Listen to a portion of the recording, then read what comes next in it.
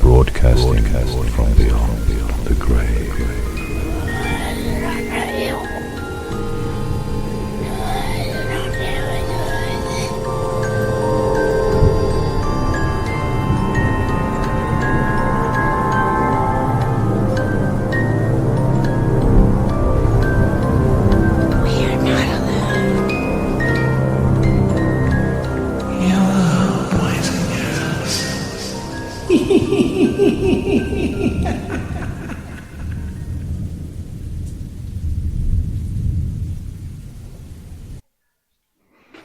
Whitechapel, East London, a labyrinth of narrow streets, crowded courts, and poorly lit alleys where market porters, labourers, hawkers, immigrants, beggars, thieves, and women selling themselves simply to survive, all pass beneath the same uncertain gaslight. Families crowd into single rooms. Common lodging houses offer a bed for a few pennies, when those pennies can be found. When they cannot, the streets remain open all night. But Whitechapel is not merely the den of vice imagined by polite Victorian society. It is a living, working community, a place of noise, trade, family, faith, and endurance. Yet it is also a community ground down by poverty, disease, insecure labor, alcohol, crime, and the indifference of a wealthy city, almost within sight. Then, in the autumn of 1888, a reign of terror begins. An unknown killer stalks the cobbled, gaslit streets of the grimy East End, where prostitutes, drunks, vagrants, and criminals mingle in alehouses and gin palaces, and huddle in sleazy, semi-derelict boarding rooms. Jack the Ripper, as he came to be known, strikes 5 times, perhaps even 6, perhaps 11. No one can say with certainty how many women died by the same hand.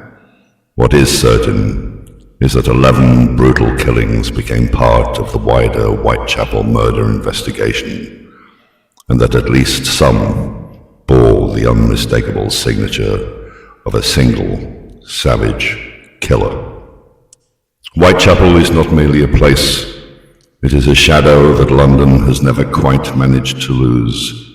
Tonight we walk the streets of Whitechapel, Jack the Ripper's stalking ground, the lodging houses, the rooms above the shops, and the alleys where the fog seems to breathe. Unknown, unnamed, and never caught, the bloody trail of Jack the Ripper has exerted a fascination for many for well over a century. The killer behind that name, never identified, never brought to trial, never made to answer for the most brutal of murders. He simply disappears into the dark, leaving behind rumors, suspects, false confessions, newspaper hysteria, and a mystery that, unlike the victims, has refused to die. Tonight, through classic radio drama, we return to the Whitechapel of Jack the Ripper, the lodging houses and rooms, the public houses, gin palaces, and crowded courts, the narrow alleys where footsteps vanish and the fog seems to breathe. Stay close to the gaslight. My name is Stephen Dark, and for tonight I shall be your man in black.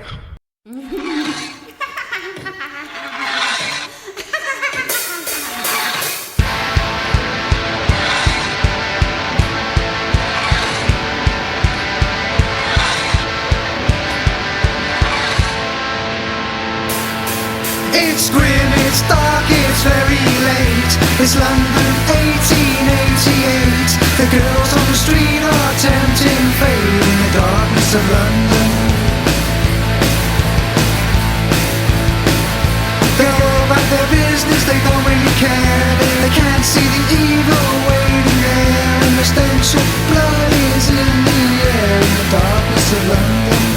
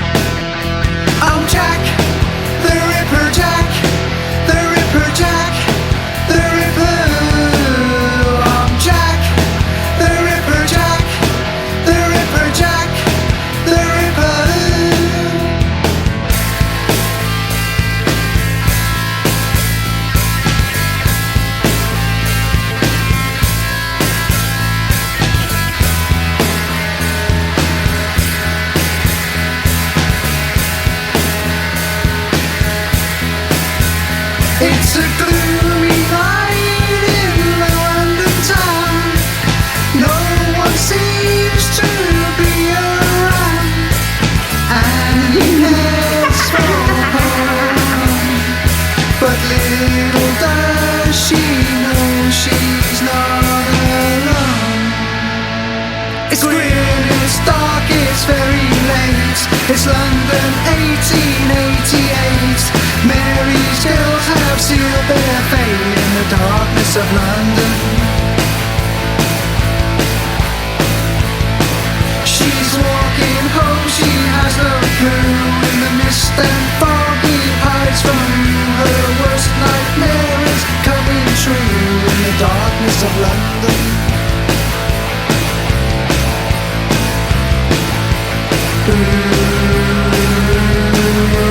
Victorian London. Victorian London.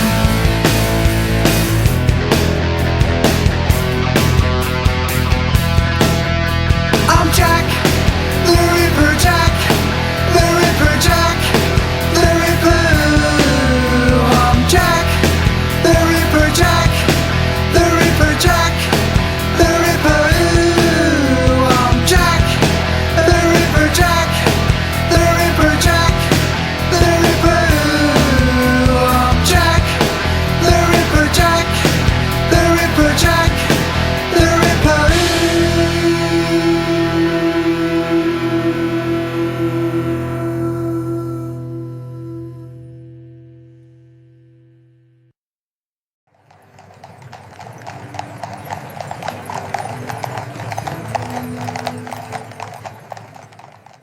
Really is a very pretty garden, and Chingford to the eastward could be seen. With a ladder and some glasses, you could see to Hackney Marshes. If it wasn't for the houses in between, oh let me tell ya, if it wasn't for the houses in between.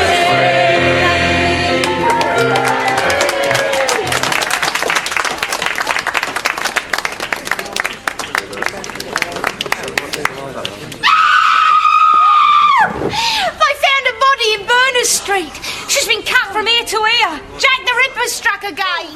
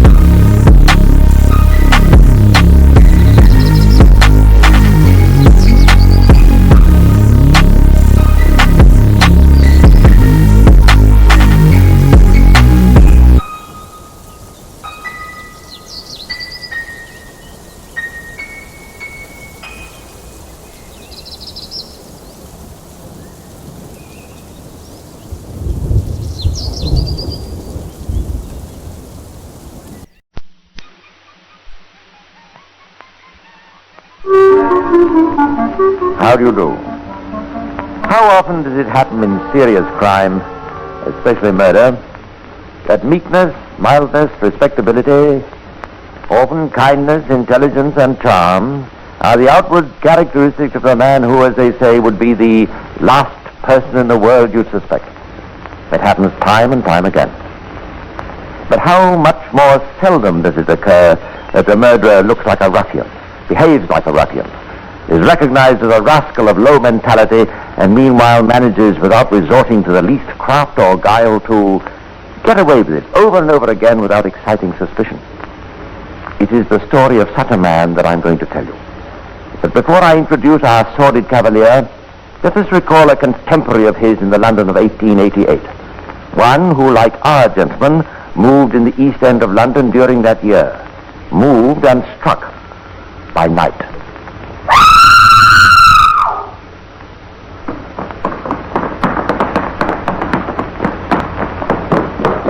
There she is, sir. Did you ever see such a sight, sir? Ripped to ribbons. Yes. Yes, that's his work, all right, Johnson.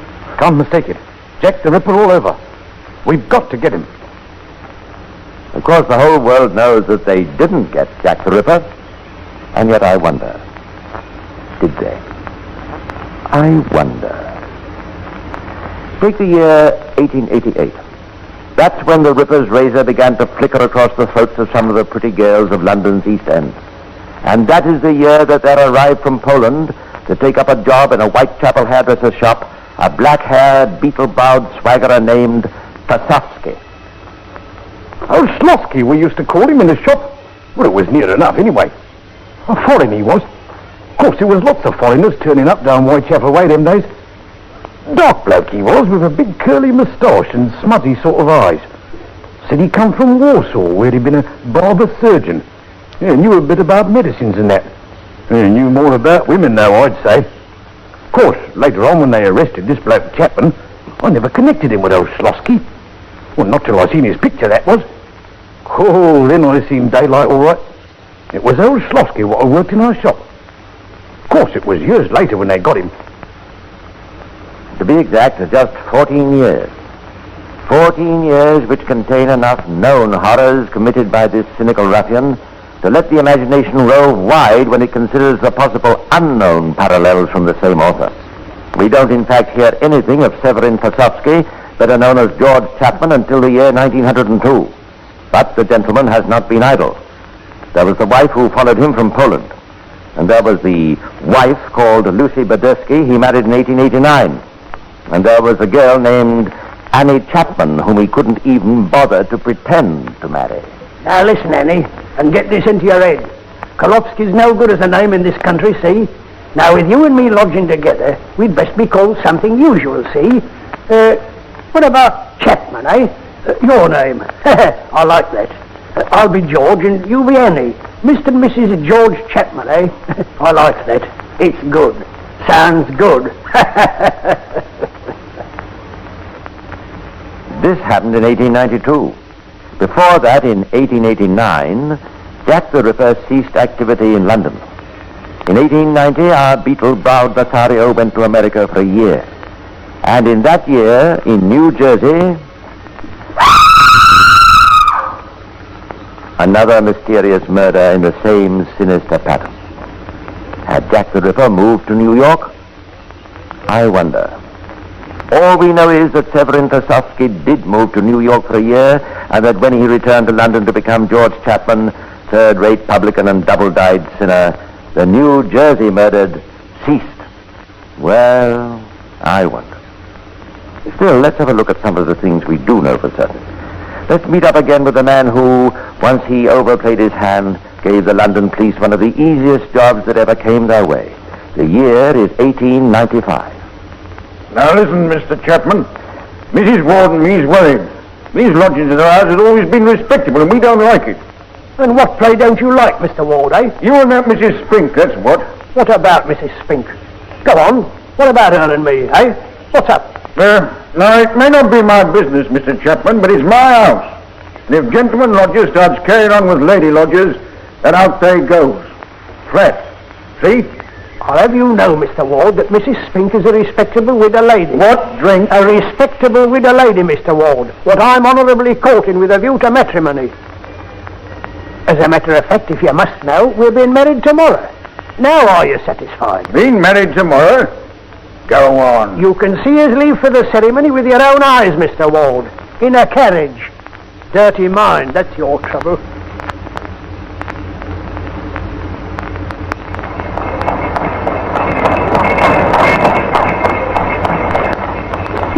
What are we going to do now, George? I'll tell you what we'll do. We'll just drive around for a bit and then come back and tell 'em we're rich. That's what. Of course, I'd have you in mind to see me now, George. I'll see you don't do that anymore, Mary. Too good for him, you was. No carriages for old Spinks, George. So this is our wedding day, is it, eh? Trinity Church commitment. What are you going to do now, George, now we're married, eh? I'll chuck barbering for other people. Do a bit for myself. There's a place I've heard of down Hastings way. Oh, but that'll take money, George, and you haven't got any. No, but my best beloved legal wife, I say. Come on, Mary, give the bridegroom a kiss. What is that, George? Of course, I might let you have a bit of money if you was good. Good as gold. That's George Chapman. Now, look here, Mary. You got that bit of money, that £600 your old granddad left you, see? Why, with only a part of that, we could set ourselves up real nicely down at Hastings. Nice little shop, sea air, and all independent. What better? I'm game, George. What luck! What larks, indeed. And so Mrs. Chapman played the piano in the Hastings barber shop while her husband shaved the customers. Such a gay idea. The musical shave. I'd like you to meet one of the happy customers, a chemist. Davidson by name, quite a regular and quite a useful friend.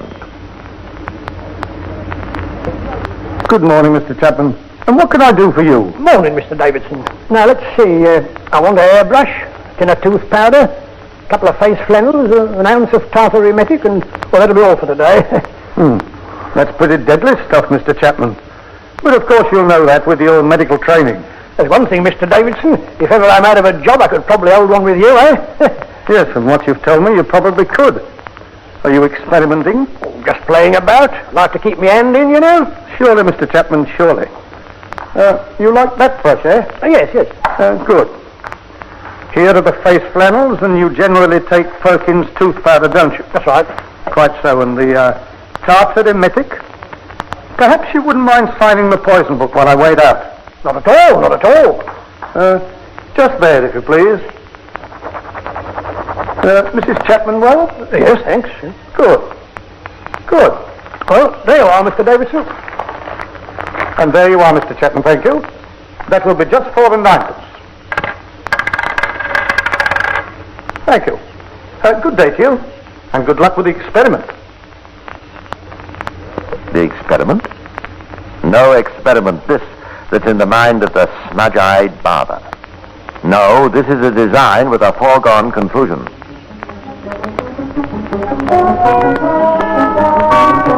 Barbering, my girl, I'm fed up with it. The licence trade, that's where that money is.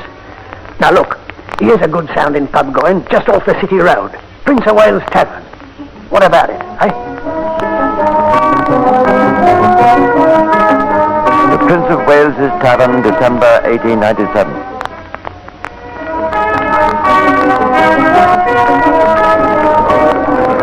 Evening, George. Quite to the usual, please. Yeah, what you looking so glum about, and Christmas just round the corner? It's the missus.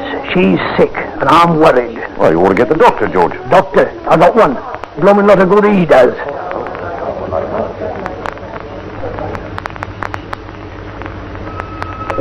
Nurse today and night, Doctor. I done all you told me. I give her everything with my own hands. With my own hands. Quite so, with his own hand. And so on Christmas 1897 died the jovial Mrs. Spink. Deep, 18 feet deep in a common grave. Well out of the way. Hey, Mr. Chapman? But what are you up to now? Barmaid wanted. Good hours, wages, outings. Live in. Apply Chapman, Prince of Wales Tavern, Bartholomew Square.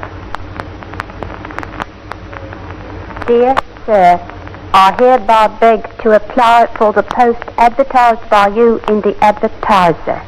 Can call to suit convenience. Yours truly, Bessie Taylor.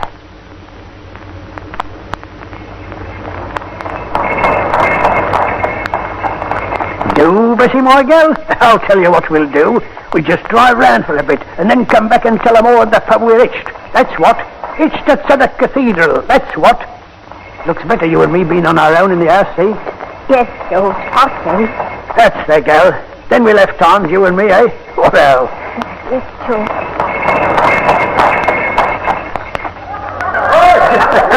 And here's a blooming good health to the happy pair. Yeah, and may all their troubles be little ones. Little ones. Very possibly, if he feared troubles at all, they would be little ones for the landlord of the Prince of Wales's tavern. As for the new bride, it was strange, wasn't it? After a few months... Why, Bessie, I hardly recognised you when I come into the bar just now. You got so thin, dear. Is he good to you, dear? Oh, yes, ever so. Well, perhaps it's been indoors all the time, Bessie. No, that suits me all right. It's just... Oh, well, I was a bit given to the colic, but you got so thin, dear. No, I'm all right. I mean... Hello? Oh, hello, George. This is an old friend of mine, Lizzie Painter. Pleased to meet you. Pleased to meet you, I'm sure. I was just saying... I was just saying, Mr. Chapman, how thin Bessie was looking. Well, you'll be thin with this and that ailing you. First it's her legs, then it's her teeth. And now what do you think it is? No, Mr. Chapman, what? It's her innards. That's what the trouble is this week. A very different George Chapman from the last we met. Cruel, ill-tempered, bullying. And what does ail the wretched Bessie Taylor, who in just over a year of life with her dark-browed lover becomes so mysteriously frail? Does the worthy Dr. Stoker who attends her suspect the nature of her symptoms? I must confess myself puzzled, Mr. Chapman. You say she complains of continual thirst? That's right, Doctor. Thirsty. Always thirsty. It's a symptom not unusual in the gastric trouble, I suspect. It's strange, very strange, that she hasn't responded more quickly to treatment. Not healthy enough. Everything worked perfectly, even to a death certificate that for sheer vagueness might have been written by Chapman himself. Death due to exhaustion from vomiting. Of a warm slab of homemade fruit pie. So far as Mr. Chapman was concerned, this chapter of his life was closed.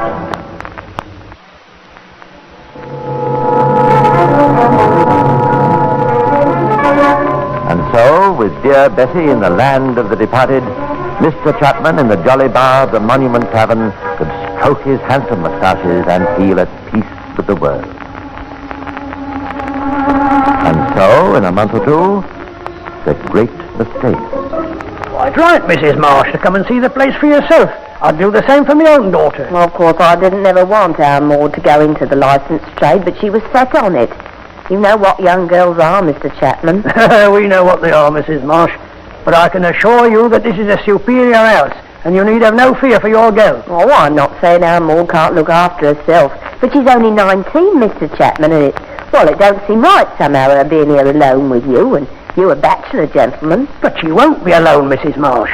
Why, there's a most respectable couple occupies the top of the house. Oh, well, in that case, I suppose it's all right, as she's set on it. Then I can expect her Monday, Mrs. Marsh. Yes, expect her Monday, Mr. Chapman. But this was all the great mistake. I don't know, Bob. I don't know, there's something about him I don't like. I don't think Maud's happy there. Why don't you run up and see her one evening? Well, funny you should say that. I was thinking just the same thing myself. Of course, if he really wants to marry her, like what he says... Does Maud want to marry him? That's the point. Well, it's not as though she'd been there more than a few weeks. I'll pop up tonight. Here, look, Lil, what about you coming along too? All right, Bob, if you'd like me to. Be surprised for our Maud to have us just drop in casual like. A great surprise. And one for Mr. Chapman, too.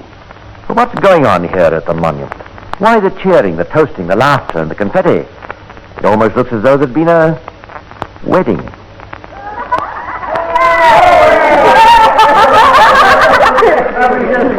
Oh, hello, Bob. Hello, Hansford. What's going on? What's going on? Aye, missus? That's a fine question to ask a blushing bride. What's this, Maud? What's this? It's just what he said, Dad. Mr. Chapman, I mean, George and me, well, we got married this morning. Married? Where, Maud? How? Why didn't you tell us? Well, it was sort of sudden. We got married in a Catholic room up in Bishopsgate. Where's the certificate? Certificate? Well, I don't know, Dad. I think Mr. Chapman, George has got it. I don't know nothing about certificates. Well, where is he? Where's that Chapman? Good evening, Mr. Marsh. And Mrs. Marsh. Yes, today your daughter Maud has done me the honour of becoming Mrs. George Chapman. Where's the certificate? Mr. Marsh, you being a Protestant wouldn't understand such things. Our Roman Catholic laws is different. Not very convincing. But neither of these two men is particularly polished. Maybe he thinks the simple-minded and uneducated Mr. Marsh, the Roman Catholic law is different. And as for the other, his brashness is flabbergasting. So you'll stop on, both of you, when the house is shut and have a bite of supper with us, eh? That's it. And what's more, I'll show you what I've done. I've drawn up a will. That's right, a will. And Maud gets the lot. Now, come along, gents. It's time for the last orders, if you please. Last orders, if you please, gentlemen. Time, gentlemen, please. Don't like him, Bodman. That's flat. Well, no more do I. Not as we can do anything. Ah, but he can and he will, though not yet a while. It's the year 1901 when pretty little Maud Marsh goes giggling to the arms wherein so many have giggled before, and in which how many have died. Who knows for certain? Not a year later, when the couple have quitted the Monument Tavern for the more pretentious Crown just down the road, little Mrs. Chapman feels ill. She's my girl, George Chapman, and I've a right to my say. Into hospital she ought to go. All right, let her. I've no objection, but she'll soon be out again. Mark my words. And, not surprisingly, she is. Little Maud is safe in there, safe from the hand that caresses and feeds her. So you're back, my girl, eh? And a nice lay-up and a rest and a la-di-da? Yes, George. Ah, Maudie, come to you, George. Come and give him a kiss. I didn't mean it, Maudie, girl. Here, let's have a look at you, Maud. Well, I declare my Maud's getting quite fat. But not for long. Oh, dear me, no. Those who take tartar emetic into their systems don't stay rosy and plump. They vomit and waste. Vomit and waste. Their eyes lie dark and haunted in the pasty sockets, and those who know them in normal life are shocked at the transformation. Maud. Oh, Maudie, whatever's the matter, dear? Just sick, Mum. Sick and thirsty. Sick and thirsty. Drink. Give me a drink. Fetch me a drink. Here's your drink, my bird. The ginger beer you like. And there's brandy here, too. You see, Mrs. Marsh, how I nurse her? Everything from my own ends. Thanks, Sir George. George Chapman, have you had the doctor? Of course. And he's doing all he can for my Maud. And we got a nurse. Oh, dear, yes, we got a nurse. Dr. Stoker's a care for men. Yes, it's the incredibly unsuspecting Dr. Stoker again. Of course it's worrying for you, Mrs. Marsh. It's worrying for all of us. The infection your daughter is suffering from is most persistent. Most persistent. Is it her food, Doctor? Something she's eaten? It was the rabbit, I bet. That rabbit we had Sunday night. Queer taste, that rabbit. Queer that the rest of you is all right, George Chapman. Well, I'm moving in here right away to see after my girl. I think it would be very wise of you to do so, Mrs. Marsh. And what's more, Doctor, if you've no objection, I'll have our own doctor up to see our Maud. I should be very happy to consult with him, Mrs. Marsh. Now, look, what's the idea? The doctor he is good enough, isn't he?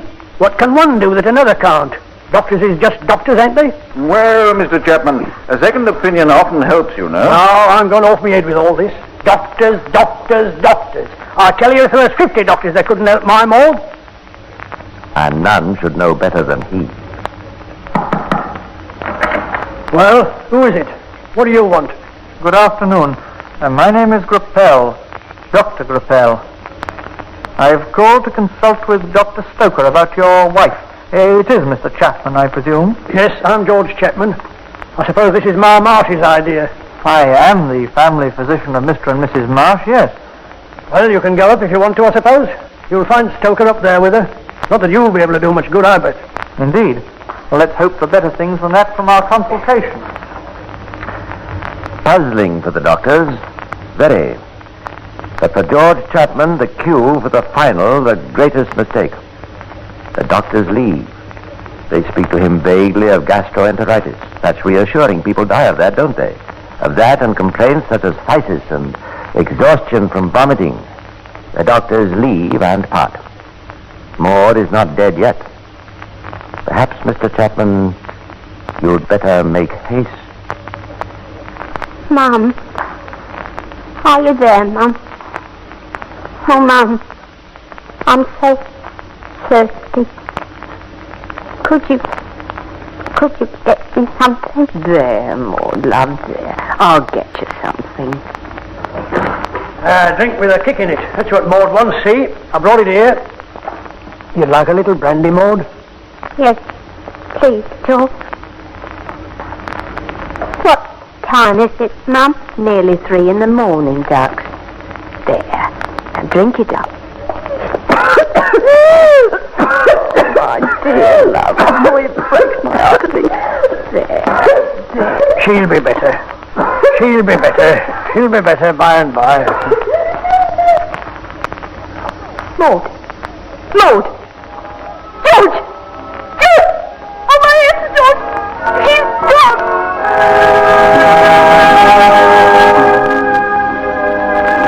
Well, Doctor, all we want now is the certificate, eh? Poor Maud. You'll have to make out the certificate, won't you, Doctor, for me to take round now to, well, what's the matter, Doctor? I can't, I'm afraid, Mr. Chapman, quite see my way to granting the certificate. Why not? What's up? I'm not altogether satisfied, Mr. Chapman, as to the precise cause of death. Why, odd enough, isn't it? You think so? Exhaustion, Doctor, caused by inflammation of the bowels. And what caused the inflammation, do you think? Why, surely continual vomiting. And what do you think caused the vomiting? Quite so. We don't know. Well, Mr. Chapman, it's my intention, for my own professional satisfaction, of course, to conduct a post-mortem. Oh, well, you're very welcome, I'm sure.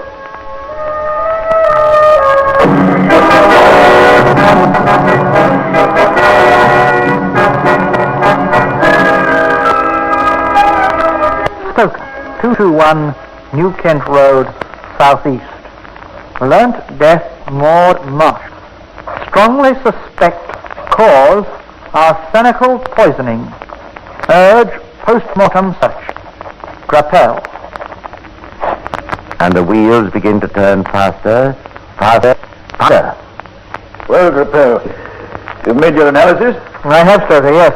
This is certainly a case for the coroner, and possibly the police as well. Arsenic? Yes, arsenic. Arsenic. Yes, it could have. And yet, I wonder. And that same day, Detective Inspector Godley of the Metropolitan Police had one call to make.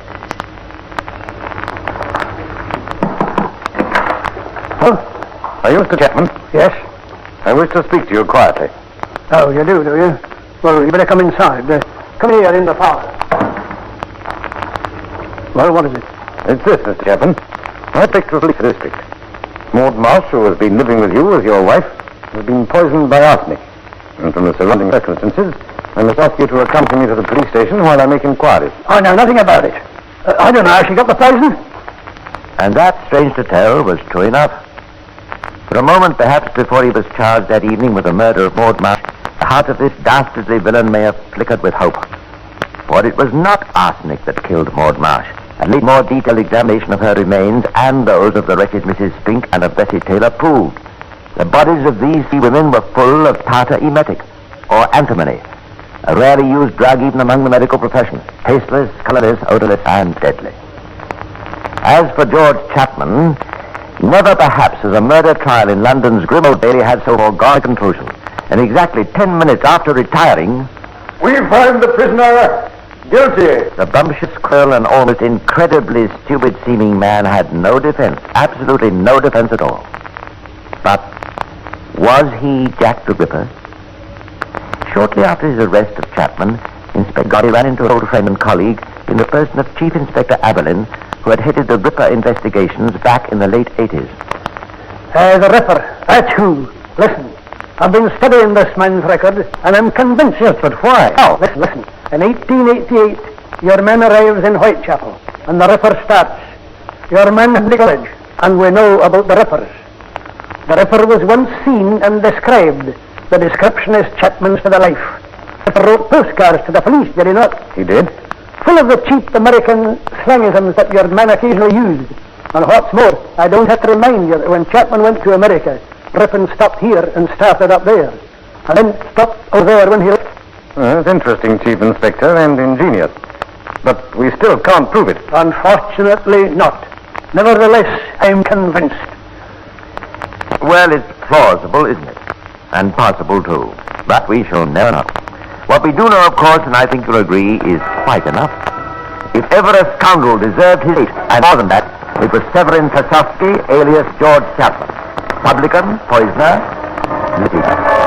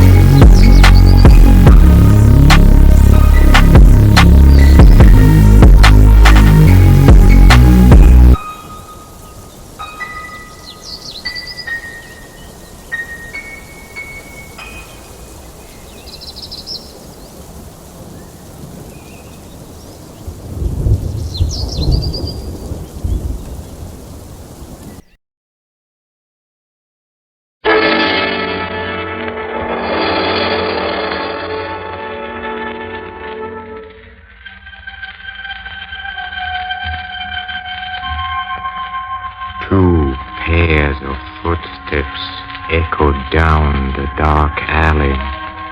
He stopped, waited for Jack the Ripper to strike. But this is not London in 1888. No, this is Chicago in 1945. Yet Jack the Ripper is loose again to knife, to butcher his victims without trace.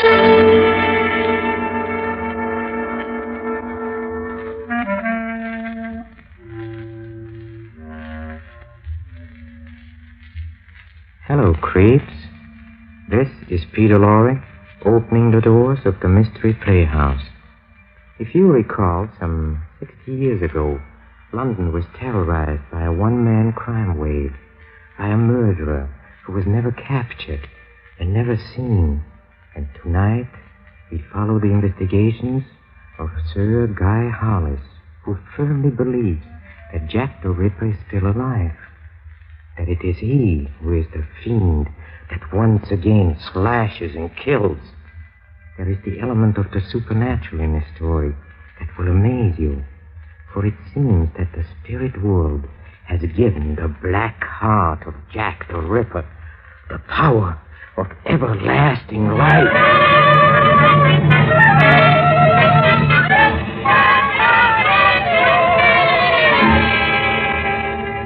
Time, the present. Our scene is the reception room of a well-known Chicago psychiatrist, Dr. John Carmody. Miss Canister, the doctor's assistant, is chatting with a tall, distinguished man who is apparently waiting to consult Dr. Carmody. But surely, Sir Guy, you can't believe a theory that seems so, well, astrological. I'm afraid I do, Miss Canister. Now, you'll grant, Miss Canister, that we still know very little about the life energy of the sun, about those forces which keep the planets in their spheres and keep a star from spinning astray and crashing into the Wrigley building. Hello there. Oh, Dr. Carmody. I'll be with you in a moment, Mr. Hollis. Miss Canister, will you step into my office, please? Take your time, Doctor. Anything to gain your patient's respect. Well, what have I done now? It's Sir Guy Hollis. Oh. He's a lord or a knight, or anyway, not a commoner. Attached to the British consulate here. Did you find out anything else about him? Nothing about his mental condition. He's right out of an English movie. Only thing that's missing is a monocle.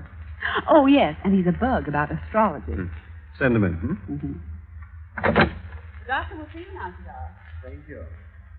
It's been a somewhat busy day, Sir Guy. Sorry you had to wait so long. An apology a doctor need never make, sir. Most attractive office, Doctor. That's also my home. Oh, that explains the piano, then, and the painting. Perhaps. Aye. What do you think of London, Doctor? London? Why? Have you ever noticed anything strange about it? Well, the fog is famous, although here in Chicago we sometimes have one to match it. Yes, the fog. That's important. You see, it always provides the perfect setting. For what? For murder. Tell me, Sir Guy, what is a Londoner doing in Chicago discussing murder with a psychiatrist? Have you ever heard of Jack the Ripper, Doctor? The murderer? The greatest monster of them all. Worse than Spring Heel Jack or Crippen, even. Red Jack. Red Jack the Ripper. Yes, I've heard of him. Do you know his history, Doctor? See here, Sir Guy, doctors are pretty much in demand these days. I assumed you were a patient, wanted my help as a psychiatrist. If you just wanted to swap old wives' tales about famous crimes, perhaps we might arrange dinner. This is no old wives' tale, Doctor. This is a matter of life and death. Sorry. What is? Well, listen. London, 1888. Out of nowhere, a shadowy figure with a knife, haunting the squalid dives of Whitechapel and Spitalfields. 6 times that knife descended into the throats and bodies of London's women. 39 stab wounds, the paper said the first time. August 31st, another victim. On September 8th, watchmen making their rounds in the grey dawn stumbled across the third hacked and horrid thing. I understand he used his knife rather well. He was an expert, Doctor. And where had he learned? At the operating table? The butcher's block? Some said on the police force. On November 9th, a 6th victim was found on the floor of her room. Panic in the grandstand? Yes, but needless panic. Months passed, a year. They said Jack had escaped to America. They said he committed suicide. They've been saying things ever since.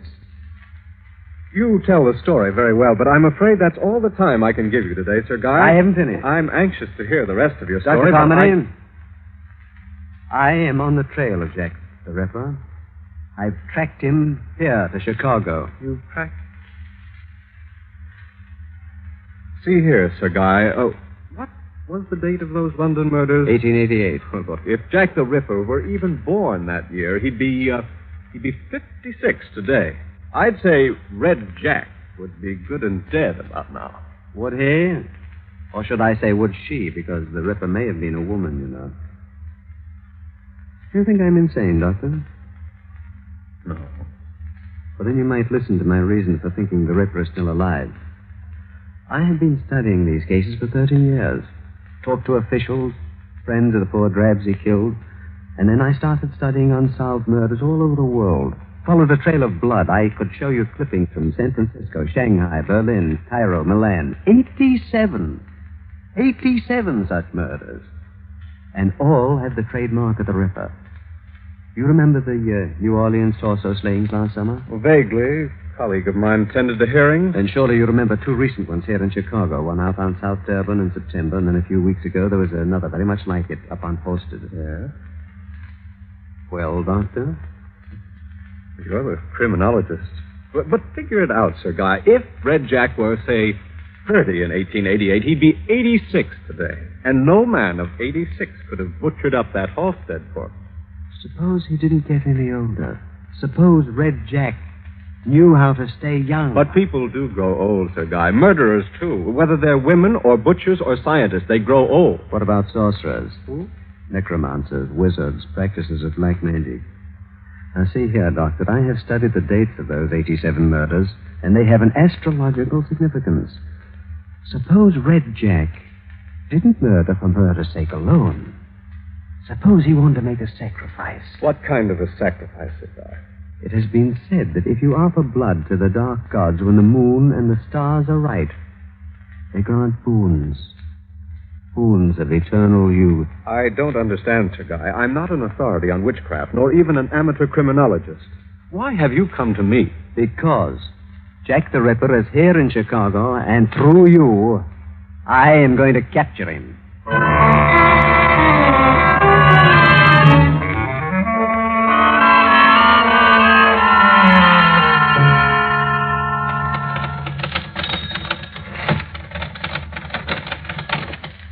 Good morning, Doctor. Morning, Canister.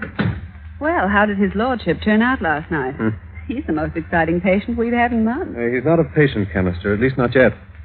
Shouldn't he be? No, I can't tell. He talks so convincingly. Maybe there is a shred of reality in his story. It's real enough to him, Lord knows. Oh, excuse me, Doctor. Dr. Carmody's office? May I speak with Dr. Carmody, please? It's most urgent. One moment. His lordship again. Oh, hello? It's Guy Hollis, Doctor. Oh. Any new clues turn up overnight? You're willing to go through with it? Oh, just this minute sent my nurse out for a magnifying glass and a pair of I don't handcuffs. think that'll be necessary, Doctor. Now, look here, Sir Guy. How can I possibly help you? I have good reason to believe the Ripper is among your acquaintances. What good reason? I'll tell you when I see you. I understand Lester Benton, a friend of yours who writes a column for the Sun Herald, has invited you to a party tonight. Yes, that's right. How did you know that? I hope that you'll take me with you. Take you with me? I told you that I have plotted the astrological chart. The Ripper must make a sacrifice before this night passes. Oh. Okay. How about supper first? Splendid. Pick me up at about 7:30. Thanks awfully, Doctor. Right. Bye. Are you sure you're doing the right thing? That's why I wanted him to suffer first. If he proves dangerous, I'll manage to sidetrack him somehow. I hope Lester's in. I know. Hatchet murder on Polk Street. No murder yet, Lester, but if you don't become conscious, there may be. Oh, John. Yes, that's right. Now, look, old man, is it okay if I bring someone to the party tonight? Oh, sure, John. Well, like her? It's a guy from the British consulate. Well, all the better. Manpower shortage and all that. Now, listen, Les. He's kind of a strange duck. I'm not sure yet whether his head is on right. That's okay. Plenty of company. See you tonight. Right. Canister, all that remains now is for Sir Guy and I to attend the party tonight and capture the Ripper. What are you talking about? Well, Sir Guy says the Ripper will be there tonight. You're joking. I am, yes. But Sir Guy isn't. And perhaps he's right.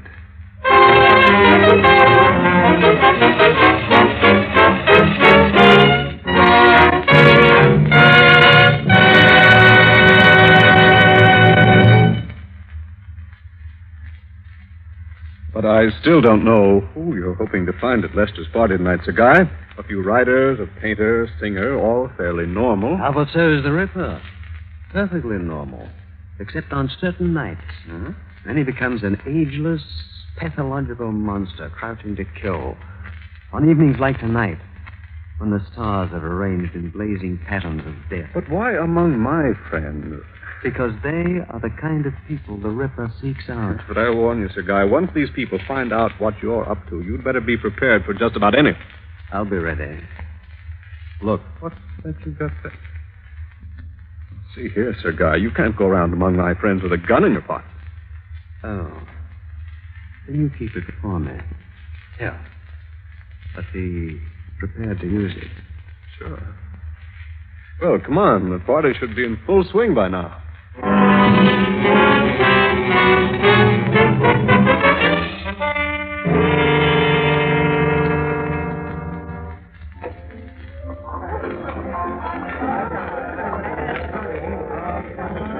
Well, Sir Guy, are you enjoying yourself? Immensely, John. Your friends are very charming. Except that one of them is Jack the Ripper, huh? Perhaps. And if I get the opportunity, I think I'll show you how we can find out. Soon, I hope. It's 1 o'clock. I should be leaving. Leaving? Leaving? Who said leaving? Are you trying to spoil my party, John? Well, Lester, it is late. Don't be a killjoy, John. I've hardly met our honored guest. Oh, dear. Are you here on a military mission, Sir Guy? Not exactly. Well, then if it's not secret, you could... Oh, not at all, Mr. Benton. I'm on the trail of Jack the Ripper. Jack? Well, it's rude of us to be so curious. Sir Guy has an idea that Jack the Ripper is prowling around Chicago, Les, and he's out to find him. Oh, really? Sir Guy is serious. Well, he should be. According to some old files I've read, Red Jack was something of a menace. Had some ripping good times. Les, your puns get worse daily. Oh, they're not Sir bad. Guy is sure that the Ripper is responsible for the South Dearborn murder. And the one up on Halstead a few weeks ago. You've covered them, Les. What's your idea? Could be. Very neat carving on both of them. But the victims were men. I thought the Ripper was only interested in women. Oh, not at all. It's probably occurred to you that the women we know the Ripper sought were fairly vivid symbols. A kind of living comment on the society which he detested. Oh, yes. And then just as our laws change and our society changes, so then must his victims change. Cut out the music. With each new age, the Ripper discovers a new symbol of protest. But tell us, Sir Guy, which do you hope to find here? The Ripper or the symbol? Yes, I'm rather curious about that myself. The Ripper. All right, boys and girls. We're trapped. Let's face it. Easy, Les. I told you he was serious. I know, John, but what can a considerate host do? I've got it. Laverne, let's have that bread knife there on the sideboard. Oh, Les. Thanks. Sir Guy has come a long way on a difficult mission, so let's give him a fair chance. I'll turn out the lights for 1 minute, and Sir Guy can stand here in the middle of the room with the bread knife. Now, if anyone here is the Ripper, they can either make a break for it or take the opportunity to, eradicate the pursuer. That's fair enough, Sir Guy? Fair enough, Lester. Laverne, some suitable background music, please. Something Wagnerian, you know. Now, choose your partners for the kill, ladies and gentlemen. Every 60 seconds of darkness for evil to make its cosmic presence known. Unchallenged, unmolested, let the Ripper ride. A minute for death, at the end of which we'll look for the bodies. Ready? All right, silence. Now, turn out the lights.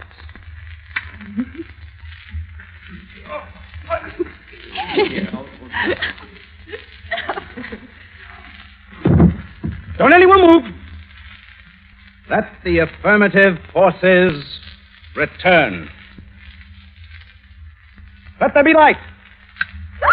Look there on the floor. It's Sir Guy. My lord, he's been stabbed. Here, let's pick up the body No, and get it off. look, Well, I guess nobody had better touch the body. Look. What is it? I mean, well, doesn't Hollywood recommend the police in moments like this? For heaven's sakes, Les. I swear, Les, I didn't want to bring him, but he insisted. He said he'd plotted the chart. Said he was certain the Ripper would use his knife before the night was out. I don't suppose we ought to move him, do you? What? Well, I'll call the police. For heaven's sakes, Les. Now, look, if you have any ideas what we should do now, Jen, I'll shoot. Whoever goes to get the police could just as easily make a neat getaway. Lord, Les, if he was right about the Ripper... But I wasn't, John. Sir Guy. Hey, wait a minute. Look at that. Now, wait, I really don't think that's Really, quite you're the kind of a scared joke to we death. should have had. Please, forgive me, Naja, Forgive for him. frightening you so. When you were all so innocent. What is it, Guy? What do you mean? Hold it, everybody! Are you sure about our innocence, Sir Guy? Oh, yes. You see, if the Ripper were here, he would have betrayed himself when he saw me lying there. Not a very gentle spoof, I'm afraid. Oh, sure it was. Gentle like a ton of bricks. Yeah, come on, let's get a drink. Let's get away from the comic.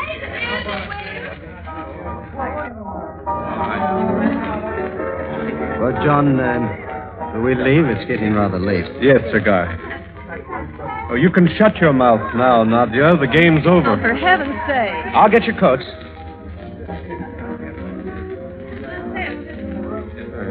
Thanks. Well, goodbye, everyone, and forgive me if I gave you an unnecessary scare. Oh, they've forgotten about it already, Sir Guy. Good night, Les. Thanks. Don't mention it, John. Come around again, Sir Guy. I'd like to. Good night, Lester. Good night.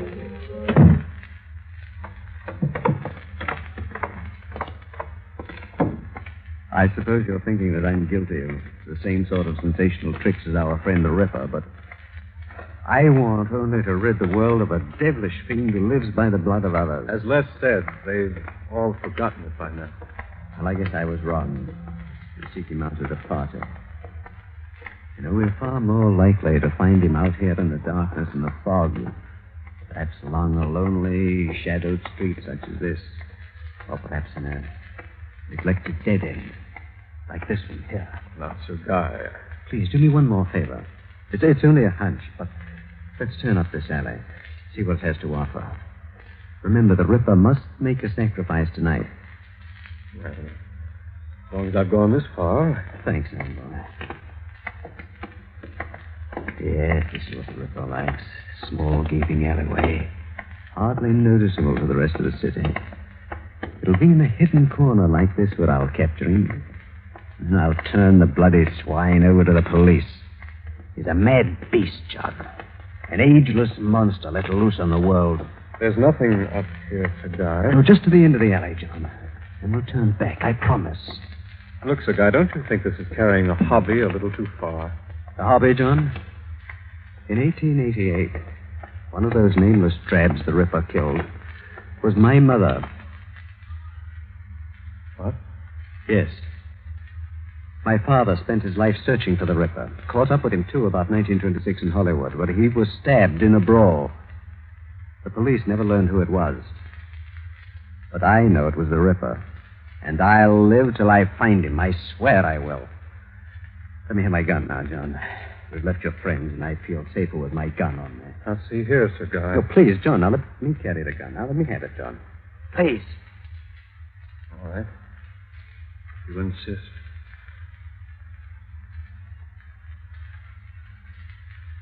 John, it's not a gun, it's a knife.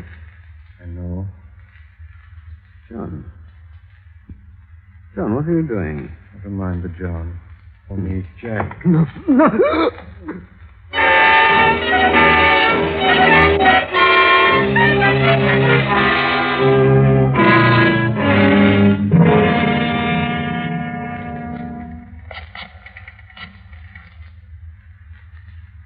Hello, Lester. Canister. I didn't get you out of bed, did I? Yes, the police picked John up this morning. Sir Guy? Oh, he's dead, all right. Oh, it's horrible, that. Well, of course he's in a cell. All right, Beth, I'm going in now and talk to John. Insane? Of course he must be. Right, Les, I'll meet you here at the jail.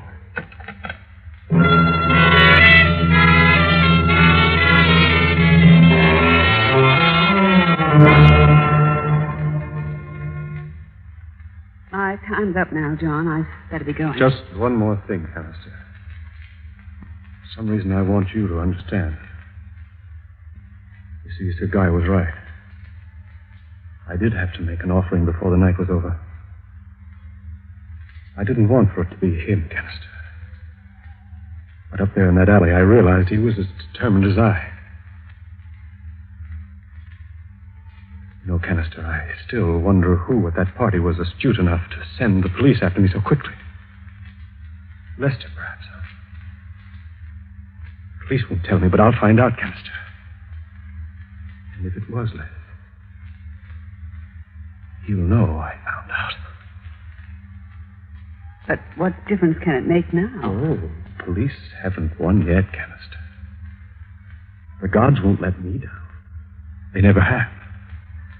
Sir Guy was right about that, too. I am eternal. I have no age, you know. I never shall. Well, I'll be going. I'll miss you. Bye, John. Bye, Canister.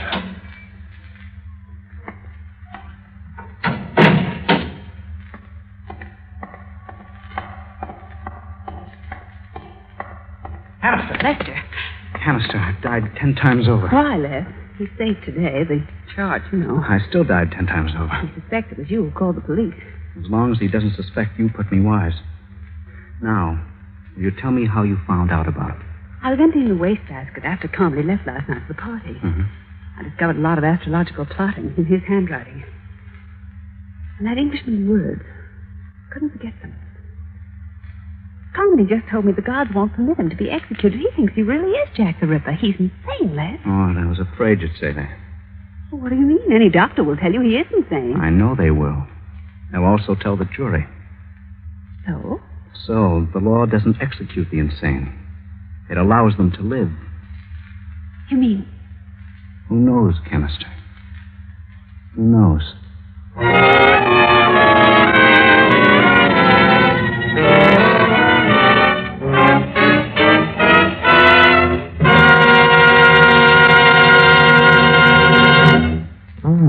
Comfortable thought, isn't it?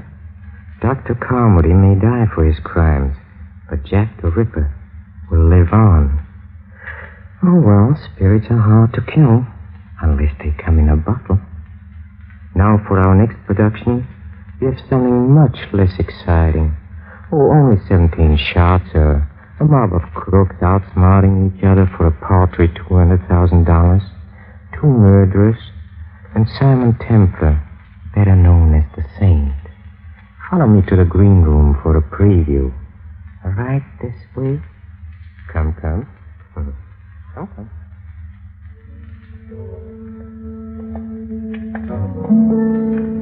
You know, Horace, you really should have told me sooner. Told you what? That police headquarters have been moved to a Long Island mansion like this.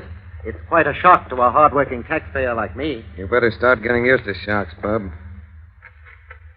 Oh, Mr. Nasson, the judge is expecting you. Go on in. I wish you wouldn't be prodding me with that rough, though, Horace. It tickles.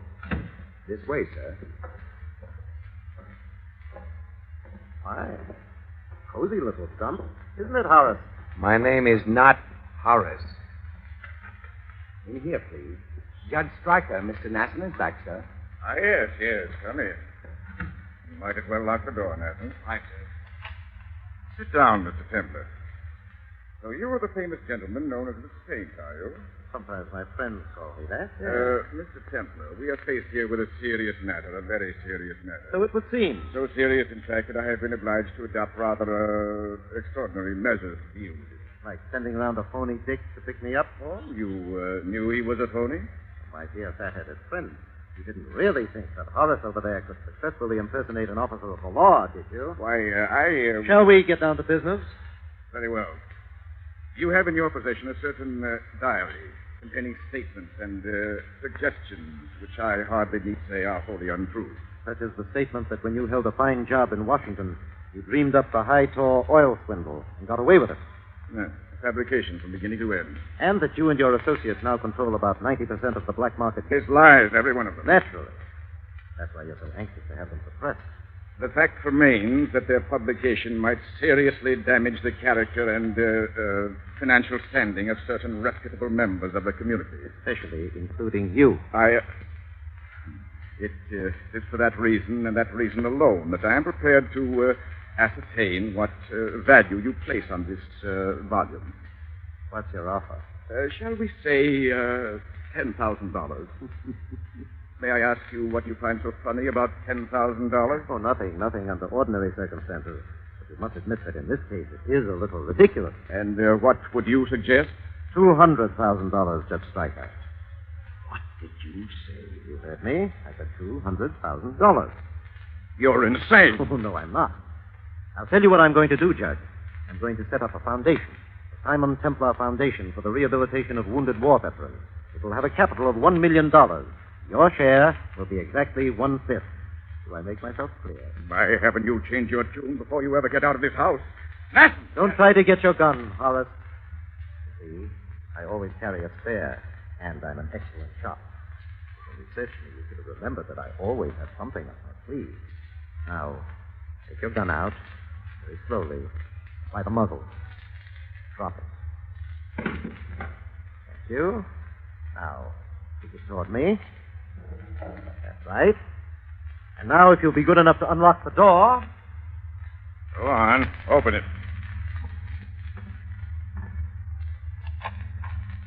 That's a good little boy.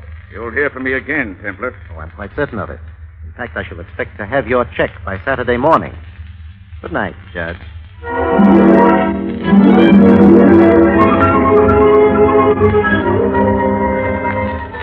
Yes, they call him the Robin Hood of modern crime.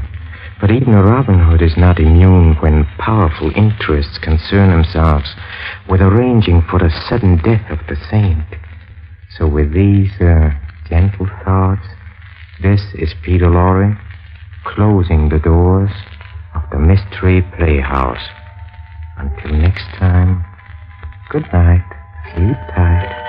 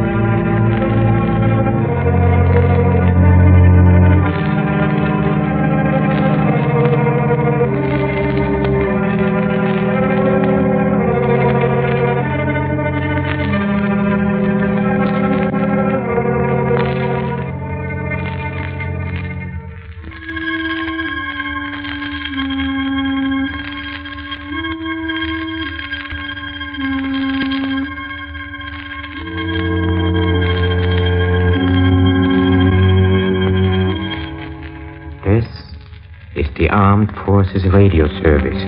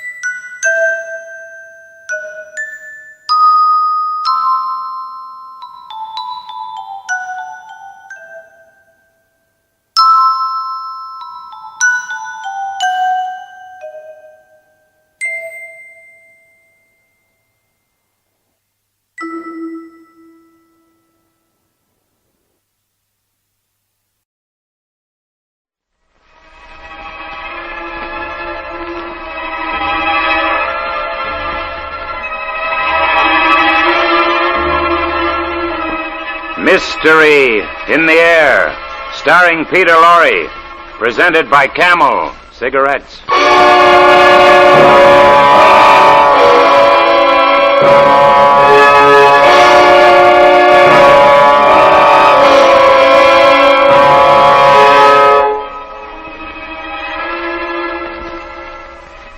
All right, men. I guess that's all. Put him on the stretcher and take him to the morgue. Oh, must I stay, Inspector? For a while, Mrs. Bunting. Oh, dear. I need all the details for my report. Oh, that such a thing could have happened here. Here in my own house.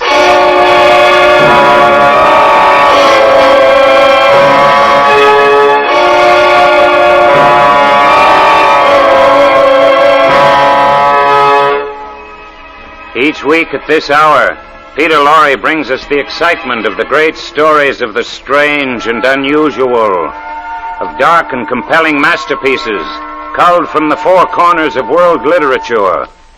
Tonight, The Lodger, by Mrs. Belloc Lowndes. Peter Lorre is the lodger, and Ellen Bunting is played by Miss Agnes Moorehead. Mystery in the Air, brought to you by Camel Cigarettes.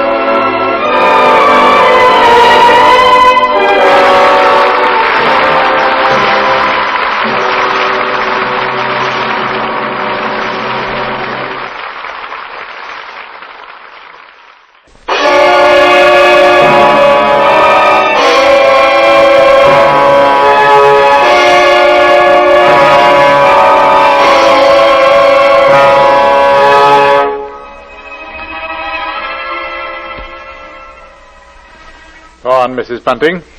You said you were looking for a lodger? Yes, Inspector, we had to. But I never dreamed such a thing could happen here, to us. Why, it was only last Tuesday night my husband and I were sitting before our fire reading the newspaper about the latest murder. It was the theft by the Avenger. Yes, I remember saying distinctly, Robert, this Avenger person, you know, he could be the fellow standing next to you, or maybe the man you bump into. It's a terrible thought. Yes, but it appears to me that the Avenger's too quick for the police. And look here, it says this girl he got last night was like all the others, pretty blonde, and she'd just come from a music hall, exactly like all the rest of his victims. Oh, what a pity. Ellen, have you stopped to think who fits that description perfectly? Our own Daisy. Oh, shush, what a pretty thought, Bunting. It's a good thing she's with her aunt instead of here. London isn't a safe place for any girl now. Just the same, I can't help thinking how fine it would be to have her here with us. Well, there's no sense even talking about it. We just can't afford it. I know that, Ellen, but I hope we could manage it some way. How? Haven't I scrimped myself half crazy trying to keep us going? I know, Ellen. Well, don't you go worrying about it. I think we can... Who do you suppose that could be? Could it be someone looking for a room? Oh, I wish it were. Then you could have your Daisy back. Well, I went to the front door, and when I opened it, there stood a man wearing a black cape and hat. He carried but a single piece of luggage. Good evening, sir. I saw your sign. It says you have a room to rent. Yes, sir. Please, won't you come in? Thank you. Could I take your cape, sir? No, I'm looking for a quiet room. But it should be very quiet. Oh, we have that, sir. Just that. Above all, our house is quiet. Good. Your bag, sir. May I take it? No, just show me the room, please. Oh, yes, sir. It's right up these stairs, sir. This way. You see, sir, there's just my husband and me here, and we're ever so quiet. Mm-hmm. I'm sure you'll find this room to your liking. Well, here we are. Mm-hmm. Yes, I think I like this room. Yes, it is pleasant, isn't it? There's not many rooms with such pretty pictures, now is there? I don't know, pretty pictures interest me very little. What I like about this room is the simplicity. I like the bareness. Yes, I think I'll take it. What is your name? Mrs. Bunting, sir. All right, Mrs. Bunting, I'll take the room. Oh, yes, sir. And please let me help you with your luggage. No, don't you touch it. Oh, but I only wished to I know. You only wish to help, Mrs. Bunting. It's just, forgive me. It's just that I'm weary. I'm very tired. See, I do a lot of studying. Oh, yes, of course, sir, of course. Well, anyway, you can see how few things I need. It's just what's in this bag. But this here's my favorite book. It's the Bible. Good book, Mrs. Bunting, isn't it? Oh, yes, indeed it is, sir. Yes, it says, he brings them to their desired haven. Beautiful words, huh? And now at last I found my haven of rest. Now, Mrs. Bunting, if I pay you 30 shillings a week for this room, that's satisfactory? Sir? Oh, why, yes, sir, that'll be quite all right. My name is Sleuth. Mr. Sleuth? Yes, Sleuth. Sleuth. Think of a hound, Mrs. Bunting, and you'll never forget my name. And here are your 30 shillings. Oh, thank you, sir. Thank you. Would you be wishing anything now? Supper, tea, or... No, nothing. Good night, Miss Bunting. Yes. Good night, sir.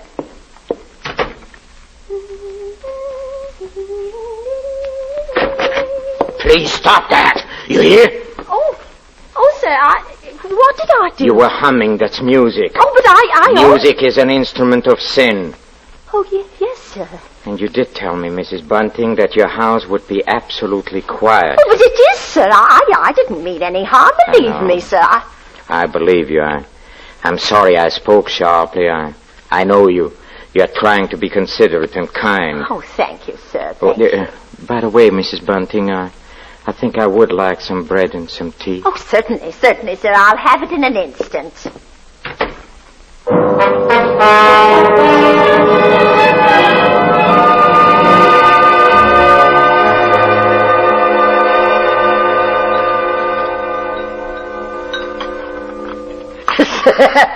So he took the room, Ellen? Yes. He took the room at 30 shillings a week. Yes, in advance. Oh, hurry now, Bunting. Is the water for the tea hot yet? Yes, what a stroke. Put the bread and the butter on the tray. I'll pour the water. You know, Ellen, it's wonderful. Yes, it is. Do you realise what this means? We can have Daisy back with us now. Yes, I know. Hurry with it now, hurry. Why, we can have her back with us tomorrow. There's the water and the tea, and I guess... Yes, it's all ready. Open the door, Bunting. I'll take it up to him right away. There you go, old girl. First thing in the morning, I'm going to fetch Daisy and bring her home. Oh, it's a wonderful night, Ellen. Wonderful.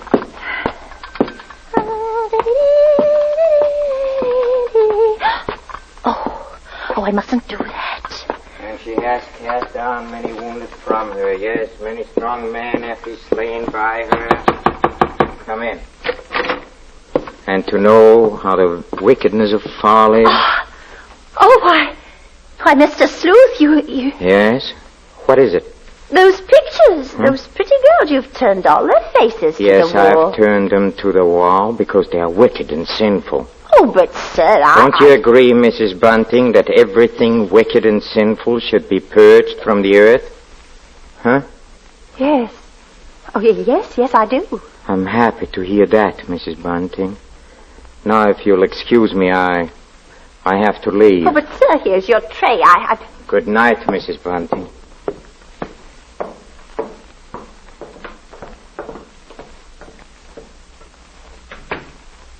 You know, for a moment I was stiff with fear. I set the tray down. He hadn't so much as noticed the light supper I'd prepared for him and rushed to the window to watch. He came out of our cottage and moved off down the street, his black cape swirling about him. Finally, he was lost in the fog, and I don't know why, but I stared after him for a long, long while. Well, I did the dishes and got ready for bed. I lay there thinking, and it was almost dawn before I had convinced myself that at most he was a trifle odd. And after all, paying 30 shillings, maybe he had a right to his strange ways.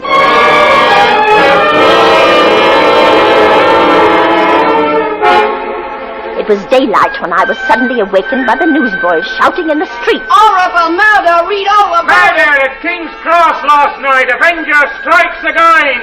Slowly, I realized what the newsboys were shouting. Horrible murder! Avenger took 6 victims! Oh, no! Avenger at work again! Another girl falls victim to a knife! Avenger strikes again!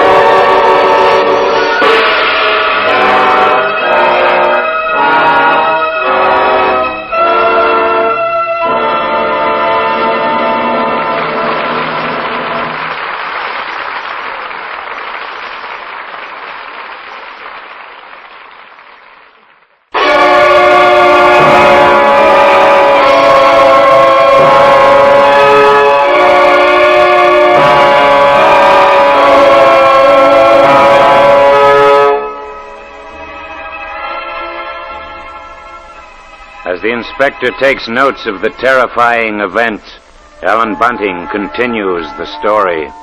And now, Mrs. Bunting, what did you do the morning you learned the Avenger had murdered his 6th victim? Well, I was a little frightened to meet our lodger, yet I kept my thoughts to myself. After all, you know, there still wasn't much to go on. Robert had gone to make Daisy, so Mr. Sleuth ate breakfast alone. I watched him through the crack in the door. But finally, I went in with more tea. Tea? No. No, thank you. Thank you, Mrs. Bunting. I don't care for any more tea, thanks. You're very kind. But I have to go on with my work now, if you'll excuse me.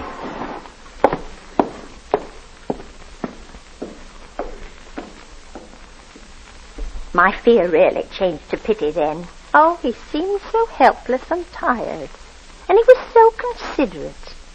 This man couldn't be a murderer. It was all a coincidence. Besides, we just couldn't afford to lose that 30 shillings a week. Well, around 10 in the morning, he left the cottage, and I decided to go upstairs and have a look about his room. I had to find out what he carried in his one piece of luggage. It wasn't a bag. It was more like a case. Yes, a case. A case for a knife. I rushed upstairs, my heart beating wildly at the thought I'd had of the case. No, there wasn't anything in his closet. I went over to the chest of drawers against the wall. Nothing in the top one. In the next one, there was just some socks and some underclothes. The next one was empty. There was only one other place for the small, narrow case. The bottom drawer. And it was locked. I pulled and pulled at it. And then suddenly I heard the front door open downstairs. In a panic, I rushed out of the room and down the hall. Oh, you're upstairs, Ellen? Oh. Ellen, Daisy's here. Oh, thank heaven. Oh, Mother, it's so good to see you. It's so good to be home. Why, whatever's the matter? Yes, you're quite white, Ellen. Oh, I'm all right. It's just that I wasn't expecting you so soon. Well, it's good to be back. The country's all right, but there's nothing like London now, is there? Oh, no. No, there isn't. Well, as long as that Avenger's about, you're going to have something to do to keep this young lady indoors, London or no London. Oh, don't you worry. Mother will see to that. Oh, well, Daisy, I might as well get you settled. You see, Father? What did I tell you? She'll have a dust cloth in my hand before I have my coat on. Mr. Sleuth. Why is my door open? We were just leaving, sir. Have you been in my room? Not at all, sir. From now on, Mrs. Bunting, I shall keep my room locked. Oh, but you see, sir, I was just tidying up a bit, and Mr. Bunting, he brought our daughter home. She just arrived. This is Daisy. Pleased to meet you, sir. She's been away for quite a while. That's why we're a bit excited, you might say. Yes. You were probably surprised to hear us laughing and carrying on. Yes, I must say I was, but then there are different kinds of joy, are there not, Daisy? Yes, I'm sure there are. Yes, there is the despicable, evil joy of the abandoned, and then there is the divine happiness of the blessed. That's a great difference. You understand that, Daisy, don't you? Why, yes, sir. Yes, Mr. Sleuth. Good, there. There are so few young women nowadays who do. Why, Mr. Sleuth, you mean a girl's not to enjoy life at all? Not to have any fun? Enjoyment and fun, my child, are a devil's breeding ground. All his implements are there. Pleasure and impropriety. The temptation of music, dancing. Oh, that's crazy. Why, there's nothing I like better than dancing. And I'm not... You like to She dance? didn't know what she was saying, Mr. Sleuth. She's just a child. Daisy, you know you've never been one for dancing. You never learned how But I did learn, Mother. While I was away. What's so wrong about it? What's the harm in dancing? It says she lies in wait as for a prey and increases the transgressors among men. I don't know what you mean. I've never heard such nonsense. Nonsense? You call it scripture nonsense? Daisy, go into the front room. It's all right, Mrs. Bunting. It's all right. I'm used to that kind of talk. Good day.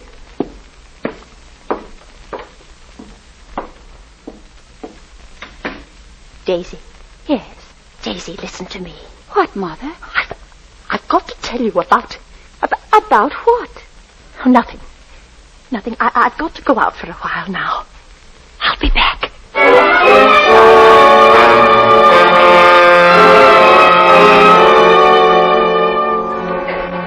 For a moment, I was about to tell her my awful suspicions, but I stopped. They were only suspicions. At the same time, I had a thought. I'd go to the coroner's inquest they were having for the Avenger's latest victim.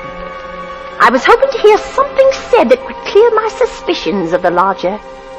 At least I'd give him this last chance.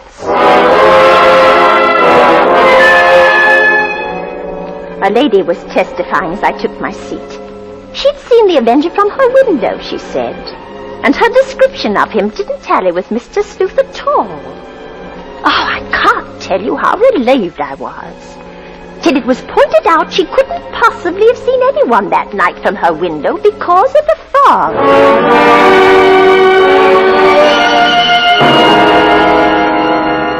Then the next witness was a Mr. Cannot. I leaned forward anxiously as they swore him in and began asking questions. You say, Mr. Kennedy, you're positive that you saw this man? Positive, sir. It was only a few moments before the murder that I saw the Avenger. Describe him. Well, he wore a black cape, I believe, and was very gaunt-looking, and was carrying a small handbag. A handbag? Yes, a small, narrow handbag, such a one as might contain a knife. A knife! Silence in the court. Proceed, Mr. Kennedy. Well, he had a low, hesitating voice. I'd say with something of a continental accent. An educated man, I'd judge, but quite mad. And what do you mean by that? Well, as he emerged from the fog, he was talking aloud to himself. Oh, believe me, sir, he was reciting scriptures from the Bible. Oh, no, it can't be. It can't be. Oh, could there be any doubt about it now? Mr. Sleuth, our lodger, he was the murderer.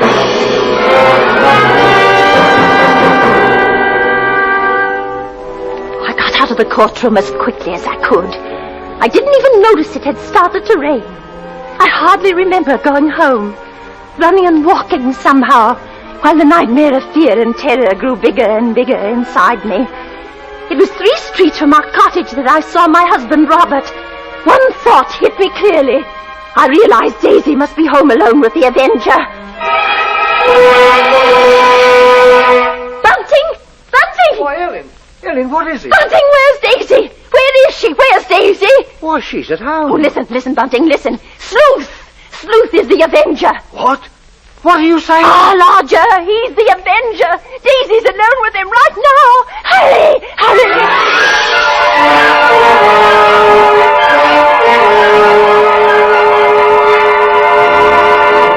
Now listen to me carefully, my child, and rejoice with me in your heart, for the moment is at hand, and you're not afraid, Daisy, are you? No, I'm not afraid. You're very beautiful, and you should live in the ways of righteousness. You hear me, Daisy? You want to live in the ways of righteousness, don't you? Yes, I do. I know you do. I know, and that is why I've been sent to purge your soul so that you will be elevated beyond all sin and evil. You like to dance, Daisy, don't you? Already 6 have gone on before you, and they are beyond all sin and evil. You are the 7th to be elevated, my child, and my work is almost done. For the 7th I've promised at this appointed hour. Be still, Daisy. And don't listen to the temptations of the crowd when they call out your name, because I am here to save you from all evil and wickedness that consumes you like a wildfire of scarlet and crimson. You like to dance, don't you? Yes, I do. Look at me, my child. Look at me and don't fear me and do not tremble. Woe to them that call evil good and good evil, and put darkness for light and light for darkness. And therefore I must bring you down like the lamb to slaughter. And now I lift my hand with a flaming sword, for now comes the vengeance and the time to rejoice. Daddy, you killer, Daisy, come here. Drop that knife, you fiend! Oh, drop that knife! Oh, you're safe! You're safe! Oh, Drop that knife, you! Take away your hands. Let go of me. Get away! Don't you know that such that offer death to death, and such that offer a sword to the sword, and no one dare to have pity on them? His knife! His knife!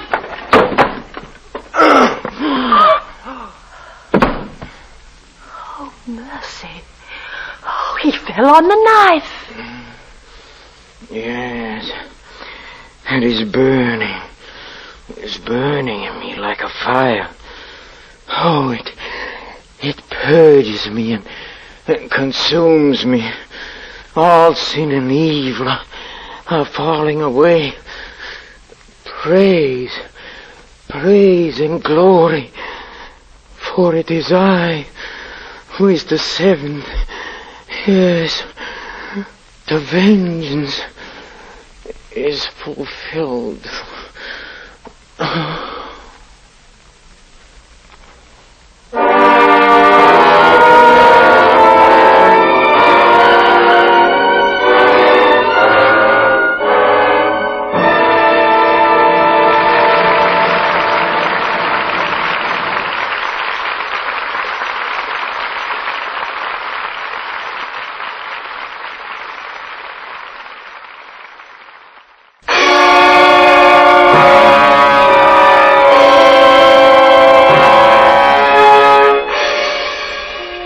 Next week, Mystery in the Air, starring Mr. Peter Lorre, brings you one of the world's great stories of the strange and unusual, The Horror by de Maupassant, with a special musical score composed and conducted by Paul Barron.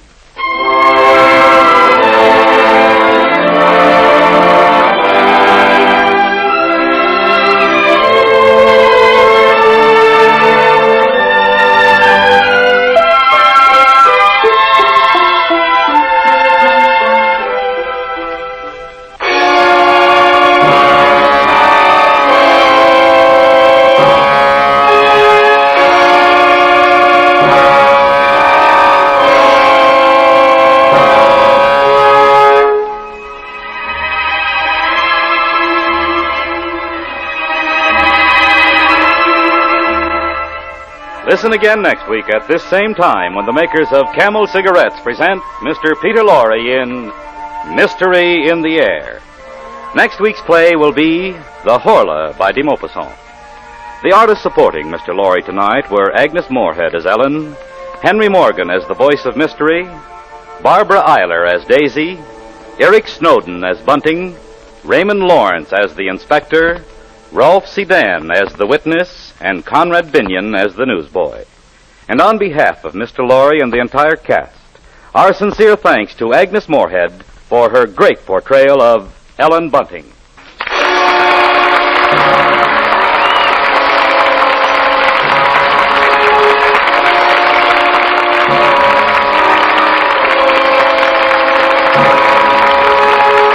This is NBC, the national broadcasting company.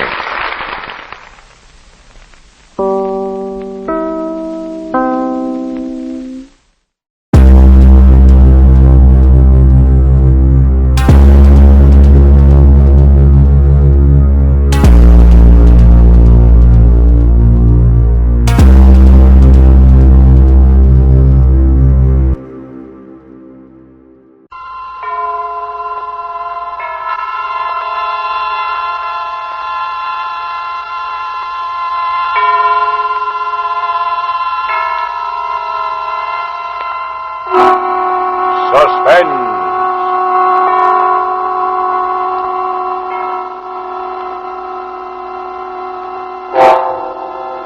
Radio's outstanding theater of thrills brings you an hour of suspense. A full 60 minutes of The Lodger. An eerie tale of 19th century London directed by William N. Robeson and produced by Robert Montgomery, who tonight also stars as The Lodger.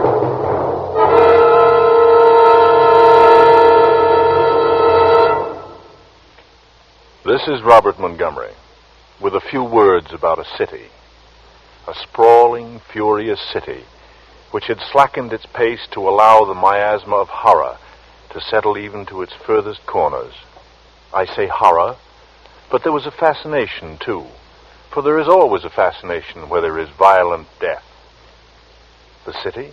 It was London, and the year was 1888. A London terrorized by the fifth in a succession of horrible murders.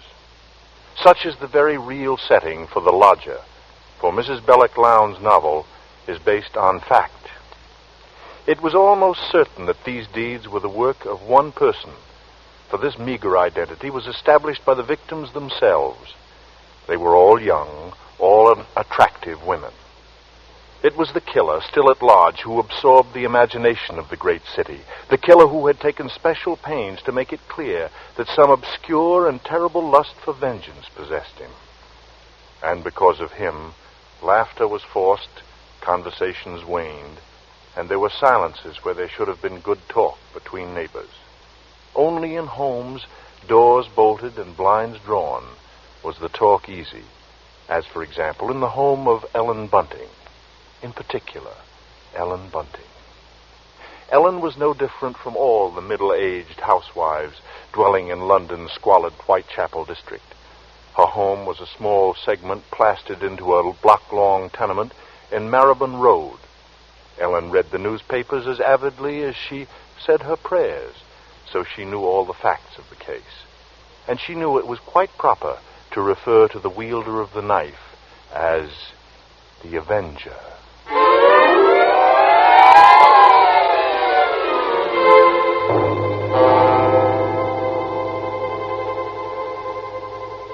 This particular night, she and Robert Bunting, her husband, sat before their fireplace reading the newspaper account of the latest murder. The Avenger had struck again.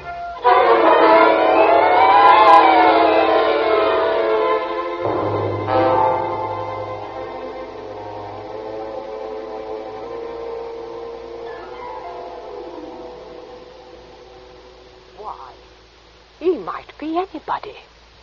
He might be the fellow you pass on the street. The one standing next to you. The man you bump into. Oh, it's a terrible thought. Yes. If only the police had something to go on. But the Avenger's just too quick for them. Oh, they do say here, Bunting, that the police have a clue they won't say anything about. Them who says that says wrong.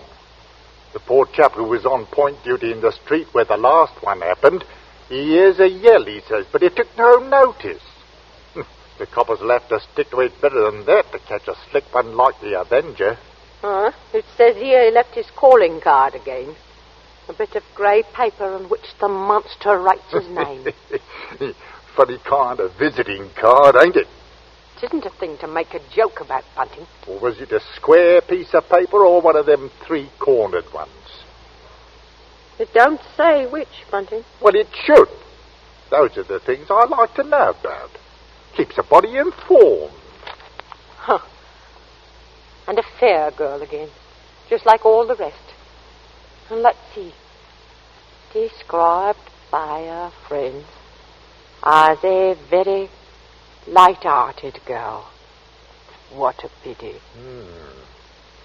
Did you ever stop to think who fits that to a T? In fact, fits all those girls? Did you ever stop to think about that, Ellen? Why, no. Who? My own Daisy. Yes. Yes, Bunting, that's a fact. Well, maybe it's a good thing she's with her aunt instead of here. London ain't a safe place for any girl right now. Just the same, I can't help thinking how fine it'll be to have her back. Now, Bunting, you know that Daisy seems like my very own, even if she is my stepchild. But I'm telling you, there's no sense even thinking about having her back right now. We just can't afford it. I know that, Ellen, only, well, maybe we could manage it some way. Oh, haven't I scrimped myself half crazy trying to keep us going? But you don't care about that, do you? No, your Daisy's more important to you than I am. And Now, Ellen, that don't sound like you. we haven't had a lodger for months. Nobody even comes to look at the rooms anymore. Oh, but things will work out, Ellen. And They then ain't never going to work out. Soon we won't even have a roof over our heads. Oh, I'm sorry, Robbie. No. Well, don't go worrying another second, old girl. Well- The first thing you know, you won't be pretty no more. Eh? Well, you'll have your face all wrinkled and... Now, see here, Bunting. Oh, come now.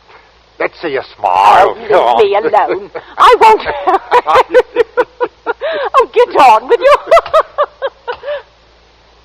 Now, who do you suppose that could be? It's awfully late for visitors. Bunting, do you think it could be somebody looking for rooms? Why, it just might be. You want me to go to the door? No, I'll go. Mike, like as not, it's Mrs. Spain wanting to loan something or other. Now, you be sure and get a good look before you let anybody in here. I'm coming.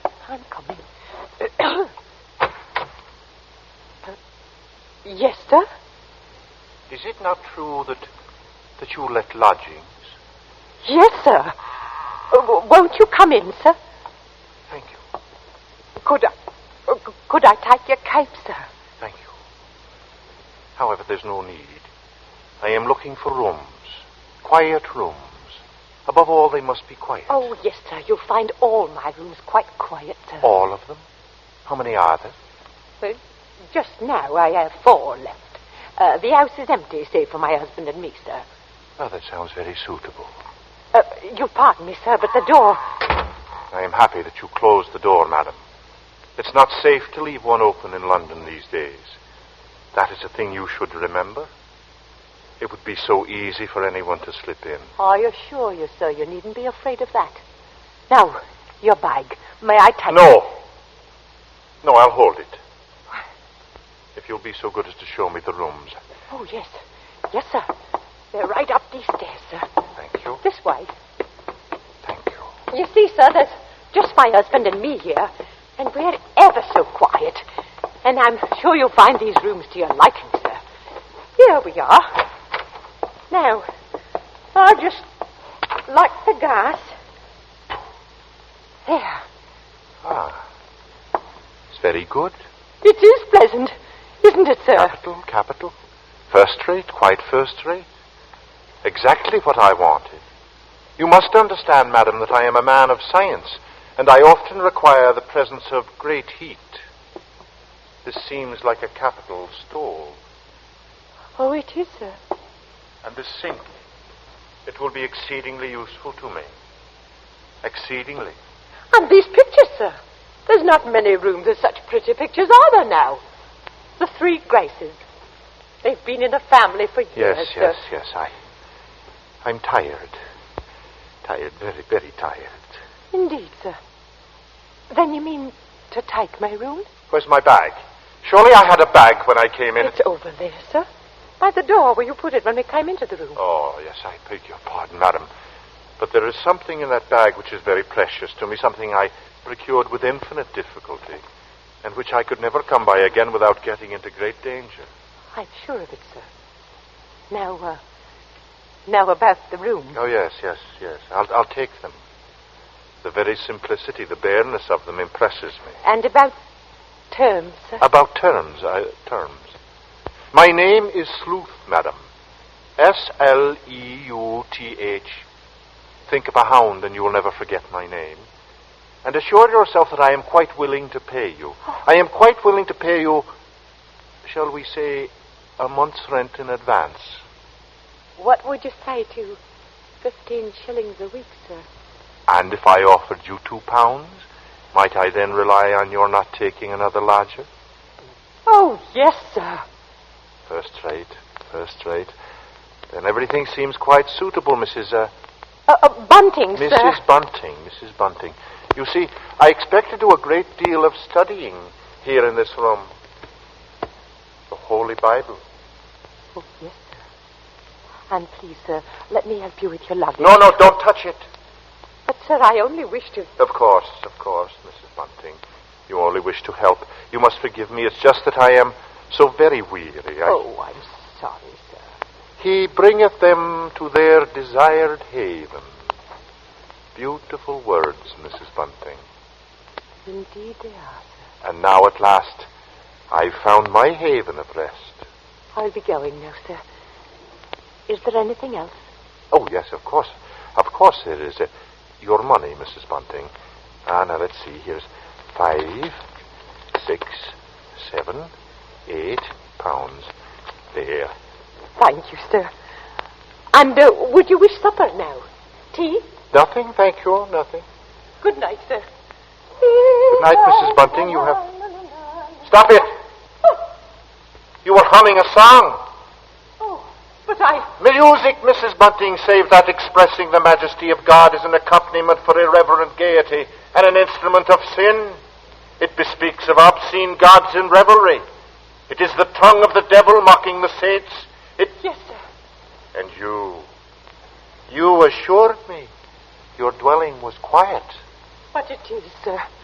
Believe me, sir, I didn't mean any harm. Believe me, sir. Of course. I am sorry, Mrs. Bunting. I fear I spoke sharply. I don't wish you to think me rude. After all, you have been so very kind, so considerate. Oh, well, I hope I know a gentleman when I see one. Thank you. Thank you very much. And on second thought, Mrs. Bunting, perhaps a bit of bread and butter would be pleasant. Bread and butter. Certainly, sir. I'll have it in an instant.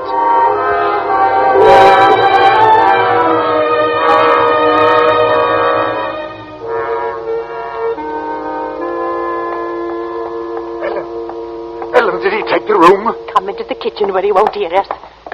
Ellen, he took it. Tell me, he took the room, didn't he? Yes, Robbie. We're all right now. Look, £8. A month in advance. Oh, it's wonderful. Ellen, Ellen, do you see what this means? Yes, Robbie. You can have Daisy now. You can bring her home. Here, hand me that dish. Right. Do you know something, old girl? We're not going to worry too much about Daisy being in danger, that Avenger fellow. Whatever do you mean, Robbie? Well, she's not one for dancing, you know, or any kind of large entertainment. And what's that to do with it, please? Something I read here in the paper while you was with the gentleman. They found out that every one of the Avengers' victims had just come from a dancing party or a music hall. Oh, never mind the Avenger now, Bunting. Here, hurry. Take this bread and butter up to the lodger.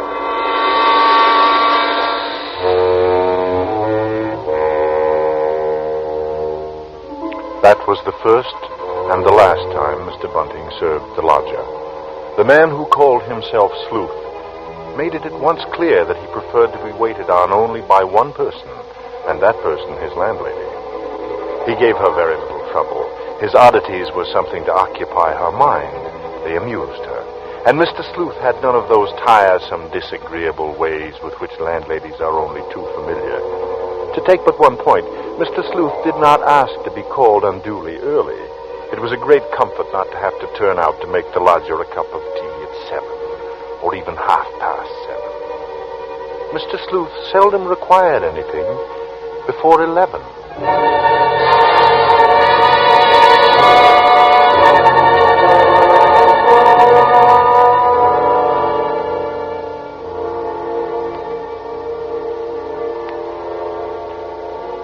Nothing about her new lodger really distressed Ellen until the evening of the third day.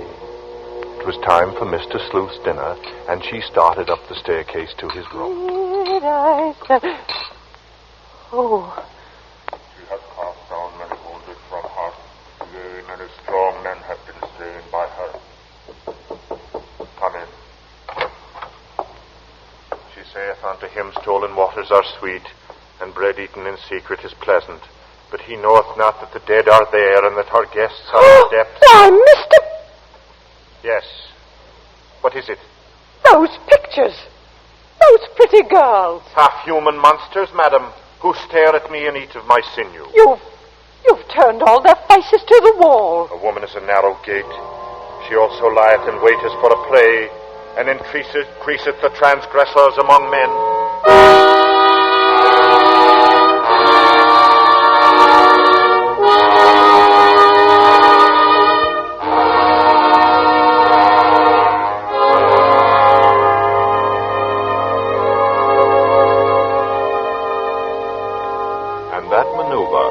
That strange action was the beginning of Ellen's concern.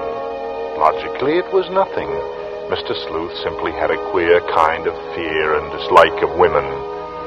And where one's lodger is concerned, a dislike of women is better than, well, the other kind. Besides, the next morning brought Daisy and laughing welcomes, for the sight of such a carefree girl was enough to gladden any parent's heart, and half-born suspicions withdrew into their own peculiar recesses of Ellen's brain. For Daisy was pink-cheeked, blue-eyed, and gay. She was also young and lovely. And she was blonde.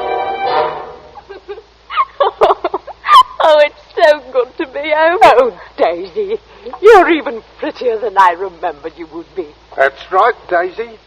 Let me look at you, darling. Did you have a nice time at your auntie's? Oh, yes, but I'm glad you wrote me to come back. That old aunt's nothing to do. There's nothing exciting to do. And Joe will be coming around to see you now, Daisy. I told him you was coming home today. Joe Chandler? That policeman? I don't know whether I want to be serious friends with a policeman. Him that walks around all day and's too tired when he comes home to have any fun. A girl could do worse than have a policeman for a friend these days, with the Avenger about. Well, the Avenger don't worry me none. Even though he's got 2 more victims last night. 2 more? Yes, the cabbie was telling me about it. On the way down from the station. Oh, the slit devil.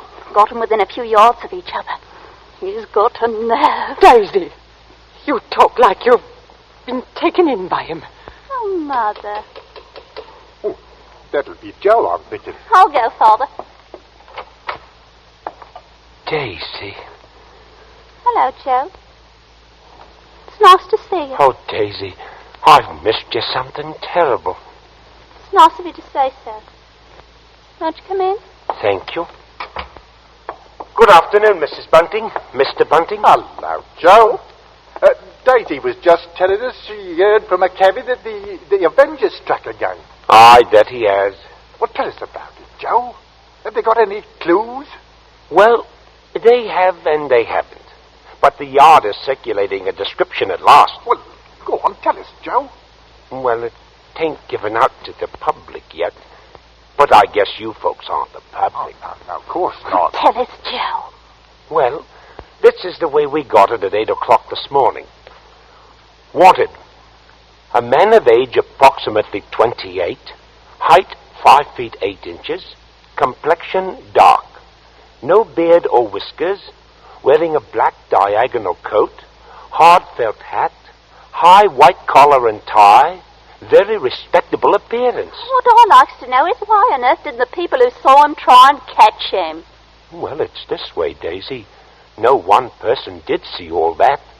You see, at such time when the murders took place, not much of anybody was about, especially on a foggy night. One woman declares that she saw a chap walking away from the spot where it's done, and another one says the Avenger passed her by.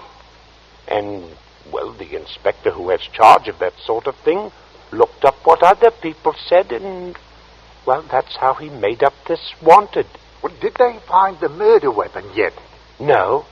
No, but from the condition of the bodies, they know what it's like. What is the condition of the body? Daisy. Well, Daisy, you ought to see the way Joe! I guess I'd better not go into that. But I can say that the inspector described the murder weapon as a peculiar kind of knife. Keen as a razor and pointed as a dagger. And the Avenger knows how to use it. Oh, I'd give anything, Joe. I'd give anything to see the locks of a knife like that. You cruel, bloodthirsty girl. Ellen! Of course I'd like to see it. It'd be fine looking at a knife like that. Well, if they catches him and you come along with me to see our Black Museum at the yard, you'll certainly see the knife. The Black Museum? Why, whatever do they have a museum in your place for? Oh, it's a regular chamber of horrors, where they keep all sorts of things connected with crime. Things like knives, murders have been committed with? Oh, much more than knives, Mr. Bunting. Why, they've got there in little bottles the real poison what people have been done away with. And can you go there whenever you like? Why, of course. And I can take you, too. And your daddy, if he wants it. Well, what do you say to today, Joe? The three of us. Daisy and you and me. I don't expect Ellen would want to go. 'Twould turn me sick. Well, I guess I could. Sure you could, Joe. Ellen ain't on in this turn. She can just stay home and mind the cat. I beg his pardon. I mean the lodger. I won't have Mr. Sleuth laughed at. I'm sure it's very kind of you, Joe, to think of giving Bunting and Daisy such a rare treat.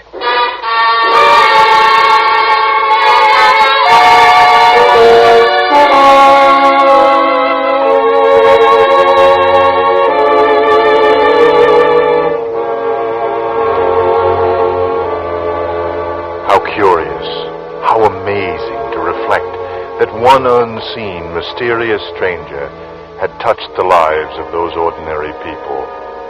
Ellen and Bunting and Joe and Daisy. Here in this drab neighborhood, on that bitterly cold, dreary day, here they had all been, thinking of, talking of, evoking one unknown, mysterious personality, that of the shadowy and yet terribly real human being who chose to call himself the Avenger. And the effect was a very real one, a sort of witchery.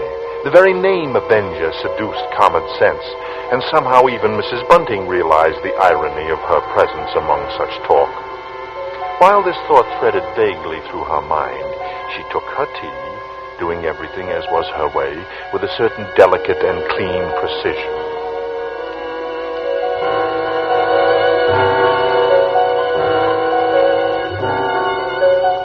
A sound startled her.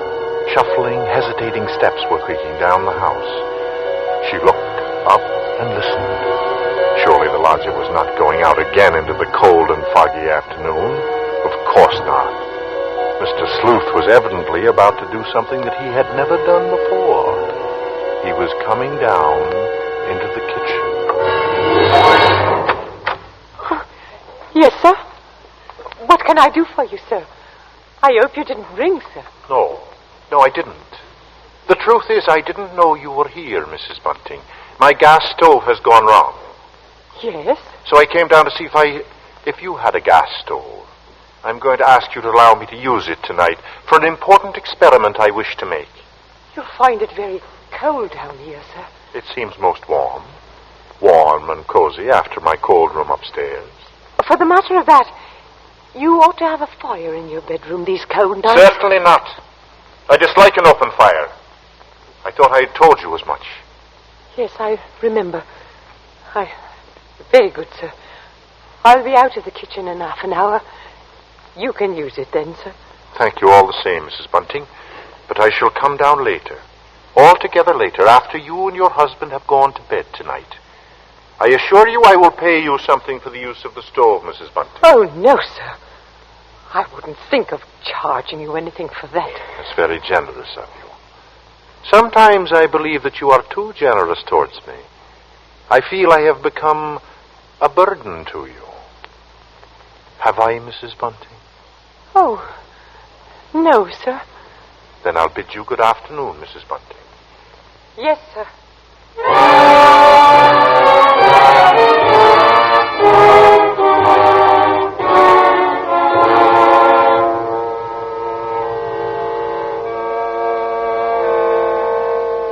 It was as simple as that.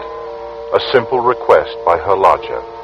But another part of Ellen's mind seemed to be working independently of requests, asking her insistent questions. The house seemed to her alive with alien presences, and she would catch herself listening, which was absurd, for of course she could not hope to hear what Mr. Sleuth was doing 2 flights upstairs. She wondered briefly in what the lodger's experiments consisted. It was odd that she had never been able to discover what it was he really did with that gas stove. All she knew was that he used a very high degree of heat.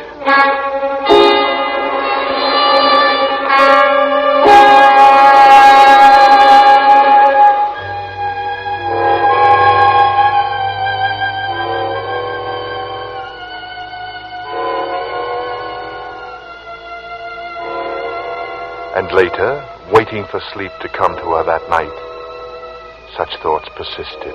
They inserted themselves like a cloud between a sweet dream and the dreaming of it. Questions and contrived answers and sudden realizations, as, for example, the curious matter of Mr. Sleuth's 3 suits, which he had purchased the very day he had arrived at Ellen's home. Today, when she had dusted his room, she had noticed that one of those suits had completely disappeared.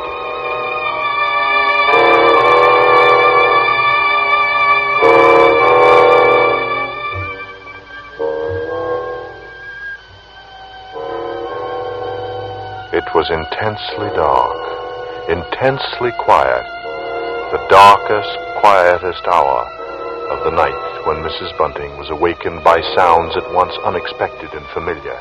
Her sleep had been restless with constant disturbing images, and so when she heard the first stealthy footsteps outside her bedroom, she was fully conscious. Tensely, she followed those steps down the stairs, down the hallway. She heard the front door open and then click shut. Utter stillness fell upon the house. And outside, the streets were so silent she could hear distinctly the clock from a church tower a mile away toll the hour.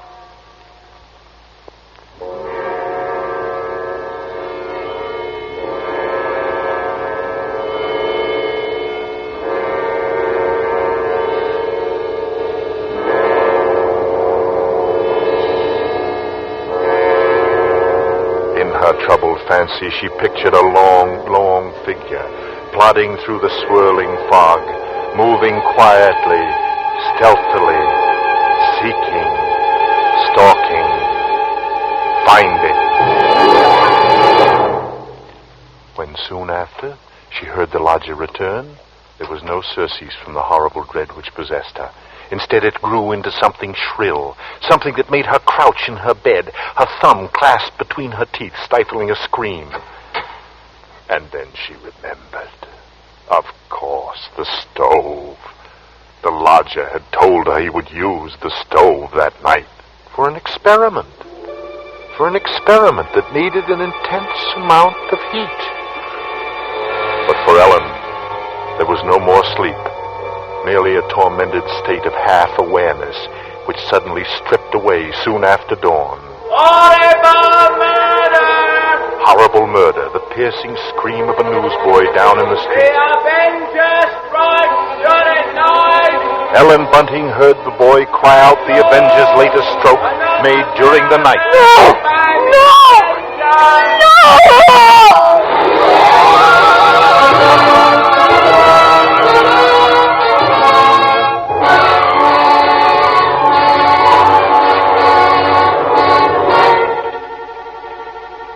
Tonight's full hour of suspense, Mr. Robert Montgomery appears in the title role as the Lodger. Tonight's study in Suspense.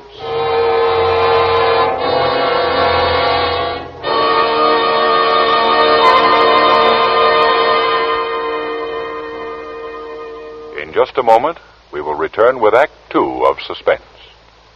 This is CBS, the Columbia Broadcasting System. Now, back to our Hollywood soundstage. With Mr. Robert Montgomery in the title role, and with Act Two of The Lodger, we again calculate to keep you in suspense.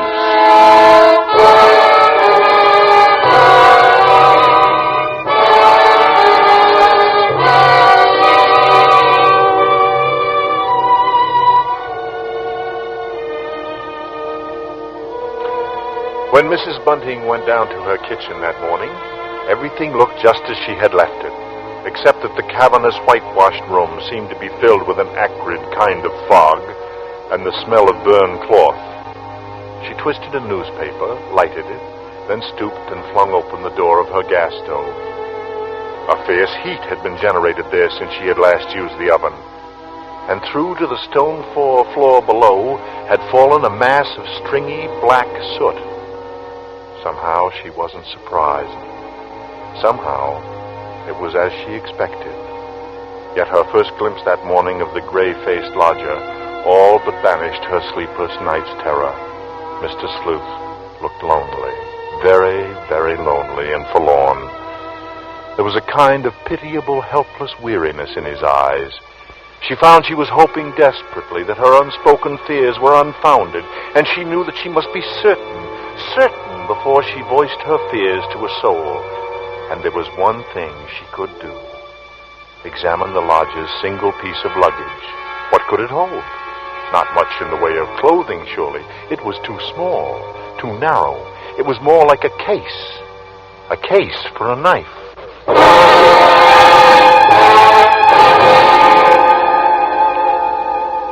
It was just noon when Ellen found her opportunity to search the lodger's room. When the bell was tolling the hour, Mr. Sleuth himself walked from the house, and she watched the tall, thin figure in the black Inverness cape disappear down the street.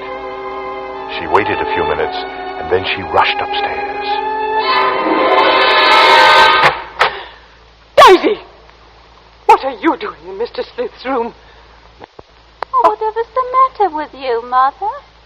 Oh, well, I'm all right. But you've gone white. You gave me a fright, child. Well, I'll bet Father a sixpence that I'd ever dust cloth in my hand before you'd mention it. You see, I won. Oh. Well, are you glad you've come home, Daisy? Oh, you don't know how fine it is to be back again. Well, just yesterday I was saying to Joe, the country's all right in its way, but there's nothing like London. It's the truth now, Mother, isn't it? Yes. Yes, I suppose it is. And Joe. He's a nice one, Mother. I like Joe. I'm glad of that. Joe's a steady one. Daisy, as long as that Avenger's about, I say you should do something about those fair locks of yours. Don't worry about that. I'll dye 'em, maybe, or just pin 'em up under my hat. I'm afraid that wouldn't do, Daisy. What kind of a man is this lodger of yours? Oh, I don't know. He must be a queer one, sitting up here most all day by himself. Awful lonely like, I calls it. People do what they care to do, child. Whatever does he do with himself all day? He reads the Bible. Never. That's a funny thing for a gentleman to do. There's nothing to laugh at. I should feel ashamed of being caught laughing at anything connected with the Bible. He must be a queer card, that lodger. He's no queerer than a lot of people I could mention. Daisy, you go into the lodger's sitting room and dust up. I'll take care of things in here. And you won't send me back to old Aunt's? I can stay here, Mother, can't I? I suppose, child. I suppose you can.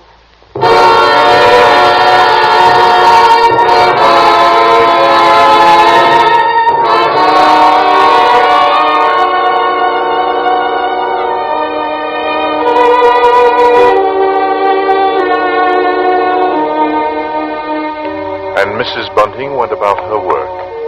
Quickly, she moved to the closet. The contents were a bit different from the last time. Another one of her lodger's new suits had disappeared, but somehow she expected that, too. It fitted with the smell of burned cloth she'd noticed that morning in the kitchen. But she found nothing under the bed. She went then to the chest of drawers against the wall. She opened the top drawer and found inside nothing but a frayed shirt and 2 handkerchiefs. The next drawer, underclothes and socks. The next, empty. There remained then only one possible place for the small, narrow bag, the bottom drawer. And it was locked. Tugging at the drawer, she heard suddenly the opening of the door behind her. Oh! Panic-stricken, she froze to the spot, and then slowly, ever so slowly, she turned her head.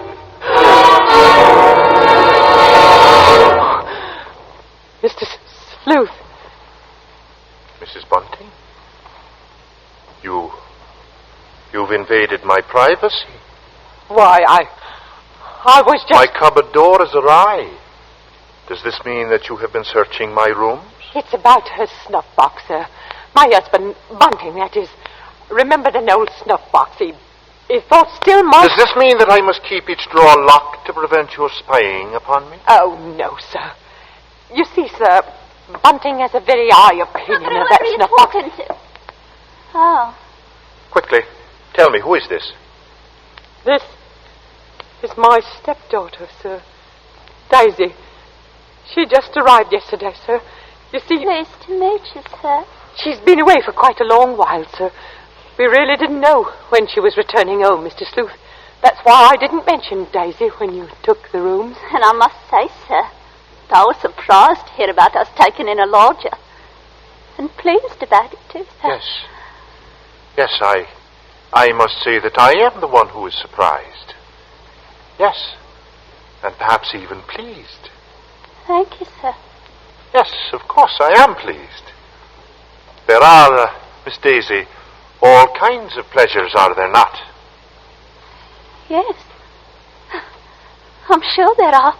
The despicable evil joy of the abandoned. Those who seek the darkness to sip the juice of forbidden fruit. Surely, Miss Daisy, you shun such pleasure as that. Oh, yes. That is, I suppose... A vast difference, that, from the divine happiness of the blessed. Those of clean hands and pure heart. You do understand me, don't you? Oh, yes, sir. Yes, Mr. Sleuth. I devoutly hope so, Miss Daisy. Nowadays there are so very few young women like yourself who do understand. In fact, I all but despaired ever of finding one. Oh, I'm sure it's nice of you to say so, Mr. Sleuth. It is a people who do err in their hearts, and they have not known my ways. Unto them I swore in my wrath that they should not enter unto my rest. True words, Miss Daisy. True. Yes, sir. Now, I must be putting things away downstairs, Mr. Sleuth. Of course, Miss Daisy. And I must rest. Believe me, it has been a revelation to meet you. Oh, thank you, sir. I'm sure we shall have much to discuss.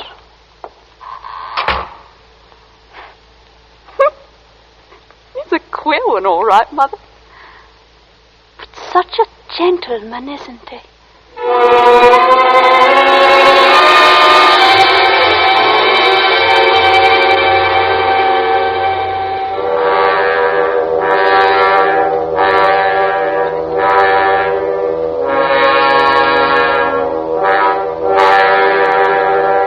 At that moment, Ellen had been determined to pour out her terrible knowledge, but the moment was fleeting, and Ellen's resolve fled with it. She told herself that perhaps the past few days had been nothing more than a tormenting play of imagination. There would be a coroner's inquest tomorrow into the Avenger's last murder. Joe would take her. With Joe, they would admit her, and there perhaps she would hear evidence to disprove all her fears, to assure her there was no earthly harm in Daisy's being so near the lodger. This was her gravest concern now, for on the next morning Mr. Sleuth made it a point to see the girl more than once, and fearfully Ellen saw that Daisy welcomed the visits, that her eyes shined whenever the lodger's name was mentioned. That afternoon, She heard once more the voices of her stepdaughter and the lodger coming to her through the kitchen door. She hesitated before entering, tense, apprehensive. I do believe, Mr. Sleuth, I've never known a gentleman with such funny ideas. Oh, Mother. Mother, you should hear what Mr. Sleuth was just saying. Perhaps, Daisy, you would excuse yourself. He thinks people, and especially girls, should spend all their time praying. I sought to explain to her, Mrs. Bunting, that all women are placed on this earth filled with wickedness. I'm not so sure of that, Mr. Sleuth. And they therefore must cleanse from themselves that evil which they possess. They must struggle constantly to find the paths of righteousness. Mr. Sleuth, you mean a girl's not to enjoy life at all, not have any fun? Frivolity, my child, is the harbinger of destruction. It is the devil's breeding ground, and all his implements are there. Temptation, pleasure, wine. Why, there's nothing I like better than a glass of wine, and I'm You not... drink? She didn't know what she was saying, Mr. Sleuth. Just a child. She never tasted wine. Daisy, you'd better Frivolity, go my now. child, is the devil's breeding ground. Mark this. Those who consort with temptation, with impropriety, with lascivious music and dancing, those are the accursed. But that's crazy. Well, however can you say that? There's nothing I like better than an evening of dancing. You dance? She's joking, Mr. Sleuth. That's why she's joking with you. Daisy's just a child. She's never been one for dancing. She's never even learned how to dance. But I did learn, Mother. What I was away. What's so wrong about it? What's the harm in just a nice dance? She lieth in wait as for a prey, and increaseth the transgressors among men. I don't know what you mean. I'm sure I never heard such nonsense. You call Holy Scripture nonsense? So what I prayed against has come to pass. You are beyond salvation. That's not so. I'm a good girl, I am. I won't have you saying that. Daisy, go into the front room. It's quite all right, Mrs. Bunting. I must be going upstairs anyway. I'm used to being misunderstood, you know. People never realize that my efforts are for the greater good of humanity.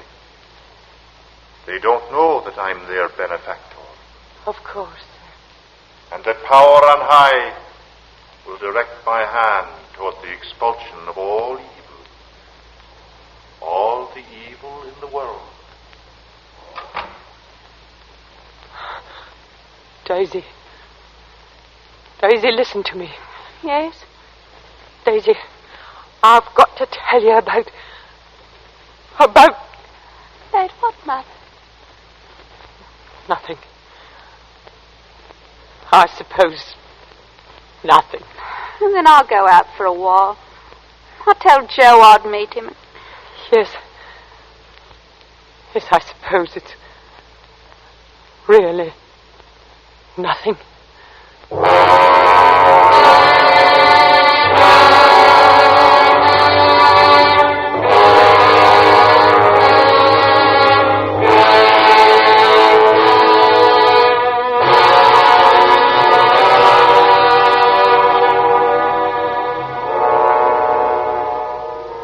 But there was something. Though the words had not yet shaped themselves in her mind, there was a knowledge stark and terrifying. It was as if a grinning face were leaning toward her, whispering, and a hand at her back, thrusting her forward. Ellen ran up the steps. She had to know, and who but the lodger could tell her?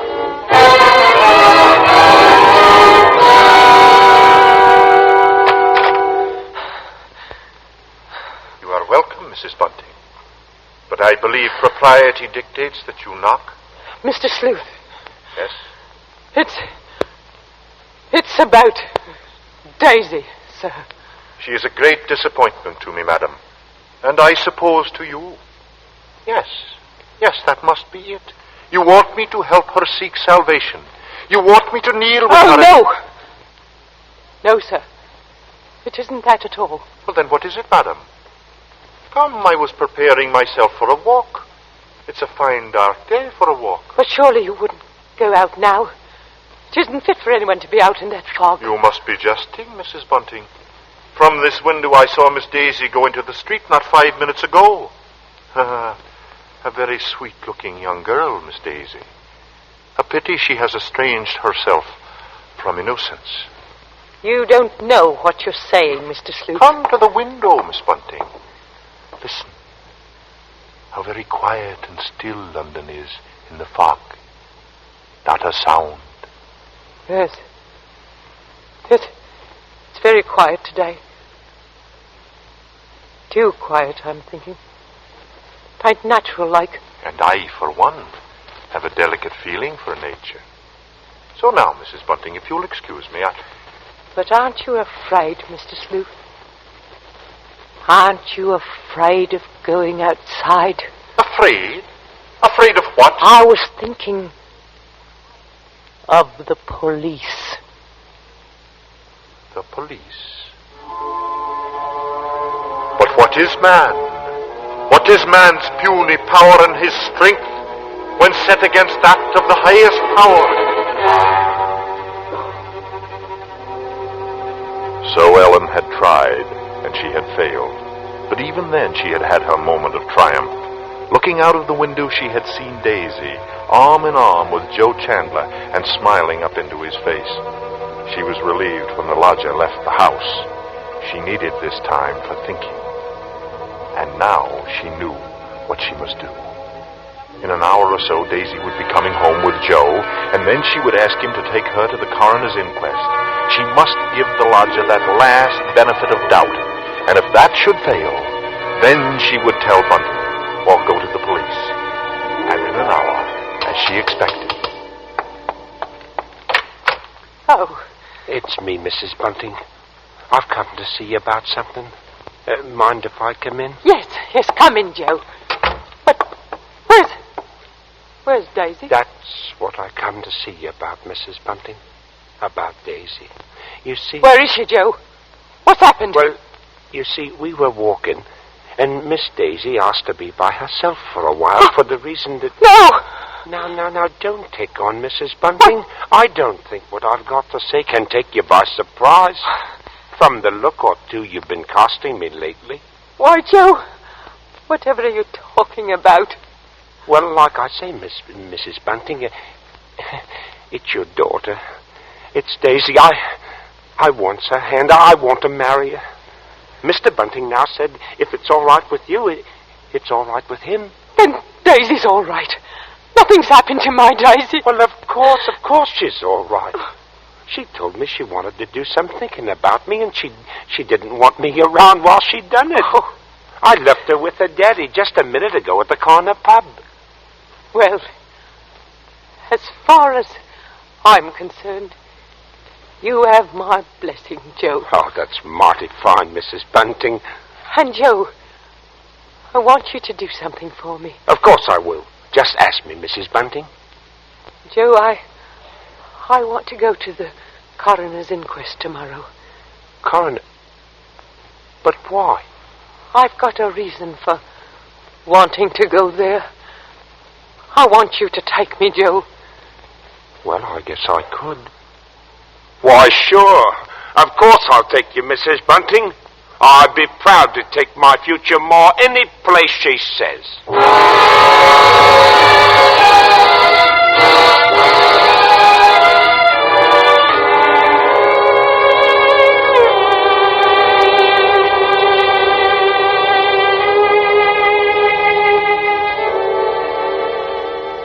So the last frantic search for disproving evidence had begun, and the next day, with the knowledge that Bunting was left in the house to look after Daisy, Ellen boarded the underground train with Joe Chandler. During the last few days, all her perceptions had become sharpened by suspense and fear. She realized now, as she looked into the stolid but bewildered face of Joe, how she herself would have regarded any woman who wanted to attend such an inquiry from a simple, morbid feeling of curiosity. And yet, seated in the coroner's court, that was just what she was about to do herself.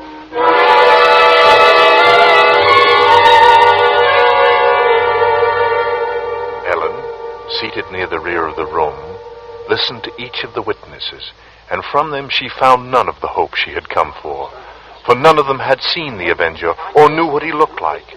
But then... Miss Lizzie Cole may step forward. Right here, Miss Cole. Thank you. Now, We quite understand, Miss Cole, that you think you saw the individual who has perpetrated these terrible crimes. Let us begin at the beginning.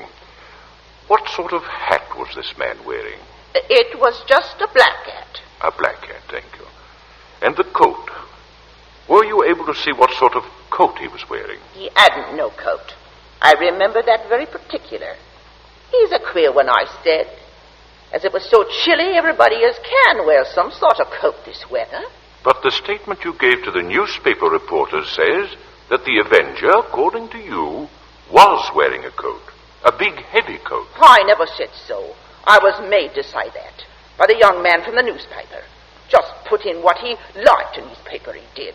Not what I said at all. And you assert that he looked at you, is that correct? Frightened me half to death, he did. If you could really see his countenance, for we know that the night was dark and foggy, will you please tell me what he was like? Dark. He was dark. So it went with Miss Lizzie Cole. Most positively, most confidently, the witness declared the man she had seen hurrying by in the darkness was tall. No, he was short. He was thin. No, he was a stoutish young man. And as to whether he was carrying anything or not, Miss Cole absolutely refused to commit herself. The next witness was a Mr. Cannot. This elderly gentleman was certain that he had not only seen the Avenger, but that he had talked to him. It was near Whitechapel, he testified, only a few minutes before the murder, Mr. Coroner, when I saw him. He was quite a tall man, very gaunt-looking. I see. And this man you think was the Avenger. You're quite certain that you met him on the very night he committed the murder we are now investigating? I do so declare, sir. And I might mention a thing about him to which you might attach importance. The man carried a bag, a rather light-colored leather handbag. A handbag, you say? Yes, sir. A small, narrow one, sir. It was such a bag as might contain a long-handled knife. A knife! Please, we must have quiet. Quiet. Now, Mr. Kennett, what made you suppose that this stranger could possibly be the Avenger? Well, this man, as he approached me in the fog, stopped and turned to me. And there was a very wild, mad look on his face, sir, if I may say so. And he spoke to you? Well, as he emerged from the fog, he was talking aloud to himself. Then, as he saw me, he said, "This night, my friend, a night fit for the commission of dark and salutary deeds." Yes, sir, that's exactly what he said, sir. Is that all? He had a rather high, hesitating voice. An educated man, I would judge, but quite mad, as I've told you, sir. What do you mean by that? Well, as he passed by then, he continued speaking to himself aloud. Oh, believe me, sir, believe me, he was reciting scriptures from the Bible. Scriptures from the Bible. Horrified, Helen half rose from her seat, only half hearing the confusion about her. Scriptures from the Bible, you say? I said. And you asked the court to believe that?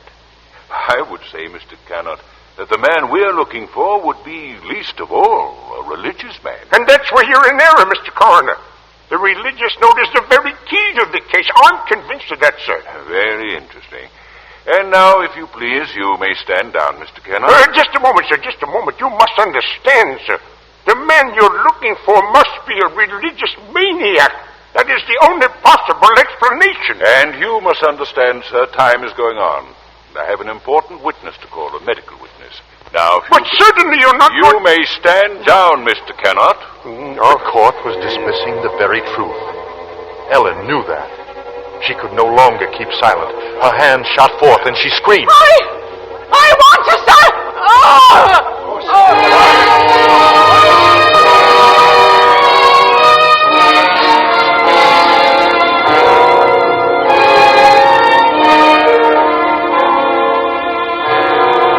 On the verge of speaking, she had fainted.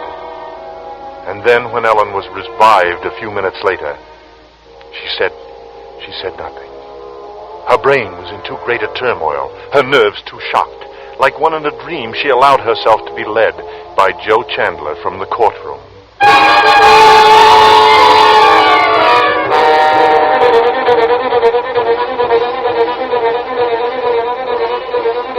Joe took his leave to go on duty. And as Ellen Bunting's train pulled away from the station, a new torture came to her. Forming in her mind was the awareness that if Sleuth were the murderer, she was equally responsible for his crimes. She had been giving him protection. If anything should happen to Daisy, she would be equally guilty. Fully as guilty as the Avenger.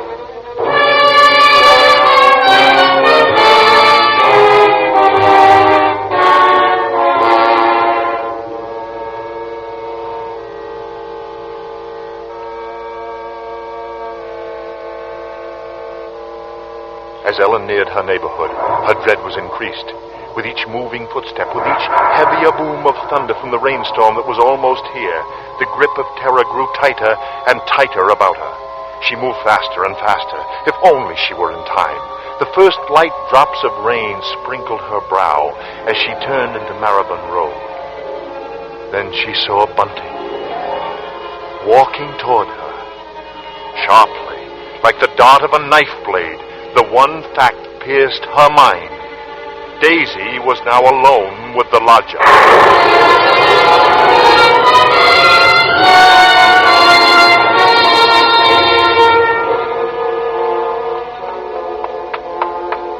Bunting! Bunting! Oh, Ellen, what is it? Tell me, Bunting! Where's Daisy? Where is she? I say, where's Daisy? Where is she? I say, where? At home, where I left her, Ellen. No, Bunting. What is it, Ellen? No. What is it? Listen to me. Try to understand. Sleuth is the Avenger. What? Our lodger. He's the Avenger, Bunting. Daisy's in danger. Hurry!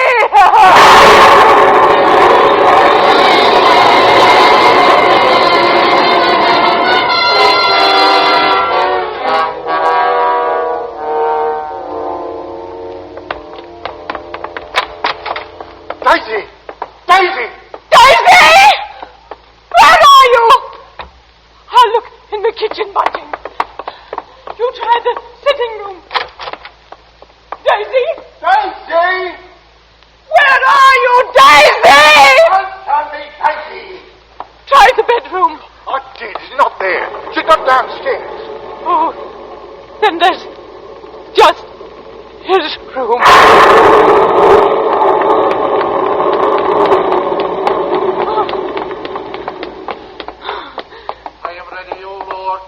Ready to smite thine enemy. For man born of woman is born unto trouble, and I shall cleanse thy kingdom on earth. Yes, I shall show her thy wrath from heaven. Go on, open the door. Speak, Lord, I am ready. The power on high will direct the expulsion of evil. The knife! He's got the knife! Daisy! Thy servant heareth. I behold Satan in lightning fell from heaven. In this woman I behold him, and lightning strike him dead.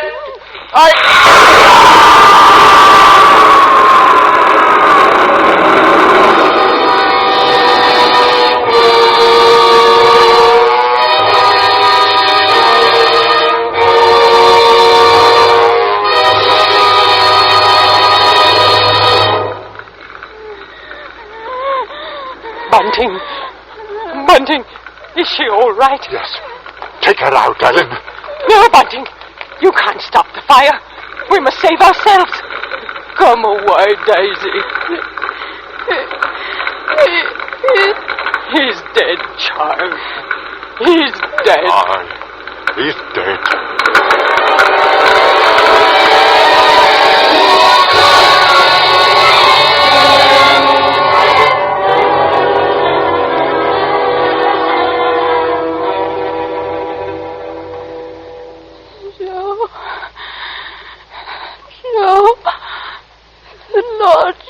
There, Daisy, there. Don't try to talk about it. I'll tell you, Joe, it was queer, it was. As if the Lord himself struck the ass with lightning. and spread the fires of hell to cleanse whatever the lodger had touched. To burn down the house and all that's in it. Our house. Everything we own. No. Not everything, Ellen. Daisy's safe. That's all that should matter to us. She's safe. Thank heaven. Vengeance is mine, saith the Lord.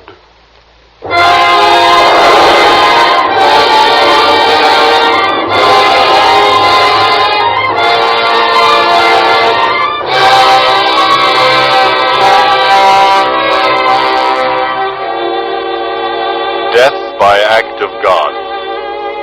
Thus the final entry in Scotland Yard's record of the famous Avenger case. Yes, the day which brought an end to Mrs. Bunting's lodger brought also an end to the knife slayings which had terrorized London. But curiously enough, there were those at Scotland Yard who were never quite sure that the charred remains of a man they removed from the ashes of the Bunting home were indeed those of the Avenger, any more than Mrs. Belloc Lowndes, who novelized the case, was ever quite convinced. And there are those who will tell you that the real Avenger, a tall man, clad in an Inverness cape, a man almost exactly like Mr. Sleuth, left England and came to America to live in a town near your town. He would be quite old now, but it may be true. Yes, perhaps, as it is written in Holy Scripture, he did fly upon the wings of the wind, to walk as a stranger in many strange places. He knoweth now that the dead are there. Hast found me, O mine enemy? Beautiful words those, don't you think? Beautiful words.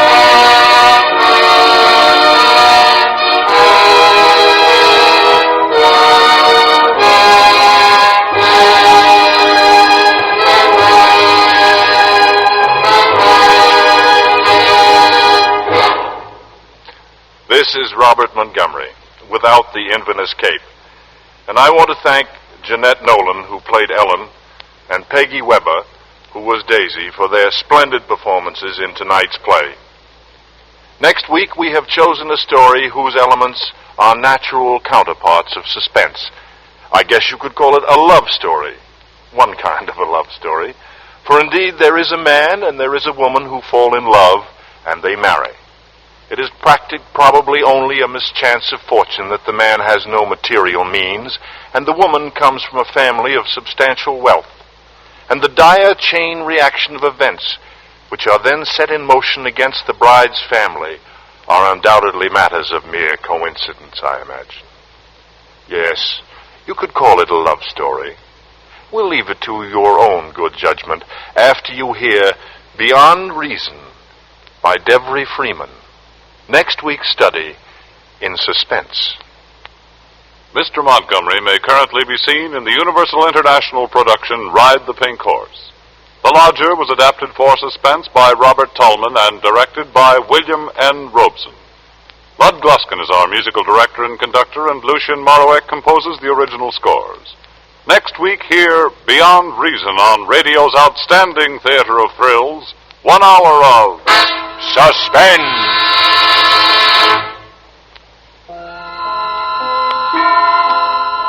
This is CBS, the Columbia Broadcasting System.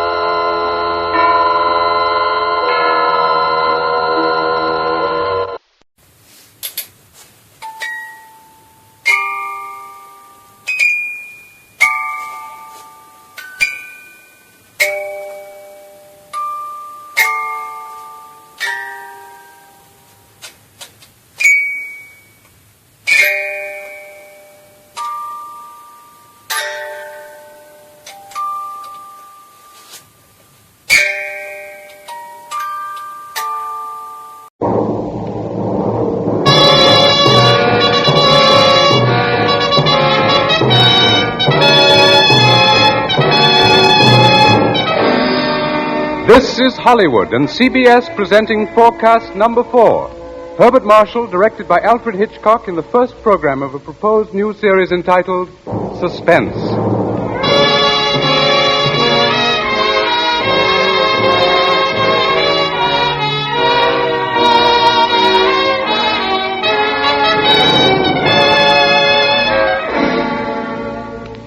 Tonight's Forecast program, ladies and gentlemen, represents the ideal form of collaboration. Mr. Alfred Hitchcock, brilliant English director of such outstanding motion pictures as The 39 Steps, Rebecca, and Foreign Correspondent, was eager to create a very special type of radio drama, the suspense story. As narrator and star for his production, he thought at once of the distinguished actor with whom he had been associated in countless British film successes, Herbert Marshall. Mr. Marshall suggested that they dramatize a certain favorite story of his. And that story happened to be the very one Mr. Hitchcock had had in mind. Mrs. Belloc Lowndes' classic in Chill's, The Lodger.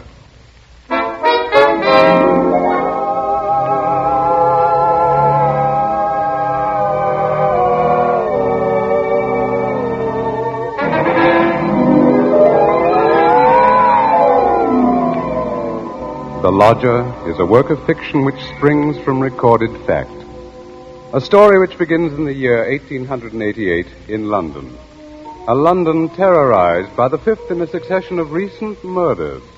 It was believed that these deeds were the work of one person, a tall, gaunt figure in a black Inverness cape, carrying a small, narrow bag.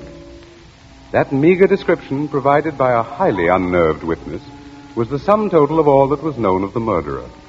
It was enough, however, to keep alive and alert the interest of all London, of all those in fine quarters and all those in small, grimy houses, as, for example, Ellen Bunting. Ellen was no different from all the other middle-aged housewives dwelling in the great city's squalid Whitechapel district. She knew all the known facts of the case. As Herbert Marshall will tell you, Ellen knew it was quite proper to refer to this wielder of the knife as the Avenger.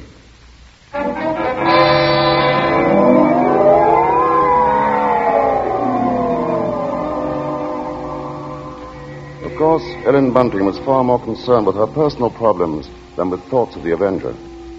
Yet the case of that strange, elusive killer quite often forced all other matters from her mind.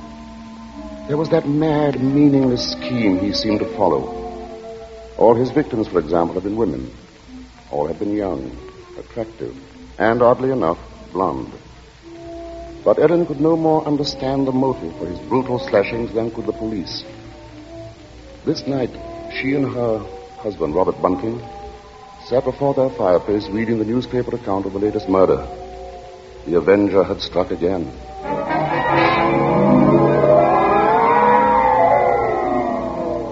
As Ellen expressed it, he might be anybody. He might be the fellow you pass on the street. It's a terrible thought. Yes. If only the police had something to go on. It looks like that Avenger's just too quick for him. Look, it says here that this girl he got last night was like all the others. Pretty, blonde, and, let's see, described by her friends as a very light-hearted girl. What a pity. Did you ever stop to think who fits that to a T? In fact, fits all those girls? Why, my own Daisy. Oh, that's a horrible thought. Well, maybe it's a good thing she's with her aunt, then, instead of here. London ain't a safe place for any girl right now.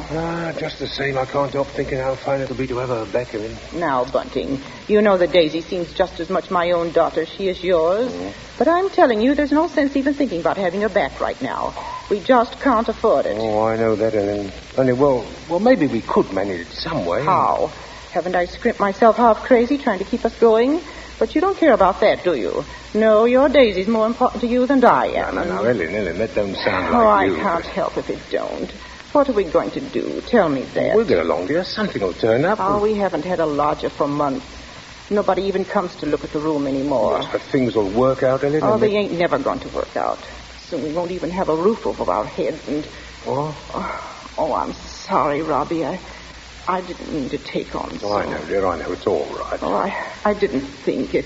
It's just that I've been so worried. Well, don't you go worrying another second, old girl. Why, first thing you know, you won't be pretty anymore. You'll have your face all wrinkled. Now, and see Now, here, come on, Bunting. now, let's see a smile. Come on, just have one smile leave from me. me Just alone. one I smile won't. like you used to, Be eh? done with you.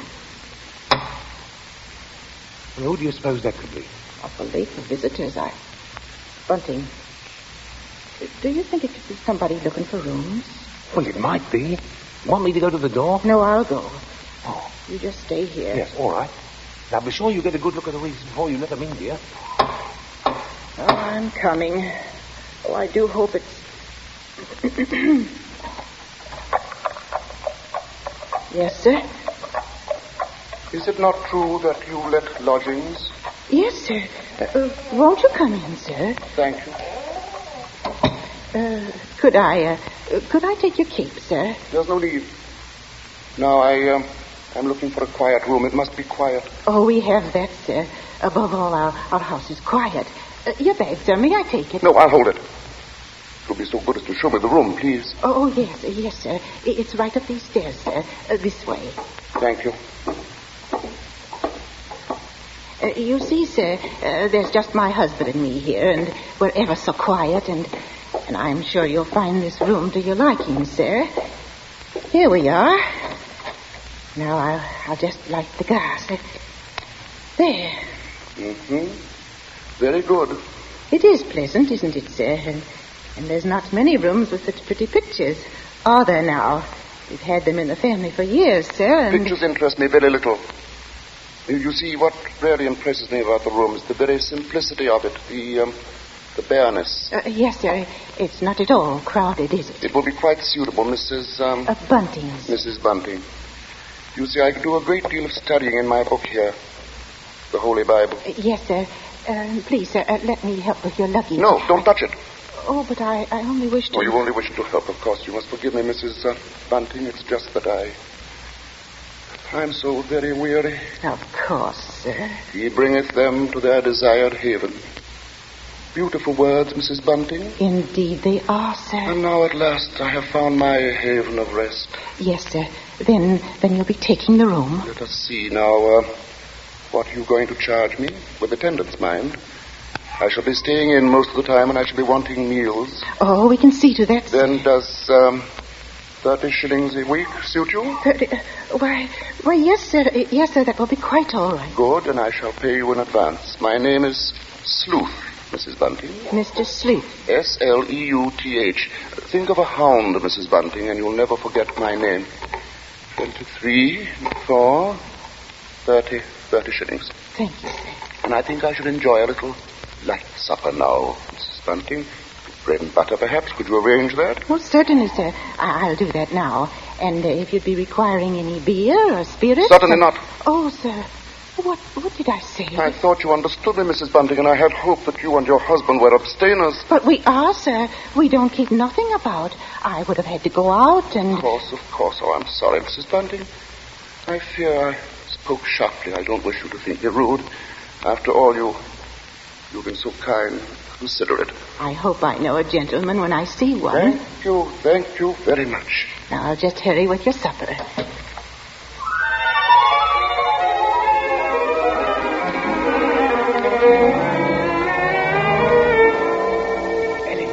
Ellen, did he take the room? No, don't bother me now. I have to get him some supper. What did you mean? Come to the kitchen where he won't hear us. He took it, Ellen? Yes, he took the room? Yes, we're all right now. Look, 30 shillings. A week in advance. Oh, it's wonderful. Wonderful. And Ellen, do you see what this means? Yes, you can have Daisy now. Yes. Here, Bunting, warm that teapot and put some tea leaves in. Righto. Yeah, do you know something, old girl? We're not going to worry too much about Daisy being in danger of that Avenger fella. Whatever do you mean, Robbie? Well, she's not a girl who takes a drink, you know. What's that to do with it, please? Oh, something I read in the paper while he was upstairs with the gentleman. They just found out that every one of the Avenger's victims had been drinking. They figured he must be some kind of a rabid abstainer. What a peculiar chap. Now hurry, Bunting, please. Yes. Two thoughts only governed Ellen's mind. The lodger's light supper and her own good fortune at having such a lodger. Mr. Sleuth was an eccentric sort, but then he was such a gentleman, so quiet, so very religiously inclined. She started up a staircase to Mr. Sleuth's room, her husband at her side. Won't know how to be safe, though, once Daisy's back in London, eh? We'll see she stays closer in the house. Well, I'll be downstairs. Hurry up with his supper, old girl. She has cast down many wounded from her. Yea, many strong men have been slain by her. Come in, and to know the wickedness of folly. Why, Mr. Yes? What is it? Those pictures. Those pretty girls. You've turned all their faces to the wall.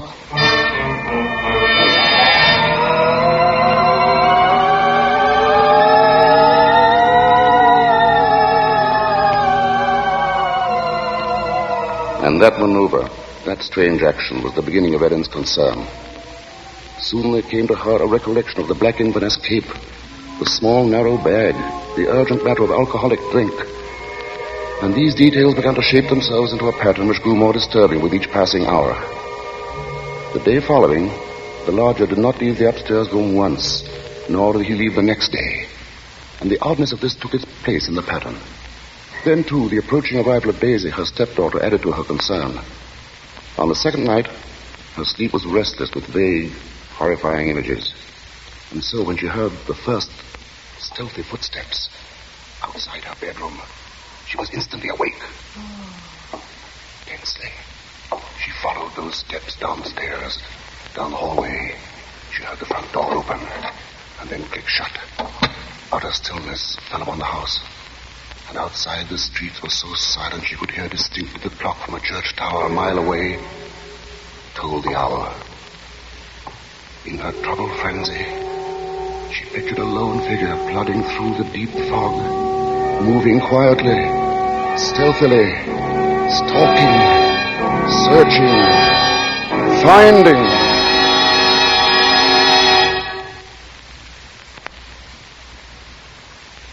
When, soon after she heard the lodger return, she sought to quiet the horrible dread which had possessed her. She assured herself that Daisy's arrival that day was no cause for alarm. Now she reasoned, how could there be anything really evil about so religious a gentleman as Mr. Sleuth? But for her there was no more sleep, merely a tormented state of half-consciousness, a state which suddenly dropped from her shortly after daybreak.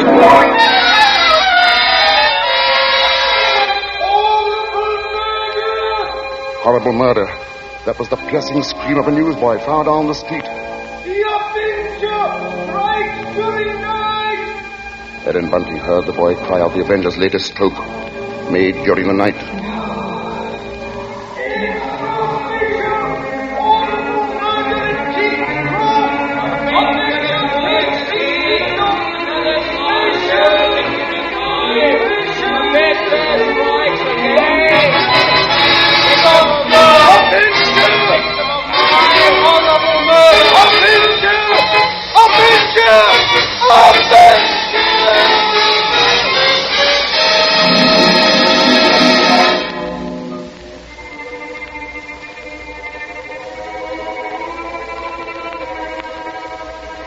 Ellen's first glimpse that morning of the grey-faced lodger brought the sleepless night's warm terror full to the surface. But on the next instant, she saw the pitiable, helpless weariness in his eyes, and curiously the terror began to pass. She found that she was hoping desperately that her fears were unfounded. Earlier, she had determined to tell Bunting of the awful convictions in her mind. Now, however, she felt she must be certain before she spoke to a soul. She knew there was one thing she must examine. That was the lodger's single piece of luggage. She'd thought of it often. What could it hold? Not much in the way of clothing, surely. It was too small, too narrow. It was more like a case. A case for a knife. It was along toward noon that Ellen found her opportunity to search the lodger's room. Soon after Bunting left to meet Daisy, Mr. Sleuth himself walked from the house. Ellen watched the tall, thin figure in the Black Inverness cape disappear down the street, and then she rushed upstairs, into the room. Quickly, she moved to the closet. It was no different from what it had always been, utterly empty. She found nothing under the bed. She went then to the chest of drawers against the wall. She opened the top drawer and found inside nothing but a frayed shirt, 2 handkerchiefs. The next drawer, underclothes, socks. The next empty. There remained then only one possible place for the small, narrow bag, the bottom drawer, and it was locked. Tugging at the drawer, she heard suddenly the opening of the front door downstairs. Panic-stricken, she rushed out of the room and down the hall to the head of the stairs. Upstairs, Ellen? Ellen, Daisy's here. Oh, Mother Ellen, it's so good to see you. And well, whatever's the matter? Yes, you've gone quite white. Oh, well, I'm all right. I wasn't expecting you so soon. Oh, you don't know how fine it is to be back, Mother Ellen. Oh, the country's all right in its way, but there's nothing like London now, is there? No, there isn't. But as long as that Avenger's about, I can see we're going to have to do something about these blonde locks, eh, Ellen? Oh, don't worry about that. I'll dye 'em maybe, or just pin 'em under my hat. Daisy, I might as well get you settled. Oh, now, Father, isn't that just like her? She's straight to the point, and no point. Well, I'll bet a sixpence you'll have a dust cloth in your hair before you've got your coat off. Mr. Sleuth. Mrs. Bunting, I see my door is open. Oh, we were just leaving, so we... Does this mean that all of you have been in my room? Oh, not at all, sir. What must I do? Keep it locked? But you see, sir, I was just tidying up a bit, and Mr. Bunting, he brought his daughter up, sir. She just arrived. This is Daisy, sir. Pleased to meet you, sir. She's been away for quite a long while, you see, Mr. Sleuth, and that's why we're a bit excited, you might say. Yes, you must have been surprised when you came in, hearing us laughing and carrying on that way. Yes, I must say I was. However, Miss Daisy, there are all types of joy, are there not? Yes, I'm sure there are. The despicable evil joy of the abandoned, and the divine happiness of the blessed. A vast difference, that. You do understand me, don't you? Why, yes, sir. Yes, Mr. Sleuth. I devoutly hope so, Miss Daisy. Nowadays there are so very few young women like yourself who do. In fact, I all but despaired ever of finding one. If you'll excuse us now, sir, we'll be getting Daisy's things put away. Of course, Mrs. Bunting, and I must be getting to my room. Believe me, Miss Daisy, it's been a revelation to meet you. Oh, thank you, sir. I'm sure we shall have much to discuss. He's a queer one, all right. But such a gentleman, isn't he?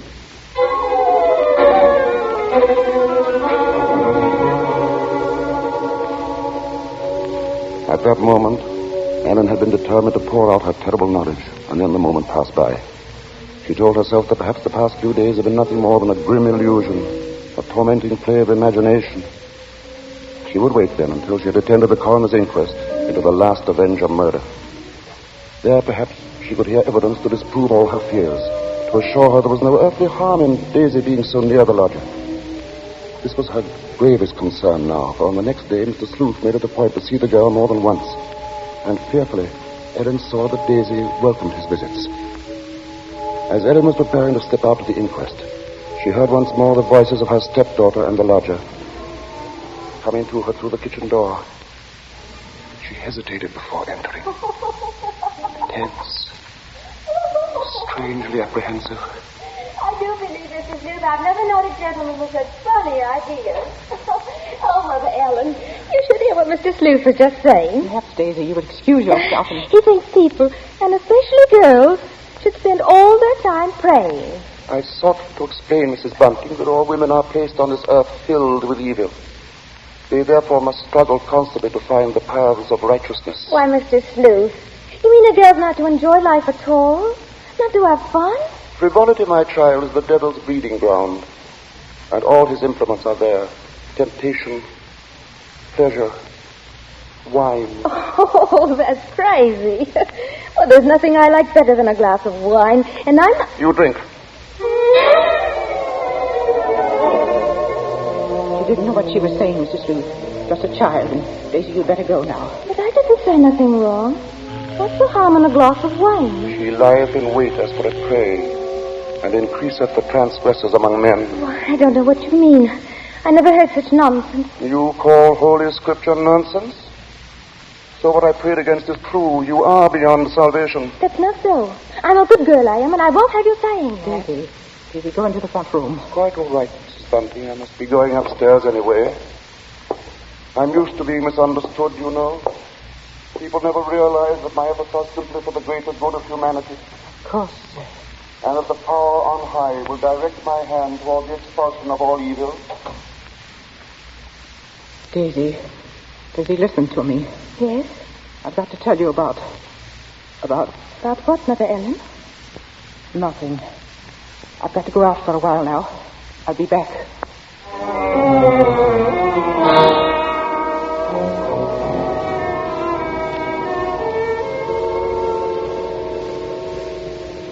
The moment to reveal the secret horror had come again and passed. Ellen's sudden recollection of Mr. Sleuth as he stood in the doorway had overwhelmed her. She must give him this last chance, this last frantic search for disproving evidence, this trip to the inquest. If that chance should fail, then she would tell Bunting or the police. So with the knowledge that Bunting was left in the house to look after Daisy, she boarded the underground train bound for the coroner's court.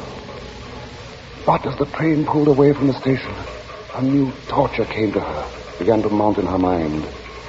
It was the sudden realization that provided Sleuth was the murderer, she was equally responsible for his crimes. She had been giving him protection. If anything should happen to Daisy, she would be equally guilty.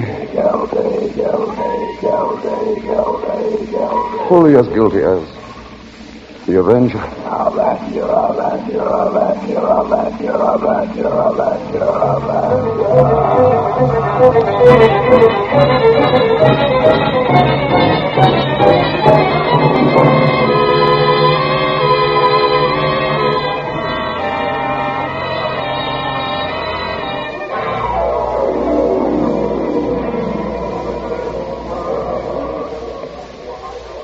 Ellen, seated at the rear of the small but crowded inquest room, listened to each of the witnesses as they were called. And from one of them she found the first hope she had known for many days. This witness lived next to the alley in which the Avenger had committed his crime that night. She had seen him from her window, and the man she described in no way resembled Ellen's lodger. But in another moment, Ellen's hope was swept away.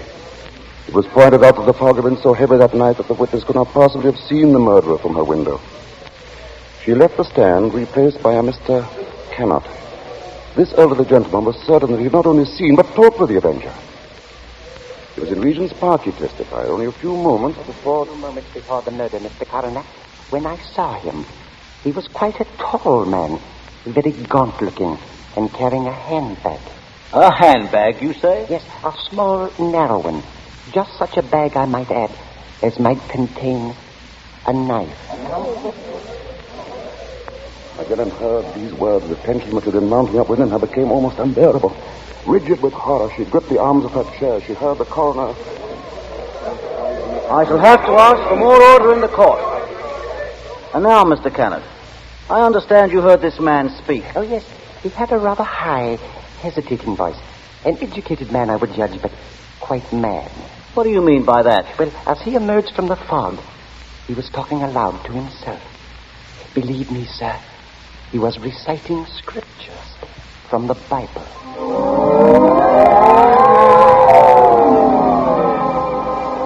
Scriptures from the Bible.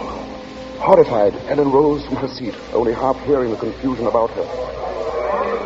Are you asking us to believe, I would say, Mr. Kenneth, that the man we're looking for would be least of all a religious man? And that's where you're in error, Mr. Coroner. The religious note is the very key to the case. Very interesting. That'll be all, Mr. Kenneth. Just a moment, sir. Don't you understand? The man you're after must be a religious maniac. That's the only explanation possible. You will please stand down. The court was dismissing the very truth. Ellen knew that now. She would no longer keep silent. Her hands shot forth and she screamed. I want to say... Ellen Bunting, on the verge of speaking, had fainted. And then, when she was revived a few moments later, she said nothing. Her brain was in too great a turmoil, her nerves too shocked. Like one in a dream, she allowed herself to be led from the courtroom. The voices of spectators were only vague sounds to her. She was going to say something. Yes, it was hysterics, eh? Yeah, that bit about the knife. Yeah, the knife. The knife. The knife. As Ellen Bunting proceeded homeward, the remarks from the spectators remained in her mind. She heard them over and over. That bit about the knife. Just such a bag as might contain a knife. We'll see she stays closer in the house, eh? No harm in being safe. Direct my hand toward the expulsion of all evil. Expulsion of all evil. What's the harm in a glass of wine? I didn't say nothing wrong. As Ellen neared her neighborhood, her dread increased. With each moving footstep, the grip of terror grew tighter about her. She moved faster. Before she was in time, she was 2 streets away from the house. Then one. Then she saw Bunting. Sharply, like the thrust of a knife, she realized what this meant. Daisy was left alone with the lodger.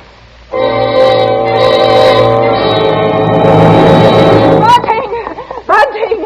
Helen, what is it? Oh, Bunting, tell me, Bunting. Where's Daisy? Where is she? I say, where? Why, at home. Oh, listen to me. Try to understand. Sleuth is the Avenger. What are you saying? Oh, Lodger, he's the Avenger, Bunting. Oh, but there's no time for that. Daisy's in danger. Hurry! Hurry! Yes. Daisy! Daisy!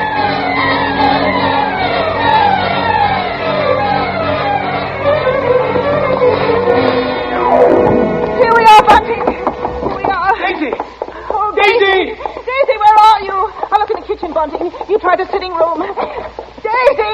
Daisy! Where are you, Daisy? Answer me, Daisy! Oh, By the bedroom. she's not here.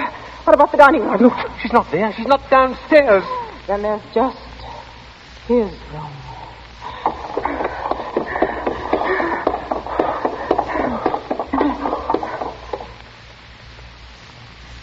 Go on. Open the door.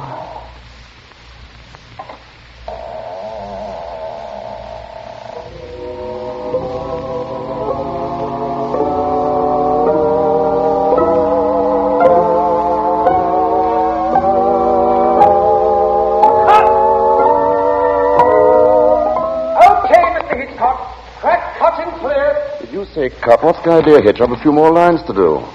As Mr. Marshall, the narrator, you have. Not as Mr. Sleuth, the lodger. Hitch, you can't stop the play right here. It isn't fair, you know. Why isn't it, Bart? What more is there to say? But Mr. Hitchcock, won't people want to know what Bunting and me found in the room? All right, Ellen. What precisely did you find? Well, nothing, sir. There. You see? Nothing. No lodger, no Bible. And that locked dresser drawer. What about that? We unlocked it, sir. And what was in it? Nothing, sir. You are certain, Mrs. Bunting? Oh, you gave me quite a turn, Mr. Mr. Marshall. Yes, sir, I'm sure, sir. There was nothing. Oh, begging your pardon, Mr. Hitchcock, but don't you think we'd better just mention about Daisy? I don't know, Bunting. What do you think we ought to say? Oh, just that the reason she wasn't in the house when Ellen and me got there was, well, she'd gone out for a walk, that's all. Did she enjoy it? Oh, very much, sir. Made it to King's Cross and back in just under an hour, sir. Splendid time, Bunting. Well, there you are, Bart. There's the story. Now, wait a minute, Mr. Hitchcock. You can't do that. That's not the story. Of course it's not. Now, look here, Hitch. Here's the fellow who composed and conducted all our music, Wilbur Hatch. He wants to know about this, too. Everybody does. All right, Bart. What is it they want to know? What became of Mr. Sleuth? Oh, him. Why, he left that afternoon.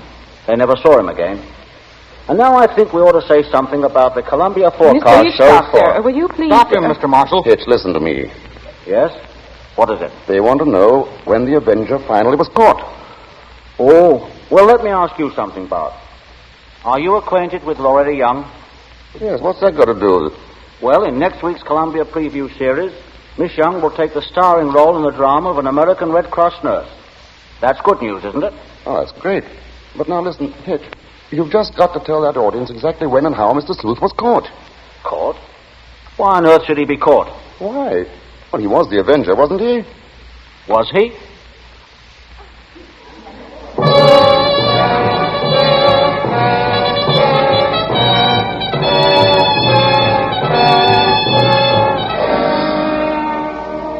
Your guess, gentle listener, is as good as ours. Even Mrs. Belloc Lowndes, who wrote the novel, isn't entirely sure. For his masterful direction, our thanks to Alfred Hitchcock, whose latest pictures are David O. Selznick's Rebecca and Walter Wanger's Foreign Correspondent. For his superb characterization of Mr. Sleuth, our thanks to Herbert Marshall. And our thanks to the outstanding British character actor who tonight portrayed the role of Bunting, Edmund Gwen. If you liked tonight's program and want to hear more in the same highly original Hitchcock vein, radio versions of The Lady Vanishes and The 39 Steps, for example, write to CBS and tell us so. Your interest will help bring Suspense to the air as a weekly feature.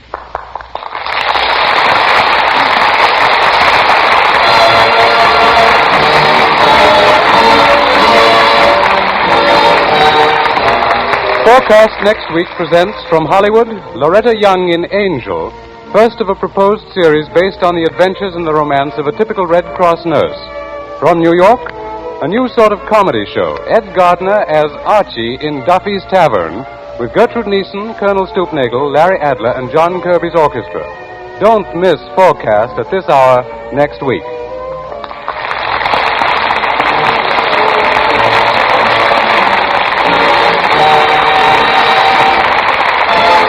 Thomas P. Dancer speaking. This is the Columbia Broadcasting System.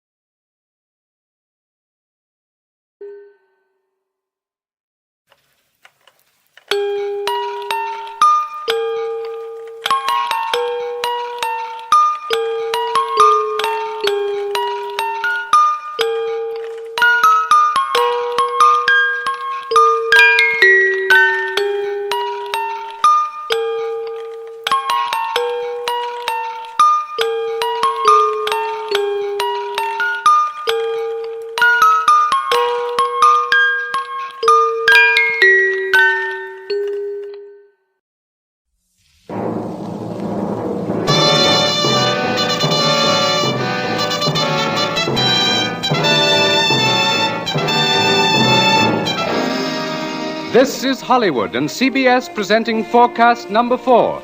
Herbert Marshall, directed by Alfred Hitchcock in the first program of a proposed new series entitled Suspense.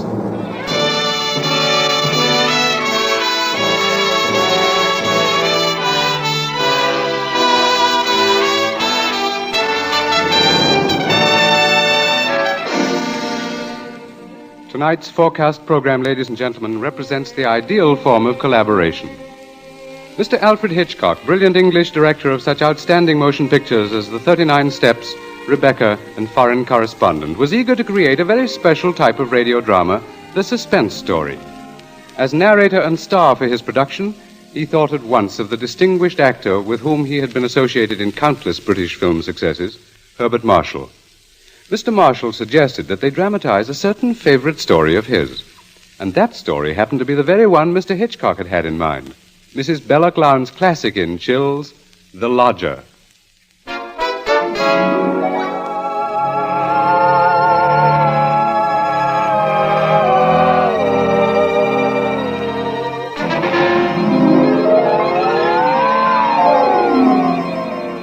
The Lodger is a work of fiction which springs from recorded fact. A story which begins in the year 1888 in London. A London terrorized by the fifth in a succession of recent murders. It was believed that these deeds were the work of one person, a tall, gaunt figure in a black Inverness cape, carrying a small, narrow bag. That meager description, provided by a highly unnerved witness, was the sum total of all that was known of the murderer. It was enough, however, to keep alive and alert the interest of all London, of all those in fine quarters, and all those in small, grimy houses, as, for example, Ellen Bunting. Ellen was no different from all the other middle-aged housewives dwelling in the great city's squalid Whitechapel district. She knew all the known facts of the case. As Herbert Marshall will tell you, Ellen knew it was quite proper to refer to this wielder of the knife as the Avenger.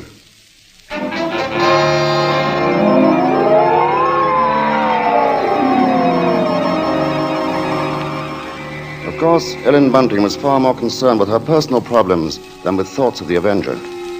Yet the case of that strange, elusive killer quite often forced all other matters from her mind. There was that mad, meaningless scheme he seemed to follow. All his victims, for example, had been women. All had been young, attractive, and, oddly enough, blonde. But Ellen could no more understand the motive for his brutal slashings than could the police.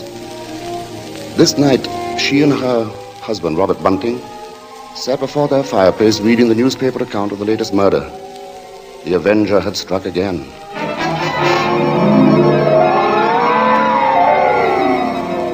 As Ellen expressed it, he might be anybody. He might be the fellow you pass on the street. Standing next to you. It's a terrible thought. Yes. If only the police had something to go on. It looks like that Avenger's just too quick for him. Look, it says here that this girl he got last night was like all the others. Pretty, blonde, and, let's see, described by her friends as a very light-hearted girl. What a pity. Did you ever stop to think who fits that to a T? In fact, fits all those girls? Why, my own Daisy. Oh, that's a horrible thought. Well, maybe it's a good thing she's with her aunt, then, instead of here. London ain't a safe place for any girl right now. Just the same, I can't help thinking how fine it'll be to have her back in. Now, Bunting, you know that Daisy seems just as much my own daughter as she is yours. But I'm telling you, there's no sense even thinking about having her back right now. We just can't afford it. Oh, I know that, Ellen. Only, well, maybe we could manage it some way. How? Haven't I scrimped myself half crazy trying to keep us going? But you don't care about that, do you? No, your Daisy's more important to you than I am. No, Ellen, that don't sound Oh, like you. I can't help if it don't. What are we going to do? Tell me that. We'll get along, dear. Something will turn up. Oh, we haven't had a lodger for months. Nobody even comes to look at the room anymore. Yes, but things will work out, Ellen. Oh, they ain't never going to work out. Soon we won't even have a roof over our heads and... Oh, I'm sorry, Robbie. I didn't mean to take on so... Oh, I know, dear, I know. It's all right. Oh, I didn't think it. It's just that I've been so worried. Well, don't you go worrying another second, old girl. Why, first thing you know, you won't be pretty anymore. You'll have your face all wrinkled and Now, see here, Now, come on, now, Bunting. let's see a smile. Come on, just have one smile for leave me. me Just alone, one I smile won't. like you used to, I'll eh? be done Well, who do you suppose that could be? Awful late for visitors, Bunting, do you think it could be somebody looking for rooms? Well, it might be. You want me to go to the door? No, I'll go. Oh. You just stay here. Yes, all right. Now, be sure you get a good look at Louise before you let them in, dear. Oh, I'm coming. Oh, I do hope it's... Yes, sir? Is it not true that you let lodgings? Yes, sir. Won't you come in, sir? Thank you. Could I take your cape, sir? There's no need. Now, I'm looking for a quiet room. It must be quiet. Oh, we have that, sir.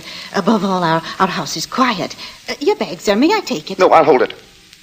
You'll be so good as to show me the room, please. Oh, yes, sir. It's right up these stairs, sir. This way. Thank you. You see, sir, there's just my husband and me here, and we're ever so quiet, and I'm sure you'll find this room to your liking, sir. Here we are. Now, I'll just light the gas. There. Very good. It is pleasant, isn't it, sir? And there's not many rooms with such pretty pictures, are there now? We've had them in the family for years, sir, and... Pictures interest me very little. You see, what really impresses me about the room is the very simplicity of it, the bareness. Yes, sir. It's not at all crowded, is it? It will be quite suitable, Mrs. Bunting's. Mrs. Bunting. You see, I do a great deal of studying in my book here, the Holy Bible. Yes, sir. Please, sir, let me help with your luggage. No, don't touch it. Oh, but I only wish to... Oh, you only wish to help, of course. You must forgive me, Mrs. Bunting. It's just that I'm so very weary. Of course, sir. He bringeth them to their desired haven. Beautiful words, Mrs. Bunting. Indeed they are, sir. And now at last I have found my haven of rest. Yes, sir. Then you'll be taking the room. Let us see now. What are you going to charge me? With attendance, mind. I shall be staying in most of the time, and I shall be wanting meals. Oh, we can see to that, sir. Then does 30 shillings a week suit you? 30...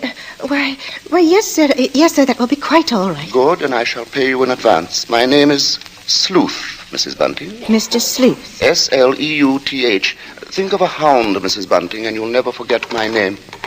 23, 4, 30 shillings. Thank you, sir. And I think I should enjoy a little light supper now, Mrs. Bunting. Bread and butter, perhaps. Could you arrange that? Well, certainly, sir. I'll do that now. And if you'd be requiring any beer or spirits... Certainly not. Oh, sir. What did I say? I thought you understood me, Mrs. Bunting, and I had hoped that you and your husband were abstainers. But we are, sir. We don't keep nothing about. I would have had to go out and... Of course. Oh, I'm sorry, Mrs. Bunting. I fear I spoke sharply. I don't wish you to think me rude. After all, you've been so kind, considerate. I hope I know a gentleman when I see one. Thank you very much. Now, I'll just hurry with your supper.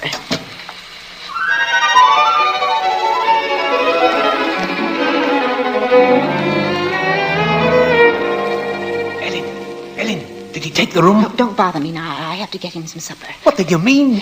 Come to the kitchen where he won't hear us. He took it, Ellen? Yes, He took the room? Yes, we're all right now. Look, 30 shillings. A week in advance. Oh, it's wonderful. Wonderful. And Ellen, do you see what this means? Yes, you can have Daisy now. Yes. Here, Bunting, warm that teapot and put some tea leaves in it. Righto. Yeah, do you know something, old girl? We're not going to worry too much about Daisy being in danger of that Avenger fella. Whatever do you mean, Robbie? Well, she's not a girl who takes a drink, you know. What's that to do with it, please? Oh, something I read in the paper while he was upstairs with the gentleman.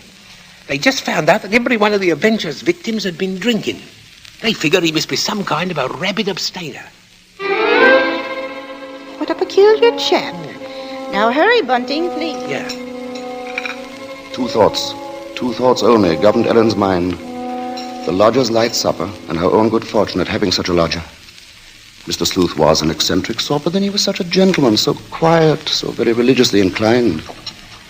She started up the staircase to Mr. Sleuth's room, her husband at her side. It won't do no harm to be safe, though, once Daisy's back in London, eh? We'll see she stays closer in the house, Well, I'll be downstairs. Hurry up with his supper, old girl. She has cast down many wounded from her. Yea, many strong men have been slain by her. Come in, and to know the wickedness of folly. Why, Mr. Yes? What is it? Those pictures. Those pretty girls. You've turned all their faces to the wall.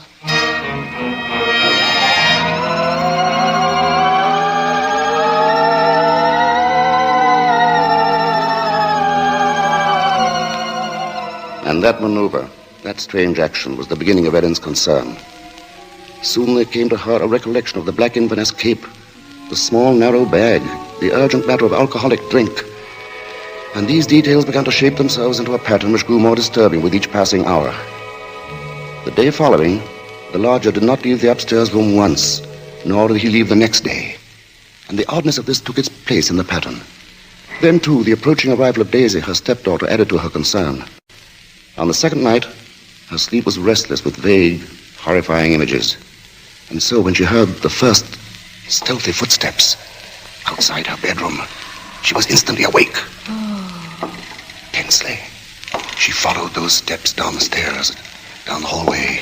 She heard the front door open and then click shut. Utter stillness fell upon the house. And outside the streets were so silent she could hear distinctly the clock from a church tower a mile away told the hour. In her troubled frenzy, she pictured a lone figure plodding through the deep fog, moving quietly, stealthily, stalking, searching, finding.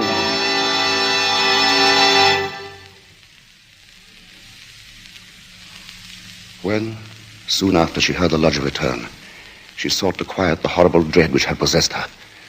She assured herself that Daisy's arrival that day was no cause for alarm. Now she reasoned, how could there be anything really evil about so religious a gentleman as Mr. Sleuth? But for her there was no more sleep, merely a tormented state of half-consciousness, a state which suddenly dropped from her shortly after daybreak.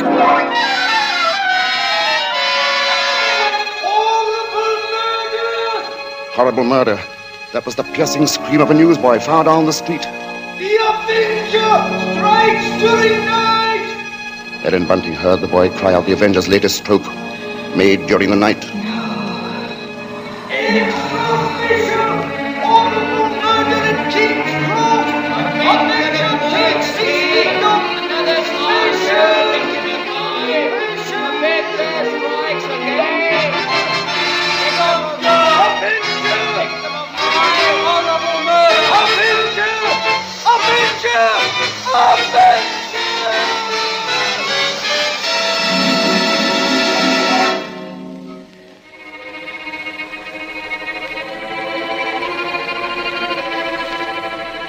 Ellen's first glimpse that morning of the grave-faced lodger brought the sleepless night's warm terror full to the surface. But on the next instant, she saw the pitiable, helpless weariness in his eyes, and curiously the terror began to pass. She found that she was hoping desperately that her fears were unfounded. Earlier, she had determined to tell Bunting of the awful convictions in her mind. Now, however, she felt she must be certain before she spoke to a soul. She knew there was one thing she must examine. That was the lodger's single piece of luggage. She'd thought of it often. What could it hold? Not much in the way of clothing, surely. It was too small, too narrow.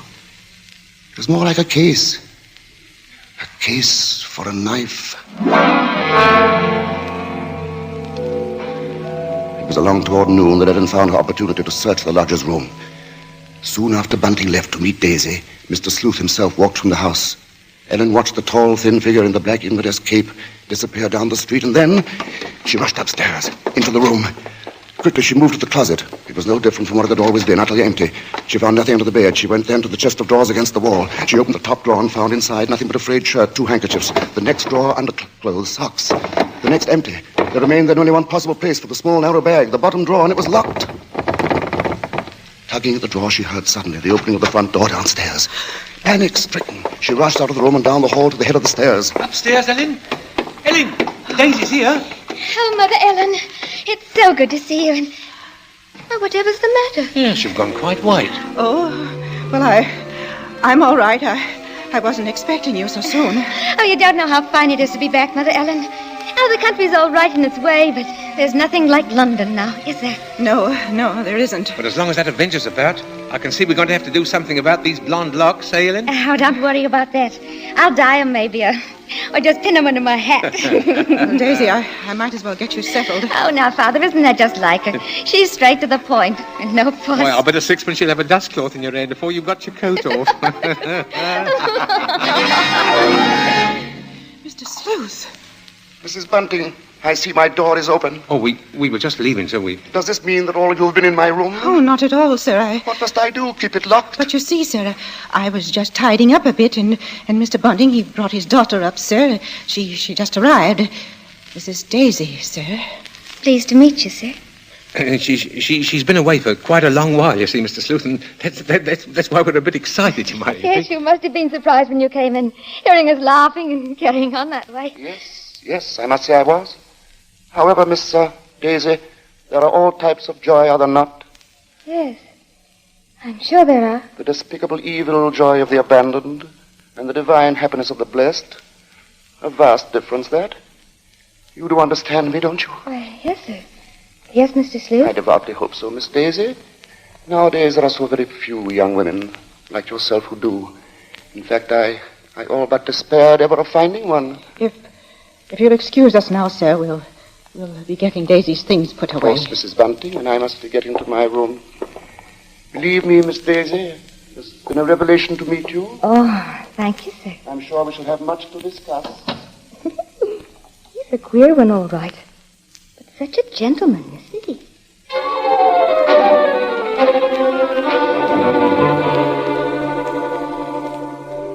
At that moment, Ellen had been determined to pour out her terrible knowledge, and then the moment passed by. She told herself that perhaps the past few days had been nothing more than a grim illusion, a tormenting play of imagination. She would wait then until she had attended the coroner's inquest into the last Avenger murder. There, perhaps, she could hear evidence to disprove all her fears, to assure her there was no earthly harm in Daisy being so near the lodger. This was her gravest concern now, for on the next day, Mr. Sleuth made it a point to see the girl more than once, and fearfully, Ellen saw that Daisy welcomed his visits. As Ellen was preparing to slip out to the inquest, she heard once more the voices of her stepdaughter and the lodger coming to her through the kitchen door. She hesitated before entering, tense, strangely apprehensive. I do believe, Mrs. Sleuth, I've never known a gentleman with such funny ideas. Oh, Mother Ellen, You should hear what Mr. Sleuth was just saying. Perhaps, Daisy, you would excuse yourself and... He thinks people, and especially girls, should spend all their time praying. I sought to explain, Mrs. Bunting, that all women are placed on this earth filled with evil. They therefore must struggle constantly to find the paths of righteousness. Why, Mr. Sleuth, you mean a girl's not to enjoy life at all? Not to have fun? Frivolity, my child, is the devil's breeding ground, and all his implements are there. Temptation, pleasure, wine. Oh, that's crazy. Well, there's nothing I like better than a glass of wine, and I'm not... You drink. She didn't know what she was saying, Mr. Sleuth. Just a child, and Daisy, you'd better go now. But I didn't say nothing wrong. What's the harm in a glass of wine? She lieth in wait as for a prey, and increaseth the transgressors among men. Why, I don't know what you mean. I never heard such nonsense. You call Holy Scripture nonsense? So what I prayed against is true. You are beyond salvation. That's not so. I'm a good girl, I am, and I won't have you saying that. Daisy, go into the front room. It's quite all right, Mrs. Bunting. I must be going upstairs anyway. I'm used to being misunderstood, you know. People never realize that my efforts are simply for the greater good of humanity. Of course. And that the power on high will direct my hand toward the expulsion of all evil. Daisy, listen to me. Yes? I've got to tell you about... About what, Mother Ellen? Nothing. I've got to go out for a while now. I'll be back.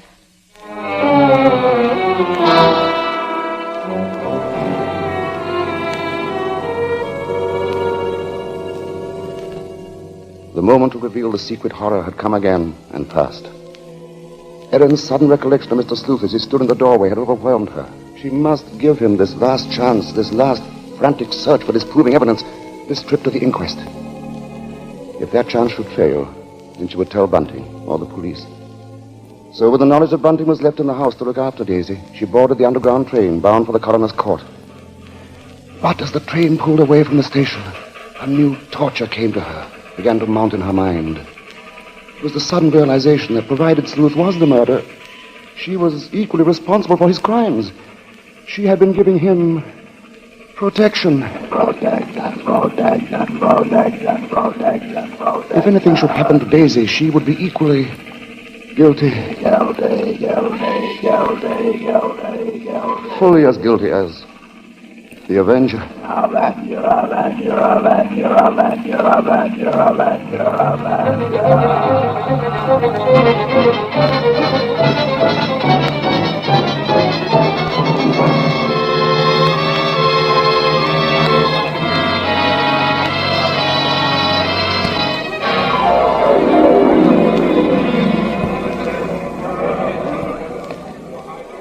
Ellen, seated at the rear of the small but crowded inquest room, listened to each of the witnesses as they were called. And from one of them she found the first hope she had known for many days. This witness lived next to the alley in which the Avenger had committed his crime that night. She had seen him from her window, and the man she described in no way resembled Ellen's lodger. But in another moment, Ellen's hope was swept away. It was pointed out that the fog had been so heavy that night that the witness could not possibly have seen the murderer from her window. She left the stand, replaced by a Mr. Cannot. This elderly gentleman was certain that he had not only seen, but talked with the Avenger. It was in Regent's Park, he testified, only a few moments before... A few moments before the murder, Mr. Coroner, when I saw him. He was quite a tall man, very gaunt-looking, and carrying a handbag. A handbag, you say? Yes, a small, narrow one. Just such a bag, I might add, as might contain a knife. As Ellen heard these words, the tension which had been mounting up within her became almost unbearable. Rigid with horror, she gripped the arms of her chair. She heard the coroner... I shall have to ask for more order in the court. And now, Mr. Cannot, I understand you heard this man speak. Oh, yes. He had a rather high, hesitating voice. An educated man, I would judge, but quite mad. What do you mean by that? Well, as he emerged from the fog, he was talking aloud to himself. Believe me, sir, he was reciting scriptures from the Bible.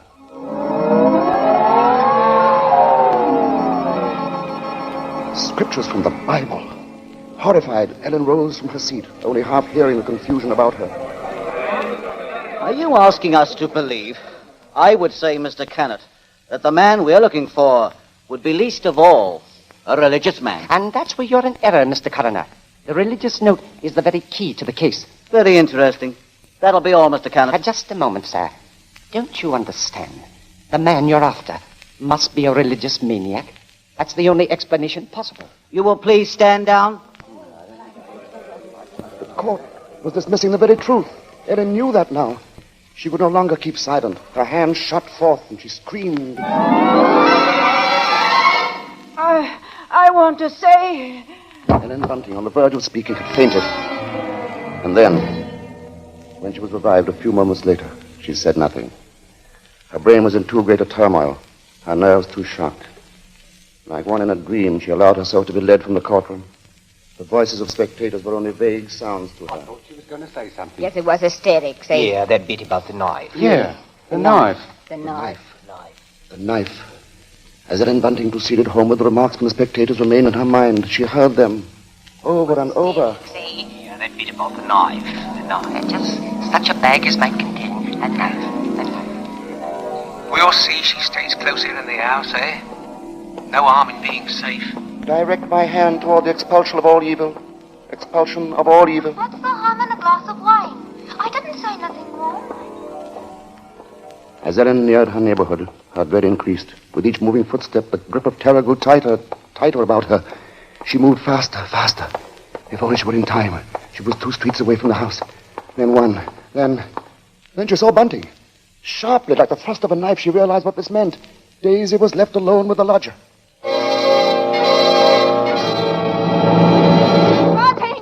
Bunting! Yes, Ellen, what is it? Oh, Bunting, tell me, Bunting. Where's Daisy? Where is she? I say, where? Why, at home.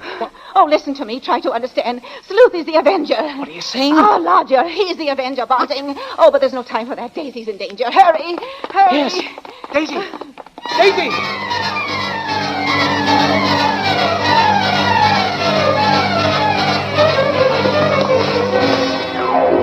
Here we are, Bunting. Here we are. Daisy!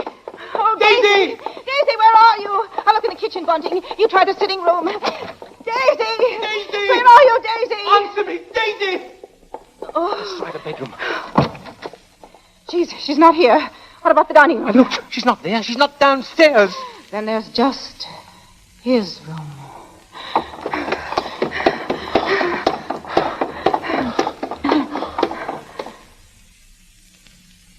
Go on.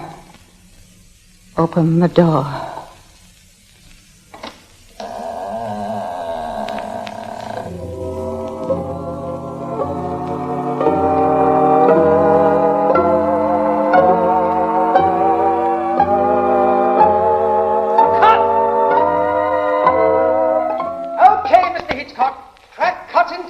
Did you say cut? What's the idea, Hitch? I've a few more lines to do. As Mr. Marshall, the narrator, you have, not as Mr. Sleuth, the lodger. Hitch, you can't stop the play right here. It isn't fair, you know. Why isn't it, Bart? What more is there to say? But, Mr. Hitchcock, won't people want to know what Bunting and me found in the room? All right, Ellen. What precisely did you find? Well, nothing, sir. There. You see? Nothing. No lodger, no Bible. And that locked dresser drawer. What about that? We unlocked it, sir. And what was in it? Nothing, sir. You are certain, Mrs. Bunting? Oh, you gave me quite a turn, Mr. Mr. Marshall. Yes, sir, I'm sure, sir. There was nothing. Well, begging your pardon, Mr. Hitchcock, but don't you think we'd better just mention about Daisy? I don't know, Bunting. What do you think we ought to say? Oh, just that the reason she wasn't in the house when Ellen and me got there was, well, she'd gone out for a walk, that's all. Did she enjoy it? Oh, very much, sir. Made it to King's Cross and back in just under an hour, sir. Splendid time, Bunting. Well, there you are, Bart. There's the story. Now, wait a minute, Mr. Hitchcock. You can't do that. That's not the story. Of course it's not. Now, look here, Hitch. Here's the fellow who composed and conducted all our music, Wilbur Hatch. He wants to know about this, too. Everybody does. All right, Bart. What is it they want to know? What became of Mr. Sleuth? Oh, him. Why, he left that afternoon. They never saw him again. And now I think we ought to say something about the Columbia forecast Mr. Hitchcock, show for... sir, will you please... Stop him, Mr. Marshall. Hitch, listen to me. Yes? What is it? They want to know when the Avenger finally was caught. Oh, well, let me ask you something, Bart. Are you acquainted with Loretta Young? Yes, what's that got to do with it? Well, in next week's Columbia Preview series, Miss Young will take the starring role in the drama of an American Red Cross nurse. That's good news, isn't it? Oh, that's great. But now listen, Hitch, you've just got to tell that audience exactly when and how Mr. Sleuth was caught. Caught? Why on earth should he be caught? Why? Well, he was the Avenger, wasn't he? Was he?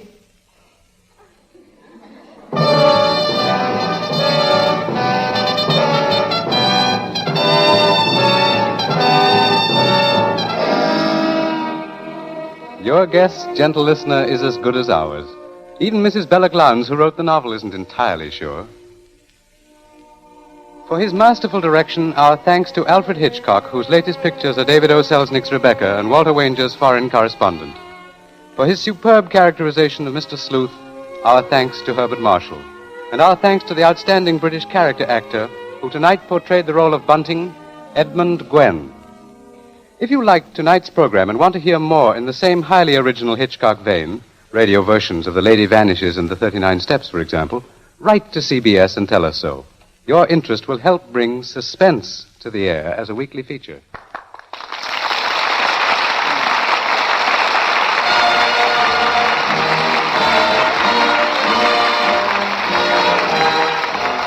Forecast next week presents from Hollywood, Loretta Young in Angel, first of a proposed series based on the adventures and the romance of a typical Red Cross nurse.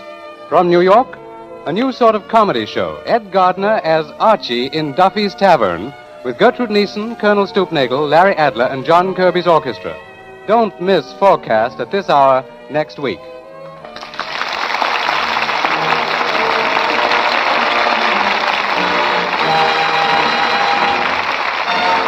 Thomas Freedance was speaking. This is the Columbia Broadcasting System.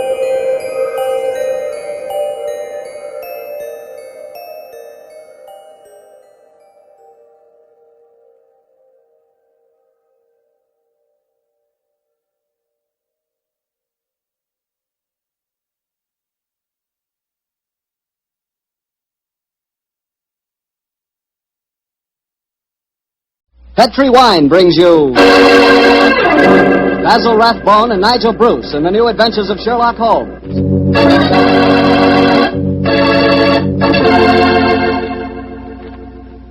The Petri family, the family that took time to bring you good wine, invite you to listen to Dr. Watson tell us another exciting adventure he shared with his old friend, that master detective, Sherlock Holmes.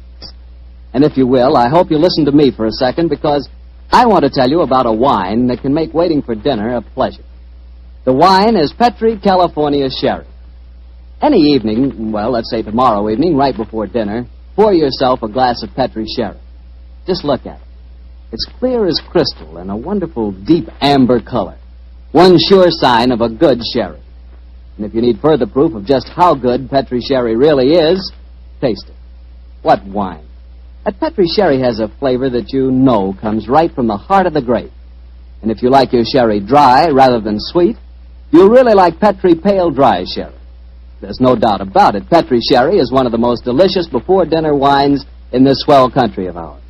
Oh, and say, when you serve Petri Sherry, serve it proudly, because those letters P-E-T-R-I on the bottle spell the proudest name in the history of American wine.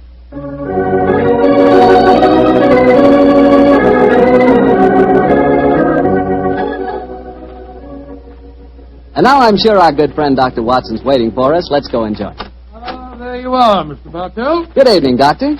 All alone tonight, huh? Yes, my boy, if you can call a man alone when he's got his pipe, his books, and a glass of good port at his elbow. Take your coat off. A full enjoyment. Thanks, Doctor. Help yourself to the port. There's some rather special tobacco in the jar over there. Fine. And now, Doctor, are you ready to tell us tonight's new Sherlock Holmes adventure? I am, Mr. Bartell, and I think you'll find it a most unusual story.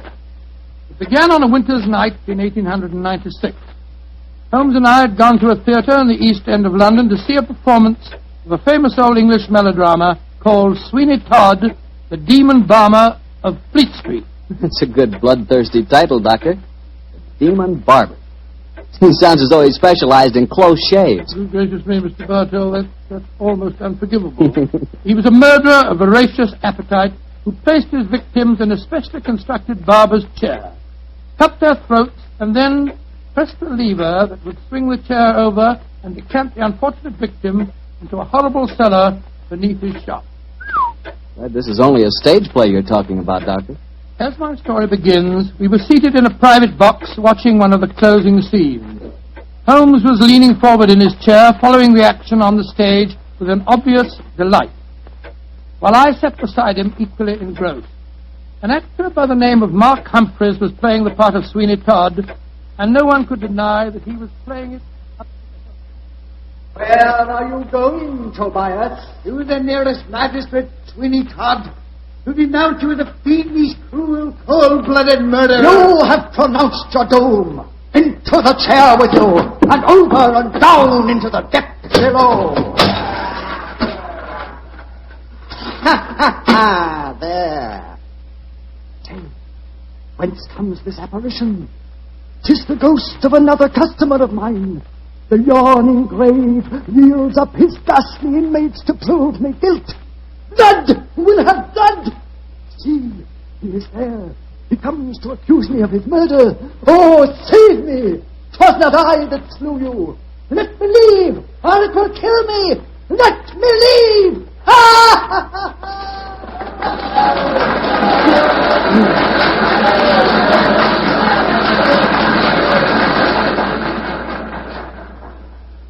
Oh, upon my soul, Holmes, that fellow Mark Humphreys is the most florid actor that I've ever seen on a stage. I find him enchanting, Watson. It seems to me he's really caught the flavor of this murderous monster piece. After all, a restrained performance of the Barber Sweeney Todd would be unthinkable. Yes, I suppose it would. But I must say his makeup seems rather overdone. No barber would wear such an enormous beard. It would be most impractical.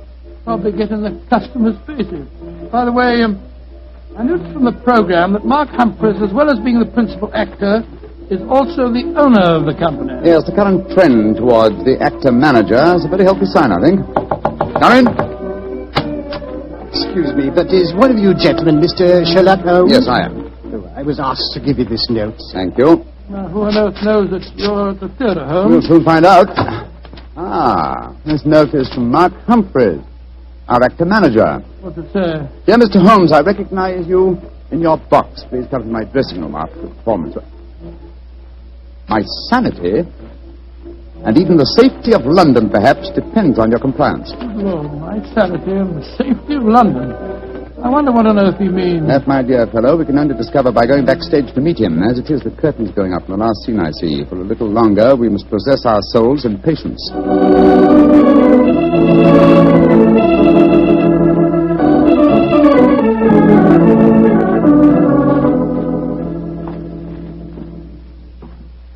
Mr. Sherlock Holmes? Yes, sir? Oh, my name is Lindsay. Derek Lindsay. I'm the business manager. Mr. Humphreys asked me to meet you at the stage door and take you to his dressing room. Thank you very much. This is my colleague, Dr. Watson. How do you do? Oh, how are you, Doctor? Will you follow me, please? Excuse me asking, Mr. Lindsay, but surely you must be related to that distinguished actor of some years back, Lytton Lindsay. He was my father, Mr. Holmes. Ah, indeed. The resemblance is extraordinary. With such a heritage, Mr. Lindsay, you must love the theatre. It'll probably sound like heresy, but I hate it. However, it's the only thing I was trained for, and there's good money to be made in it, sometimes, and money's a thing I both like and want. Oh, Mr. Holmes, I do hope you'll be able to help Mark Humphreys. He certainly needs it. Oh, really? What seems to be his trouble? Oh, he'll have to tell you that for himself. But his wife and I think... There's Mrs. Humphreys now. Maria, Maria, this is Mr. Sherlock Holmes and Dr. Watson. Mrs. Mark Humphreys. How do you do? Oh, Mr. Holmes, I'm so grateful that you're going to see Ma. He's in such a dreadful state. There have been times lately when Mr. Lindsay and I have been afraid he's going out of his mind, haven't we, Derek? Indeed we have. We're both dreadfully worried about him. In that case, I hope I can be of service. Which is his dressing room? Number 1, next door to mine. Derek, I think it'll be better if Mr. Holmes and Dr. Watson go in alone. I'm sure Mark will speak more freely if we're not in the room. I think perhaps that is a good idea, Mrs. Humphreys. We'll see you later on. Come on, fellow. That's all right.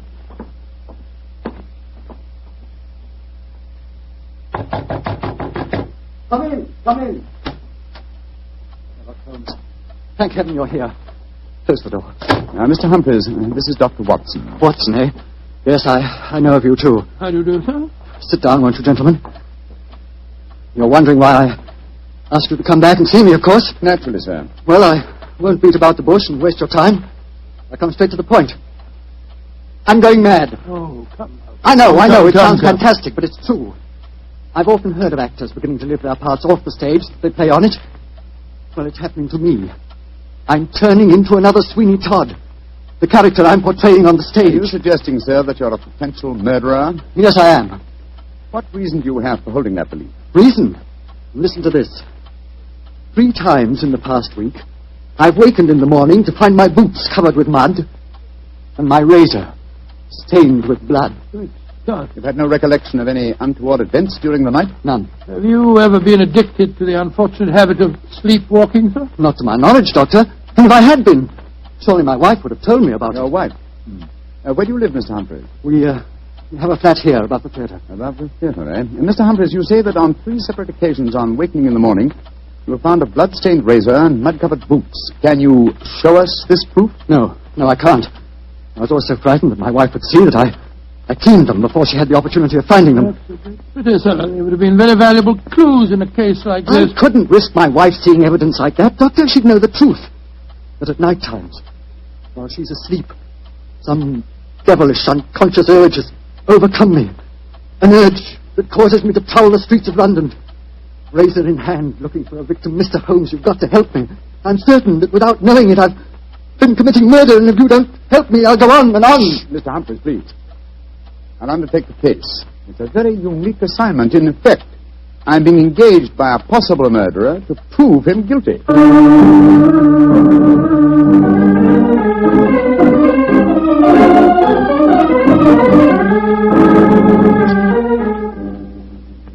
Well, Mr. Holmes, I've been through all the records we have here at Scotland Yard. What have you found, Inspector Gregson? In the last 2 months, we haven't had one case of an unsolved killing with a razor. Any mysterious disappearances, Inspector? Bless your heart, Doctor. There's never a day that passes without 1 or 2 of them.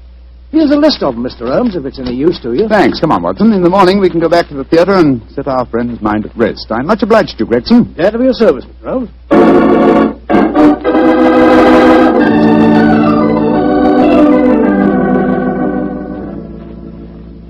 We examined the homicide records at Scotland Yard after leaving you last night, Mr. Humphreys. There have been no unsolved razor murders in London during the past fortnight. And therefore I think you may rest easy on that score, sir. But it proves nothing. Remember that in the play, Sweeney Todd's victims are never found either. Yes, thanks to his singularly horrible ingenuity in disposing of them. But this is real life, Mr. Humphreys. Then how do you account for the bloodied razors and the muddied boots? Well, now, are you sure that they aren't just in your imagination, sir? You admit that your wife's never seen them? The whole thing could be, or shall we say, an overdose of Sweeney Todd? Well, I admit that I'm suffering from a surfeit of that. And why not drop the play from your repertoire? Our manager, Derek Lindsay, won't let me.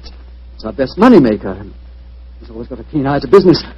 Mr. Holmes, I can see that you still don't believe my story. So I've saved some evidence for you, evidence that I found this morning. Look at these. Now what do you say? Do you still think it's my imagination? Got a blood-stained razor and boots covered with mud. Splendid. At last, some real clues to work on. How can you be so calm, Holmes? It happened again last night. Do you realize that I'm a murderer? I'm a menace to society? For heaven's sake, lock me up before I do some more damage. No, sir. Don't get so excited. Mr. Humphreys, I should like to take these objects back to Baker Street where I can perform some chemical tests. You have no objections, I hope? Objections? Good heavens, no. Excellent. You've told no one of this fresh discovery of yours? No one. Not even Derek Lindsay. Derek Lindsay, that's your manager, isn't it? Yes. The best friend I ever had. Except for his father before him. It was Derek who helped me back on my feet 2 years ago, when I put on that disastrous production of Macbeth. Don't know where I'd be today if it went for him. You lost a great deal of money on that production, sir. Nearly every penny I had. Indeed. By the way, where is your wife, Mr. Humphreys? She's in her dressing room next door. The matinees day, you know. I'd like a word with her. Watch an old chap. Wait here for me, will you? I won't be a moment. Right, you are, Holmes.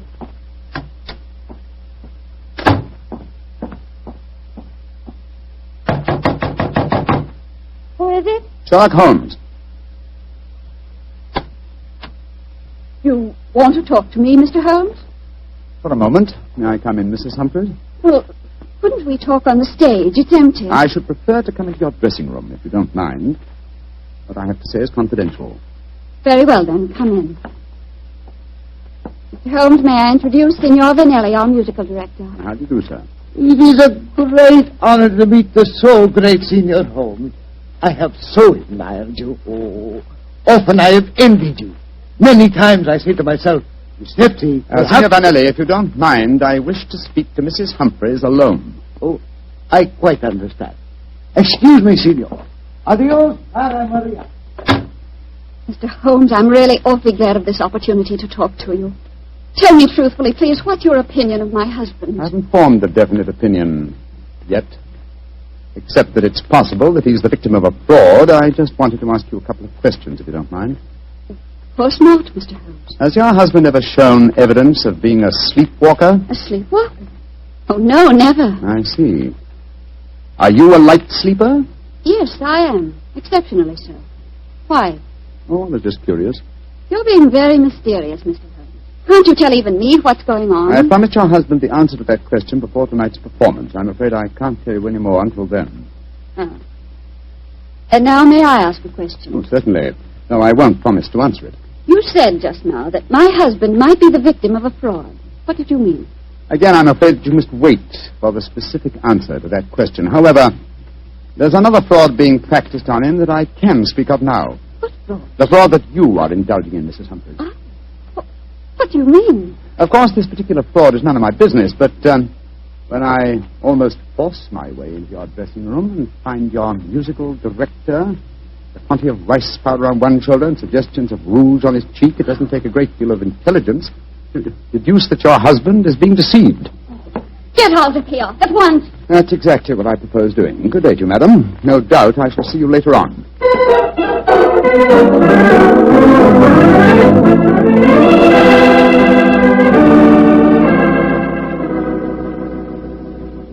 Well, Holmes, what does the microscope tell you about the mud on the boots and the blood stains on the razor? Drawn a blank on the mud, old chap. It's an extremely common type that is found in most parts of London. And the blood? I'm examining that now.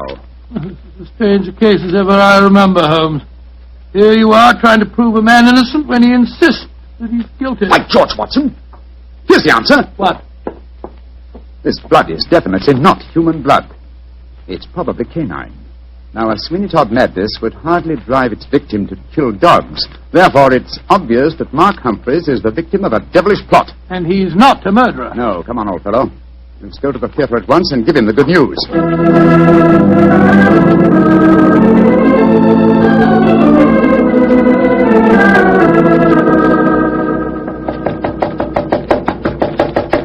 Why doesn't he answer? 3/4 of an hour before the curtain time. He must be in his dressing room. I'll knock again. Come on, Watson, let's go in. Holmes, look. Look, he's slumped over his dressing table. I hope we're not too late. Here, give me a hand with him. We are too late. His throat's been cut. Poor devil. I promised him a solution to his troubles before the night was over.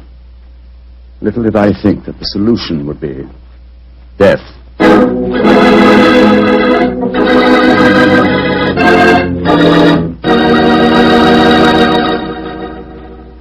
We'll hear the rest of Dr. Watson's story in just a second, so I'm going to ask you if you're one of those people who just eats to live, or whether you really enjoy good food. If you love good eating, you've just got to know about Petri wine. Petri wine makes good food taste wonderful. For instance, if you're having steak or a roast or any meat or meat dish, you'll love it served with Petri California Burgundy. Petri Burgundy is the last word in delicious red wine. Now, with chicken or fish, you can't beat the delicate Petri California Sauterne, a really extraordinary white one. Just to make sure you don't miss either Petri wine, don't buy one, buy two. Buy both Petri Burgundy and Petri Sauterne. They're both swell because they're both Petri. Well, Dr. Watson, what happened next? Well, I think I'll pick up the story exactly where I left off. Holmes and I were standing in Mark Humphrey's dressing room, looking with horror at the flashed throat of the actor-manager. There was a bitter, self-accusing note in Holmes's voice. I promised him a solution to his troubles before tonight was over. Little did I think that solution would be death. This worry over his supposed madness caused him to commit suicide. Suicide? Rubbish, old fellow. It's murder. Look at the razor clutched in his hand. Undoubtedly placed there by the murderer before rigor mortis had a chance to set in. In any case, scrutinize the wound. Does that look as if it had been done by the hand of a suicide? Well, I don't see why not. Look close, old chap. The depth of the wound is even, whereas a suicide's cut always wavers towards the end. No, this is murder, Watson, and I think I know who did it. But I have little evidence. I must lay a trap. What kind of a trap, Holmes? I haven't time to tell you now, old fellow. Every moment counts. Off with you to Scotland Yard and get Inspector Gregson. Bring him back here as fast as you can. Right you are. And Watson. Yes? Tell absolutely no one except Gregson of Mark Humphrey's death. And say that he's still alive and well and that his problems are solved. It's the performance of the play. Don't you worry about that, old chap. Off with you to Scotland Yard.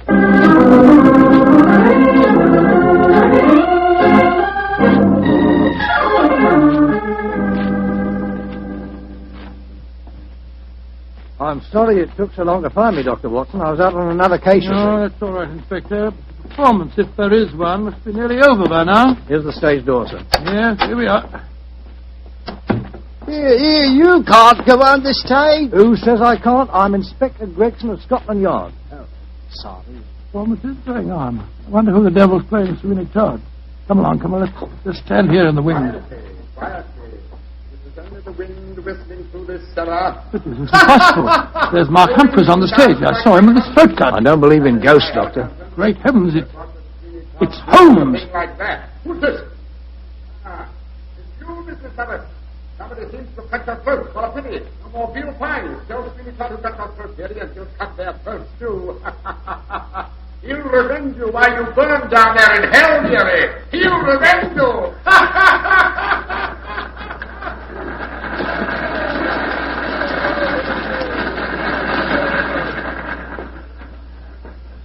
Here he comes now, Gregson. Amazing disguise. I never have recognized him. You're both here. Holmes, and what are you up to? Surely that's apparent. I disguised myself as the dead man, hoping to force the murderer's hand. You're running a terrible risk, Mr. Holmes. Part of my profession, Gregson. Here comes Signor Vanelli, the musical director. My dear fellow, I had to leave the orchestra pit to come and congratulate you. Never have you given a finer performance. Bravissimo, bravissimo. Thank you. But it is true. You hardly seem the same person. Your performance, she is incomparable. Keep it up, Mark. Keep it up. I think he spotted you, Holmes. Yes, sir. I didn't like his look as he said that. Well, whoever it is, they've got to show their hand soon. The curtain's going up in the last scene. Keep your eyes open and suspect everyone.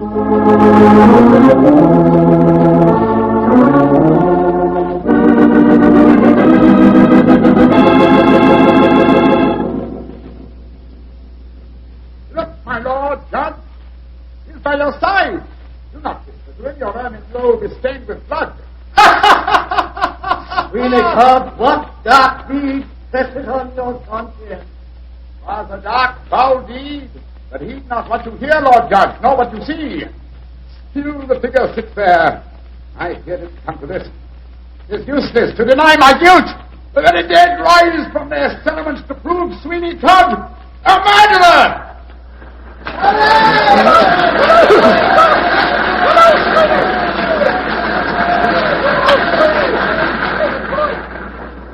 By George, what an actor he'd have made, Doctor. Yes, what an actor he is, Gregson. I'll be hanged if I know how he remembers the lines, though, even if he has seen the play half a dozen times.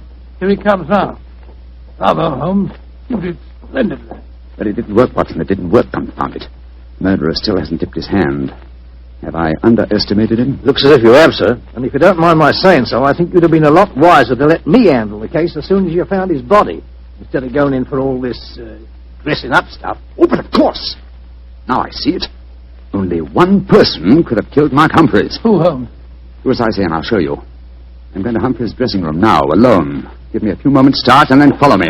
Out of sight, but within earshot. Dr. Watson, why does Mr. Holmes always have to be so blooming mysterious? Why can't he just say who the murderer is and take us to him? Well, I've been with Mr. Holmes on a great many cases, Gregson, and yet I can't answer that question. Come along. He's got a big enough start now. Let's follow him. I'm very fond of Mr. Holmes, you know, Doctor, and yet there are times when I get so angry with him. He shouldn't risk his life like that. You know Mr. Holmes. He will never change. Well, if he don't, one of these days he's going to wake up and find himself dead. Shh. Shut the door.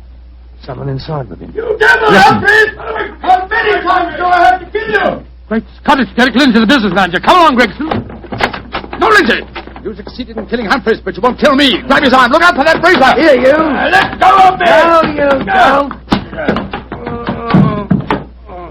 Ah, very neat, Gregson. Are you all right, Holmes? Perfectly, thanks, old chap, though I'm a little tired. Gregson, my dear fellow, will you take over from here? I think I've had enough melodrama for one day.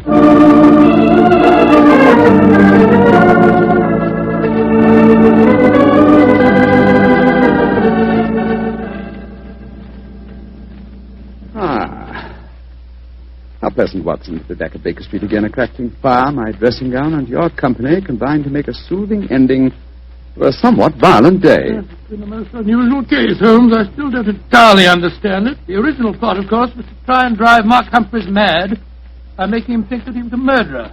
That accounted for the boots and the blood-stained razor. Precisely, my dear fellow. And the killer, having conditioned his victim by this trickery, then murdered him, trying to make it appear a suicide. Now, who had a motive? 3 people, Mrs. Humphreys, her lover, Signor Vanelli, and Derek Lindsay. I must say that I suspected the wife. Well, so did I for a while, and yet it was illogical. She knew, and we may therefore presume that her lover knew, that I was suspicious of her. And she must have known that you promised her husband a solution to his troubles before the night was out. It seems highly improbable that she or Signor Vanelli would have faked his suicide at that point. Quite right, my dear fellow. So I investigated Derek Lindsay's affairs, and I found that what Humphreys had referred to as the kindly act of a friend in helping him back onto his feet was in reality the mortgaging of his entire theatrical effects. Lindsay stood to inherit the theatre on Humphreys' death. Therefore, I was convinced that he was the killer. And then, after he'd murdered him, he saw what he thought to be Mark Humphreys on the stage. Ah, that's where I was slow and stupid, old chap.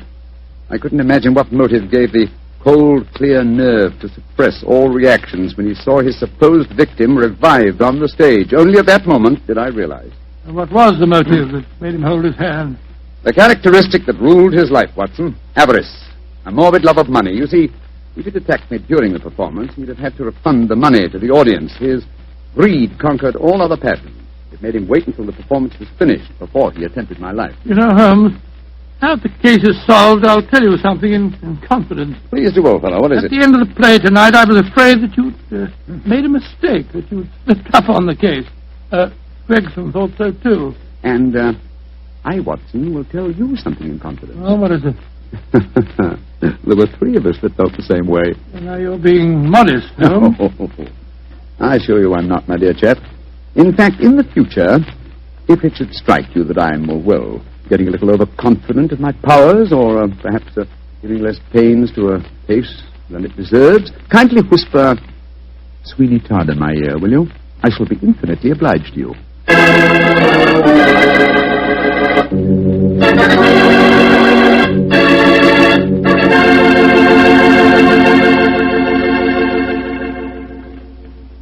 Doctor, that was a swell story. And a pretty narrow escape for Holmes. Yeah. He said he almost solved the case too late. Fortunately, it ended well. Mm-hmm. The thing that sticks in my mind is the fact that this was one of the very rare occasions when Holmes almost made a serious mistake. Well, we all make mistakes at times, don't we? Bartell, I said we all make mistakes at times. I suppose so. You mean to stand there and tell me that you never make a mistake? Well, not when it comes to choosing a wine, I don't, because I always choose Petri. Bartell, you tap me again. Could be. But honestly, Doctor, when you choose a Petri wine, you know it's a good wine. Because good wine is the only kind of wine the Petri family makes. And it's easy to understand why when you realize that ever since they started the Petri business way back in the 1800s, the Petri family has handed on down from father to son, the highly developed fine art of winemaking. Yes, the Petri family's been making wine for generations. That's why, no matter what type wine you prefer, for any occasion, you can't go wrong with a Petri wine because Petri took time to bring you good wine. Well, Dr. Watson, do you care to give us a clue about next week's Sherlock Holmes adventure? Let me see. Next week, Mr. Bartell, next week now. Yes, I'm going to tell you a colorful story that took place in the Parisian circus in 1890. It concerns a very exalted personage, a lady bareback rider, and a strange death that struck without warning. Oh, boy, I can't miss that one, Doctor. Good. Well, now, before you go, I want to say something to all our friends. I want you just to think for a minute. Think of how terrible it is to see helpless little children stricken by infantile paralysis. And then realize that infantile paralysis can be beaten. It can be beaten in very many cases. And your money, your dimes, can do it. Join the March of Dimes. Send your dimes to your local March of Dimes headquarters. Let's help little children walk. Let's help them live.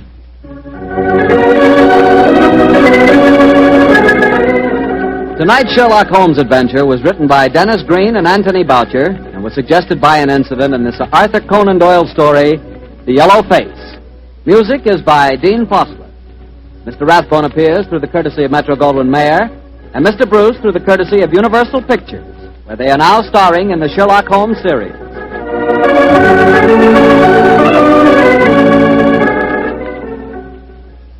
The Petri Wine Company of San Francisco, California, invites you to tune in again next week, same time, same station.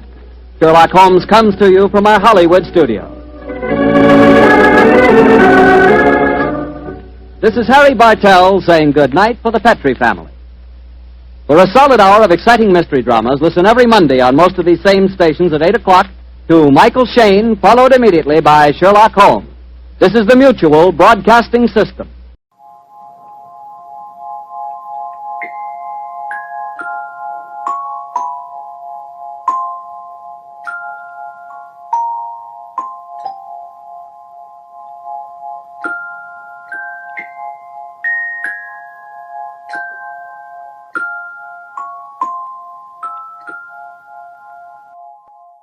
In the grim stone structure on the Thames, which houses Scotland Yard, is a warehouse of homicide, where everyday objects, a picture frame, a wicker chair, a telephone directory, all are touched by murder.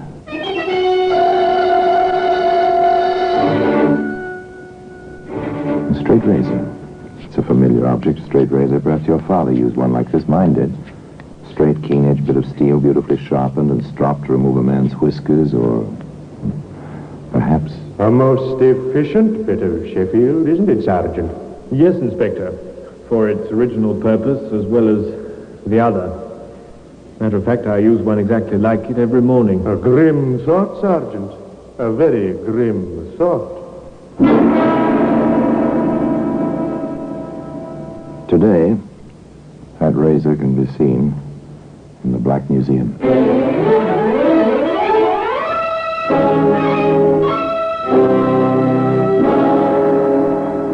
From the annals of the Criminal Investigation Department of the London Police, we bring you the dramatic stories of the crimes recorded by the objects in Scotland Yard's Gallery of Death, the Black Museum. In just a moment, you will hear The Black Museum, starring Orson Welles.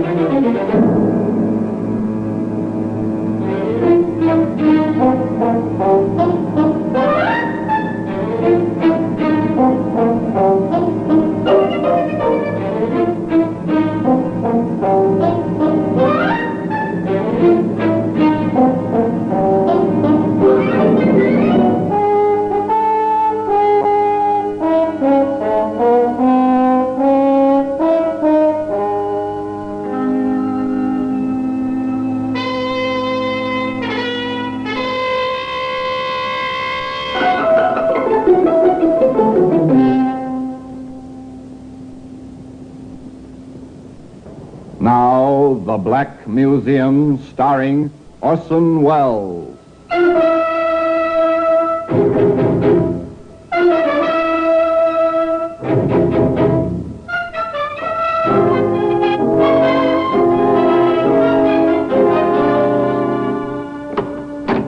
here we are in the Black Museum. Scotland Yard's mausoleum of murder. Yes, here lies death. Row on row of death marked with names of killer and killed, of murderers caught and of the murdered whose murderers were never found. It's a fascinating room. And here's a steel filing cabinet. It's prosaic, and yet observe the sharp corner of this drawer. See? It's a stain. Small bits of hair. A woman fell against that drawer and struck her head. She died. A woman fell, or was she pushed? A book of jokes. Yes, funny stories. Ridiculous that this should be here. Well, perhaps not. A dying man turned down a page on which was printed an old joke about a wife. Ah, here we are. The razor. It's one of a set of 7.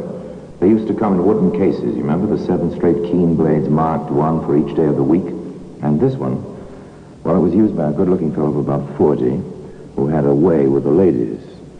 And no matter where, at home, in a parlor, or even in a hansom cab.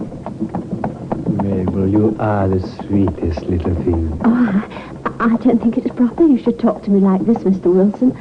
After all, you are my employer. Mabel, darling, my name is Larry. And what if you are my barmaid in my establishment? If you'll only say yes, you shall be my wife. Mr. Wilson. Oh, Larry. Oh, but you can't mean that. A man like you would... But apparently he did want the likes of her. To all appearances, Larry Wilson had fallen head over heels in love with Mabel Dill. Now, listen to Larry for a moment. Mabel, little one, you've got to marry me. I can't see you waiting on the customers, drawing ale, working with me every day. I can't, and not have you for my wife. An interesting accent, hmm? Intriguing. Certainly to a susceptible young woman, that voice and that touch of accent was attractive. And when one has been a sheltered girl in 1896, as Mabel was, well... Father, there's a letter from Mabel. Is there now? I should think it about time our daughter wrote to us. Oh, my goodness. Something wrong? Oh, yes and no. Ridiculous. How can a thing be wrong, yes and no? Mabel's wanting to be married. And to her employer. What? Well, there it is in the letter. And a note from him, too, telling her how much he loves her. Oh, very well if he means it. How do we know? Oh, perhaps it would be best if we went to find out. Excellent, Mother. Write to Mabel at once. Tell her she's to do nothing, absolutely nothing, until she's had the chance to talk with us. Simple people, the Dills, and eager to protect their daughter's future. So off they went, bag and baggage, to the Statue Tavern. A pub, in fact, owned by Larry Wilson, where Mabel was tending bar. Oh, my word, it's a party, isn't it? Looks like a wedding party to me. Oh, must be there's a bride somewhere. Oh, there she is. It's Mabel. Here now, my girl. What's the meaning of this? Oh, Dad. Oh, Dad. Oh, I'm so happy your mother got here today. Oh, Mabel, darling. Oh, didn't you get my letter? Oh, there was no letter. Oh, come along and meet my Larry. You'll be as happy with him as I will. Not much the Dills could do about it, was there? Mr. and Mrs. Larry Wilson, proprietors of the Statue Public House, the pub. And happy over it, too, both of them. Of course, things do happen sometimes in the most well-ordered of homes. There we are, Mrs. Wilson. I'm sure you'll be all right. Oh, Doctor, I'm so sick. I can't keep anything in my stomach.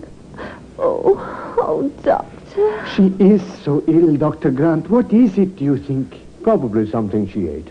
This tonic will fix her up. The Welsh rabbit, that's what it was. Tasted a bit funny to me. I didn't finish it, remember, Mabel? Oh, I like rabbits so.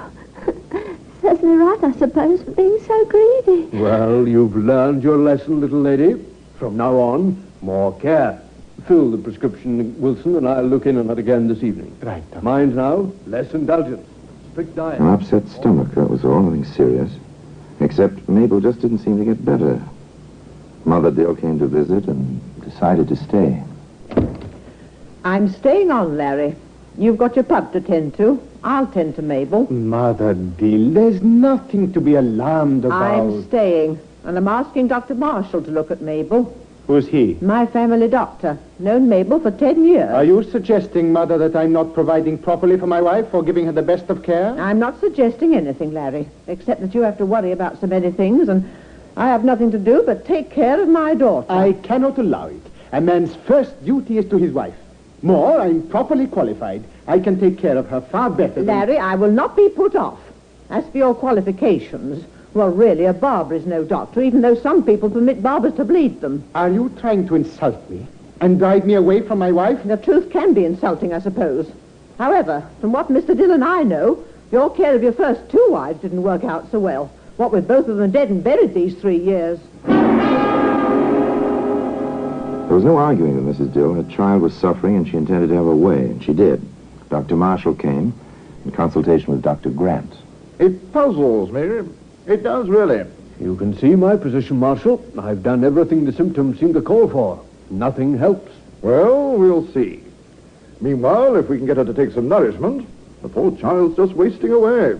I've known her 10 Of course, years. this was 1896, remember. There were no methods yet, such as a series of gastrointestinal tests or a basic metabolism test, or any other of the modern means to determine the cause of intestinal ailments.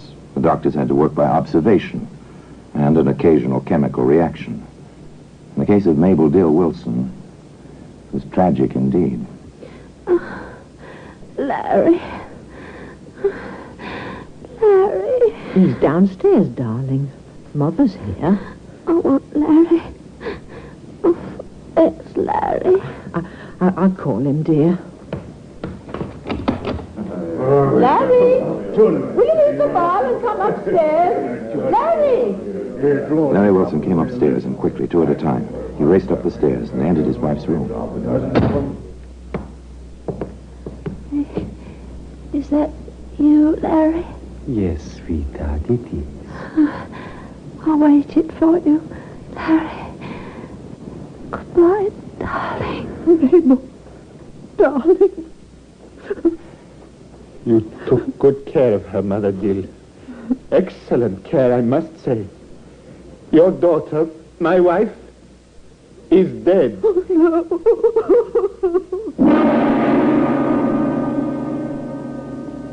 The child bride was dead, no doubt about it. The mother's tears were matched only by the husband's angry sorrow. He faced the 2 doctors. What did she die of, gentlemen? What? My diagnosis is exhaustion following inflammation of the intestines. I do not know, as yet. You do not know. You do not know. Are you a doctor or aren't you? I take offense at your tone, Mr. Wilson. For your information, I have refused to approve the death certificate. What? Dr. Grant wishes to certify cause of death. I agree that his idea of inflammation of the intestines is probably correct. But I do not know, as yet, what caused the inflammation. When I do know, I shall be glad to sign the certificate. Whatever caused the inflammation, caused the death. How do you expect to determine this? By a post-mortem, Mr. Wilson. I shall do it myself, with Dr. Grant as a witness. I shall not permit... But you will permit it, Mr. Wilson, because if you don't, I shall have to report the whole matter to the police and the coroner. The stage is set. The actors are in their place and the drama has begun, and yet there's something missing. An item of evidence, which was to provide the whole affair with by far its most horrifying aspect. It was a case of razors. Razors, which can be seen today in the Black Museum. In just a moment, we will continue with The Black Museum, starring Orson Welles.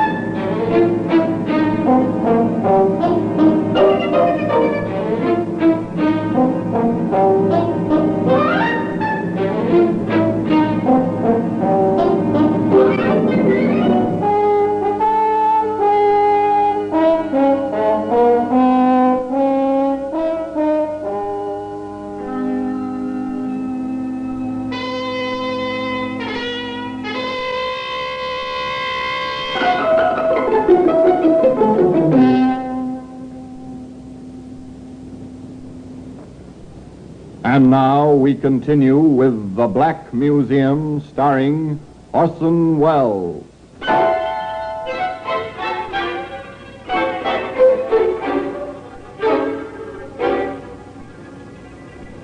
two doctors and the mortician took what remained of poor little Mabel to Dr. Marshall's surgery. There they did what was considered necessary and made their analysis. Shortly after, Dr. Marshall wrote out his report.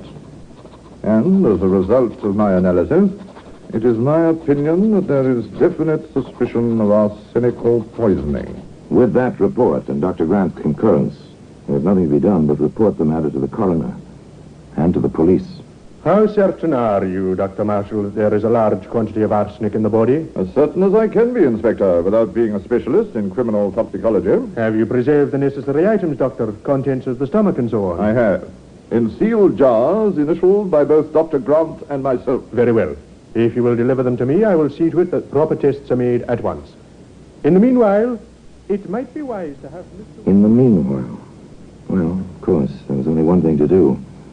A certain pub owner had to be questioned. Mr. Wilson? Yes? My name's Baker, Sergeant Baker. My credentials. I see. How can I help you, Sergeant? If you'll come to the station with me, sir, Inspector Waters would like to have a chat with you. Larry Wilson went along, and quietly. I let him wait a little while before the inspector was ready to see him. Not long, just a little while. The inspector had a job to assign to the sergeant first. I have a warrant, Baker. Take a squad, go back to the statue and search it from top to bottom. Bring back anything which looks at all suspicious. Yes, sir. Quick as you can. All right, Mr. Wilson. Inspector Waters will see you now. Thank you, Sergeant. How do you do, Inspector? Sit down, Mr. Wilson. Make yourself comfortable. Two gentlemen facing each other in a quiet office. Might be a business deal. Might be a matter of life and death. Mr. Wilson, as you may know, we are in the position of having to investigate certain details of your wife's unfortunate and untimely death. I understand that, Inspector. Do you have any reason to suspect foul play? Of course not. Mabel was the sweetest, nicest, most gentle. And quite poor, wasn't she? I really couldn't say. I didn't check up on that. I was in love. Yes, of course. In any case, she had no will and left no estate. Exactly. Unlike your first wife, whom you married while you were still a barber, with whose estate you bought a tavern. You're very thorough, Inspector. What you tell me is quite true. Certainly very thorough indeed. The inspector knows a lot about you, Larry Wilson. Your second wife, Mr. Wilson, she also left you some money. You moved over to the Statue Tavern after her death, didn't you? Yes, that's right. Couldn't abide the old place with Belle passed on. You are sentimental, Mr. Wilson. You left the trade of barber after the other one. What was her name? Daisy was her name. Yes, I did leave the trade. May I ask when you came to this country, Mr. Wilson? In 1888. Why? Oh, routine check. We found a record of your passport in 1890 for a trip to America. You came back within a year and, of course, it had been noted that you were not born in the British Isles. That's right. And then your name is not Wilson, is it? I wasn't born Wilson. My father's name in the old country was Wilmets. I anglicized it. An interesting idea, Mr. Wilson. You said... There was more, much more. 2 hours of it. When they were about finished, the inspector had a detailed life history of Mr. Larry Wilson. Of course, there were a few open areas. 1889? Do you know, Inspector, I have practically no memory of that year. I was learning my trade then, I guess. No time for the kind of events which make memories. And then there was 1891. I had to re-establish myself after I came back from the States. Took some time. It was in 92 I married Daisy. And stayed married to her until she died in 94. And then married Belle, who passed along in 95. And now it's 96. And... Well, we found one thing. Oh, excuse me. I didn't know you were still here, Mr. Wilson. That's perfectly all right, Sergeant. I was just about to go. What have you there, Sergeant? A case of razors, sir. What? But those are mine. Yes, they are. I dare say the sergeant found them in your bathroom. He's been busy with a search warrant, you see. Yes, I begin to see a lot of things, including the reasons behind my being kept here? Is my mother-in-law in on this? On the contrary, she knows nothing yet. Where did you find those razors, Sergeant? Hidden, sir. Hidden in the bin on top of a spare bedroom closet, sir. Thank you, Sergeant. Very well, Inspector. While you're on your way, Sergeant, will you escort Mr. Wilson to his room? Of course. What's the idea? Are you arresting me? Not at all, Mr. Wilson. Not yet, at any rate. We're detaining you temporarily on suspicion, sir. Suspicion of what? I'll let you know in 24 hours, Mr. Wilson. That's the limit the law allows. After that, of course, I shall have to prepare charges of some sort, but by then the toxicologist will have reported. Won't he, Sergeant? The inspector was puzzled. Here was a possible case involving poison, and the suspect had hidden his razors where only an unreasonably thorough search might turn them up. It didn't fit. The inspector filed the fact in the back of his mind. Turned to other things. The toxicologist report is in, Sergeant. The girl was poisoned, all right, but not with arsenic. Her body was full of antimony. We'd better charge Wilson or he'll be out of our clutches before we know it. So, they entered a charge against Larry Wilson. Larry Wilson, you are under arrest on a charge of willful murder. I must warn you, anything you say may... And then they proceeded to do a little more digging, both figuratively and literally.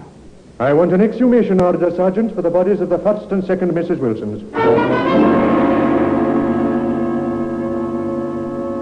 Of course they found it there, too. The laboratory report, sir. Both the women were poisoned with antimony.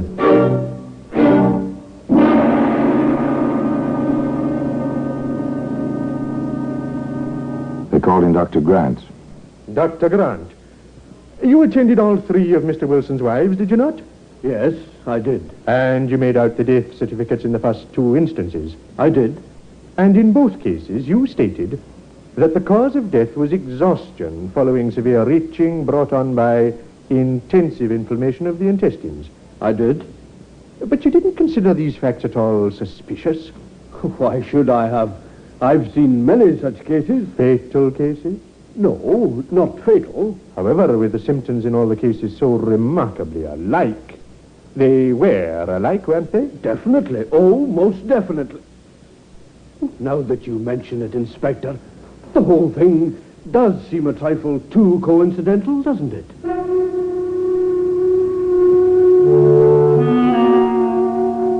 Now it was a matter of routine. 3 women dead of the same poison. 3 women all married to the same man, all treated by the same elderly doctor. There didn't seem to be much more necessary to be done except to trace the poison to the thrice bereaved husband. The police canvassed all the drugstores, the chemist shops in the neighborhood where Larry Wilson had owned his barber shop and his taverns. What can I do for you, sir? Good morning. My name is Baker. My credentials. I see. CID. How can I help you, Sergeant? We'd like to know if you've ever had a customer named of Wilson, Larry Wilson, one-time barber and tavern keeper. Oh, that Wilson. Yes, of course. Used to buy the supplies here. Did he? What, for instance? Oh, brushes and combs, soaps as he needed them, and so on. Did he ever buy any strong antiseptics? Not that I remember. Any poison for hair dye or such? I think he once bought some tartar emetic. Yes, I'm sure of that. I remember now. He told me he was experimenting with a new type of dandruff remover. He had the idea that antimony might work very well. Dandruff remover. Or wife remover. This was up to a jury to decide. There was small doubt what a jury would decide when the chemist showed Sergeant Baker the poison book. I'm certain. Yes, here it is. Day and date, amount, July the 5th, 1894. Tartar emetic. Signed L. Wilson. It's almost 2 years now. I have a pretty fair memory, haven't I, Sergeant? They had him. Bit by bit, piece by piece, the story was filled in.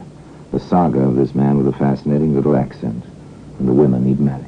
Daisy Alistair, 5 years older than Wilson, owner of a small dress shop, with £350 saved painstakingly over the years. Belle Davis, owner of a flower shop, with £275 to her credit in the merchant's bank. And, of course, little Mabel Dill, who had nothing but sweetness and a share of good looks. 3 wives, 3 deaths, the poison. But still, the inspector was puzzled. Can you send for me, Inspector? Yes. Sergeant, where do those razors you found fit into this pattern? The man was a barber, wasn't he? You do mean Wilson, don't you? Yes. But why did he hide them? He says he was afraid somebody would cut himself. Nonsense, there were no children. Sergeant, I may have hit on an angle. I sent over to Criminal Records for this file. Look at it. I see, sir. The description of this man fits Wilson perfectly. Of course, this man was seen only once. True enough, but it's the identical coloring, height, weight, even the brief sound of his voice. It proves nothing, sir. I know, but there's more. The cases in this file began in 88. Wilson came to Whitechapel in 88. The cases stopped in 90, when Wilson went to America. But in that year, it's noted here, there were 3 identical cases in New Jersey. They stopped in 91 when Wilson came back here. As Dr. Grant would say, it's too remarkable a coincidence, Inspector. Would you, Sergeant, in this room and having seen this record and knowing about those razors, hazard that Larry Wilson is Jack the Ripper? I'd hazard it, sir. I couldn't prove it. Neither could I, but I'm convinced all the same. Perhaps he... well, we've got him on other matters. We can hang him only once in any case. Well, I'd handle that razor with care, sir. It's mighty sharp. A most efficient bit of Sheffield, isn't it, Sergeant? Yes, Inspector. For its original purpose, as well as the other. Matter of fact, I use one exactly like it every morning. A grim thought, Sergeant. A very grim thought. We shall never know the full story. But most people would agree with the inspector. There was more than a reasonable chance that justice had finally caught up with Jack the Ripper. Certainly, that case of razors deserves its place of honor in the Black Museum.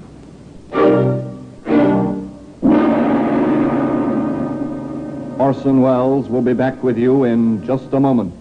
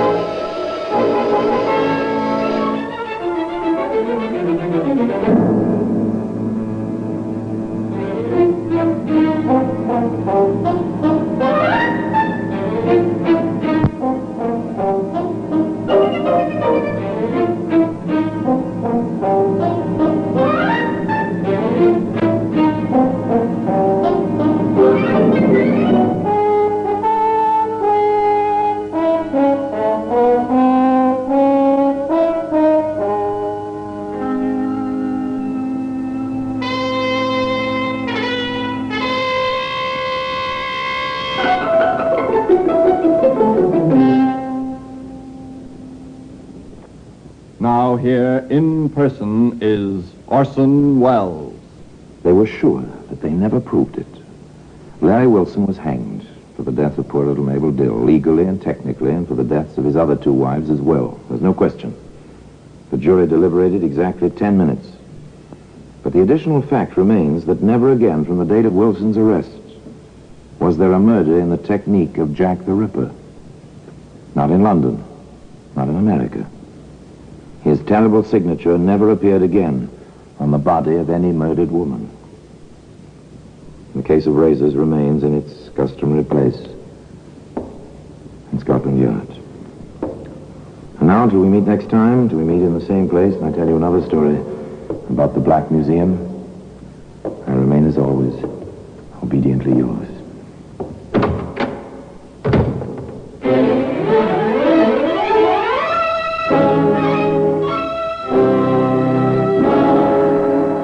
The Black Museum, starring Orson Welles, is presented by arrangement with Metro-Goldwyn-Mayer Radio Attractions. The program is written by Ara Marion, with original music composed and conducted by Sidney Torch.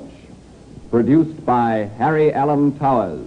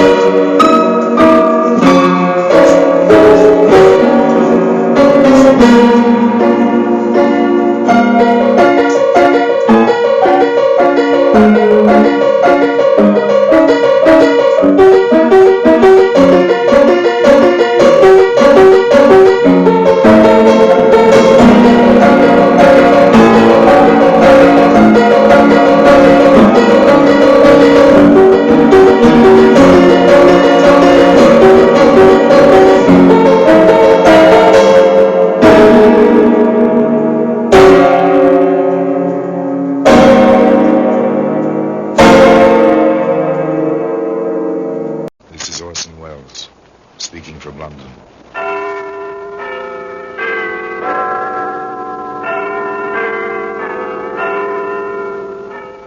The Black Museum, a repository of death, a repertorium of violence. Here in the grim stone structure on the Thames, which houses Scotland Yard, is a warehouse of homicide, where everyday objects, a carpenter's saw, a manicurist's orange stick, a 10-penny nail, all are touched by murder.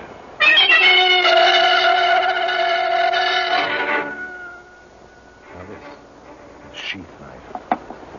It's a familiar object. Maybe your son, if he's an outdoor sort of kid, has one. You may have one. If you enjoy wood carving at odd moments, it's a handy tool, a sheath knife. Handy for sailors or truckmen or killers. Nasty wound. Eh, Doctor? Very nasty, Inspector. 6 of them. Any one could have been fatal. All very deep through clothing and overcoat. Then we're looking for a man, Doctor. A man with a lot of strength and a knife. Well, today you can find that sheath knife, among other honored exhibits, in the Black Museum.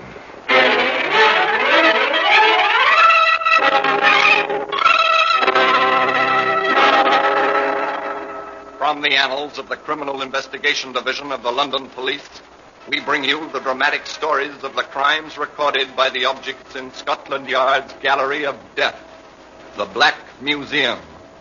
In just a moment, you will hear The Black Museum starring Orson Welles.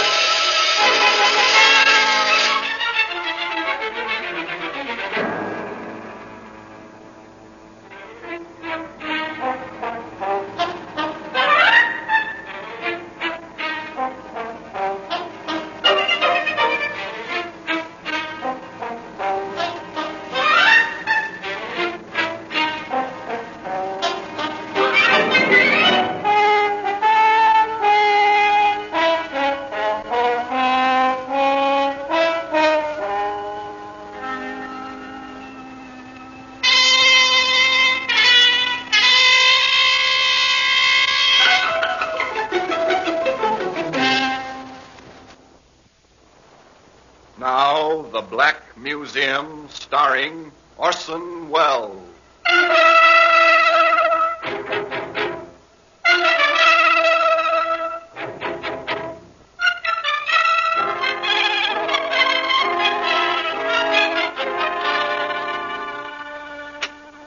Here we are. This is the Black Museum. Scotland Yard's mausoleum of murder. A functional place with its shelves and cabinets, its glass-topped exhibit tables, and the neat white cards identifying time and place and killing.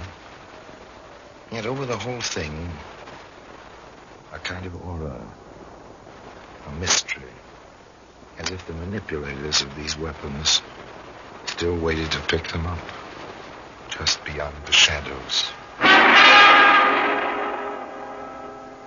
Here lies death, 100 700, in fact, collected over several generations. Would you call this a weapon? Look here, it's a boot. A leather riding boot is obviously made for a gentleman who rode behind the hound, but another gentleman's pink hunting coat was stained with blood when this boot became a bludgeon. This seems obvious. It's a hypodermic needle. It was once filled with poison. Here we are. Here's the sheath knife I was telling you about.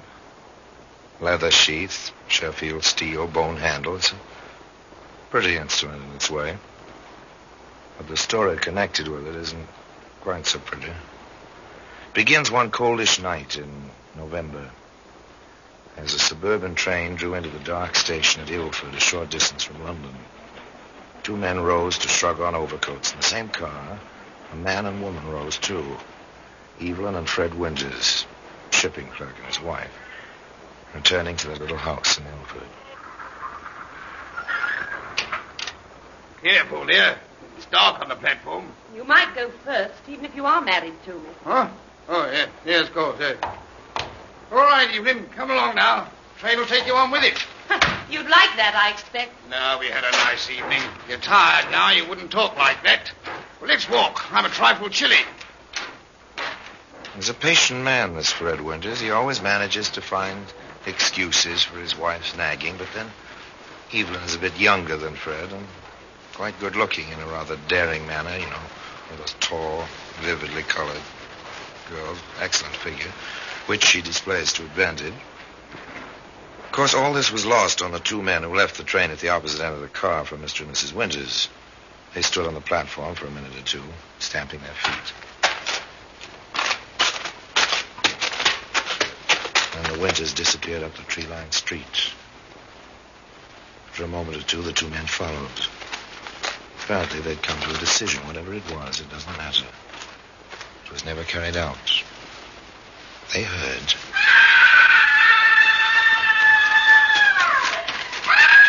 And they ran up the street in the dark, past a single streetlight to where Evelyn Winters stood and Fred Winters lay.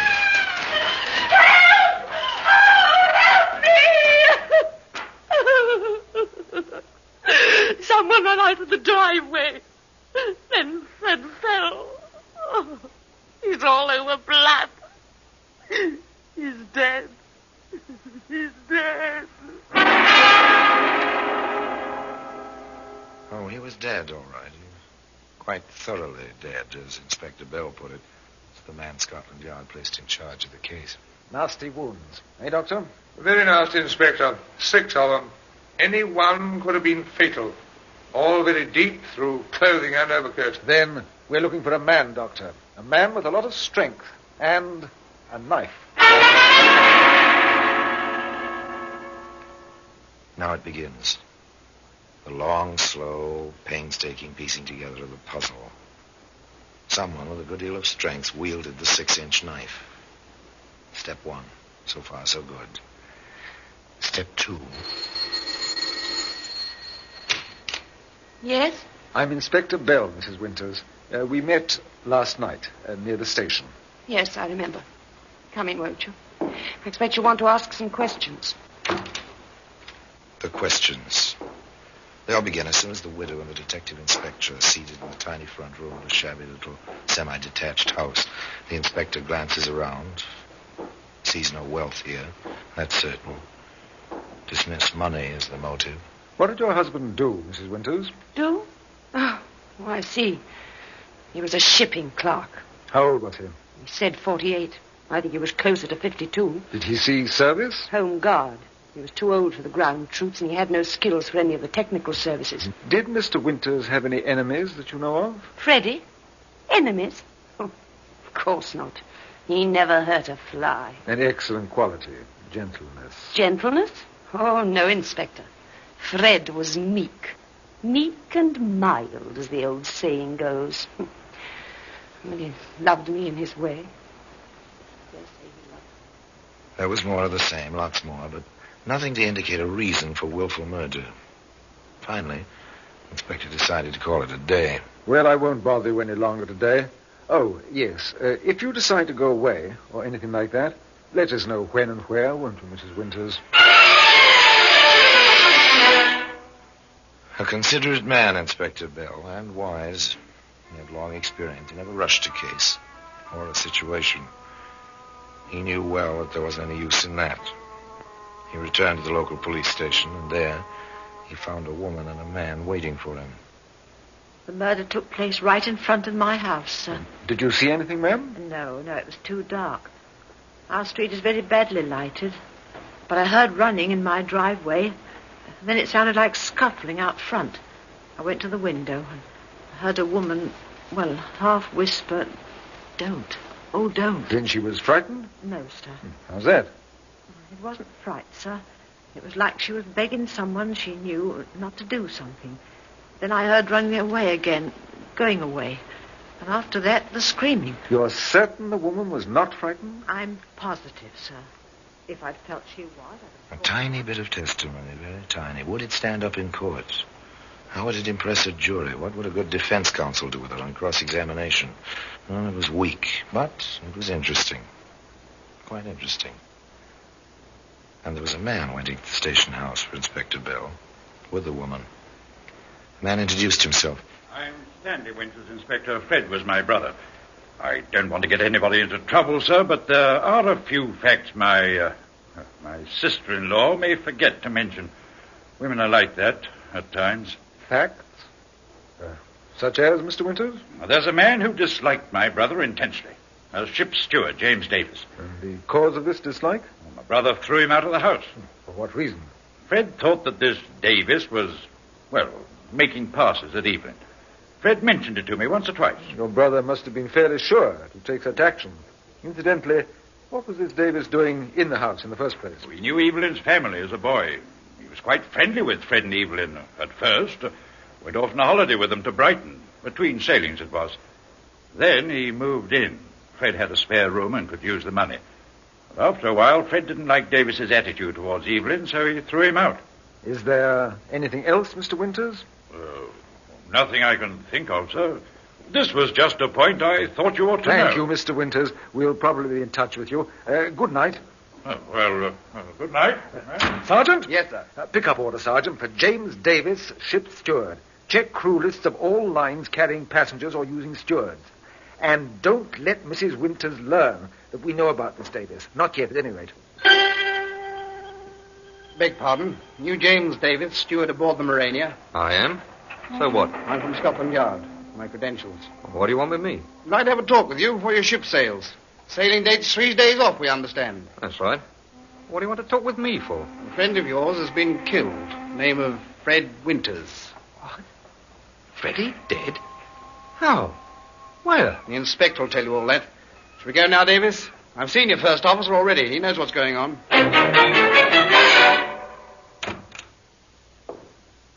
This is James Davis, Inspector. How do you do, Mr. Davis? Well, not so good. What with the news and all. Who killed Freddie, Inspector? We'd like to find out. Perhaps you can help us. Sit down, won't you? Thanks. Yes, Sergeant, take care of Mr. Davis' overcoat. Hang it up in the outer office for him. Yes, sir. Thank you. It is a bit warm in here. And, Sergeant, deliver this note to Dr. Arnold, will you? Yes, sir. Now then, Mr. Davis, perhaps you'll tell Yes, Mr. Davis, perhaps you will tell us where you were last night between 10 p.m. and 2 a.m. I was with Evelyn Winters' family. I've known them since I was a boy. Well, that fits with Stanley Winters' story, doesn't it? And what about Evelyn Winters and Fred, Mr. Davis? You knew them well, didn't you? Matter of fact, Inspector, I had a room with them.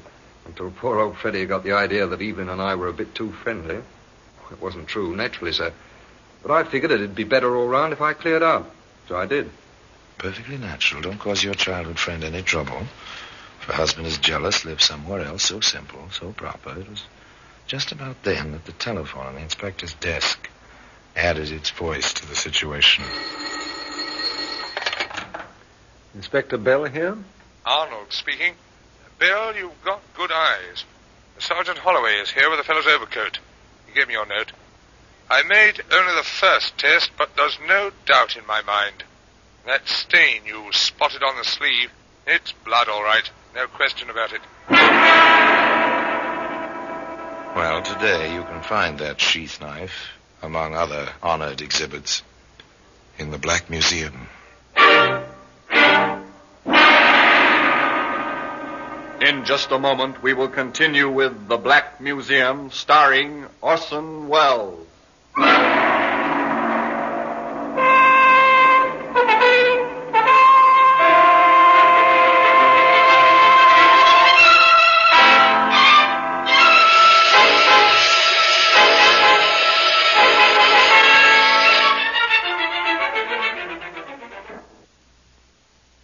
Would you care for a touch of international chicanery? Orson Welles portrays the roguish crook Harry Lime, a clever thief, continually in the middle of an international hijinks. Be with him each week as he darts back and forth across the line of the law. Be in on his sophisticated plans, which always end with someone getting conned. Join KUOW Thursday evenings at 9:30 as we present The Lives of Harry Lime. But hang on to your radio. You may have that by Friday morning.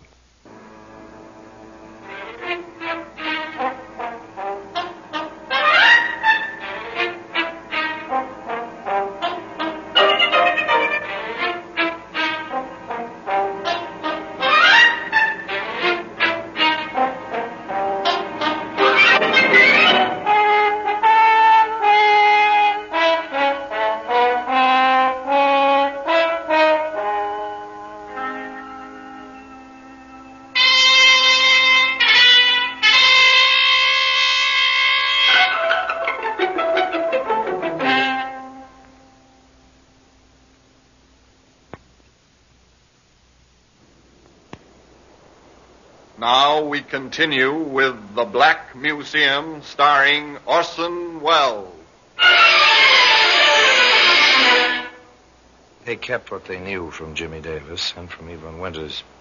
Scotland Yard has a habit of not breaking news until they're certain of the facts. And blood on the cuff of an overcoat is only one fact. The rest was guessing. That's not enough. They drew other items from Jimmy Davis that day before they finished with his overcoat and with him. As I said, Inspector, I spent the evening with Evelyn's family. I've been doing that during my time ashore for years. I left them about 11 o'clock. It was something of a problem getting back to London. The trains out Manor Parkway aren't very frequent after 11. When I finally made it back to Victoria Station, the last train out my way was gone. I didn't have the cab fare, so I walked all the way home. Didn't get in until after 2 in the morning.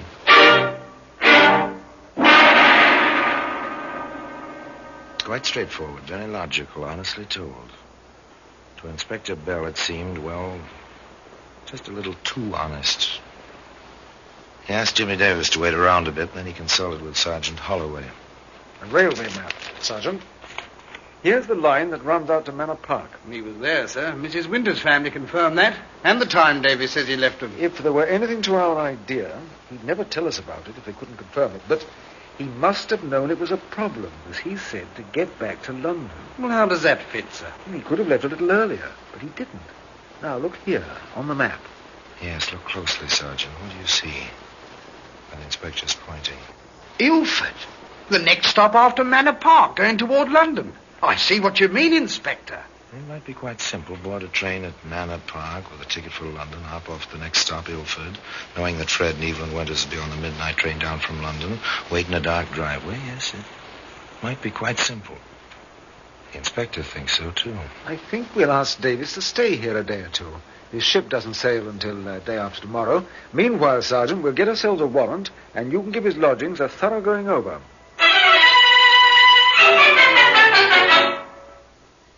Sergeant Holloway took 3 men with him and gave Jimmy Davis his furnished room a very thorough going over. Take everything apart, men. Put it all back together again so the fellow won't know we've been here. We're looking for any article of clothing with a trace of blood on it. And for a knife about 6 inches long. Also, watch for evidence of Davis's associations with women. 3 points. Blood, a knife, and women. On point 1... Everything's clean. He must have missed the stain the inspector spotted on his overcoat. On point 2... Nothing. Absolutely nothing to indicate the man ever touched a knife. And as for point 3... It's a gold mine, Inspector. Davies had a special box full of letters. I didn't take the time to read them. One look at the signature on all of them was enough. Ever yours, Evelyn.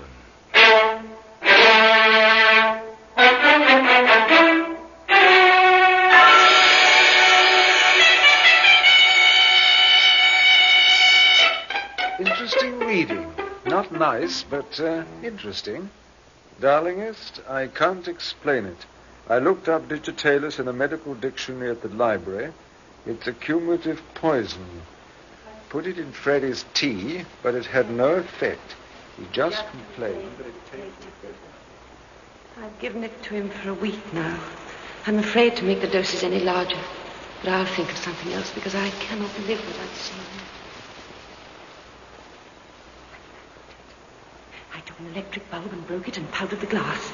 Freddie likes lots of sugar and I never use sugar. Maybe this will work. I think he suspects I'm up to something. The glass didn't work either. Be patient, darling. He'll never give me a divorce. But I'll find a way. No one will ever suspect. There must be a way.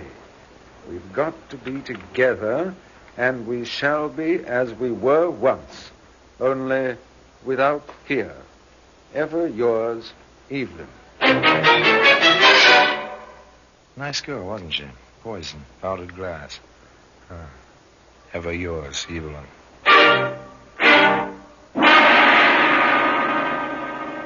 Inspector Bell called in Sergeant Holloway. Yes, sir? The letters. They'll go fine in court after we put the two of them together someplace and after we've found the weapon. Davis says he hasn't seen her in months, and she insists on the same thing. In one of the letters, she mentions meeting him at a tea room in the city. I'll cover that. You get down to Southampton to the Morania. Talk to the crew. Get everything you can on Davis. Check? Yes, sir. Check. In the tea room, Inspector Bell found an obliging waitress with an excellent memory. Tall, you say, sir? Auburn hair? Greenish eyes? Oh, now let me think a minute, sir. Yes, there was a woman comes in here, very good looking. If you like that kind of colouring. Many men do? Well, one man does. The one that comes in here with this woman. Afternoons mostly, for an early tea. He's young.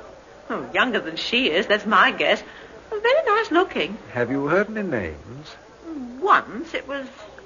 Yes, once I heard her call him Jimmy, darling. I see. Tell me, have they been in here recently? Say, in the last day or so? Oh, I think so.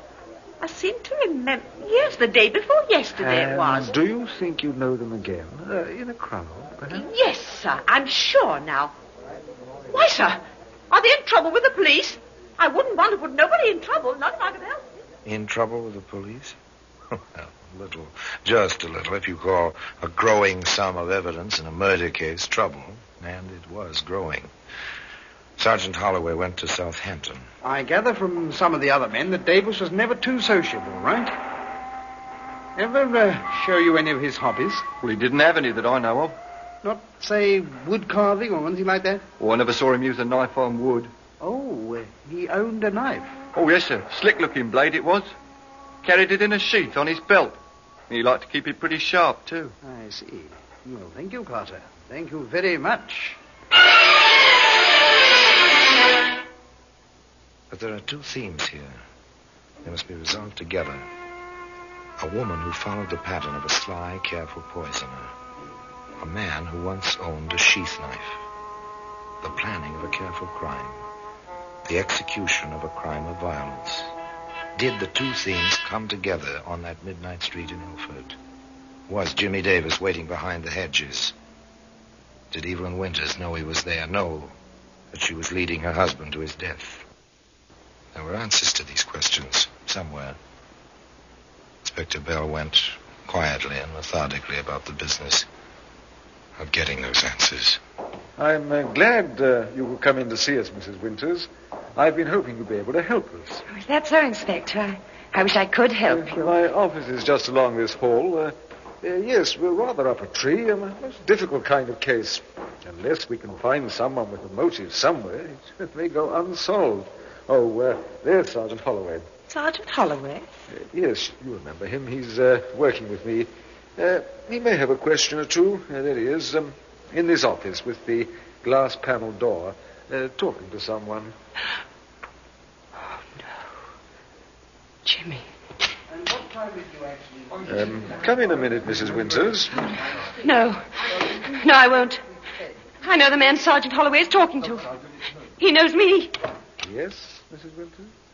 We know he knows you. Jimmy told you? I asked the question, Mrs. Winters. Are you in love with Jimmy Davis? Did you plan to kill your husband that night in Ilford? Oh. We know a lot, Mrs. Winters. We want to know. If you held your husband while Davis stabbed him, did you decoy your husband? Did you tell Davis to be there? How long have you been in love with him?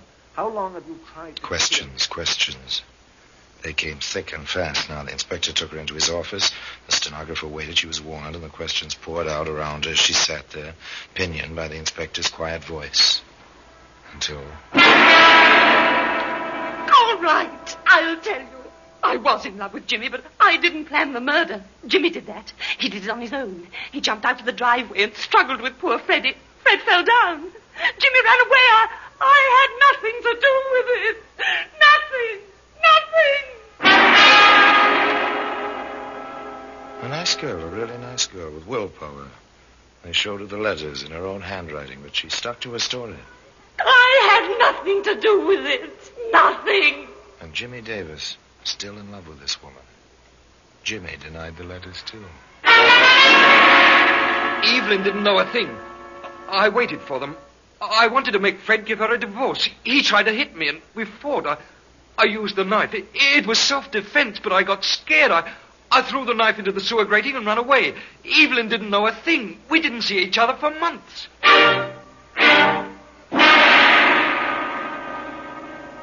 What about the waitress who will identify you, Jim Davis? What about your buddy and his story of the sharpening of a knife?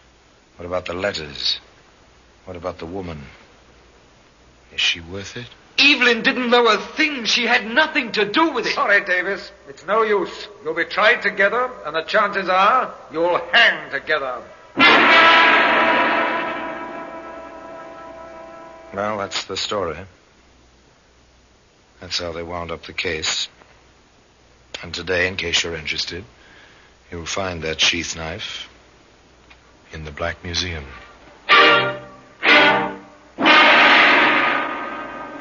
Orson Welles will be back with you in just a moment.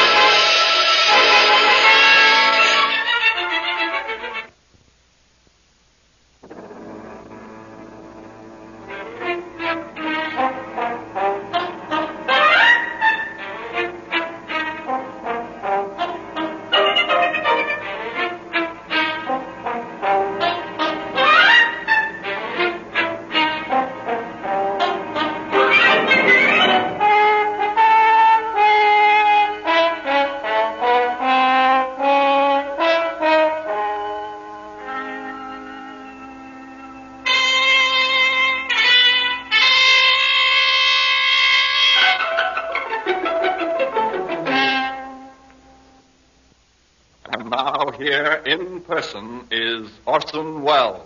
Murder is always ugly. And in this case, the motive was heedless, reckless passion.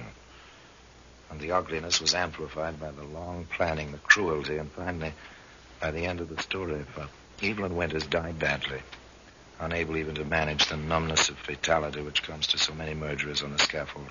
She collapsed, had to be carried to the gallows, supported there by 2 jailers. The hangman, by the way, resigned his job shortly afterwards. And to the end, despite the letters, despite the evidence, Jim Davis tried to take all the blame on himself. But justice and death both were equal in this case. And the sheath knife remains in its customary place. In Scotland Yard. In the Black Museum. Now, until next time, till another story about the Black Museum, I remain, as always, obediently yours.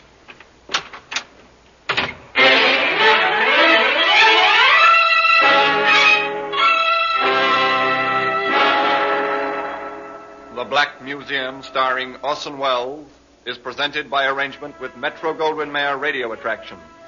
The program is written by Ira Marion, with music composed and conducted by Sidney Torch. Produced by Harry Allen Towers.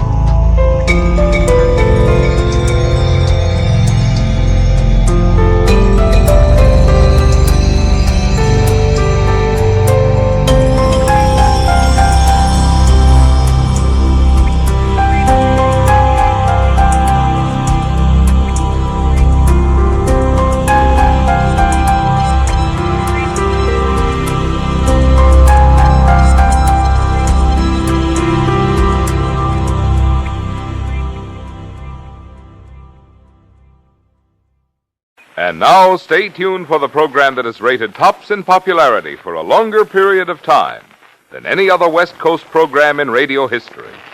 The Signal Oil program, The Whistler.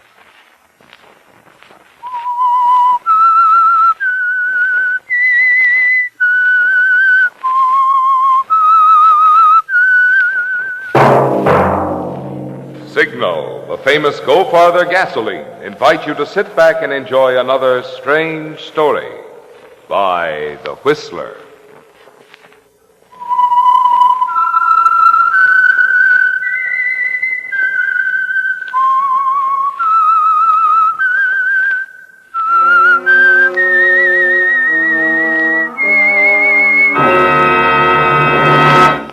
I am the Whistler. And I know many things, for I walk by night. I know many strange tales, hidden in the hearts of men and women who have stepped into the shadows. Yes, I know the nameless terrors of which they dare not speak. And now for the Signal Oil Company, the Whistler's strange story, The Lady with the Knife.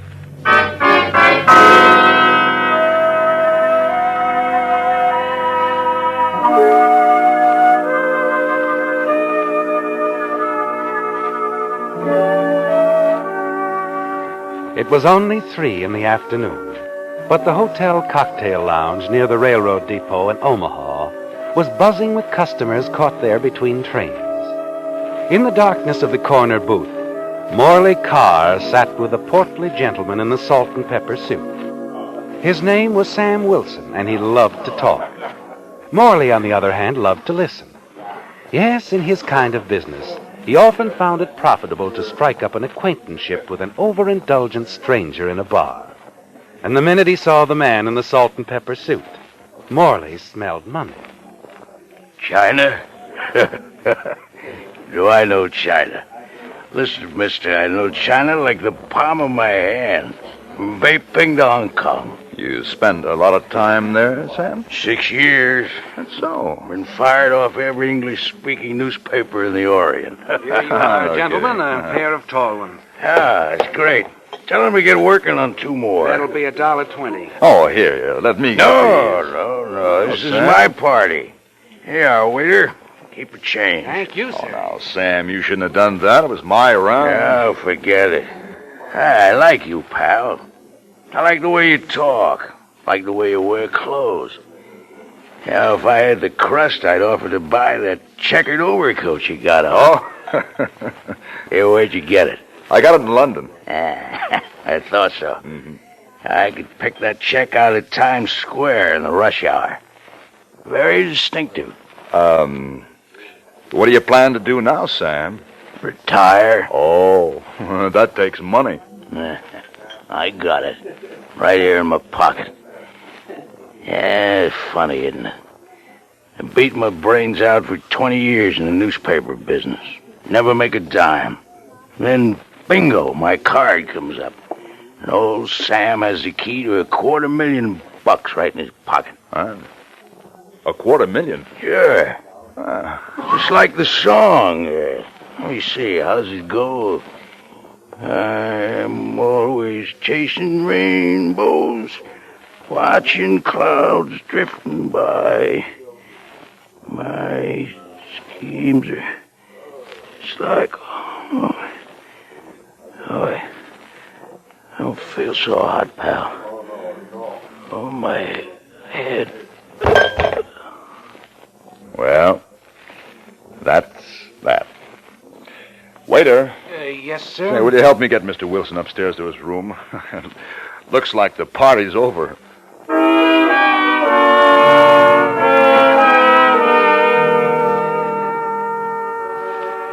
It sounds a little fantastic, doesn't it, Morley?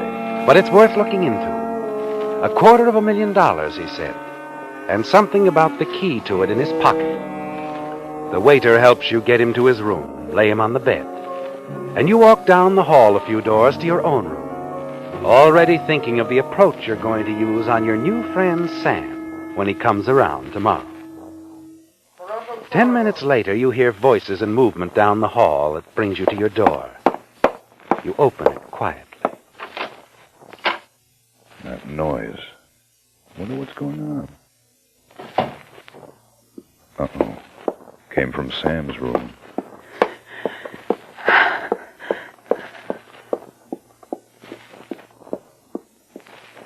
A girl leaves Sam's room, passes close to you as she hurries down the hall. You get a good look at her. Black hair, a pretty face, but hard. As soon as she turns the corner, you run down the hall. Sam's door is still unlocked. He's still on the bed, Morley, right where you left him. But now there's a knife in his back.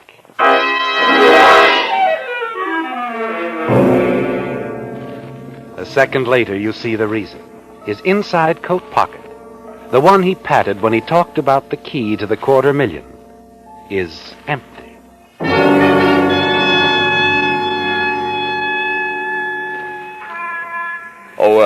Dorman. Yes, sir? I'm looking for a young lady, black hair and a fur jacket. Did you see her leave? Why, yes, sir. She got into a taxi only a minute ago. Taxi, which one? Do you know the driver? Well, I don't know his name, sir, but this is his regular station. He ought to be back in a few minutes. Thanks.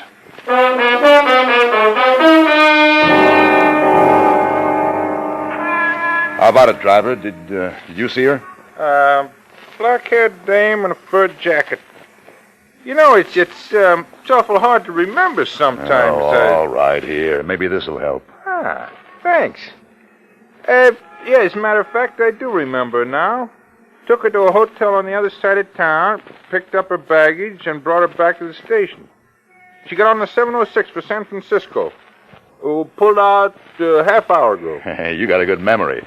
Look, I'll be back in 5 minutes. Wait here for me. Right. Where to? The airport.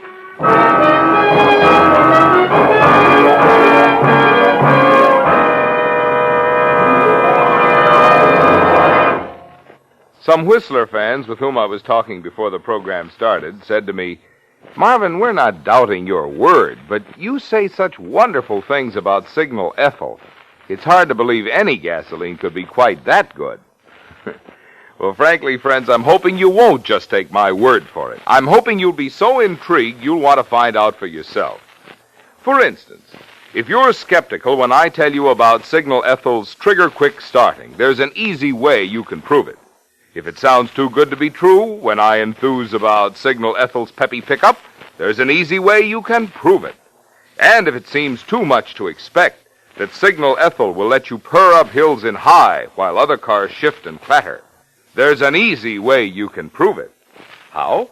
Why, by driving into any Signal service station and treating your car to a tank full of Signal Ethyl. When you bear down on the accelerator pedal and feel that sweet, sweet performance, my bet is you'll say that Marvin Miller was sure right about Signal Ethyl.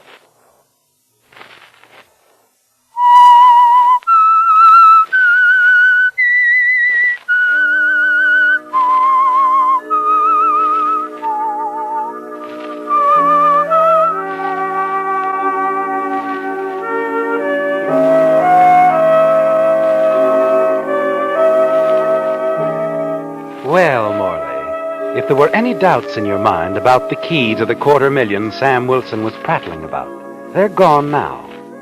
His body, lying on the bed in that Omaha hotel, that empty pocket in his coat, and above all, the lady with the knife, all tell you that it's real.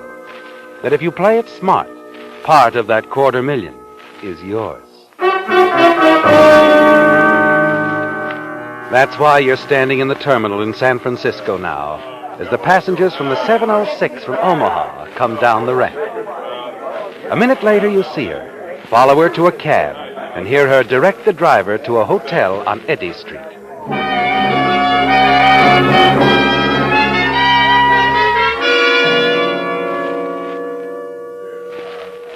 Yes, sir. Hello, say, I heard a friend of mine was registered here. The name's Bradley. Bradley? Yeah. Here, I'll check the guest list. Oh, if you will, thanks. Take a look. We don't seem to have a Bradley registered. No. Not here, huh? Well, thanks. Not at all.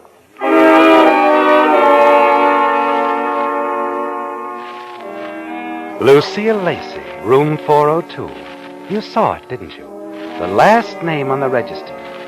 Lucille Lacey, the lady with a knife.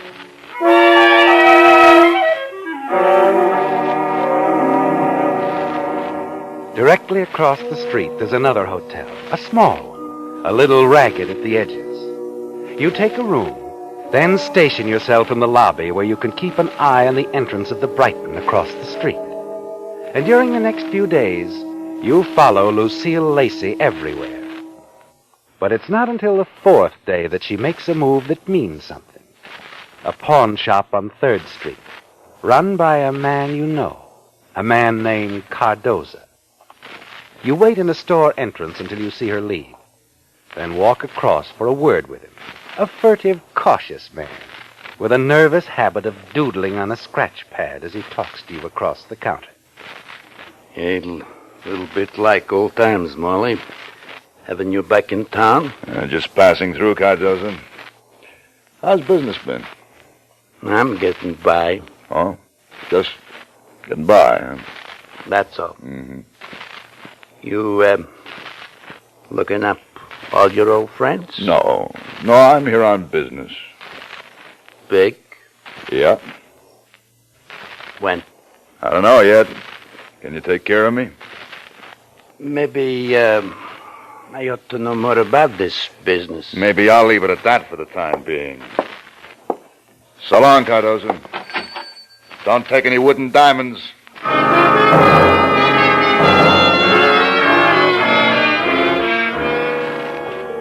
Well, Morley, you know a good deal more than you did before. Cardoza's main stock in trade is jewelry. And this time, it's $175,000 worth. At least, that was the figure Cardoza was doodling on his scratch pad. It's the biggest thing you've ever run across. You're really careful with Miss Lacey now. Watch her like a hawk. And the next day, you follow her to a shabby office south of Market Street. You watch the entrance until she comes out, and then hurry across the street and up a flight of stairs. Faded gilt lettering on a frosted glass door tells you who Lucille was calling on this time. Zach Chambers, private investigator. Looking for somebody, mister? Yes, I'd like to talk to Mr. Chambers. The boss isn't in just now. Oh? You want to leave your name? No, that's all right. I was supposed to meet a young lady here, Miss Lacey. If she comes in, would you... Lacey? Yeah. Oh, yeah, she was just in. Coming back at 3 o'clock. You think Chambers will be back before then? He better. I haven't been to lunch yet. I see. Look, if you don't mind, I'd like to wait. I haven't anything else to do. Go ahead. You'll find a chair in his office.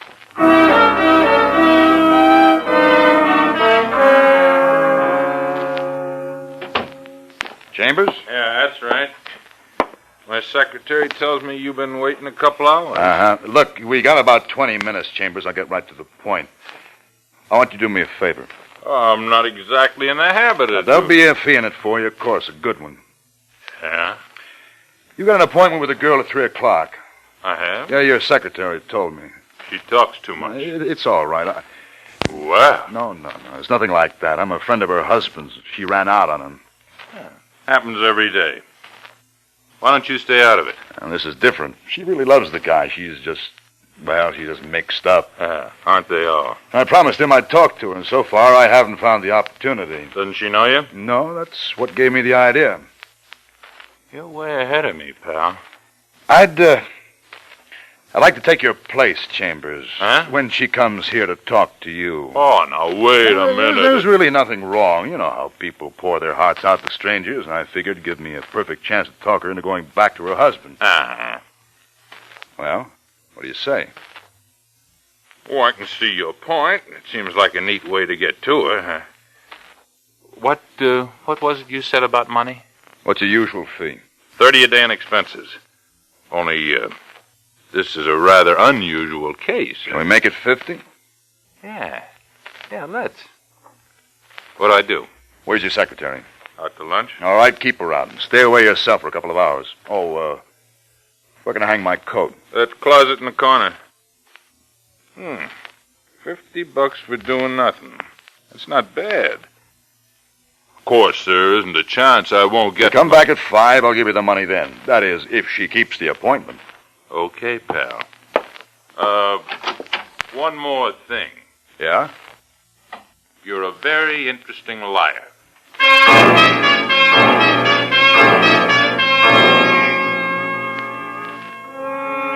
You sit behind Zach Chambers' desk, thumbing a magazine, waiting. And then, just before 3 o'clock... I'm Miss Lacey, your secretary. Oh, I know, Miss Lacey. I've been expecting you. Have a chair. Thank you. A cigarette? No, thank you. Mr. Chambers, I'm worried. I don't know exactly how to explain The it. first thing I'd do is relax, Miss Lacey. Certainly nothing can happen to you here. I'm not so sure. There's someone following me, Mr. Chambers. A man. He's been following me for days. Oh? Any idea why? Not the slightest. You know, of course, Miss Lacey, for me to be of any real help, you'll have to take me into your confidence. I'm telling you all I know. Did you, get a close look at him? No, he's been too careful. But he's tall, about your build, wears a checked overcoat. A check? Well, that should help. Just what do you want me to do? Well, if you could find out his name, where he's staying. That's all you want? That's all. Okay. I'll see what I can find out, Miss Lacey. Oh, where can I reach you? I'm staying at the Brighton. Brighton, check. Do you suppose you could have something on this by tonight? Possibly. Will you be in? Oh, yes, all evening. Oh, and how much will you want? Oh, yes, the fee. Well, I usually get 30 a day in expenses, but you're asking me to work pretty fast. I'm aware of that. Okay, Miss Lacey, let's say $50, huh? That ought to cover everything.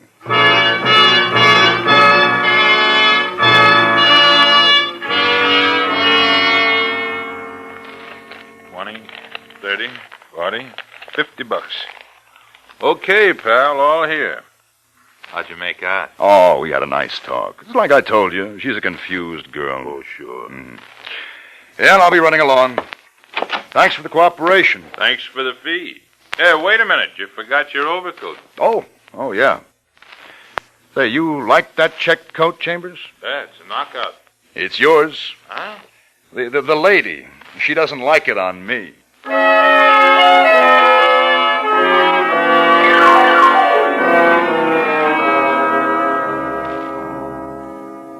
That's why I came here to tell you. But, Mr. Chambers, you're sure it was the right man? Well, how could I miss with that checked overcoat? Anyway, I didn't have to look very far. He came up to my office right after you left. He followed me there? That's right. Who is he? He's a pretty big guy, Miss Lacey. Name's Morley Carr. You ever hear of him? Morley Carr. No. How do you mean he's big? Oh, he's an international jewel thief. Anything that comes along has money in it. Big money. I see.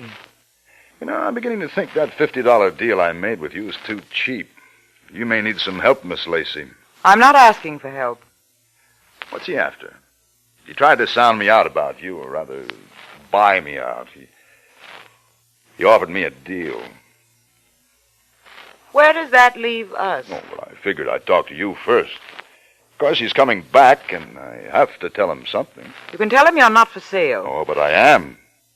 You don't have to tell me how big this is. With car in it, I know it's big. Too big for anyone to handle alone. You might as well admit that right now. Well, maybe you're right. Have we got a deal? Well, something has to be done about car. Why don't you leave that to me? No, just give me some time. I've got to think. When's he coming back? Tomorrow night. Wednesday. It's got to go one way or the other before Thursday morning. Why? Oh, never mind now. When I decide what I want you to do, I'll get in touch with you. Okay. Oh, say, you mind if I take the paper along? I haven't read it. I'm through with it. Thanks. Well, so long, boss.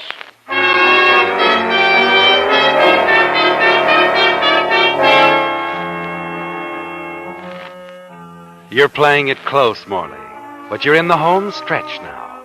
The newspaper from Lucille's room, folded open at the page covering steamship arrivals, with a check mark opposite the entry, SS President Grant, Pier 37, Thursday a.m. It's important to stay close to Lucille now. And there's a way to do that, isn't there, Morley? It's brazen, but it's sure. Early Thursday morning, you call her. Hello? Miss Lacey? Yes? Zach Chambers. What do you want? I just called to tell you not to worry anymore. That man in the checked overcoat, he's been taken care of. What do you mean? Just that. Your worries are over. What did you... Hello? Hello? And that's what Gertrude said, Julie. No, but that's very silly, Donald. I didn't say any such thing. Oh, hey, what's wrong here? Operator! Hello? Operator, I was talking to... I'm sorry, sir. I'll reconnect you. Hello? Hello, Mr. Chambers? Yeah, somebody cut in on us. Did you hear what I was saying Give it, about... will you? Not on the telephone. Come over here right away. Sure thing, boss.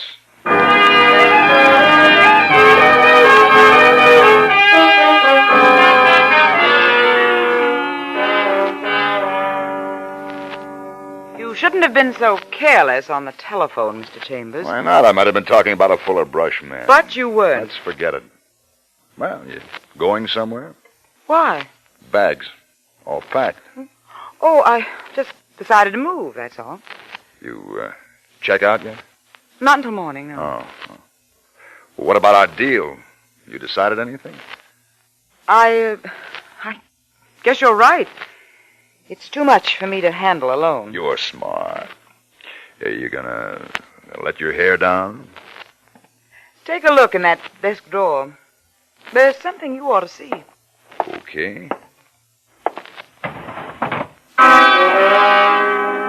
And you see it the minute you open the drawer. Sam Wilson's wallet. And on top of it, a baggage claim check stamped SS President Grant. You smile. Glance up at the mirror over the desk. Just in time to see her raise her arm behind you, a knife in her hand. No, you don't. Go on me. Not a chance, you little... Always a knife with you, isn't it, baby? Always a knife.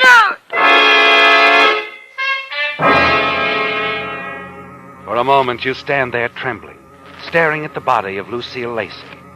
Then you walk slowly over to the desk, pick up Sam's wallet and the baggage check. SS President Grant. B-102-38. You have it now, Morley, the key to the whole thing. A baggage check marked with a number and the name of a ship. One more thing now. As you let yourself out of Lucille's room, you hang a sign on the doorknob. Do not disturb. 15 minutes later, you're waiting at the baggage window at Pier 37. The clerk looks at the baggage claim check, walks slowly past the rows of bins, and finally settles on a small black box. There you are, sir. It just came in on the Grant. One portable typewriter.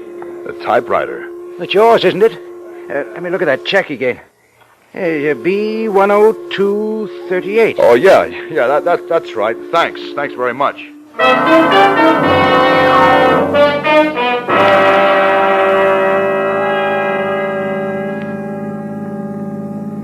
Seabrook Hotel, that's on Eddy Street, ain't it? That's right. You can't wait any longer, can you, Morley? As the taxicab weaves through traffic, you open the portable typewriter case on the floor where the driver can't see. Nothing here. Wait a minute. You turn the typewriter over and get out your pocket knife. Poke at the bottom of the case. The point of the knife suddenly finds a soft place. Here we are. The lining comes off, revealing a cotton pad underneath. You pluck it out, and the bottom of the box seems to burst into flame. Diamonds. Holy cow. What a payoff.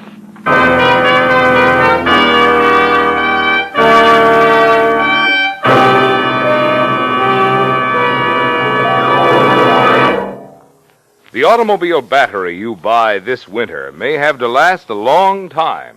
You can be sure it'll last if it's the extra long life Signal Deluxe battery, built to last up to 2 1/2 times as long as ordinary batteries. That's right, Signal Deluxe batteries are guaranteed for 2 1/2 years on a service basis. What's the secret of this amazingly long life? It's Signal's microporous all-rubber separators, which have been called the greatest battery improvement in 20 years. Because these unique separators hold twice as much acid solution between the plates, you get up to 35% more power from a Signal Deluxe battery. That spells quicker starting, plus plenty of power to spare for your radio and other electrical gadgets.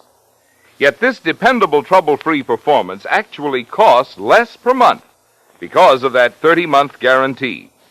Even less than you think. For Signal dealers will trade in your old battery, and liberal credit terms are available. So this time, play safe. Go to a Signal service station for the battery you get and then forget for 2 1/2 years. The Signal Deluxe battery.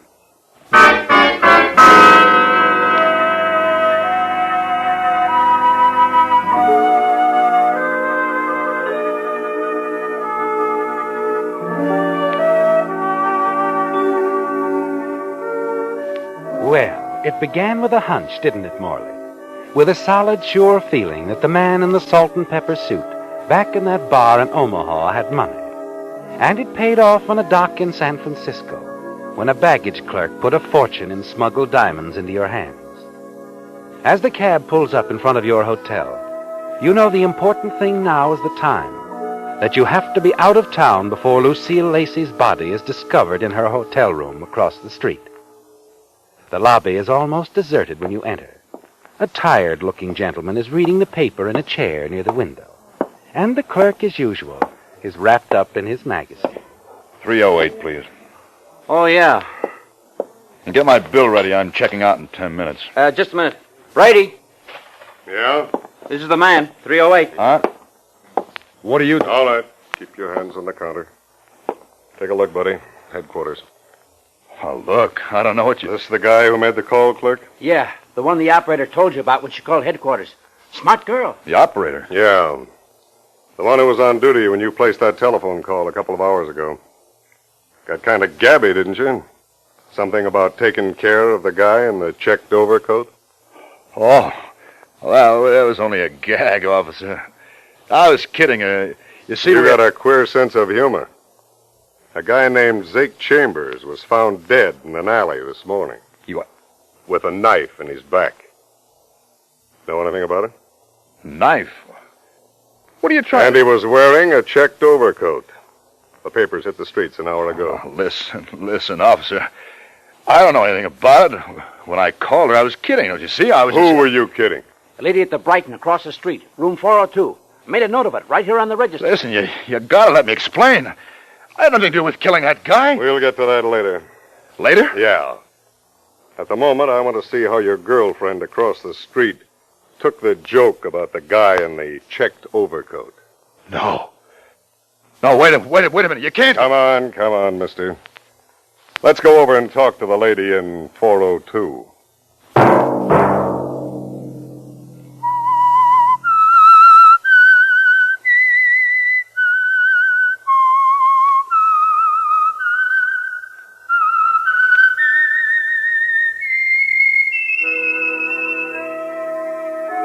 Let that whistle be your signal for the Signal Oil program, The Whistler, each Sunday night at the same time. Signal Oil Company has asked me to remind you that there's an easy way we can all help to make this holiday season happier for ourselves and others. Drive at sensible speeds, be courteous, and obey traffic regulations. It may save a life, possibly your own.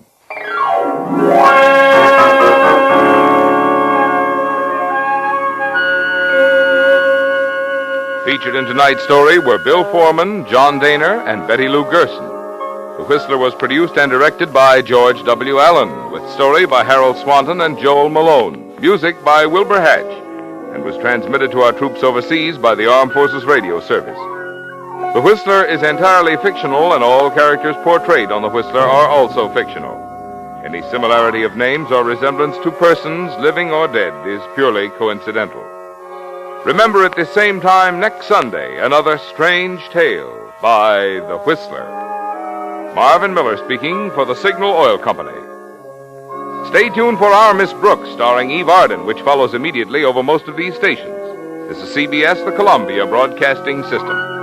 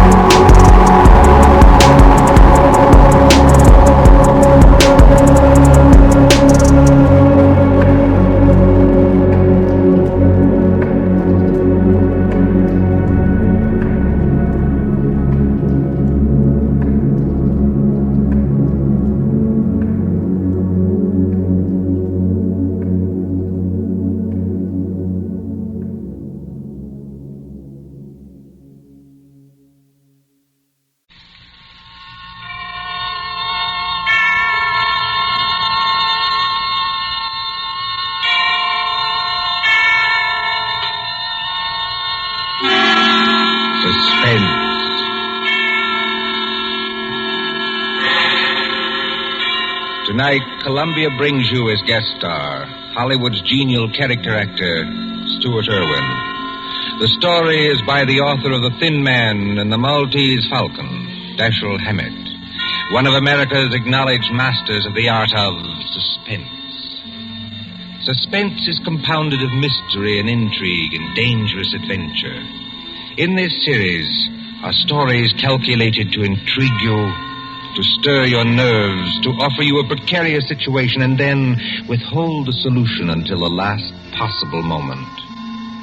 Tonight, for instance, Stuart Irwin plays for us a pleasant, easygoing assistant chief of police in a small town who, to everyone's surprise, was instrumental in solving a murder.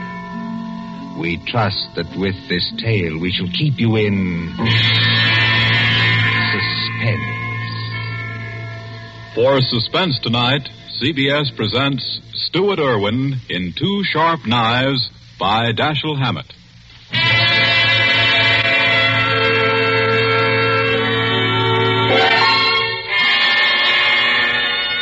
Shortly after 2 a.m., a poker game had just broken up at Ben Camsley's, the doctor coroner of Deerwood City.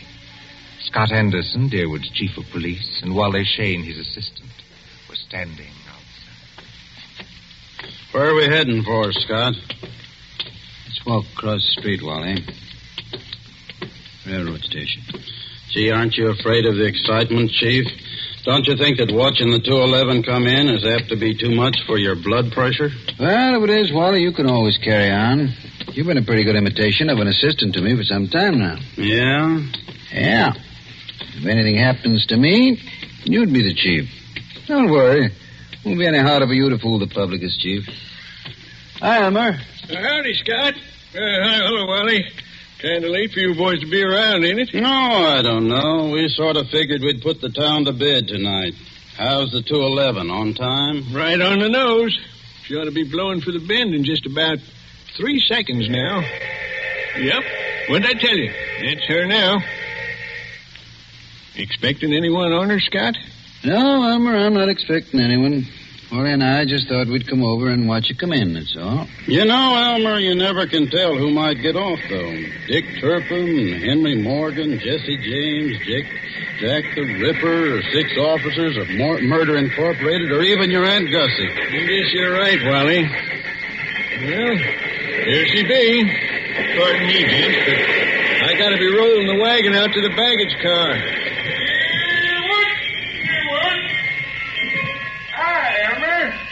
How's it going? Well, can't complain, Cap. Well, maybe you can, Elmer, but I sure can if you hold us up with that freight there. You got much more?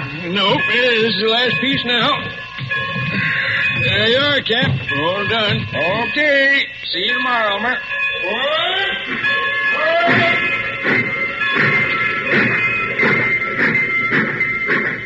Hey, Scott, do you see what I see?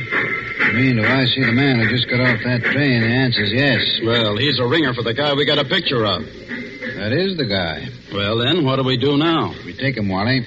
My car's at the corner of the alley. But, Scott... We'll tail him up the street. Okay, Scott. There he goes now, over toward the taxi stand. Come on. Let's follow him.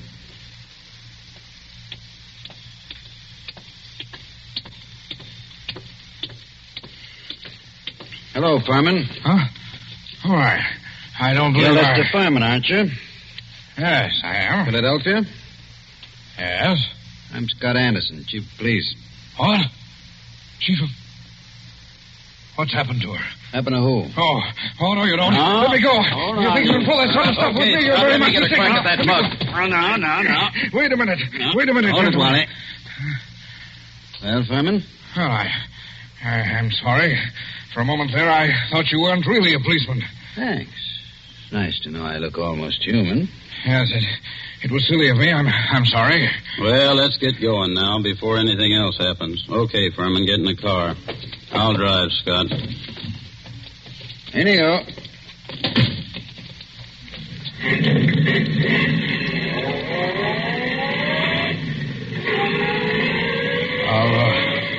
Are you taking me to police headquarters? That's right. What for? Philadelphia? I don't think I understand. You understand that you're wanted in Philadelphia for murder, don't you? Murder? Why, that's ridiculous. Who told you that? Well, it's a cinch he didn't make it up. But wait, there must be... Take it easy now. Just wait till we get down to headquarters.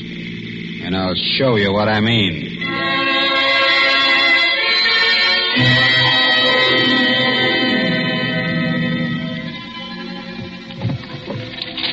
Now then, here's the circular on Lester Furman. It was sent out by the Trans-America Detective Agency in Philadelphia. Take a look at it. Oh, yeah. $1,500 reward for the arrest and conviction of Lester Furman, alias Lloyd Fields, alias J.D. Carpenter, for the murder of Paul Frank Dunlap in Philadelphia on December 8th, 1942. Well? It's a lie. You're Furman, aren't you? Oh, yes, but... That's your picture on the circular, isn't it? Oh, yes, but I... Scott, I see you and Wally got Furman, huh? Oh, hello, George. You lucky stiffs. Now you two split $1.50 reward. I never seen nothing like it. You know, if it ain't vacations in New York at the city's expense, it's reward dough. Judge, someday, if you don't remember you're the jailer around here, not the DA, you're going to be wearing your teeth on the outside of your lips, and I'll be the guys who arrange them that way. Savvy? Just because you caught a guy who's hot in Philadelphia. It's a lie. It's a frame-up. You can't prove anything. There's nothing to prove. I never killed anybody. I won't be framed. Take it I easy, won't be framed. Furman. Take it easy. You're wasting your breath on us. Save it for the Philadelphia police. We're just holding you for them. But it's not the police. It's the Trans-America Please detective. turn you over to the Philadelphia police. Mr. Anderson, Well, then there's nothing I can do now. There's nothing any of us can do till morning. You'll have to search you now, then we won't bother you any more till they come for you. But Wally, you look through his bag. I'll see what he's got in his pockets. Okay, Scott. Well, all he's got on him are some business cards, a few letters, $160, a book of checks in a Philadelphia bank, and a few odds and ends. What's with the bag, Wally? Not much. A couple of changes of clothes, some toilet articles, and... Oh, here's a 38. Loaded. Pretty little thing, isn't it? Okay, put those things in what I got in the vault. All right, George. You can take Furman now and lock him up. This is the most ridiculous Come thing on, darling, come on. We ain't had nobody in our little hoosco for 3 days running.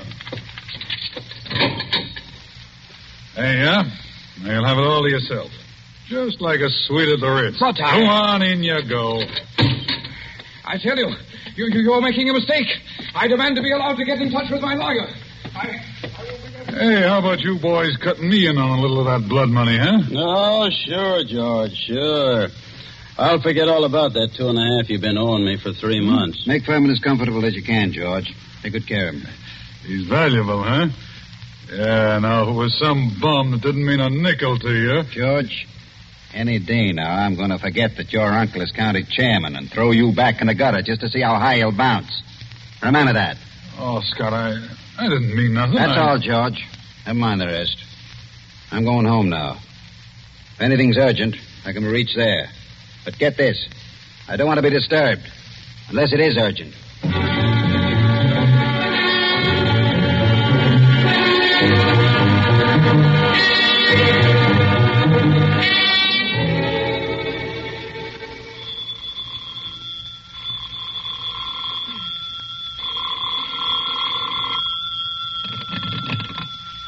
Hello. Scott, this is Wally. Yeah, Wally, what time is it? It's 5 after 6 in the morning, and you'd better come right down, Scott. That fella Furman's hung himself. What? Furman hung himself? Yep, by his belt from a window bar. Deader than a mackerel. I'll be right in, Wally. Phone Doc Camsley and tell him I'll pick him up on my way down. No doctor's going to do Furman any good, Scott. Well, it won't hurt to have him looked at. You'd better phone the Chronic Court at Douglasville, too, and file a routine report. Already did that. And what's more, hold on to your seat. The DA's on his way over, in person. The DA? Yeah. I'll be there before you hang up, Wally.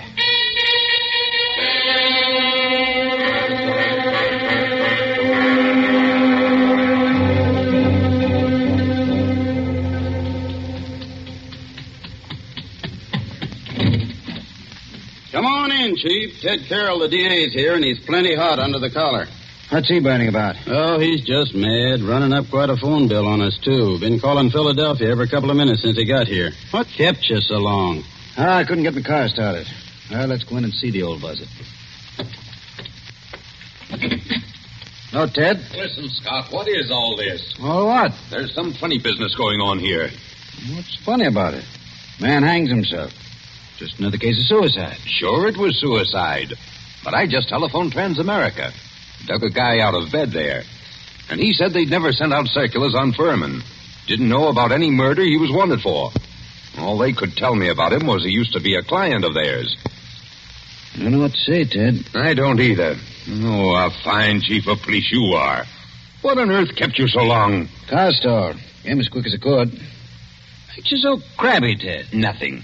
I guess it's just the district attorney and... Ah, now, come, gentlemen. Nobody'd know you two are staunch admirers of each other. Okay, Wally.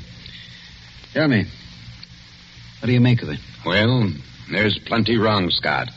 First, that Transamerica thing. They never sent out circulars about Furman.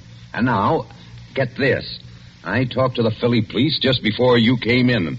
There wasn't even any Paul Frank Dunlap murdered. There wasn't? No.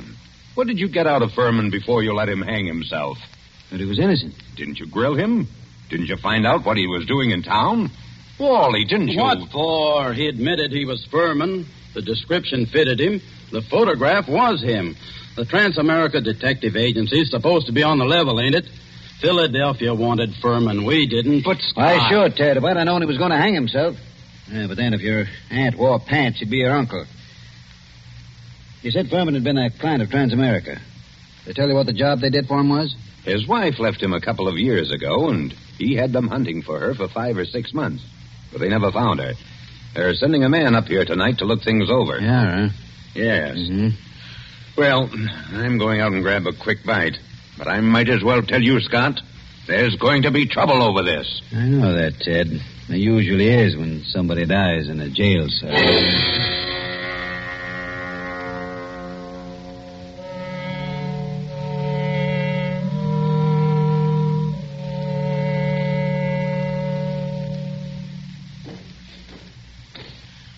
Well, so what's become of that 1,500 fish now, huh, Scott? What happened there last night, George? Nothing. Furman hung himself. Did you find him? Uh-huh. Wally took a look in here to see how things was before he went off duty, and he found him. You're asleep, I suppose. Well, I was catching a nap, I guess, but everybody does that sometimes, Scott. Even Wally sometimes when he comes in off his beat between rounds. Yeah, but I always wake up when the phone rings or anything. Oh, sure. Well, suppose I had been awake. Can't hear a guy hanging himself, can you? Did Doc Cantley say how long Furman had been dead?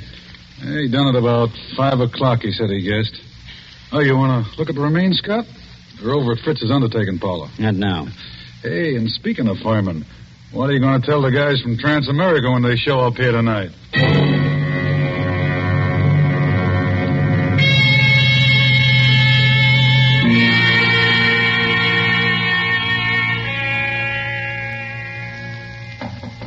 Come in. Oh, they told me I'd find you here. You're Chief Anderson, aren't you? Yes, that's right. I'm Carl Riesing, assistant manager of the Trans-America Detective Agency in Philadelphia. This is Mr. Wheelock, who was Lester Furman's personal attorney. Glad to know you, Mr. Riesing. How do you do, Mr. Wheelock? How do you do?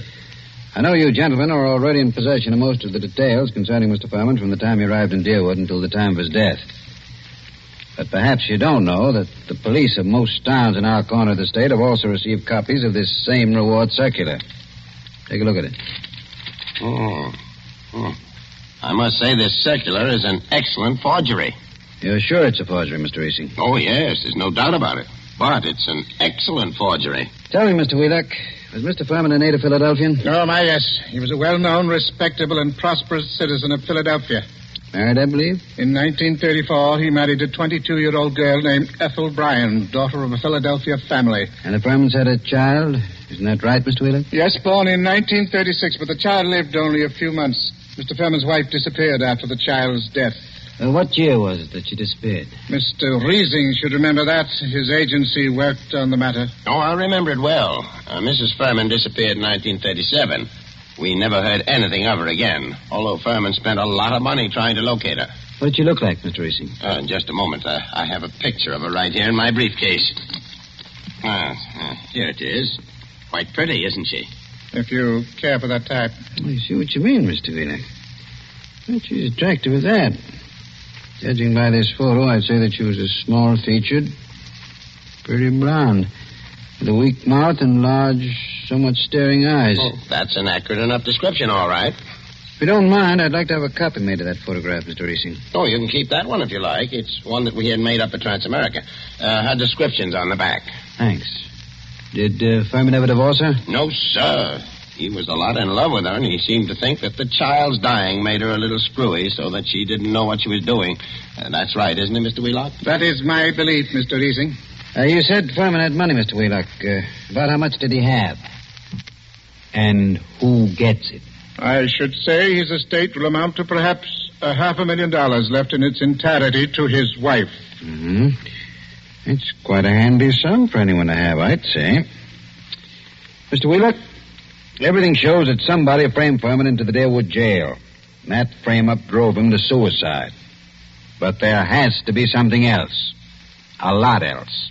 Well, then, what are you going to do? I'm going across the street to the undertaking parlor and have a look at Furman. I'll see you later.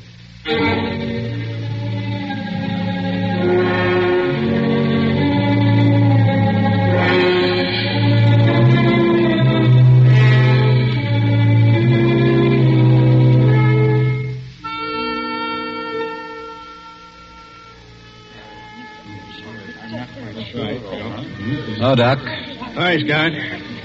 I figured you'd come over here to the undertaker's pretty soon. Send your mind, Doc.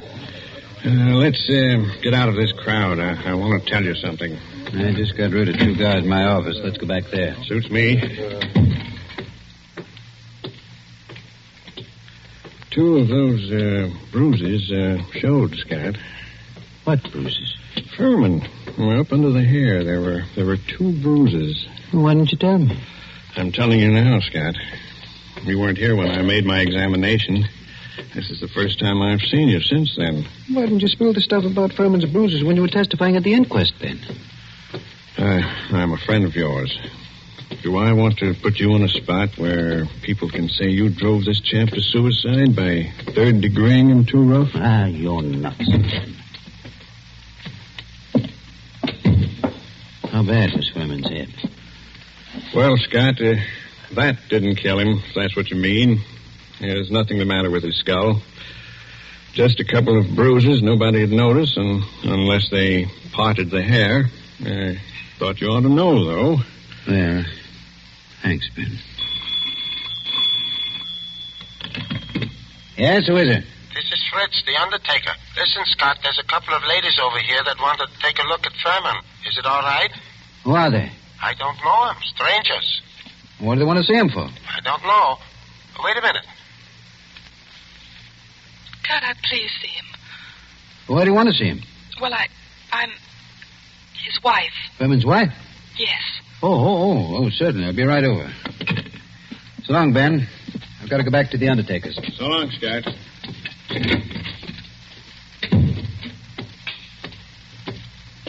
Hey, Scott. What do you want, Wally? I want to talk to you a minute. Over here where we won't be seen. Okay, what is it? A couple of dames came into Fritz's undertaking place just as I was leaving. One of them's Hotshot Randall, a babe with a record as long as your arm. She's one of that mob you had me working on in New York last summer. She know you? Sure, but not by my right name. She thinks I'm a Detroit rum runner. I mean, did she recognize you just now? I don't think she saw me. Anyway, she didn't give me a tumble. You don't know the other one? No, she's a blonde, kind of pretty. Okay, Wally. Stick around a while, but stay out of sight. Maybe I'll be bringing these dolls back with me. Whatever you say, Chief.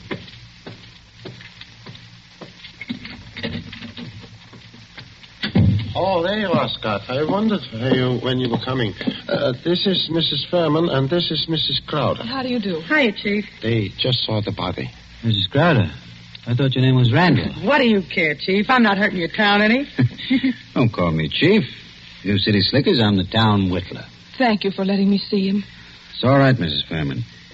But I'll have to ask you and your friend some questions. So if you'll just come across the street to headquarters, we'll get on with the routine.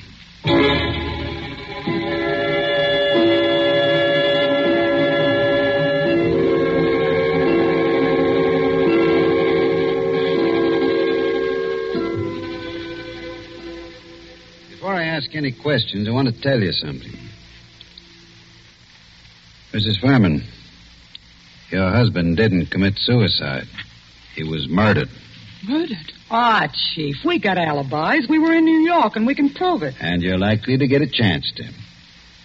What brought you down here, anyway? Murdered? Well, who's got a better right to come down here? She was still his wife, wasn't she? She's got a right to look out for her own interests, hasn't she? Mm-hmm. It reminds me of something. Excuse me a second. I've got to make a phone call in the next room.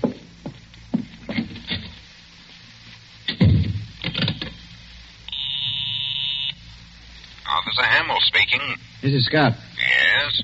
Is Wally around? No, he's not here. He said you told him to keep out of sight. I'll find him for you, though. Right. Tell Wally I want him to go to New York tonight. Send Mason home to get some sleep. He'll have to take over Wally's night trick. Oh.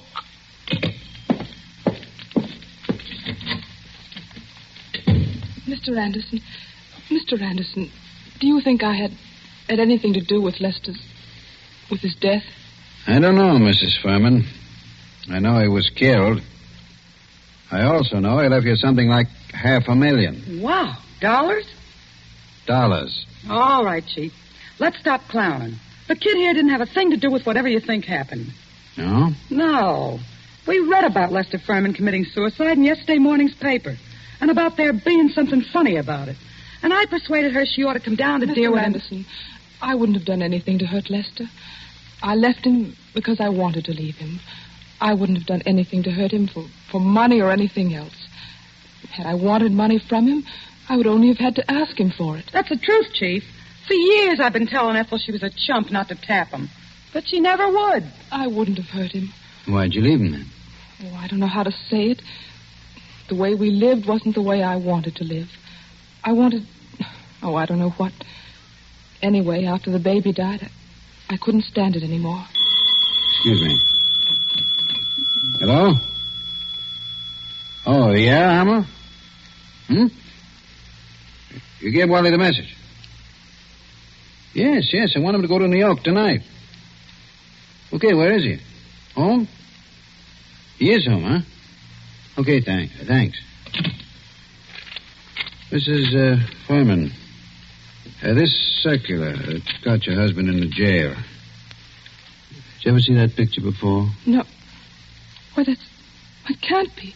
It's a snapshot I have. It's an enlargement of it. Who else has one? Nobody that I know of. I don't think anyone else could have one. You still got yours? Yes. Don't remember whether I've seen it recently. It's with some old papers and things. But I must have it. Well, Mrs. Furman, it's stuff like that that's got to be checked up. Neither of us can dodge it. Now, there's two ways we can play it. Yes? Mrs. Furman, I can hold you here on suspicion until I've had time to investigate things. Or I can send one of my men with you to check up in New York. Yes? I'm willing to do that if you'll speed things up by helping him all you can. If you'll promise you won't try any tricks. I promise. I'm as anxious as all right. How'd you come down? We drove down. We got a great big car. That's my car, see? That big green job across the street. Yeah. And my man can ride back with you, but no funny business. Oh, don't worry, Chief. Come on. We're going to see Wally Shane, the man who's going to drive to New York with you.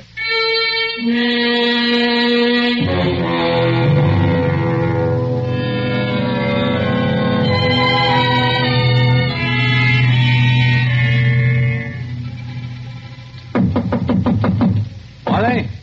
Who is it? Scott, Wally. Come in. Ladies first. Harry. Ethel. No, you don't. Oh, he was reaching with that gun, Wally. Already got you covered. I guess you win, Scott. Yeah, I guess I do. Come along back to headquarters with me like a good little boy. Wally, you're under arrest for murder.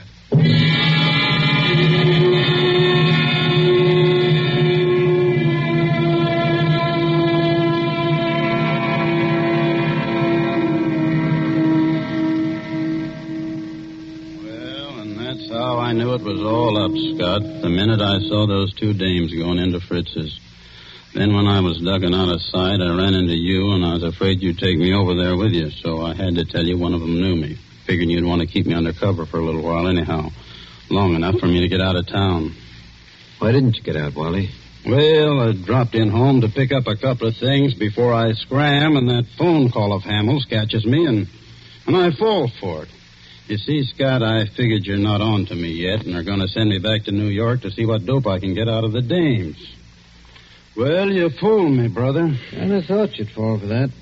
Then you didn't just stumble into all this accidentally, did you? No, I didn't, Wally. I figured Furman had to be murdered by a copper.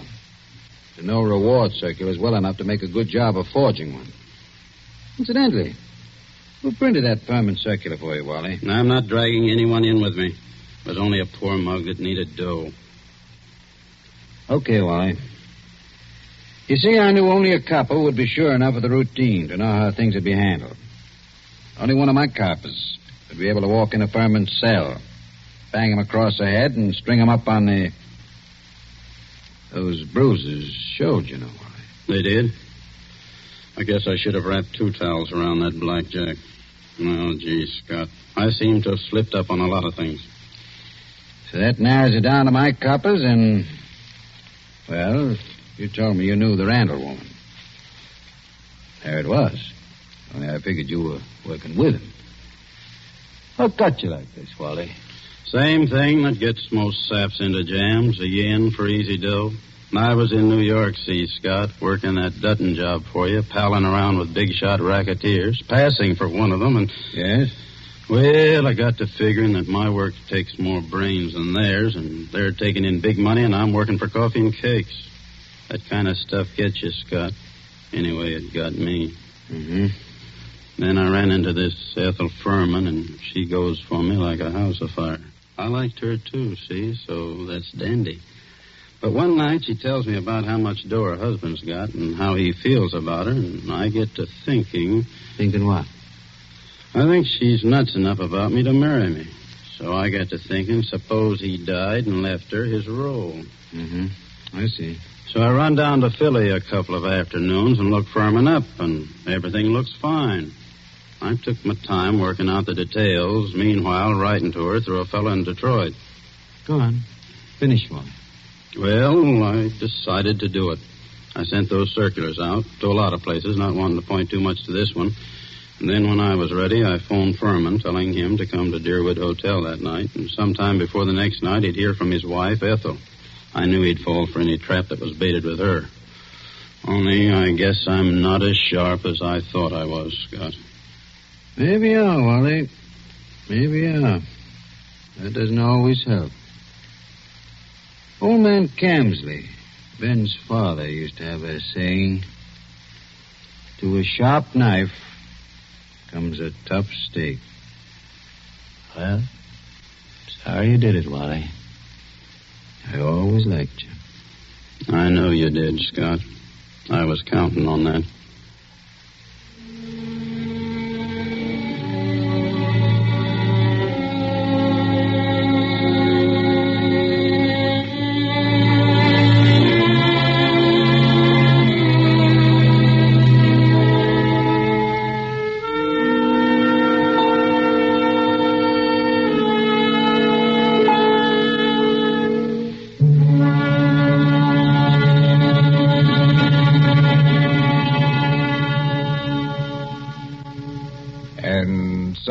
Dashiell Hammett's 2 Sharp Knives, starring Stuart Irwin.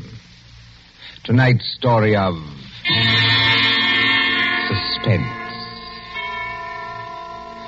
Columbia presents these tales of mystery and intrigue and dangerous adventure for your relaxation and enjoyment. Next week, suspense will not be heard because of a special holiday broadcast. Columbia's review of the events of the year, 12 crowded months, which has been scheduled. On the following Tuesday, January 5th, there'll be another in this series. Same hour, 9:30 Eastern Wartime. William Spear, the producer, John Dietz, the director, and Bernard Herrmann, the composer-conductor, are collaborators on Suspense. This is the Columbia Broadcasting System.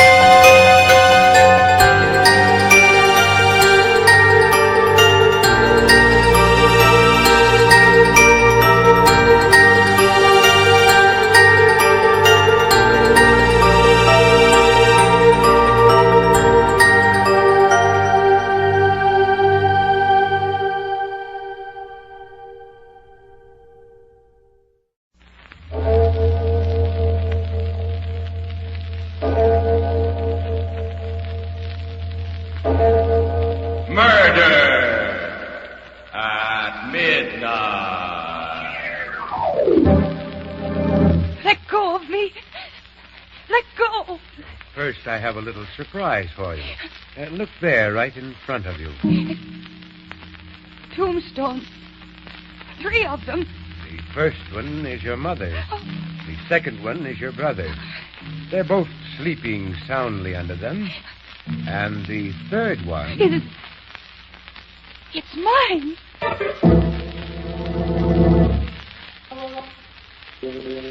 Midnight, the witching hour when the night is darkest, our fears the strongest, and our strength at its lowest ebb. Midnight, when the graves gape open and death strikes. How? You'll learn the answer in just a moment in The Man with the Black Beard.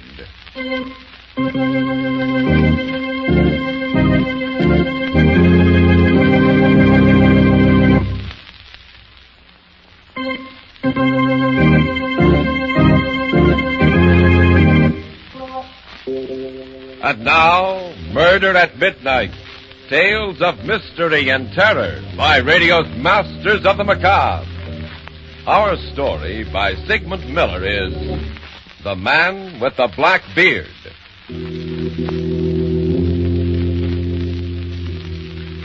A few minutes before 12 o'clock, midnight, Charles Corbett is sleeping peacefully.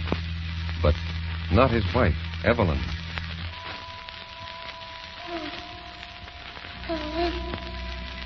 No.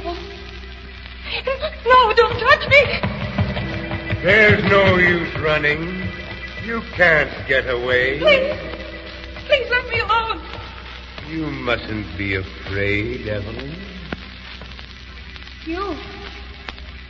That black beard. I've seen you before. Of course you've seen me before. Everybody does. Sooner or later. No. I don't want to see you. And I won't.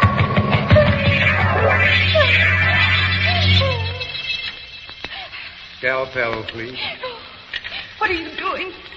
You can't operate on me. You can't. Just hold still.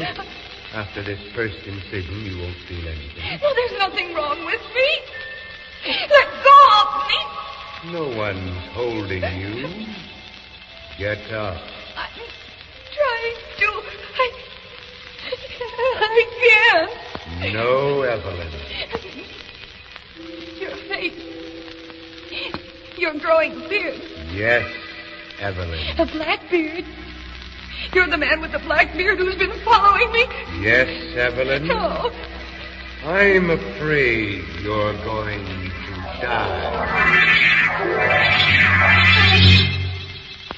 The prisoner will rise. Prisoner? I find you guilty. Guilty of trying to run away from the man with the black beard. You are sentenced to be guillotined. No. No, please, I didn't do anything wrong. Step up these stairs, please. My husband. Let me go, my husband. No time for that. Raise the guillotine. Please, give me another chance. You'll only run away again. Head down, please. No. Oh, why do you hate me? Why do you want to kill me? Because you hate me. And for this you must die. No. Evelyn! No, Evelyn, for heaven's sake, what's the matter, darling? Charles, help me. Evelyn, stop it. Now, you're perfectly safe. Look, darling. Look, you're in bed. I'm in bed? Yes. Oh, Charles. Oh, what was it, darling? What was it? Was it a bad dream? Oh, Charles. It was the most dreadful dream I've ever had. Oh, there. There was a man with a black beard. And he was trying to kill me. No, darling. At first he was a doctor. He was going to operate on me. And then he tried to guillotine me. Evelyn. And the knife was just going out. Oh. But you... Poor darling, it's all my fault. Oh, no. Why is it your fault? I'm telling you about that latest case of mine, that murder case. No, Charles. No, I don't think it was that. Oh, I've dreamed about that man with the black beard before. Charles, it means something. When did you dream about him before? I don't know. It was about a month ago. Oh. Oh, yes. That was when I got my new job. That makes sense. No. No, Charles, there's something else. I can't help feeling it. I can't help feeling that I'm going to die. Don't say that, Evelyn. No, I feel it in my bones, Charles. I'm certain. I'm going to die. Soon.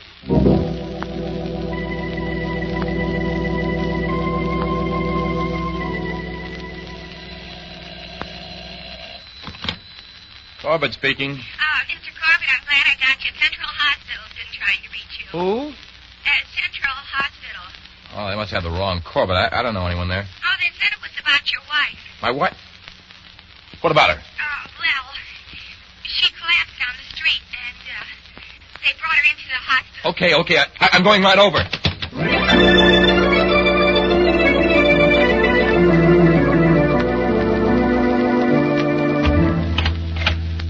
Evelyn. Hello, Charles. Oh, darling, what is this? I came right over. What is Charles. it? Charles. Oh, baby. Please, honey, don't cry. Oh, look. Tell me. Charles. Huh? Charles, I saw him. You saw who? The man. What man? The man with the black beard. The one you dreamed about last night? Yes. Where? Well, he was in the street.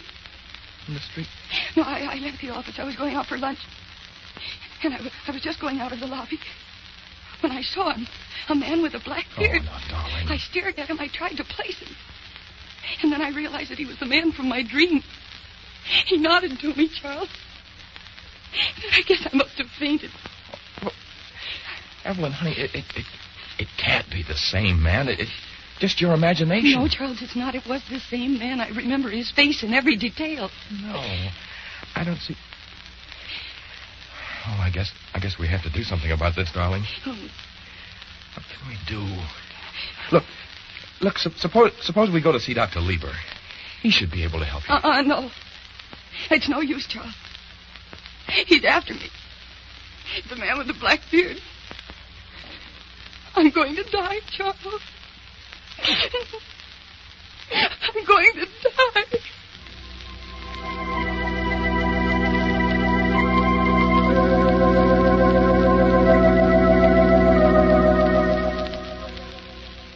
Describe the man to me, Mrs. Corbett.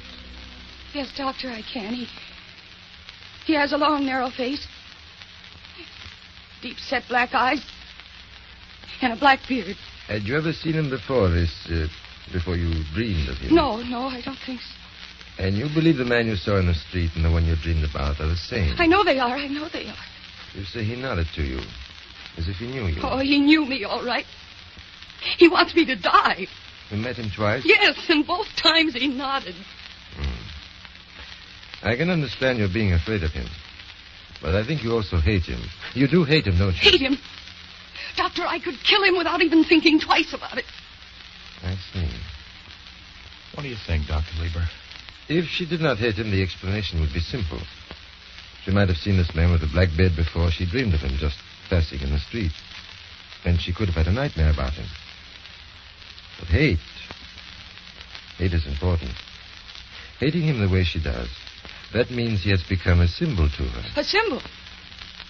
Then you don't believe he's a real person, do you? That he's really threatening me? Not in the way you mean. What we'll have to do is to find out just what he does stand for. But, Doctor, I tell you, I know what he stands for. He stands for death. I'm not going to tell you to forget him, Mrs. Corbett, because you won't. But if you'll come back again tomorrow, well, we'll see if we can't find out a little more about him.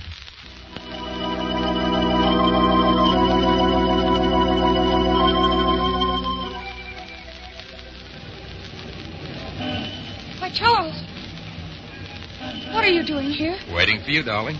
We're going to have lunch together. You mean you'd like to take a look at the man with the black beard? Well, yes. Look, you say you met him right here on the street corner. Yes, huh? right here. Twice. Oh, Charles, are you doing this because you believe me or because you don't believe me? Or is it because you think I've gone mad? Oh, my dearest, what a question. Well, maybe he won't show up today. Well, then I'll try again. Yes, and maybe that I can see him, and maybe you can't. Maybe it's just a... Charles. Huh? Look. Where? They're coming towards us. Well, I'll be... Oh, just as you described it. Then you do see him. How do you do? He spoke to me. He never did that before. Let's get into that car. Hey, you! Wait, I want to talk to you. He isn't paying any attention, Charles. He's driving away. Can't let him get away. Taxi! Come on. Taxi! Here, inside, Evelyn, quick. All right. Where to, bud? Follow that black car. We've got to see where he goes.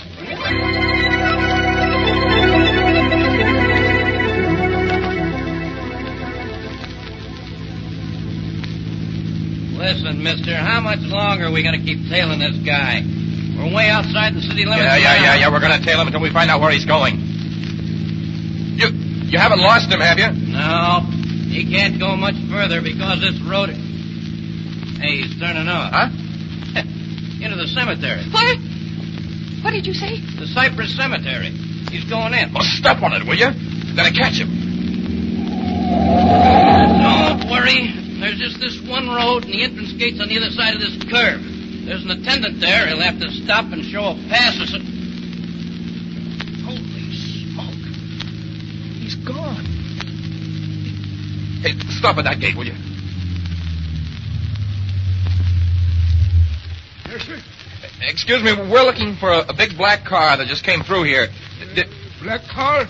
There hasn't been a car through here for an hour. You see, Charles, I told you. Stop it, Evelyn. I told you. Stop it. Look, there must have been one. We followed it all the way from town. A man with a black beard was driving it. Mister, I say there hasn't been a car through here for an hour. With or without a beard. A man with a black beard and a black car vanishing into thin air at the gates of a cemetery. But then, where would you expect a trail to end that began with a nightmare? A dream of murder at midnight.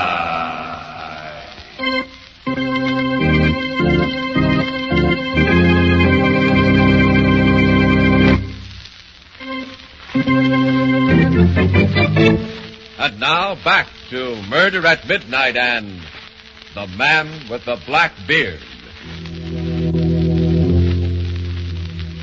We find Evelyn deep in another terrifying encounter with the man who haunts her day and night. Evelyn.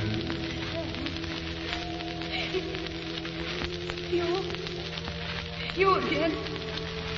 What are you doing here? Waiting for you. No. You were looking for me, remember? You and your husband right here in the cemetery. No, I've got to get up. This is just another dream. It's a nightmare. Is it? Yes. Look at me. I'm very real. Here. Touch me. No, you're cold. Always. Oh, why don't you leave me alone?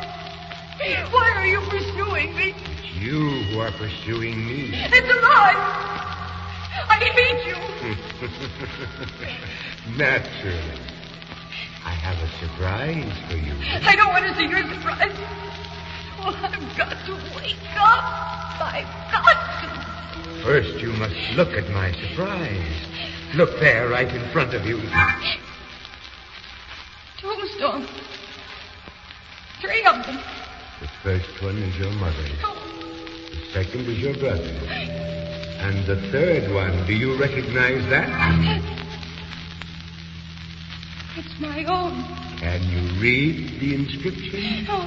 It says, Evelyn Corbett, beloved wife.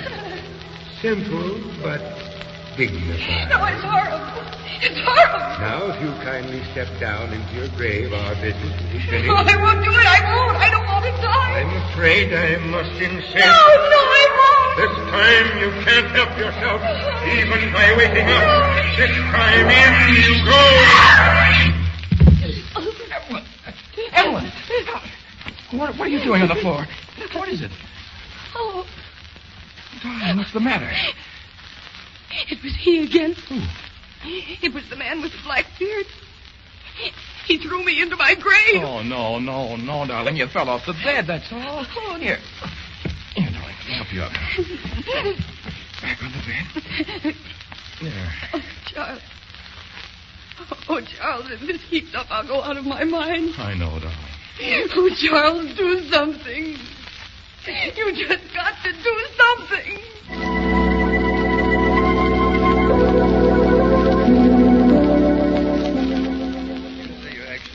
This man with the black beard, Mr. Corbett. I certainly did. He looked just as Evelyn described him to. And he disappeared at the cemetery. Yes, Doctor, he did. Well, that isn't so mysterious. He might have gone off on a side road or something like that. But he didn't, Doctor. He just vanished into thin air. Mrs. Corbett, I want you to try to remember how many times you've dreamt about him. Now, it's important. Yes.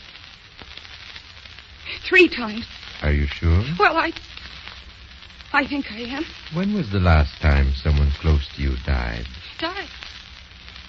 About 6 years ago. Who was it? It was my brother. My only brother. Were you very fond of him? Yes. Did you have nightmares then? Well, yes, I think so. Did you dream about the man with the black beard then? I'm not sure. Think back. No, I can't remember. I have a feeling that I did. Only I can't be too certain. It will come to you. Maybe not now, maybe tomorrow or the day after. Let me know immediately when it does. I don't get this, Doctor. What has that got to do with the immediate problem? A great deal, Mr. Corbett. But the man with the beard is a real person. No, he isn't. He isn't a real person. But he was no, there. I think he's dead. Hunting for me. I see. Of course, one way we can prove he's not is to get hold of him. Talk to him. Well, I'll take that job. I'll find him. And when I do, he's going to do a lot of talking.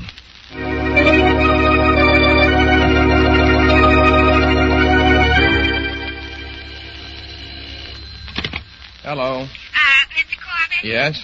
Oh, this is the office code. The boss wants you to investigate a new case. Yeah. The body of a Mr. Hampson was found in the river today. He was heavily insured, and they want you to go down to the city morgue to look at the body as soon as possible. Okay, I'll go down right now. Goodbye.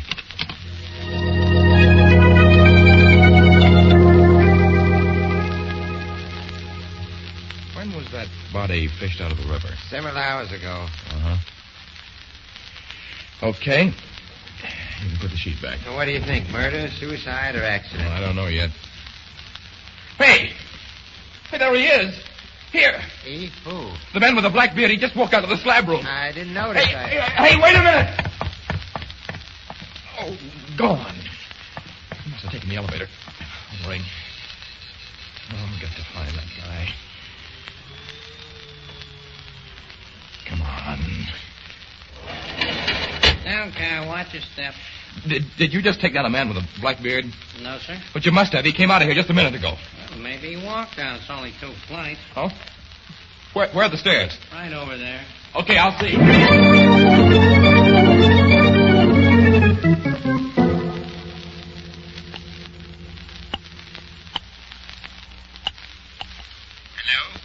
Hello, Dr. Lieber? Yes? This is Charles Corbett. Anything wrong? I just saw the man with the black beard again. You did? Where? Down at the morgue. Did you talk to him? No, he disappeared. I ran after him, but he just vanished. That's too bad. We've got to get a hold of him, Doctor. Perhaps we can meet him at the street corner near my wife's office. She's seen him there several times. I have a very heavy schedule, but when's the best time? About 1 o'clock? I'll be there. Look, should I have Evelyn come too? Yes, that might be a good idea. Good. Maybe we can clear this up today.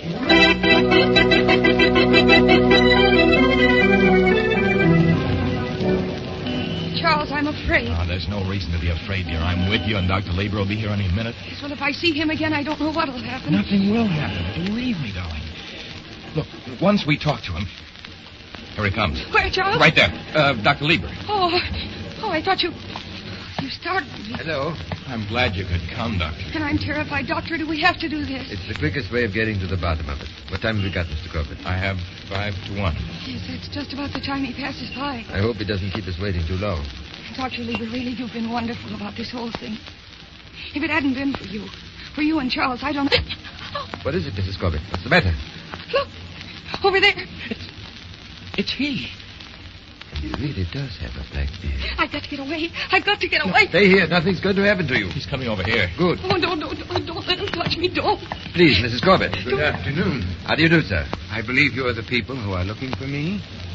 How did you know that? The guard out at the cemetery told me. He described you and the lady perfectly. Oh, look out. I've got her.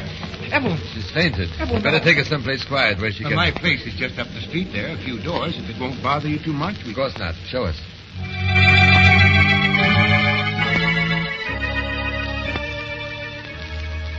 Here we are.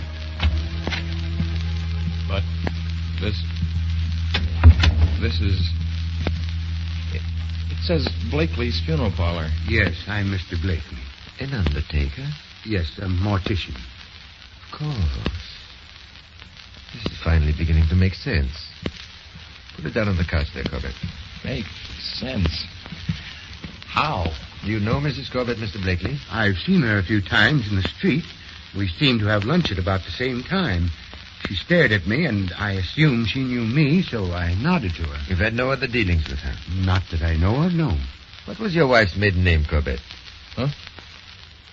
Harper.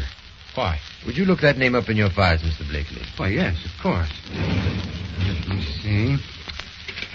Hadley, Halton, Harper. Cecilia M. Died January 26, 1926. Buried at... Why, that was her mother. And that's the answer. She loved her mother very much. Very much. Yes, she was only 6 years old at the time, but she always said... An age of deep feeling, without any real understanding of cause and effect.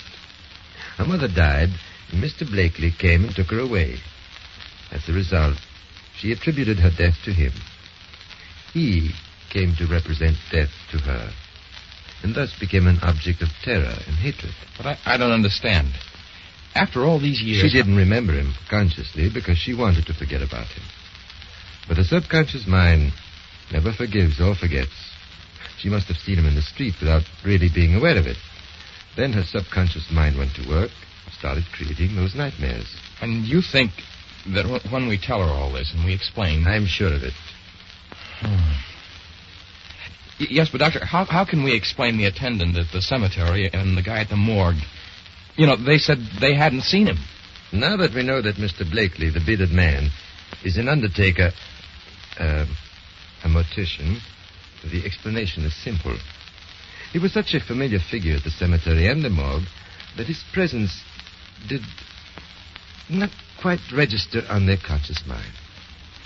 Just as we never notice our waiter at a restaurant. Oh, yes. Oh, yes, of course. I see.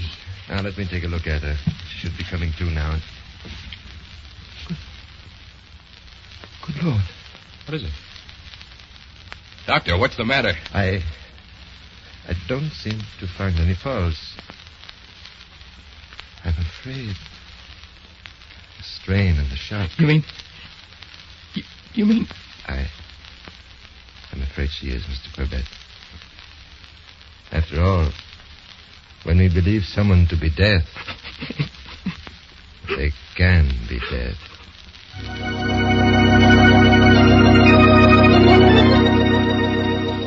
A woman, dead of fear, created in her own mind, lying on a couch in a funeral parlor. The logical place to end a story that began with a nightmare. A terrifying dream of... Murder at midnight.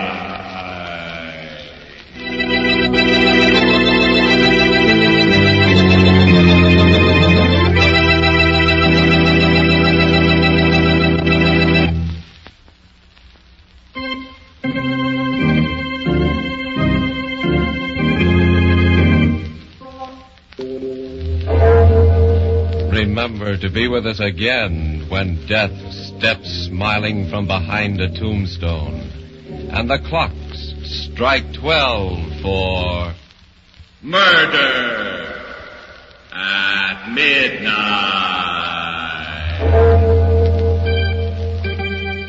The part of Evelyn Corbett was played by Mercedes McCambridge. With music by Charles Paul, Murder at Midnight was directed by Anton M. Leader.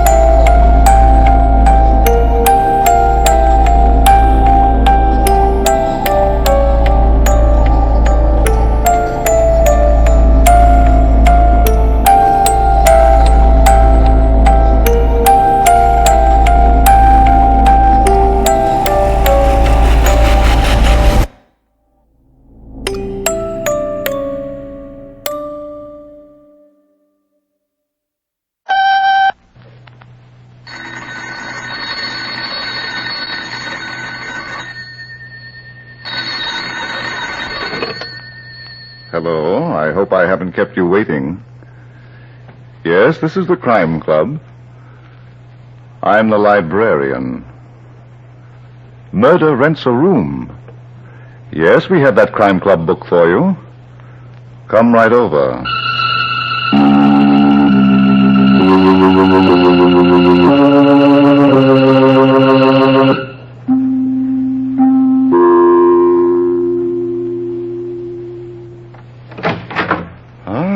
You're here. Good. Take the easy chair by the window. Comfortable? The book is on this shelf. Here it is, Murder Rents a Room, by Sarah Elizabeth Mason. The very intriguing story of an old homestead that sold hospitality until death became a border. Let's look at it under the reading lamp. The great plantation of Cliff's Edge had once been the pride and the showplace of the community.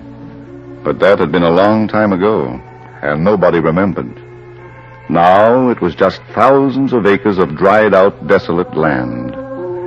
And on the house that had once been magnificent, there was a sign. Hunting, fishing, rooms for rent. Yes, times had certainly changed on the great plantation of Cliff's Edge. It was late morning of a fine spring day, just 3 days after the body of Uncle Brock Curtis had been found in the swamp, a bullet in his head. Now Uncle Brock was lying peacefully among his ancestors on the hill, and his survivors, having paid their last respects, were in the huge living room of the house, waiting. Yes, they were waiting for Lee Randall to read the will. And so was Sheriff Bill Davies, as he stood unnoticed by the door with Tom, his deputy. Well, how about it, Lee? All right, Kitty. Give me a moment to break the seal. Want me to get you an axe? Kitty! What's the matter with you, Kate? You might be a little more respectful. Uncle Brock hasn't been in his grave more than half an hour. I've shed all the tears I'm going to. I'm tired, honey. Very, very tired. I'd like to get some rest for a change. In the name of God, amen. I, Brock Curtis, being of sound mind and body, but aware of the uncertainty of this life. Can't you skip the forest and get right down to the mushrooms? All right, Kitty. Kate gets this house and the grounds. So this is what happens when my back is turned. I stayed here with Uncle Brock and helped him run the place. Yes. How I wish you'd stayed in New York. I'll bet. Go ahead, Lee. Thanks. The rest of the property goes as follows. 1/3 to Kate, 1/3 to me, and 1/3 to you, Kitty. Lee, what about Jeff? Isn't there anything... I'd better read that part, Kate. I make no provision for my worthless nephew, Geoffrey Gaines, for reasons that my said nephew should clearly understand. Poor Jeff. And he's the one who really needs help. How much do we get, Lee? A little over 2,000 apiece, Kitty. 2,000? Are you kidding? Uncle Brock was a rich man. My father once said he was the richest man in the township. That was a long time ago. When he died, all he had to his name was this property and a little over $6,000. That's true, Kitty. Kate and I checked his papers yesterday. I'm afraid Uncle Brock made some pretty bad investments none of us knew about. You don't say. We found a pile of no-good stock certificates in the safe. I don't believe it. I've got them in my office at the bank. Anytime you want to see them, I'll be glad to show them to you. I still wouldn't believe it. Look here, Kitty. Are you suggesting that Lee and I... No, dear. Not while the sheriff and his deputy are listening. Don't stop now, Miss Kitty. You're doing fine. You got any proof of what you've been saying? My Sheriff Davies, I haven't said a thing. About them stock certificates being phony? I knew Uncle Brock. We all knew that dear Uncle Brock loved cash, and that he trusted nobody to count it for him. That's no reason to be making statements, young lady. Did I do such a terrible thing, Sheriff? I'm sorry. I guess I'm just tired. I'm going to my room. Will I see you later, Lee? I don't think so. Well, you might be wrong. That nasty little troublemaker. She hasn't changed a bit. What about the murder, Miss Kate? I told you everything I knew 3 days ago, Sheriff Bill. Uncle Brock disappeared right after breakfast. I went to look for him, and I found his body in the swamp. But no gun. Where was Miss Kitty? Didn't she tell you that she'd gone riding? Yep, just checking. Story's got a way of changing with time. Now, Mr. Randall, when can I see about them stocks that belong to Brock? Any time after lunch. I'll be in my office all afternoon. Okay. Come on, Tom. We gone, Chief? When I say come on, that means we're going. Sure. Well, goodbye for now, Miss Kate. Oh, by the way, what's Jeff Gaines using for eating and drinking money these days? I help him whenever I can. Was he counting on some of Brock Curtis's cash? Sheriff Davies. Just checking. You never know what's what when there's been a murder.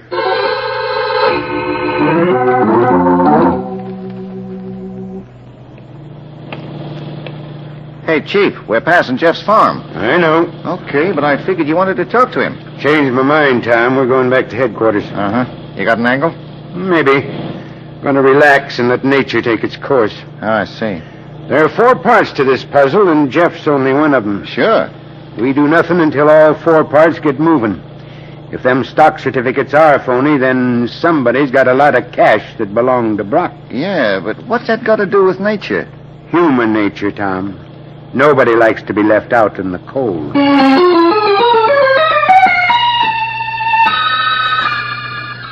Well, goodbye, Kate. I've got to rush back to town. I'll phone you later. But, Lee, I was expecting you to have lunch. Some other time. This is a business day.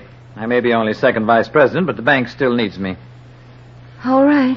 Do me a favor, please. Forget what Kitty said. I can't. But I told you she didn't mean it. She was disappointed about the inheritance and got excited. She knew Sheriff Bill Davies was in the living room with us, listening to every word. But she didn't realize, and she apologized. Oh, yes.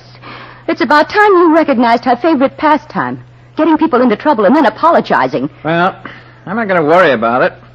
If those stocks are fraudulent, then Kitty will have to prove how she knew. She's just guessing. Goodbye, Kate. And please don't tangle with her. All right, Lee. Remember that. I'll speak to you later.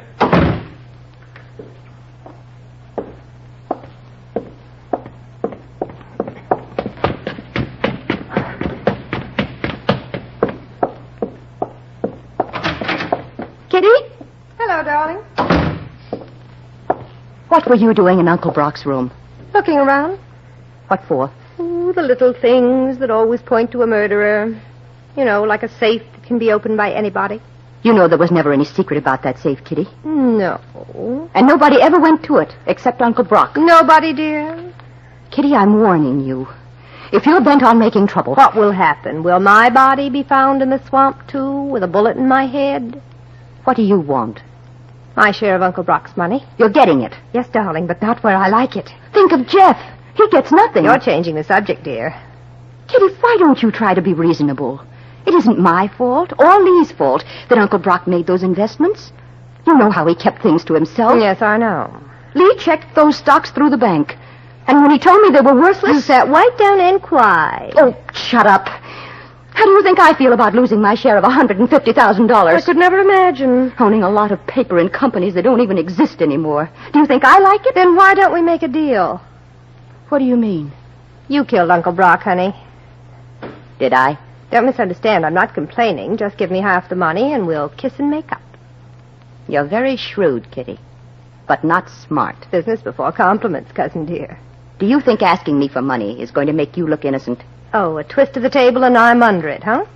Why did you come back from New York? I couldn't resist the call of the wild. You were gone for 2 years, and not one letter from you. But 4 days ago, just one day before Uncle Brock was murdered, you came home. Why? Don't get wound up, Kate. You needed money, didn't you? You're liable to break a spring. Didn't you? And you knew exactly where to find it. Then you admit those stocks are phony. You were the first one to bring that up. Excuse me while I eat my words. Was it part of your plan to get the sheriff to suspect everyone but you? No, dear, it was my plan to get what I was entitled to. But I'll take what's left. You've done such a good job of convincing me. What have you done with the money? You don't seem to understand, Kate. I'm agreeing with you. There is no money, except $6,000 and a lot of worthless paper.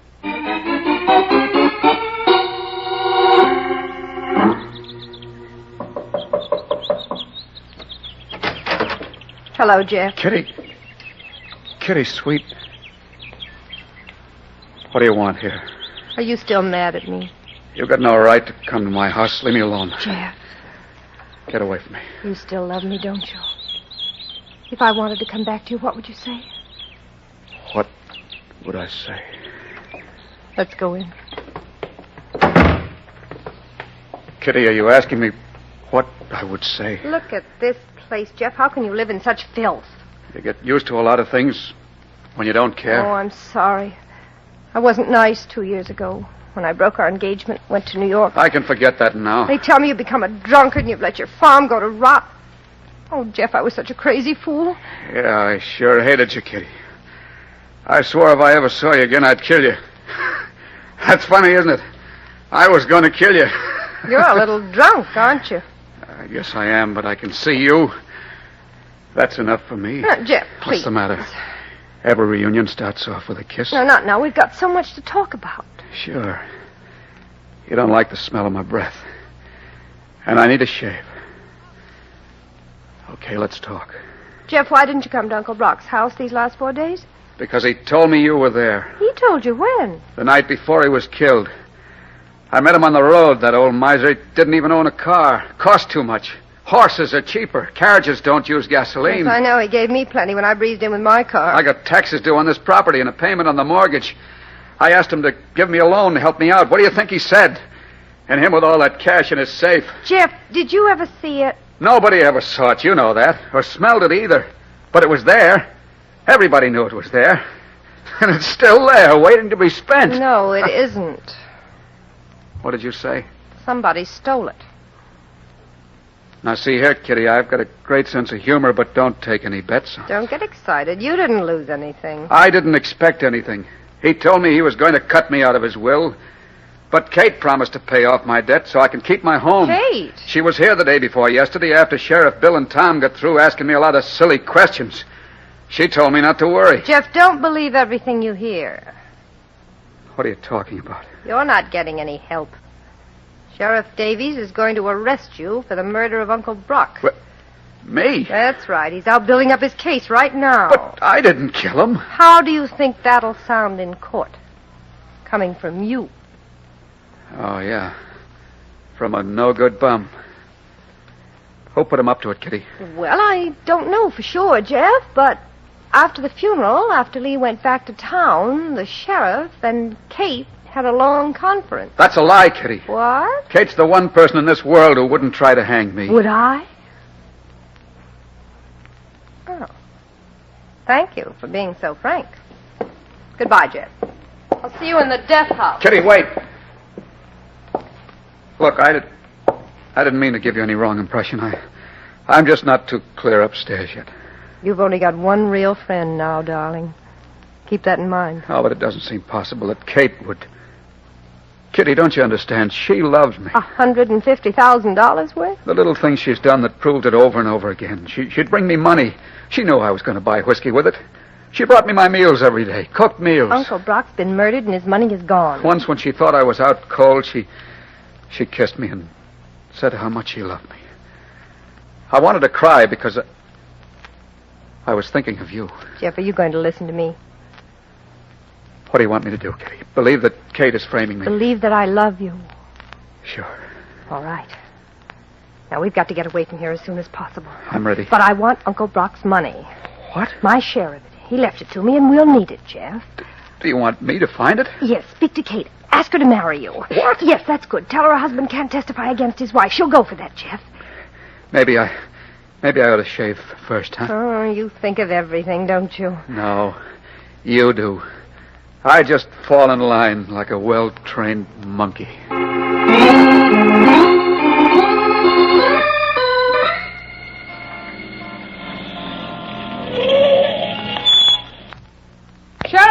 Sheriff Davies. Huh? Oh, Miss Kitty. What brings you to town? I've got to talk to you about something very important. Mm-hmm. Want to come into my office? No, I can tell you right here. I've just been to see Jeff Gaines. Was he sober enough to see you? Take a look at this. Okay.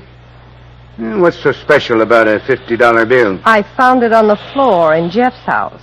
You did what? Jeff was drunk. He didn't realize I picked it up. That should solve your mystery, Sheriff. Yeah. Where would he get a $50 bill except from... You talked to anyone else about this, Miss Kitty? Not a soul. Good for you. I'll do all the talking that has to be done. Oh, to think that I came so close to marrying him 2 years ago. Are you going to arrest him now? Nope. But that $50 bill... It don't make a case, young lady. But maybe after I've seen Mr. Lee Randall and them stock certificates at the bank, it will make a case. Go on, Tom. Okay, Chief. Let's go.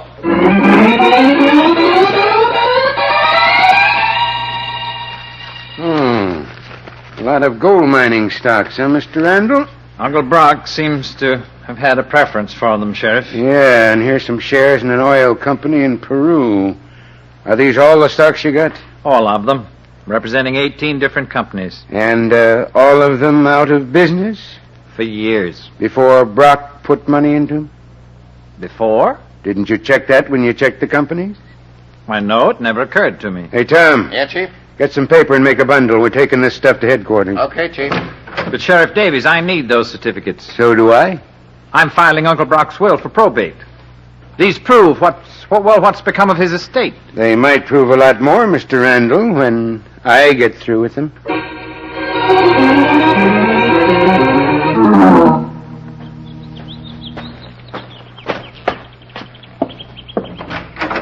Jeff?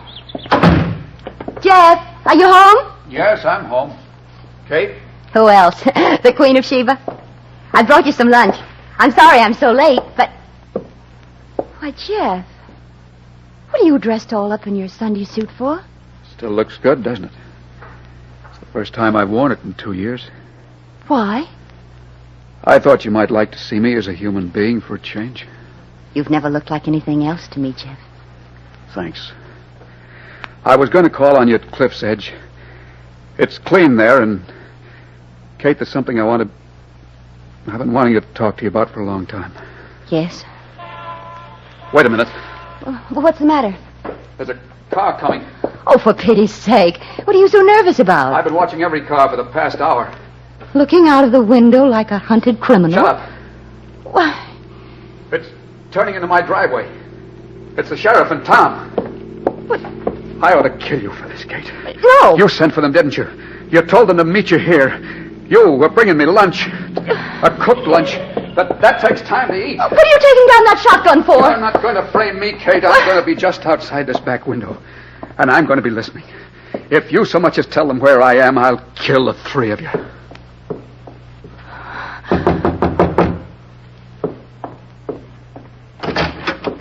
Why, Sheriff Bill. Hello, Miss Kate. Tell Jeff we'd like to see him. He isn't here. Since when? Well, I don't know. I came here a few minutes ago with some lunch I'd fixed for him. And there was nobody home, huh? Okay, we'll just look around. I'm not lying to you, Sheriff. Nobody ever does, Miss Kate. Go ahead, Tom. You know what to do. Okay, Chief. And don't forget to look in the closets, too. Okay, Chief. Sheriff Bill, would you mind telling me what this is all about? We got a tip there was some money in this house. Here?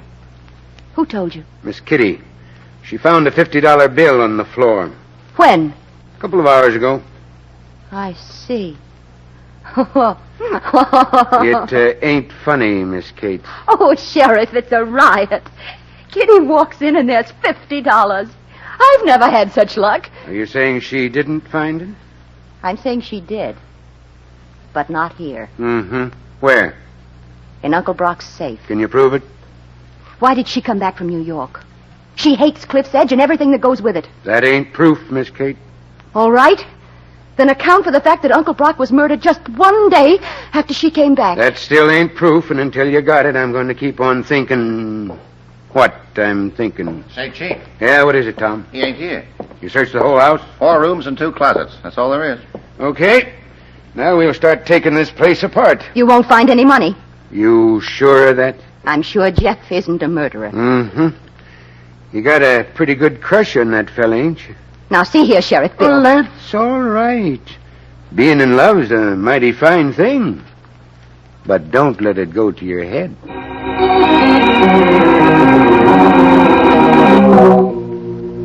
Katie, you sure? Yes, of course, Lee. They're still at his house looking for the money. Good grief. But what about the stocks? They must be fraudulent. Lee, I'm sure now Uncle Brock had all that money in his safe. Where's Jeff? I don't know. Kate, don't start lying to me now. You've told me everything else. I don't know where he is. I thought he was outside the window. When I left his house, I walked around to the side to see if he was still there. Of course he wasn't. And he's not here at Cliff's Edge either. Oh, Lee, what am I going to do? He might be wandering around in the swamp. I can't think of a place that suits him better. He didn't kill Uncle Brock. Stop talking nonsense. I'm not. Kitty did it. She went to Jeff's house, and then she went right to the sheriff with a $50 bill Jeff never saw. She's framing him. Is that what you want to believe? It's the truth, Lee. It's just what Kitty would do. Well, I'm sorry, Kate, but I can't agree with you. Not in this case. All right. Be like the rest of them. Just because Jeff is down and out. Oh, you make me sick, the whole pack of you. What's all the excitement about, Lee? You ought to know, Kitty. You found the evidence. Oh. Yes, but I'm not so sure they'll be able to convict Jeff. What's that? Well, he may be innocent, you know. Now, look here, Kitty. Don't let a $50 bill give you peace of mind, Lee. It could have been planted. Why should it give me peace of mind? You killed Uncle Brock. What? Don't look so wild. I can keep a secret. Have you gone out of your mind? No, dear. Then how can you make such a fantastic accusation? Because I'm a little adding machine, and when I get to 150,000, the bell rings. Yeah. Well, thanks for the laugh. Kitty, you're trying too hard. You always were a big bluffer. If you had any evidence against What me... were you doing in the swamp this morning? Huh? Where Uncle Brock's body was found. What's this, a new angle? Don't tell me you weren't there. I followed you when you left Kate's house. Then you must have seen me drive right here to the bank. I saw you drive to the swamp. Were you looking for this little cufflink with your initials on it? You found it in Kate's house, didn't you? With all this mud on it, Lee? Don't say that to Kate. She'd be insulted. I lost it there sometime this morning, and I didn't realize it until I was halfway to town. You're getting weaker, darling. I meant to phone her about it. When I got to the office, people were waiting. I completely forgot. Keep punching. You put that mud on there. Swamp mud. It'll match if the sheriff makes a test. But he doesn't have to, Lee. Kate tried to tell me you killed Uncle Brock, and that you were framing Jeff. That $50 bill, just like that cufflink. Eh, Kitty? What made you turn on me? Am I easier to frame? I can do business with you.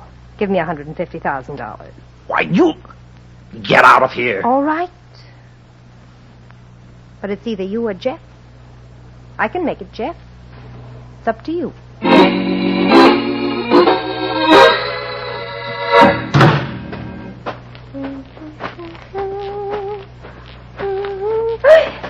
Oh, Jeff, you almost scared me into an early grave. Don't ever come from behind a tree without blowing your horn. I've been waiting for you for a long time, Kitty. I was in town. Yeah, I found that out. Where's Kate? I don't know. The last time I saw her, she was at my house talking to the sheriff. Why the shotgun, Jeff? What, are you worried? No. I'll stand it up against this tree. Oh, you've got nothing to worry about, Kitty. I'm not going to shoot you. Jeff, listen to me. Sure. But let's see how convincing you can be. Now. No. Now, go ahead, Kitty. I'm listening. Tell me how much you love me. You want to marry me, don't you? You're the only real friend I've got, huh? All you want is the money Kate stole from you. Kate...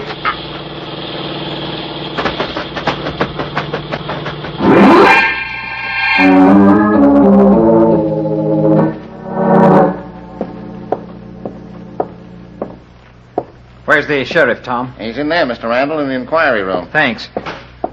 Hey, you can't go in. He's got someone... It's all right. He sent for me. I'm going to give you one last chance, and you'd better... Oh, come in, Mr. Randall. I'm glad you got here so fast. What's this about Kitty having been murdered? We found her body in the trunk compartment of her own car. It was parked in front of Kate's house. Good Lord. Kate. Yeah, we figured somebody was going to take it for a ride tonight and maybe drop it into a river someplace. Jeff, maybe. What do you think, Mr. Randall? Naturally. She'd have been too good a witness for his prosecution. But why is Kate here? She claims she done it. Kate. I've got nothing more to say, Lee. That's how it's been going for a couple of hours. I thought you, being a member of the family... Yes, Sheriff, would you mind? I'll be in the other room. There's no one crazier than a woman in love. Oh, there's one thing you ought to know, Mr. Randall. Yes? I got a report on those stocks. The companies they were issued for never went out of business. What? I got told they never even existed. Lee, what's the matter? What's the matter? Shut up and leave me alone. I'm sick and tired of having to make excuses for this family. Lee! You admit you murdered Kitty. Very well. Then you must have killed Uncle Brock, too. And don't look to me to get you off. Where you going, Mr. Randall? Get out of my way, Tom. I've got orders to stick with you. The sheriff ain't through yet. You're not going anywhere, Randall. Get back inside. You'd better have a perfect explanation for this, Sheriff Davis. Close that door, Tom. Okay, Chief.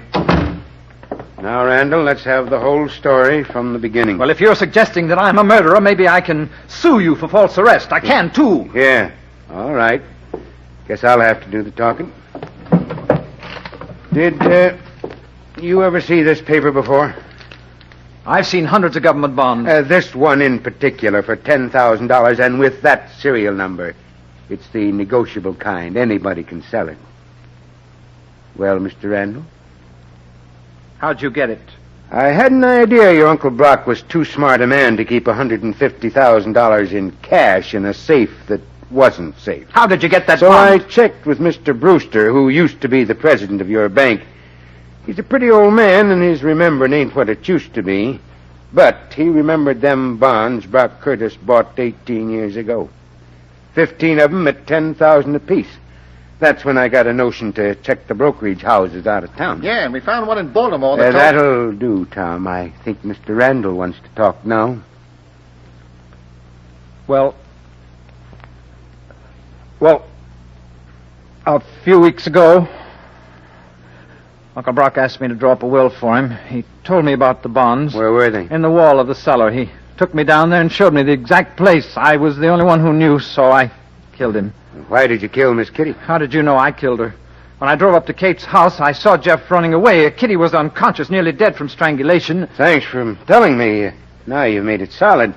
You can come in now, Jeff. Sure. I don't mind joining the party. What? Has this been a trap? Didn't you know? Maybe not as much as I know now. Jeff gave himself up to me for choking Kitty to death. But when Tom and me went up to Kate's house to have a look, we found a trail of blood. Kitty had been stabbed. Yeah. She was making too much trouble. She always was a troublemaker. Wasn't she, Kate? Okay, Tom. Let's go, Mr. Randall. I'm pretty tired. I think I'll go into my office and put my feet on the desk. You kids can stay here if you want to. But don't get any notions. Remember, you're on county property.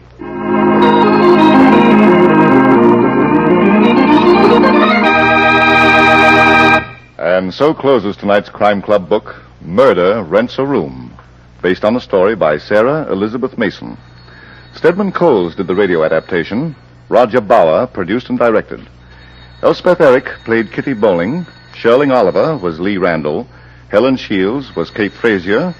Bill Smith was heard as Jeff Gaines. And Cameron Prudhomme played Sheriff Bill Davies. Oh, I beg your pardon. Hello, I hope I haven't kept you waiting. Yes, this is the Crime Club. I'm the librarian. Yes, come over a week from tonight. Good. We have the very intriguing story of a romance that had murder in its heart. It's called Death is a Knockout. In the meantime, there is a new Crime Club book available this week and every week at bookstores everywhere. Yes, it's available now. Fine. And we'll look for you next week.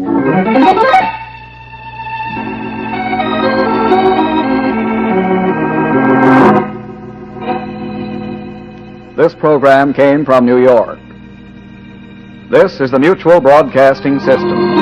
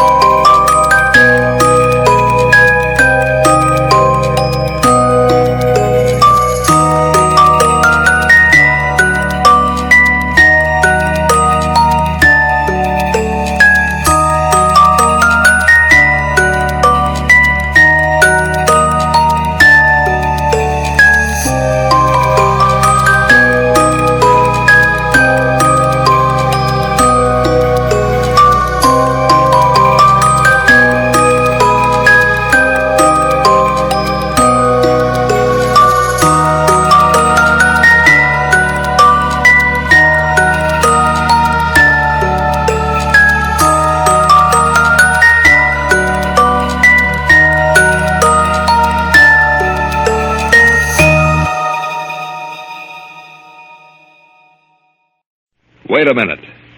Have you heard the strange tales of the Whistler?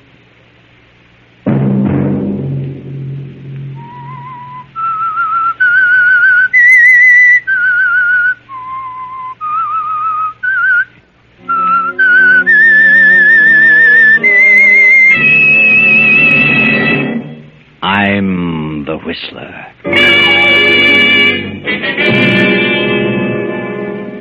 I was with Danny when it happened, but I couldn't hang on to him. He ran off and left me, and I've been looking for him ever since. That was Captain Fowler. Something had happened to his friend Danny. I ain't going to no doctor at this time of the night. Tomorrow, maybe, but I'm not going tonight. That was Danny. Danny knew something had happened to him, but he didn't know what it was. But, Danny, you couldn't have done a thing like that. I know. Don't worry, Danny. That was Faye, Danny's girlfriend. And this is Joe Rodriguez, a fisherman. It's much better that I leave town, Danny. If I stay, I might forget I am your friend. Sunday night, and again CBS presents The Whistler.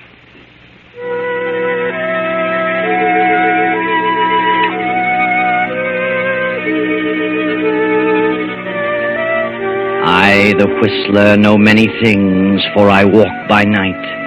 I know many strange tales, many secrets hidden in the hearts of men and women who have stepped into the shadows. And so I tell you tonight the strange story of fog. Well, Danny, my boy, this is the thickest fog I've seen in this harbor in many a year. Mm-hmm. And I've been a sailorman for a long time. Yeah, that's right, Captain. Can't see a single light along the entire waterfront. But we don't need light for where we're going. I know the way to the anchor pool room. Yeah, I know, too. Hey, Danny, you didn't bring your gun, did you? Sure I did. Why? Now, wait a minute. I'm not going to let you talk to Duke Moran with a gun in your pocket. Why not, Captain? Well, you might lose your temper and do something you'd regret. Oh, what's the matter with you, Cap? I ain't going to shoot anybody. I just want it in case Duke Moran gets tough. Oh, sure. I know. But if he gets tough, you can handle him with your fists. Sure. Unless he tried to slip a knife through my ribs. Well... don't worry about the gun, Captain. I won't lose my head. So Danny and Captain Fowler continue on their way toward the anchor pool room, Duke Moran's usual hangout, where Danny intends to have a showdown with Moran. But the captain is worried about Danny's gun, for he knows that Danny hates Moran to the core of his being. Now, look, son, I hate to keep bringing this up, but, I wouldn't go storming up to the Duke and start raising the devil. He borrowed money from me, and he ain't kept his word about paying it back. Oh, I know, my boy, but he'll pay it back. Oh, no, he won't. He's planning to skip town and leave me holding the sack. Now, look, you're working for me, Danny, and you're my best friend. And I'm going along to back up your claims because I was a witness when the loan was made. But look here, I don't want to see you in no trouble. Oh, I'll take it easy. But I can tell you one thing. Hey, look out for that hydrant. Look up. Danny, you're hurt. Here. Let me help you. No. There. That's it now. Easy does it. Up now. There we are. Nasty spill. You just sit here for a bit. Oh, you took a real header. Yeah? How do you feel, Danny? Yeah, better let me see if you cut yourself. Keep your hands off me. Who are you? What? What is this, a stick-up? Danny, are you kidding? Go away. Get away or I'll call the cops. Why? But Danny, you're out of your head. Get away. But don't you know me? Let me alone. Oh, come back here. No, don't go away. Come back. Danny!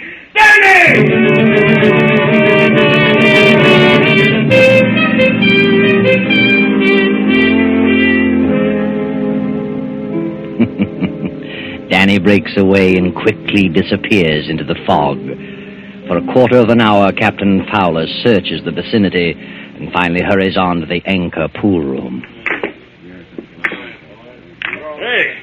Hey, any of you guys here in the pool room seen Danny Price? Oh, hello there, Cap. No, I haven't seen Danny. Neither have I, Cap. Don't think he's been around. Oh, I see. Well, is Duke Moran here? The Duke?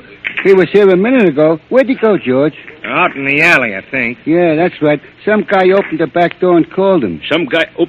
Uh-huh. Well, tell me, was it Danny? I don't know. I don't know either, Captain. We didn't pay no attention to who it was. Oh, I see. Well, okay, boys.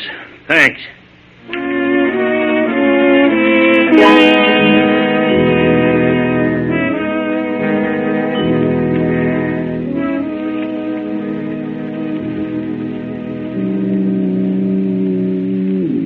Later that night, groping his way along the waterfront, Captain Fowler arrives at the box office of the Crystal Motion Picture Theater. An attractive girl is selling tickets. Hello, Fay. Well, hello there, Captain. Going to the show? Oh, no, not tonight, Fay. I'm looking for Danny. Have you seen him? No, I haven't. And I'm sore at that big lug, too. He promised faithfully he'd be here to take me home, and it's time to close the box office right now. Well, look, Fay, I don't want to excite you, but I got to tell you something. Danny's had an accident. An accident? Yeah. He fell down on the street. He tripped over a fire hydrant, and when he got up, you know what happened? He couldn't remember nothing. He was walking around someplace in a daze. Good heavens. Yes, I was with him when it happened, but I couldn't hang on to him. He ran off and left me, and I've been looking for him ever since. Would you tell the police? No. Well, for heaven's sake, tell them, Captain. Maybe they can find him. No, Fay, I don't want to tell the cops. Why not? There's a certain reason, and I don't want to talk about it here. Look, you wait here till I check in the cash. It'll only take a few minutes. I'll be right with you. All right, Fay.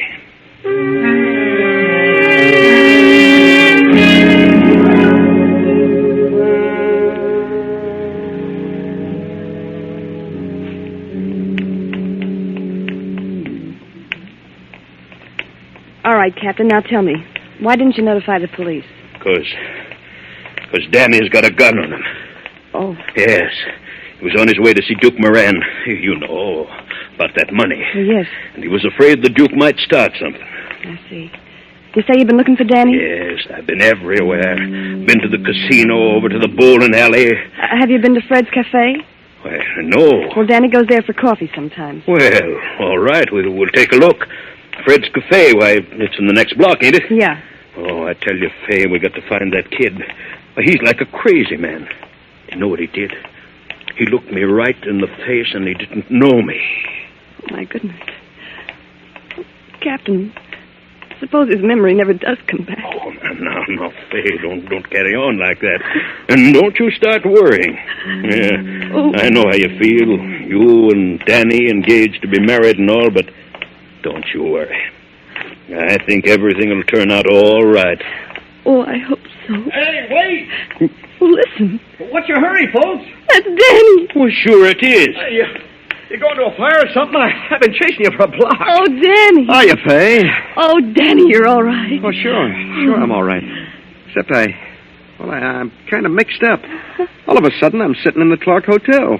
And I don't remember going there at all. The Clark Hotel? Yeah. Well, so that's where you been. Well, it seems to me I was walking along with you, Cat. Of course you were, Danny. Don't you know what happened? You had a lapse of memory. Huh? Yeah, we've been worried to death about you. The captain and I were looking for you. Oh, Danny, I'm so glad you're all right. Oh, so I've been off my noggin. Sure. Don't you remember falling over that fire hydrant? Fire hydrant? Yes, that's what did it, Danny. When I helped you up, you thought I was a stick-up man. You ran off down the street. Well, I'll be darned. How long ago this happened, Cap? Well, it's been an hour ago or more. You've been in the Clark Hotel all that time? Well, how should I know? When did you come to your senses, Danny? Well, just now. I'm sitting there in the lobby wondering what it's all about when I seen you folks passing the window. Oh, swell. But look, Danny boy, you're going to a doctor right away. What do you mean, doctor? Well, your head, you must have struck it when you fell. Oh, my head's all right. Oh, now, please, don't put up an argument, Danny. Oh, now, look. Hey, here comes an ambulance. Maybe I better flag it down and crawl in. Oh, now, don't be smart. Wait a minute. That's no ambulance. Well, it's a police car. Yeah? Yeah. Well, come on, never mind the police car. Danny, come over here under the light. Let me take a look at your head. Oh, now, look, Fay, I tell you there's nothing wrong Hey, with hey, it. look. You see where that car's stopping? Huh? Over in front of the Anchor pool room. Yeah? Well, wonder what's happened there. Well, I don't know. Well, forget it. No, I want to find out what's going on. Yeah, so do I. Come on, Danny, let's go over and see.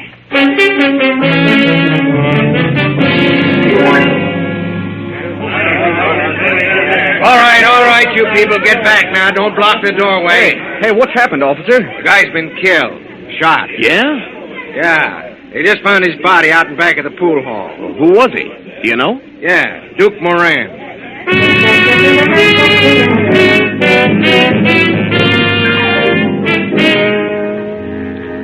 Duke Moran murdered, killed on the very night that you, Danny, with hatred in your heart and a gun in your pocket, were on your way to demand your money.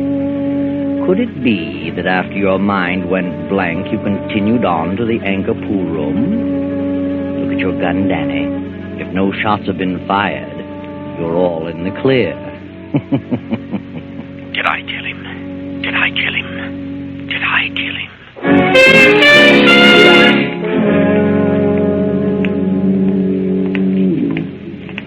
Come on, Danny, let's go. Well, how do you like that? That guy gets bumped off owing me $100. Yep, and you can kiss that dough goodbye. And how? Captain, who do you suppose killed Moran? Well, how should I know? Didn't have any enemies that I know of. Except Danny. What do you mean, except Danny? I wasn't the guy's enemy. I just wanted my money back, that's all. Sure, I know. You know what? But you just wanted your money back. What are you getting so excited about? Hey, boys, let's not walk down this way. There's no doctor in this direction. Oh, Fay, will you let up on that doctor thing? I tell you, there's nothing wrong with my head. How do you know? Well, anyhow, I ain't going to no doctor at this time of the night. Tomorrow, maybe. My head starts aching or something. Is that a promise? Oh, okay, that's a promise. Hey, Danny. Yeah? You know, I went to that pool hall right after you disappeared. I thought maybe I'd find you there. Yeah? Was I there? No, you wasn't. I asked about Moran, and they said he'd just gone out in the alley. Somebody opened the back door and called him. Why, Captain, You must have been there just before the murder. Sure looks like it.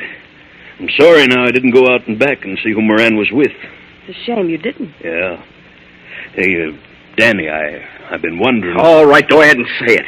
It was me that called him out and back. It was me that killed him. Why, Danny! Well, that's what he's thinking, Fay. I can see it sticking out all over him. Danny, you mustn't say that. He knows I've been out of my head for an hour. Can't remember a thing, so now he's trying to pin a crime on me. Shut up, you fool. Shut up. Why should I want to pin a crime on you? That's what I'd like to know. What if you did kill Moran? I'm not holding it against you. You couldn't be blamed. You was off your nut. Well, I didn't kill him. How do you know? I didn't. I know I didn't. Yes, but how do you know? Oh, Captain, use your head. Danny lost his memory, and that includes his memory of Moran and his grudge against Moran and everything. Sure. So now what do you got to say? Well, maybe that grudge was in the back of your mind, Danny. Even while your memory wasn't working. You see, Fay, he's bound to make out I did it. Oh, no such thing. But look here, if you was mixed up in this murder, Danny, it's up to me to help you. I'm your friend. And I gotta find out about it, Danny. Now, let me see your gun. Huh? Let me see your gun. Oh, the devil with you. Let him see it, Danny. That'll settle everything. Sure he can see it. There you are, Cap. Thanks, Danny. Yeah. The barrel smells of powder. Oh, you're crazy. And 2 slugs have been fired, Danny. Look here. All right, so the gun's been fired. And that means I killed Moran, I suppose. You're crazy, I tell you. He's right, Captain. That gun doesn't prove a thing. He might have fired those shots anywhere for no reason at all. Sure, I've been out of my head, ain't I? Don't you worry, Danny boy. You didn't kill Moran. Of course I didn't. You couldn't have done a thing like that. Not even in a trance. So don't worry. Everything's going to be all right. Don't worry, Danny, darling.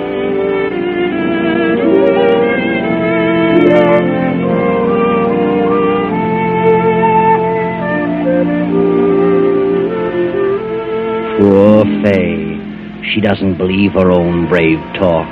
Deep down in her heart, she's afraid that Danny is a killer.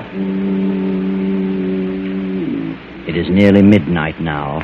Danny and Captain Fowler have returned to their boat, the fishing boat Dolphin, in the harbor. Danny sits on the deck, gazing morosely into the fog. Well, hadn't you better turn in, kid? You ought to get some sleep. Oh, I couldn't sleep. Stick here a minute, will you, Cap?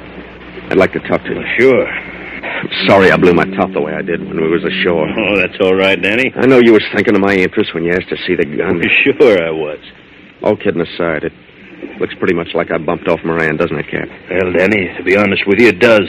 Still, there's room for doubt. And if I was you, I'd lay low and say nothing. And I know one thing. I could never be convicted of murder, even if I did do it. Why not? Because I was suffering from amnesia. Yeah. The trouble is, how are we going to prove that? How are we going to prove it? Well, couldn't you prove it? You was there when it happened. You saw me go slug nutty. Sure, but who's going to believe me? I'm your friend. They'd think I was lying to save your neck. Yeah, I see what you mean. The things look pretty bad then, don't they? Ah, now look, Danny. Don't go hanging yourself in advance. You know, maybe it's like Fay said. Maybe you just happened to fire them shots. Hey, listen. I hear a motorboat. Well, so what? It's coming this way. Hear it? Well... Yeah, sure, I hear it. It's the cops. They're coming here to ask questions. Oh. I'm getting out of here, Cap. No, you keep your shirt on. I'll hail the boat and find out who it is. Now, you wait right here. Ahoy there! Ahoy! Who is it? It's me, Joe Rodriguez. Oh, there you are, Danny. It's only Portuguese Joe. What's he doing out here this time of night? Well, I don't know. Here is my line, Captain. You make me fast. I'm coming aboard. Okay, Joe. How'd you know we'd be up this late? Yeah. I just took a chance, Danny. But I am glad you are up. Oh, don't tell me you ran out of live bait again. Oh, no. I got plenty live bait. Oh? What can we do for you, Joe? Captain, I got a little business proposition I would like to talk over with Danny. And I would like to talk to him private. Private? Oh, now, wait a minute. Anything you got to say to me, you can say in front of the captain. No, Danny. This is private. Very private. Oh, see. Well, that's okay, kid. I'll go below. I was about to turn in anyway. Thank you, Captain. Oh, don't keep him up too long, Joe. You need some sleep. I'll just be a few minutes, Captain. Good night. Good night. Well, what's on your mind? Danny, I'm fed up with East Town. Business is rotten here. I want to go to Seattle. Yeah? And I need a little money, Danny. $200. And I want for you should let me have it. Are you kidding? Ain't you got $200? Sure. Sure I have, but I'm getting married in a few days. I need every cent I've got. Oh, yeah? The sweet young lady who works at the Crystal Theater, huh? You'll be very happy with her, Danny. You bet I will. But you'll be much more happy if you give me the money so I can get out of town, Danny. What do you mean? I am your friend, Danny, and I do not wish to cause you any trouble. But I know something about you that nobody else in this world knows. Not one soul. Yeah? Yeah. Tonight I am in an alley, behind the Anchor pool room. There is much fog, but I can see a little bit because there is a light. I see you shoot to Moran. Twice. To the heart. You're a dirty liar. So, you see, Danny, it's much better I should leave town. If I stay here, I might get drunk someday and forget I am your friend. I might talk, Danny. You climb in that boat of yours and get back to shore. Go on or I'll throw you overboard. You come to see me tomorrow, huh? Before noon? If you don't come by noon, well, maybe I get drunk, huh?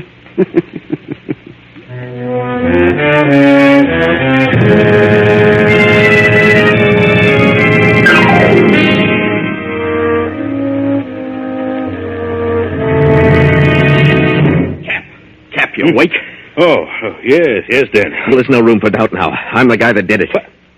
How do you know? Portuguese Joe was an eyewitness. He was there in the alley, saw the whole thing. Oh, now, wait a minute. That's right, Cap. The dirty rat came out here to blackmail me. Tried to shake me down for $200. Said I'd have to dig it up by tomorrow noon or he'd start talking. Well, I'll be darned. Kid, I guess it's time we started doing some fast thinking. Now, that ain't necessary, Cap. I'm clearing out tonight. Oh, now, wait a minute. Don't get panicky now. Now, let's give it some thought. No, I'm on my way, Cap. No fooling. Well, where are you going? I don't know, but I'm going for good. I won't be back. You won't be? Oh, now, look here. What about Faye? What about your wedding? Well, that's just a broken dream, Cap. Oh, Danny. Well, at least you're going to see her before you go, ain't you? No. Well, Danny, what's the matter with you? It ain't fair of you to run out on Faye. It's the fairest thing in the world. Why prolong the agony? There's got to be a clean break. Oh, but Faye's such a grand kid, and she'll wait for you. Faye's loyal. Yes, sir, Danny. After this thing blows over, you'll find Faye right here waiting for you. I don't want her to wait for me, and I ain't coming back. Can't you understand that? You think I'd marry Faye now? Me, a killer? Oh, yeah, I know. I love that girl. I wouldn't bring disgrace on her. And it would be disgrace even if I cleared myself of the charge. I'd still be a killer. Yeah, I guess you would. Well, I guess there's no use talking to you. You won't listen to a word I say. No, Cap. I've made up my mind. I'm going to pack my grip now and go ashore. Golly, kid, I sure hate to lose you. Yeah, I hate to go, too, Cap. You've been a prince to me. More like a brother than a boss. Well, all I can say is thanks, Danny.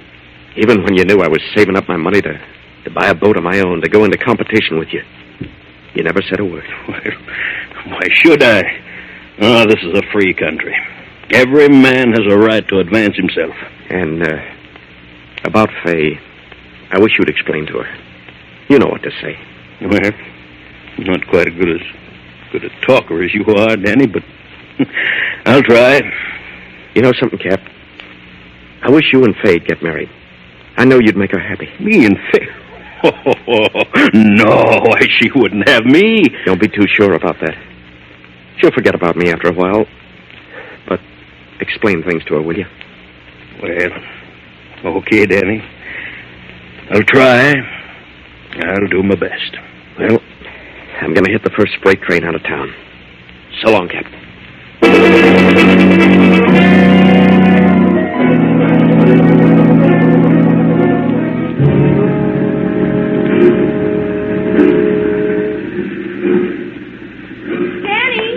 Danny, wait a minute. Hey, what are you doing here? Oh, Danny, I'm so glad I saw you.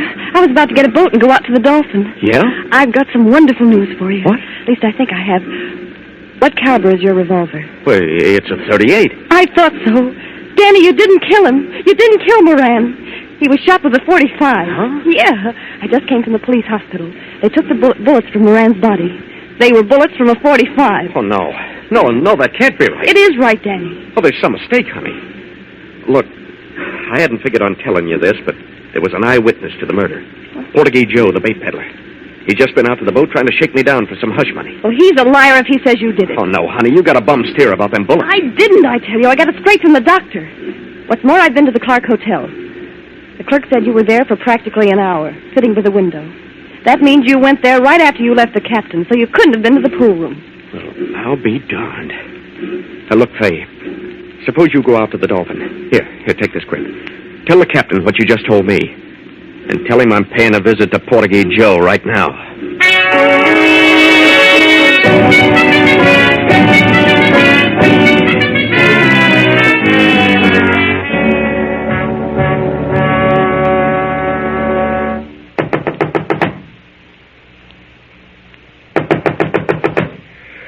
Yes.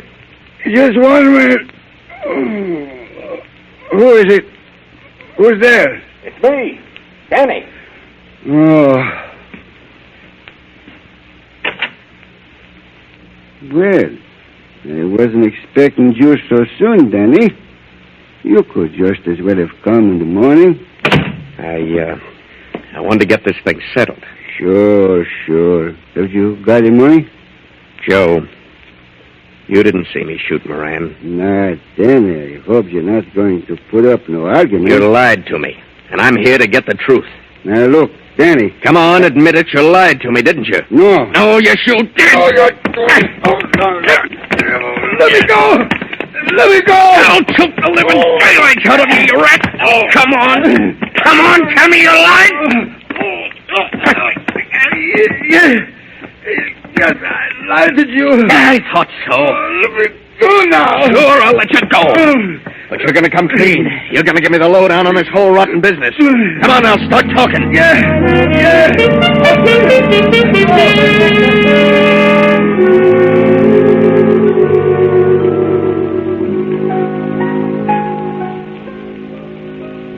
The fog has lifted now, and the eastern sky heralds the approach of dawn.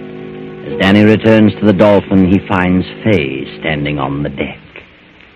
Gee, Danny, I thought you'd never get back. It's almost daylight. Well, I had a long ways to go, honey. Joe lives way out at the end of the Channel Street Wharf. That's where his bait shack is. Well, what'd you find out? Did you face him with his lie? I sure did. Is the captain in his cabin? No, he's not. He's, gone ashore. Gone ashore? Danny, there's something wrong with the captain. He's been acting very queerly. Yeah? When I told him you'd gone to see Portuguese Joe, his face went as white as a sheet. Then he went over to his desk and wrote a note. Sealed it in an envelope and told me to give it to you when you come back. I'll bet I know what's in it. What? A confession. But I won't need it now. I got one from Joe. Well, what do you mean? Honey, the captain's been framing me. Framing you? Yeah, that's right. It's hard to believe, but it's true. Remember he said he didn't go out in back of the pool hall to see who it was that called Moran out in the alley? Yes. Well, he lied. He did go out there, and he saw the murder committed. He knew who did it. Why, Danny. And right then, he got a bright idea. He figured he'd make me believe I committed that murder. So I'd take it on the lam. Get out of town. You see, honey? Well, why would he do that? Because he was in love with you. What? Our wedding day was getting closer, and the captain was half crazy with jealousy. He wanted me out of the picture so that he could marry you. Oh, Danny, I can't believe that. It's true, honey. Joe told me. I'd have got a lot more out of Joe, too, only he broke loose from me and dived into the water. Last I seen of him, he was swimming away. Well, what about the murder? Did you find out who killed Moran? I got a hunch that Joe himself did it. After he left, I looked around his shack, and I found an IOU there signed by the Duke. You did? Then the Duke owed Portuguese Joe money, too. Yep. And I figured the captain made Joe a proposition. If Joe'd come here and make me believe I was the killer, the captain wouldn't squeal on me. Sure, Danny. That makes sense. Well, I better see what the captain wrote. Yeah.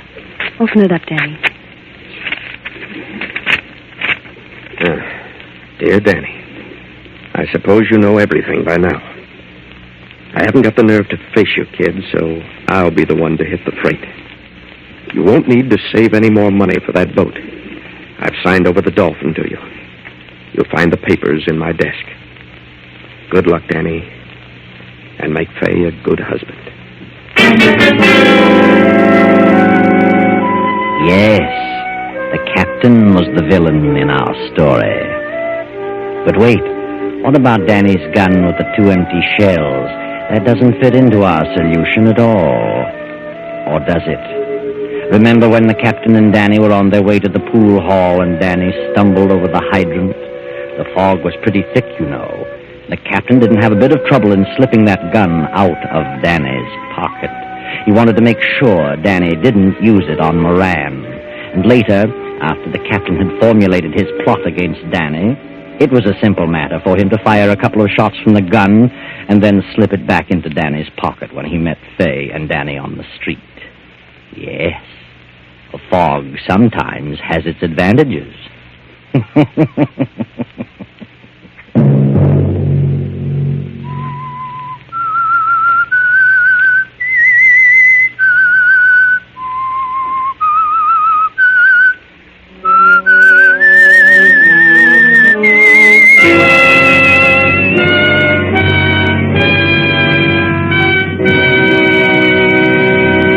CBS has presented The Whistler.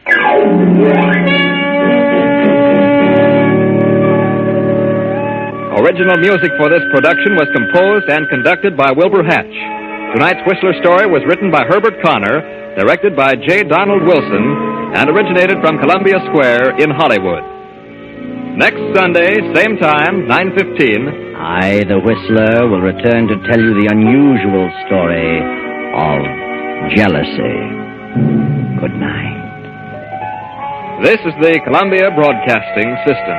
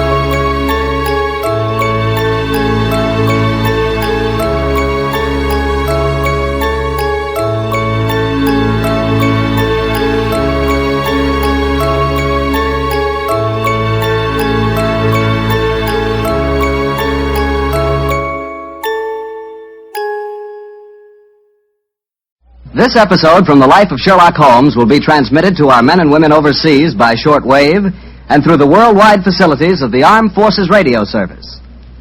Petri Wine brings you Basil Rathbone and Nigel Bruce in the new adventures of Sherlock Holmes.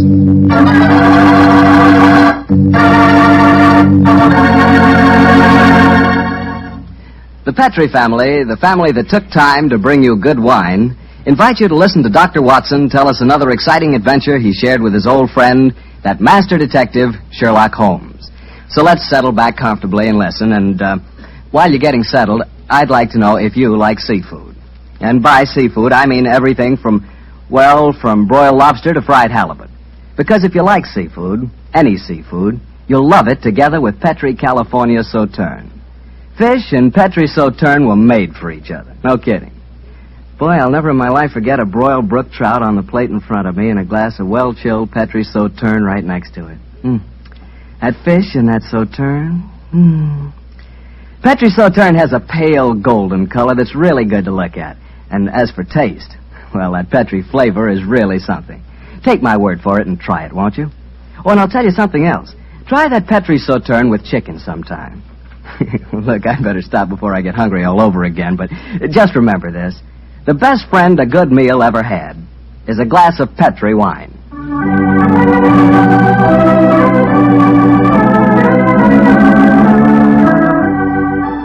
And now let's keep our appointment with the good Dr. Watson. Come in. Good evening, Doctor. Good evening, Mr. Bartell. Come over here and join me by the fire. I didn't think it was cold enough for a fire tonight, Doctor. Oh, I suppose it isn't really, but there was one late, so I just couldn't resist putting a match to it. Fire's a good accompaniment to storytelling anyway. Yes, my boy, a fire and a glass of port. Care to join me in one? Thanks, Doctor. So, you're going to tell us a sea story tonight? Yes, Mr. Bartell. The whole adventure took place aboard a small steamer as it plowed through the stormy seas of the Indian Ocean. Here's your glass, my boy. Thanks. And what were you and the great Sherlock Holmes doing on the Indian Ocean, may I ask? On our way to Calcutta to solve the case of the vanishing elephant of Parbutipur. Oh, yes, the story you told us a few weeks ago. That's quite right, my boy. It's in the summer of 1894 that we left Liverpool aboard the steamship Lucifer. It wasn't a large ship, and as both the Mediterranean and the Red Sea proved somewhat, shall we say, unfriendly, I may tell you the first part of the voyage was quite unpleasant. In fact, until we left Aden, I'd spent most of the time in my cabin. I'm not much of a sailor, you know. However, as we headed eastward towards Colombo, the weather cleared up a bit, and I came on deck and joined Holmes. I remember on the second night out of Aden, we paced the decks together. The stars above us twinkled, the promise of a bright tomorrow, and the faint tinkle of a piano being played in the passenger lounge formed a perfect setting for an evening stroll. It only seems like yesterday that Holmes said... Watson, it's good to see you on your feet again. Yes, it's good to be on 'em, Holmes. It's been a miserable trip for me so far. The captain told me tonight that we can expect good weather between here and Karavati, our next port of call. I thought Colombo was the next stop. And where is Karavati, whatever you call it? Anyway, I never heard of the place. It's a tiny island in the Indian Ocean. It's a British protectorate. Those are the only facts I was able to glean from the encyclopedia and the ship's library. Did you ask the captain why we're stopping there? No, I didn't. As we are traveling incognito, I felt it wiser not to ask too many questions. I find this incognito business something of a strain. Every time a steward calls me Mr. Hamish, I can't think who on earth he's talking to. Whereas I find myself answering to Mr. Mycroft almost automatically. By the way, old chap, now that you're going to mix with the ship's passengers, I suggest that you adopt a Scotch accent. It would seem more appropriate for a Mr. Hamish, and I don't want anyone aboard to suspect our true identity. I'll do my best, but I must say, Holmes, I think you're being unnecessarily mysterious. Possibly I've been influenced by reading too many of your rather florid stories of our adventures together. My stories are not florid. They're all perfectly true. Oh, don't be angry with me, old chap. Don't be angry, please. By the way,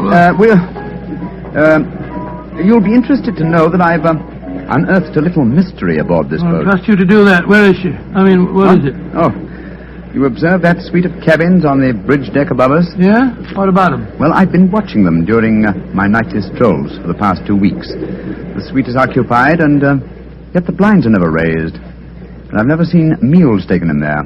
I presume, therefore, that it must contain a private galley and a cook. I don't see anything mysterious about that. It's probably occupied by some wealthy invalid. Oh, possibly. Another interesting fact is that the occupants are not entered on the ship's passenger list. It all sounds very mysterious. There's probably a perfectly simple explanation for it. In any case, you must save your energies for the problem that awaits us in India. You're Mr. Mycroft now, remember that. I will, Mr. Hamish. Mr. Mycroft? Yes, Mr. Hamish? Would you care to join me for a wee drop of brandy in the smoking room? Mr. Hamish, I shall be delighted.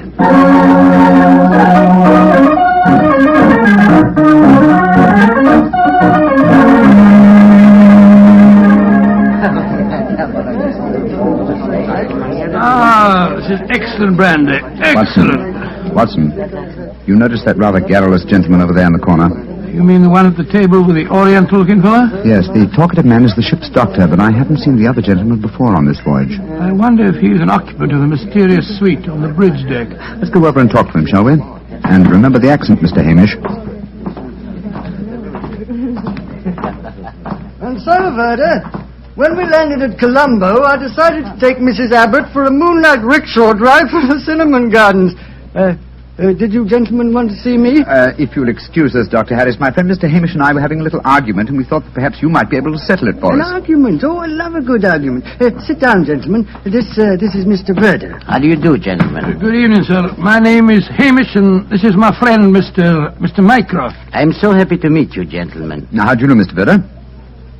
Now, gentlemen, tell me what you're arguing about. Well, I love Doctor, a good argument. You see, it wasn't exactly an argument. My friend Mr. Hamish insists that the Suez Canal was built by a Dutchman in 1870. I'm convinced that it was built by de Lesseps, a Frenchman, in 1869. We thought you'd know. You flatter me. I'm only a ship's doctor, not an historian. Ask Verdi. He probably knows. Can you settle the question for us, sir? I can, Mr. Mycroft. You are almost correct. The canal was opened in 1869, though its construction began 10 years previously. De Lesseps, a French engineer, was in charge of the operation. There is a statue of him in Portside Harbor, built to commemorate his skill and enterprise. Much obliged to you, Mr. Vera. Hamish, I think that I win my bet. Aye, Mycroft, I'm afraid you do, if you're sure of your facts, Mr. Werner. I'm sufficiently sure of them, Mr. Hamish, to venture a small wager myself. No. I think I'll not make any more bets on the subject, thank you. Well, gentlemen, if you will excuse me, I shall return to my cabin now. Oh, don't go. No, don't go, sir. You'll make us feel as if we'd driven you away. Oh, not at all, Mr. Hamish. I enjoyed meeting you both, but I have some letters to write. Good evening, gentlemen. He's a charming person. Charming and extremely knowledgeable. Bit of a bore, if you ask me. You two fellas enjoyed your trip? I'm just beginning to. It takes a little time to get my sea legs, you know. Dr. Harris, how long have you been on this ship? 4 years. This is my 23rd trip east on the Lucifer. Why? Well, there's something that puzzles me on board this ship. I'm sure that you would explain it to me. And what is it? Well, the suite of cabins on the bridge deck. Who occupies them? Wouldn't you like to know? Aye, Doctor, we would, and that's why my friend asked you. Well, I'll tell you. Though it's supposed to be a secret. But there'll be no harm in telling you now, for we're dropping anchor off the island of Cavarati in the morning. In that suite of rooms is the Rani of Cavarati herself. She has her own staff of servants and everything. What do you think of that? Oh, how very interesting. And is the Oriental gentleman who left the table when we arrived part of our entourage? He is, sir. He's the sort of Prime Minister of Cavarati. This whole trip of theirs is very hush-hush. Rani returning to her country, afraid someone might make an attack on her life. Have to keep it all hush-hush. Cavarati is an island that's had a lot of trouble. You seem to be remarkably well informed about the place, sir. Yeah, should be. I used to practice there in my younger days. Oh, really? How very interesting. Yes, I could tell you strange tales about the island. I remember... Oh, hello. See that fella coming into the lounge? You mean the big man with the grey hair? Yes. That's Sir Christopher Wyatt. Owns all the tea plantations on Cavarati. He's a dull fella, but I'll call him over. Wyatt, come over and join us. Be careful. He'll talk your head off if you give him half a chance. Draw up a chair, Wyatt. We were just talking about Cavarati. It seems to me that would be a good subject to keep away from. At least till after tomorrow, Harris. What do you mean? You know perfectly well what I mean. I should have thought that after your own experience on Cavarati, you'd have learned a little discretion. You're talking like a schoolmaster, Wyatt. Why don't you just sit down, have a drink, and be friendly? Thank you. I prefer my own company. Pompous ass. You and Sir Christopher don't seem on the best of terms, Doctor. I know too much about him. He's afraid of me. That's what he is. Look at this girl coming into the room. Great Scott, she's good looking. Judging by our Oriental costume, she must be a member of the Rani's retinue. She's coming to our table. Yes, my dear. What is it? Which of you gentlemen is Mr. Mycroft, please? I am. My mistress sends her compliments and asks that you will call on her in her suite. And who is your mistress, may I ask? Her Highness, the Rani of Cavarati. Oh, I shall be delighted. Please tell the Rani that I shall pay my respects without delay. We will join her in a few minutes. Very well, Mr. Mycroft.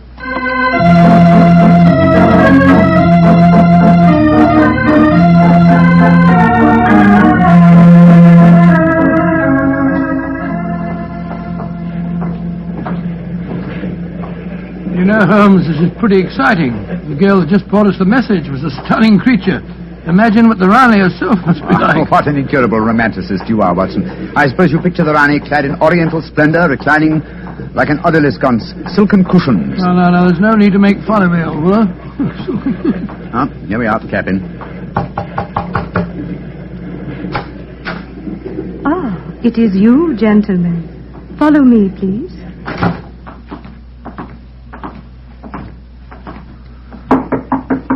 Come in. Her Highness, the Rani of Cavarati. All right, Regina, you can off it. Yes, Your Highness. Well, me lads, don't look so startled. Come in and sit down. Your Highness, What's the matter? Don't I fit into your picture of a Rani? What did you expect? A slant-eyed beauty with a veil and big hips? Well, I've got the big hips, all right. Your Highness... never mind, Your Highness. Sit yourselves down and talk free and easy like. I may as well begin by telling you that I know who you both are. Mr. Sherlock Holmes and Dr. Watson. Dear me. I've seen you in the good old days in London, you know. May I ask if our visit is purely a social one, or are you in need of professional advice? Oh, a little of both, Mr. Holmes, a little of both. And we'll start off with being social. Roma. Mem Sahib. Champagne. Botachi, Mem Sahib. If you pardon my asking you, madam, but haven't I seen you before somewhere? Oh, that's a question I'm always having to answer. Yes, you probably have, Dr. Watson. You see, I was in the chorus at Daly's Theatre in London for quite a few years, until the Raja of Cavarati decided I'd look better on his island than I did in front of the footlights. Your husband, the Raja, is dead, isn't he? Yes, he was killed playing polo. Champagne, Mem Sahib. Call Champagne Pinifecta. Acha. He doesn't speak English, so I'll get along with telling you my troubles. Mr. Holmes, somebody's trying to kill me. Kill you? Good God. May I ask what reason you have for saying that, madam? You may, Mr. Holmes. Before I left England, I had threatening letters warning me that if I ever went back to Cavarati, I'd never get to the island alive. I got another letter in Port Said that said the same thing. You kept these letters, I trust? No, I didn't. I tore them up. I never did pay attention to letters that weren't signed. Well, that's a great pity, madam. Those letters might have been invaluable. Well, it's too late to think about that now, Dr. Watson. Here's what's on my mind. I land at Cavarati in the morning, and if anyone's up to a bit of no good, tonight's their last chance. You destroyed the threatening letters, madam, thereby indicating that you did not believe in the threats, and yet you now appear to feel that you are in danger. I wonder what made you change your mind. The Ace of Spades. Yes? I don't understand you, madam. In the last 2 days, every time I tell my fortune, I get the Ace of Spades. Now, you know what that means. Death. Oh, come now, madam. If you'll pardon my saying so, that's a very childish superstition. Well, the cards have never lied to me yet. Oh, you can laugh at it if you like, but I know. Well, do you mind if I ask you a few questions? Anything you like, Mr. Holmes. Fire away. How long is it since you were in Cavarati? About 18 months. We were in England when my husband died, and I couldn't face the idea of going back to that island alone. 3 months ago, Verda... Oh, he's the chief minister of Cavarati. Yes, madam. We met him for a moment in the lounge. Oh, well, Verda came over to England to persuade me it was my duty as the Rani to go back. I see. As far as you know, have you any enemies among the passengers on board the ship? Oh, that's an odd one to answer, Mr. Holmes. But I can tell you right here in my suite there's someone who doesn't like me. That girl, Raduna, the one that brought you my message. She was in love with the Roger herself. I know she hates me, even though she did stay with me in England after my husband died. How about Ferda, your minister? Oh, he's all right. My husband thought the world of him, and he's been wonderful to me. He came from Cavarati recently, you say, to persuade you to return there. That's right, Mr. Holmes. Well, Bruma seems to be all right after drinking that champagne, so it'll be safe for us to have some now. Champagne omlog kedo? Botache, Mem Sahib. Oh, I've been burning with curiosity to know why you gave him a glass of champagne a few minutes ago, and yet we didn't have any. Well, surely that's obvious, Watson. Fruma is the official poison taster, isn't he, madam? That's right, Mr. Holmes. He tastes everything I eat or drink before I do. And if it doesn't affect him, then I know it's safe. Berta brought him over to England when he came to fetch me. On the island of Cavarati, poisoning's quite an hobby, you know. There were 2 people in the smoking room tonight who seemed to know quite a lot about your island. The ship's doctor, a rather garrulous gentleman by the name of Harris, and Sir Christopher Wyatt, who owns tea plantations on the island. Do you know either of them, madam? I should say I do, both of them. Dr. Harris isn't any good. He was on the island for a bit, but he got into some kind of trouble, and my husband had him thrown out. And how about Sir Christopher Wyatt? Oh, Chris is all right. I saw quite a bit of him in London after my husband's death. As a matter of fact, well, if I weren't going back to Cavarati, I don't think he'd be on the boat at all. He hasn't been there for over 5 years. ever since he had to rouse my husband over the wages he paid the native labor. It seemed to me that several people aboard this boat have a personal interest in the island of Cavarati. Interests that might be influenced by your death. Yes, just what I was going to say, madam. I think we should keep an eye on you. Oh, that's just what I was hoping you'd say, Doctor. You see, I'm giving a bit of a supper party tonight. All the people we've been talking about have been invited. And I thought if you two were to be here, perhaps you'd be on the lookout for any funny business. How about it? Well, of course we'll come, won't we, Holmes? I think it might be a good idea, though I would suggest that we retain our incognitos as Mr. Hamish and Mr. Mycroft. Well, whatever you say, Mr. Holmes. And now, let's have that champagne.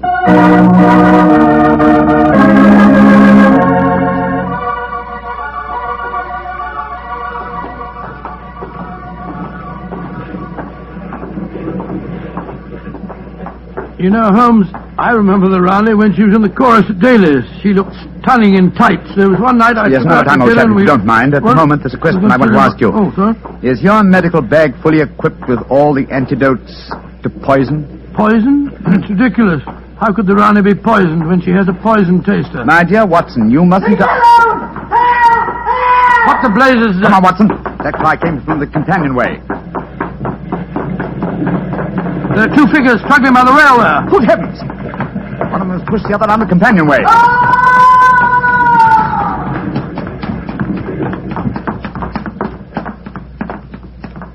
Good Lord. His skull smashed in. I'm afraid that he... What's happened? Sir Christopher Wyatt. What are you doing here? I was taking a stroll. I heard a yell from this direction and came there as fast as I could.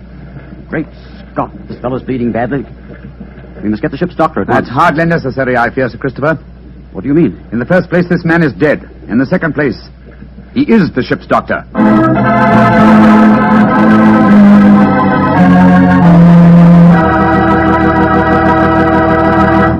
We'll hear the rest of Dr. Watson's story in just a second, so I'm just going to ask you to do one thing for me. Well, I should say for yourself. Tomorrow night, if you're having meat or any meat dish for dinner, why not open up a bottle of Petri California Burgundy?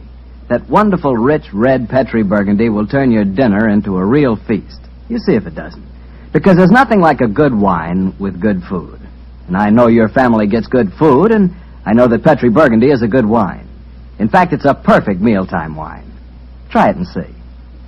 And now, Dr. Watson, tell us what happened next. You said you found the ship's doctor dead at the foot of the companionway? Yes, Mr. Bartell. His neck had been broken instantly. Imagine there was a good deal of excitement aboard. No, my boy, as a matter of fact, there wasn't. We managed to get the body back to its cabin without attracting attention. Holmes, after revealing his true identity, was able to persuade the captain to hush up the killing until after the Raleigh's party had taken place. Oh, he didn't want to scare the murderer, I guess. What happened next, Doctor? Holmes and I returned to our cabin to dress for the party. Holmes, I remember, was in a state of suppressed excitement. He spoke quietly and deliberately. Watson, surely it's obvious why the doctor was murdered? Well, it isn't obvious to me. It's elementary, my dear fellow.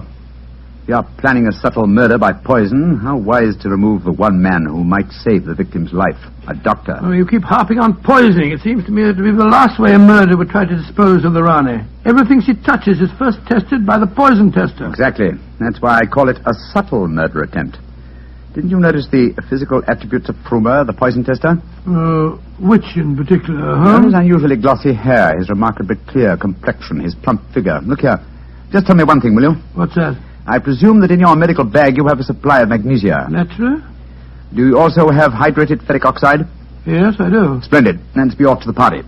Oh, funny things to take to a party, I must say. That's true, my dear fellow, but I'm afraid that this party may not prove as convivial as the Rani thinks.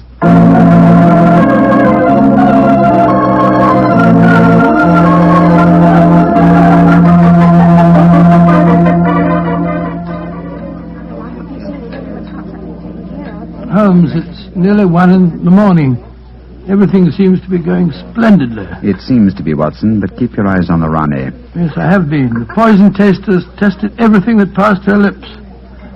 We dropped and Doris to you, Sir Christopher. You having a good time? Yes, indeed, thank you, Mr. Hamish. How about you, Mr. Mycroft? Oh, the Rani's a perfect hostess. Who could help having a good time? I don't think that girl Regina should be here, though. I don't want to be pompous, but after all, she's only a glorified servant. Oh, possibly the laws of etiquette are not so strict in Cavarati as they are in London, Sir Christopher. Oh, perhaps you're right. But I don't trust the girl. There's something shifty about her.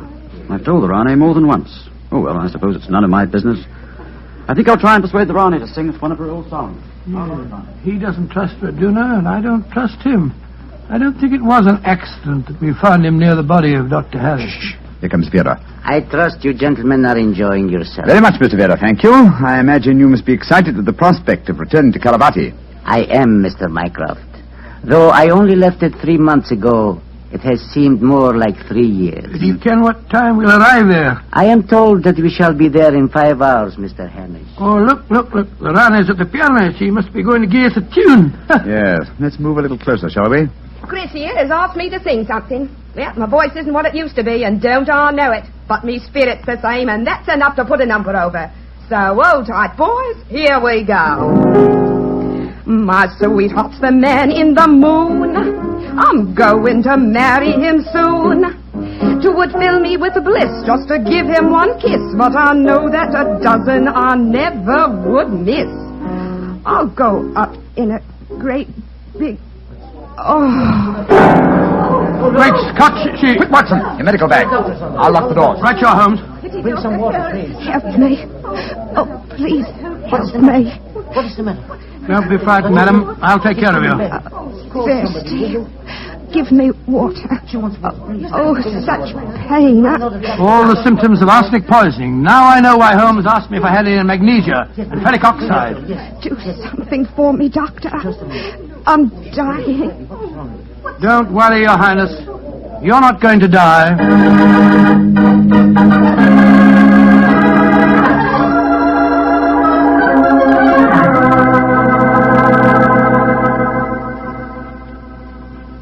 She's going to live, Holmes. Ah, gracious me, I'm tired. It's touch and go there for a while, though. Well done, Watson, old chap. Well done. Now that she's out of danger, why can't we all go back to our cabins? It's nearly dawn, and we've been locked in here since 1 o'clock. We've no right to do this, you know. Possibly not, Sir Christopher, but there's a murderer in this cabin, and I don't intend to let him escape. Mr. Holmes, what happened? How could I have been poisoned when Frumer tasted everything first? Why wasn't he poisoned? For a very simple reason, Your Highness. The murderer has been conditioning Frumer for over a year. What do you mean? He's been feeding him gradually increasing doses of arsenic until he has finally become immune to the poison. Great Scott, I never thought of that. Frumer's glossy hair, his complexion, and stout figure are all typical of a person who consumes arsenic regularly. But who could have done it? Only one person had the opportunity. Well, tell us who that person is. No, not you, Sir Christopher, not you. For you haven't been on the island for years, whereas Frumer returned from Karavati but 3 months ago. Raduna has also been in London with her mistress for the past 18 months, remember? The answer is obvious. You did it, Verda. You brought the taster over when you came to fetch me. You'd prepared him for the year beforehand. Of course I did.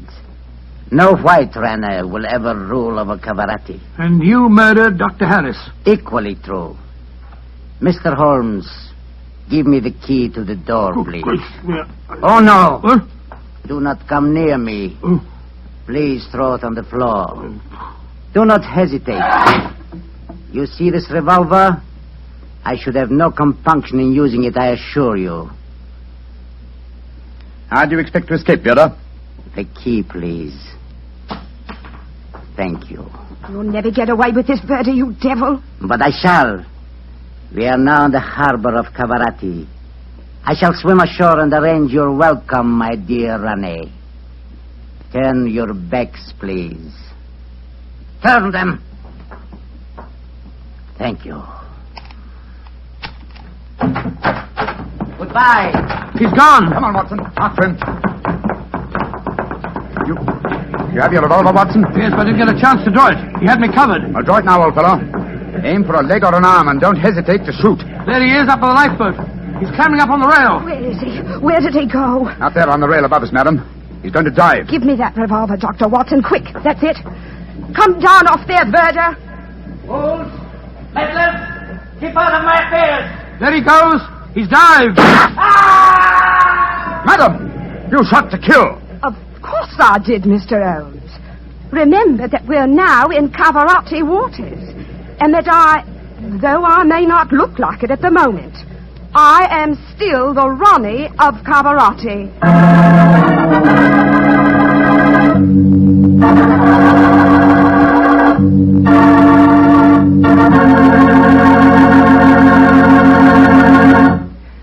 that was a swell story, Doctor. It had a lot of color and quite a bit of action. Color and a bit of action. Well, I'm glad you liked it, my boy. Oh, I did. Say, that's not a bad idea. I mean, having someone taste everything before you eat it. Oh, it's a very old idea, very old. Very common, too, years ago. You know the kind of job I'd like? No, what's that? I'd like to be the official taster for the Petrie family. Boy, just think of all the Petrie wine I'd get to taste. Petrie to the right of me, Petrie to the left of me. What a life. What wine? Yeah, I wouldn't mind having that job myself. You said it. The Petrie family, really knows how to make good wine. They've been making wine for generations. And because they've always owned and operated their own business ever since it was started way back in the 1800s, well, the Petrie family has sure piled up plenty of skill and experience. Yes, they've been handing down in the family from father to son, the fine art of turning luscious grapes into delicious wine. That's why you can't go wrong with any Petrie wine.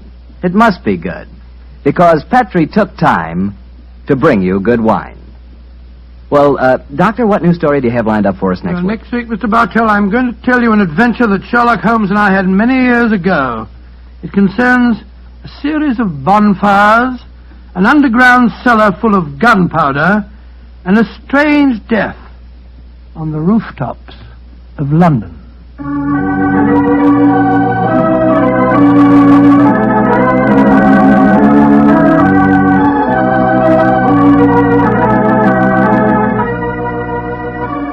Tonight's Sherlock Holmes adventure is written by Dennis Green and Anthony Boucher and was suggested by an incident in the Sir Arthur Conan Doyle story, The Adventure of the Mazarin Stone.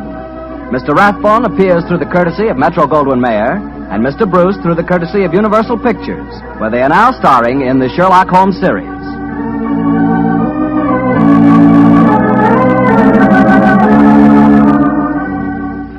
The Petrie Wine Company of San Francisco, California, invites you to tune in again next week, same time, same station. This is Harry Bartell saying goodnight for the Petrie family. Sherlock Holmes comes to you from our Hollywood studio. This is the Mutual Broadcasting System.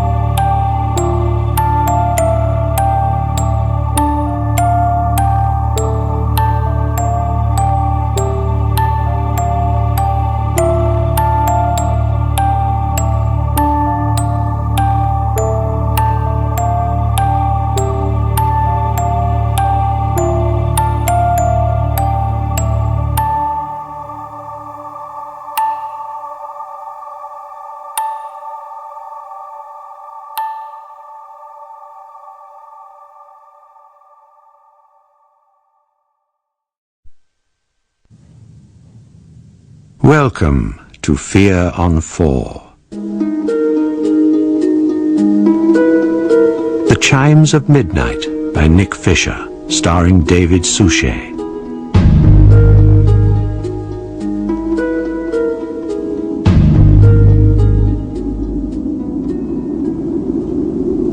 Time. The trickling grains of sand. The switch of the pendulum. The waxing and the waning of the moon, the sun, and the stars. Time, encasing our lives as our bodies wither and perish and decay, to the ceaseless march of its seconds, minutes, hours. Time, the subject of my working life. How and when did it begin? How and when will it end? What is its relationship with space and with humankind?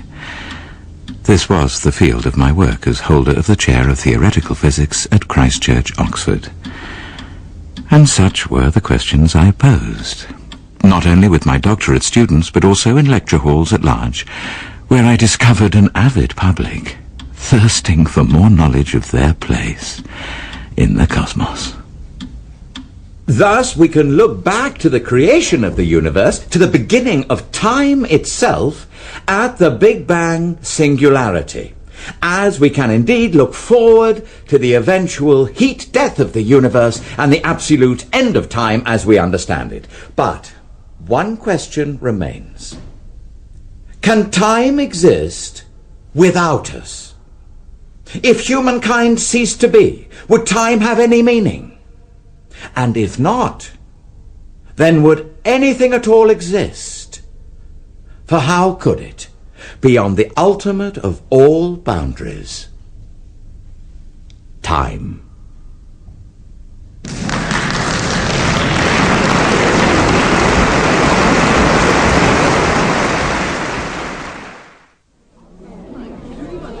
So stimulating, Professor Hargreaves. Thank you.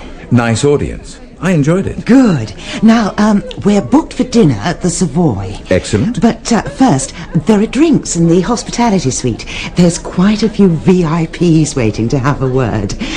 Of course. But if it's all right with you, I'd just like a couple of minutes to myself.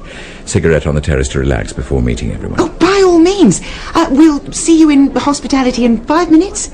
I'll keep the bubbly on ice. Thank you. Most kind.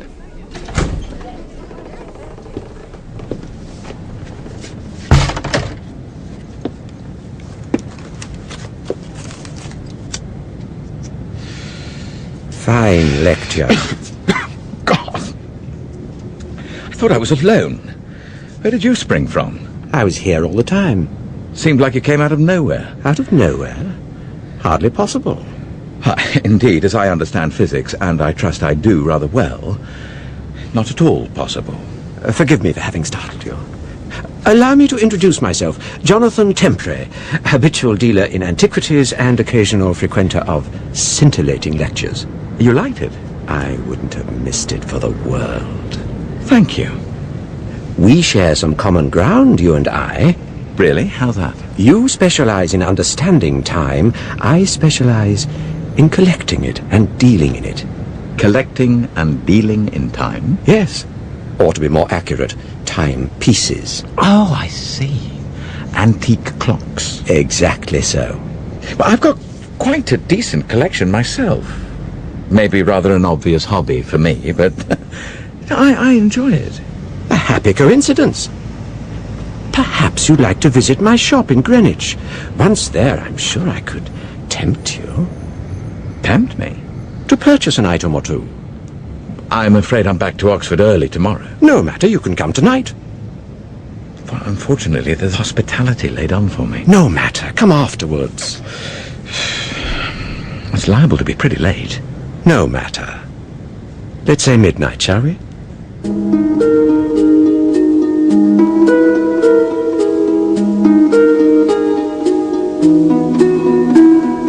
How I wish I had never accepted.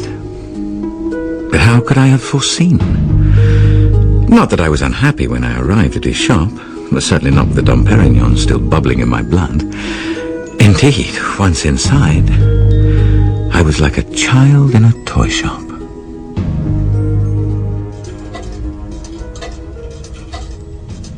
Well, what do you think? Fantastic. Good Lord, is this a John Arnold? It is. 1779. A very fine mechanism. Though still requiring oil, of course. Unlike this. Thomas Earnshaw. With spring detoned escapement. No more pivots, so no more oil. A revolutionary moment. You know your horology, Professor. Well, I know a little. What would be the earliest clock you have seen? Well, outside a museum, probably a Nicholas Vannin, 1590 or thereabouts. Is that all? Perhaps you would like to see the jewel of my collection. But you have something older? By far. By centuries. Centuries? I don't believe you. Oh, but you will. Come. Where to? I keep it across the courtyard, in a cellar beneath the old stables. For security? For exact placing on the Greenwich meridian.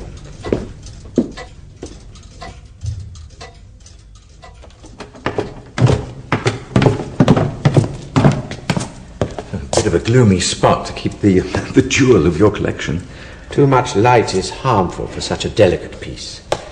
Nonetheless, I will illuminate it now for the chimes of midnight.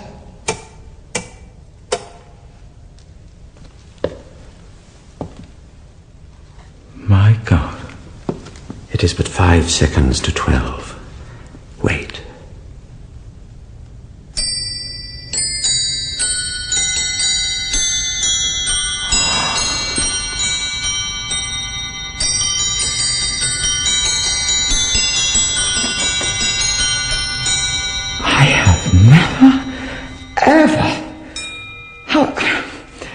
How much do you want for this? I'm afraid it is not for sale. But I must have it.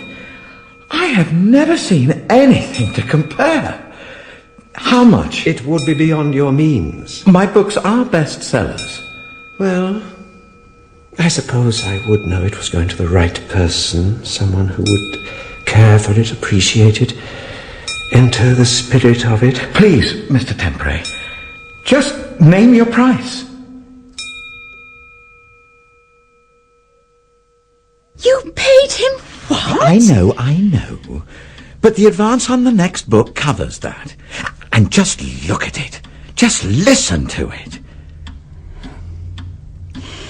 Well, yes, it is nice. But... Nice? It's peerless. Look. Have you ever seen such a mechanism? Certainly not such a complex one. But that's because there are so many more things it does than just count the minutes and hours. Oh, it's 1:15. Now, listen.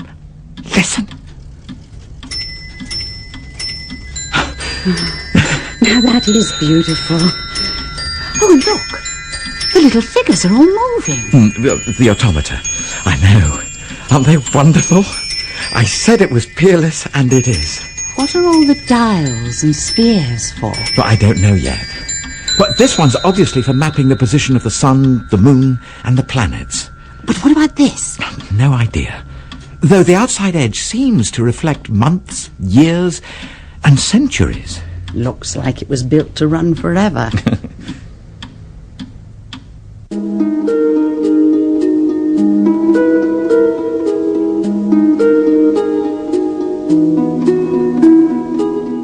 I cleared out the guest room and put blinds over the windows to keep the chronometer in total darkness, except when I was studying its Byzantine complexity. Each day I witnessed something new. Incredibly, the delicate little automata that travelled about the timepiece never repeated the same moves. Likewise, the ticks and clicks and whirs continually assumed a subtly changing rhythm. And the chimes, for melodies and cadences, forever shifting in glorious harmony, never repeating quite the same tune. They became something I could not bear to miss. Particularly the mesmerizing chimes of midnight. We have all the time in the world. Richard, have you heard a word we've been saying? What? Yes. Yes, of course. Really? You know what I think. He's having an affair. Oh. Yeah, that dreamy look smacks of a mistress in some slinky little Anne Summers numero. Well, what do you know about Anne Summers numeros, Toby? You'd be surprised. Well, you've never bought me anything like that. Yet. Promises, promises. So what was going on in there, Richard? Oh, pondering a chapter for the new book. Oh, sorry. You know how I get. More Armagnac, Warren. Please. So what's the problem, Richard? Problem? A chapter in the new book that's clearly more engrossing than my after-dinner banter. No, it's simply a question of time. Well, naturally, it always is with you. No, a thorny little moment, that's all. Oh, look, I'm aware I'm a humble research metallurgist rather than the new Einstein, but try me. Look, I mean, these tomes of yours are meant to be accessible to the general public, aren't they? All right.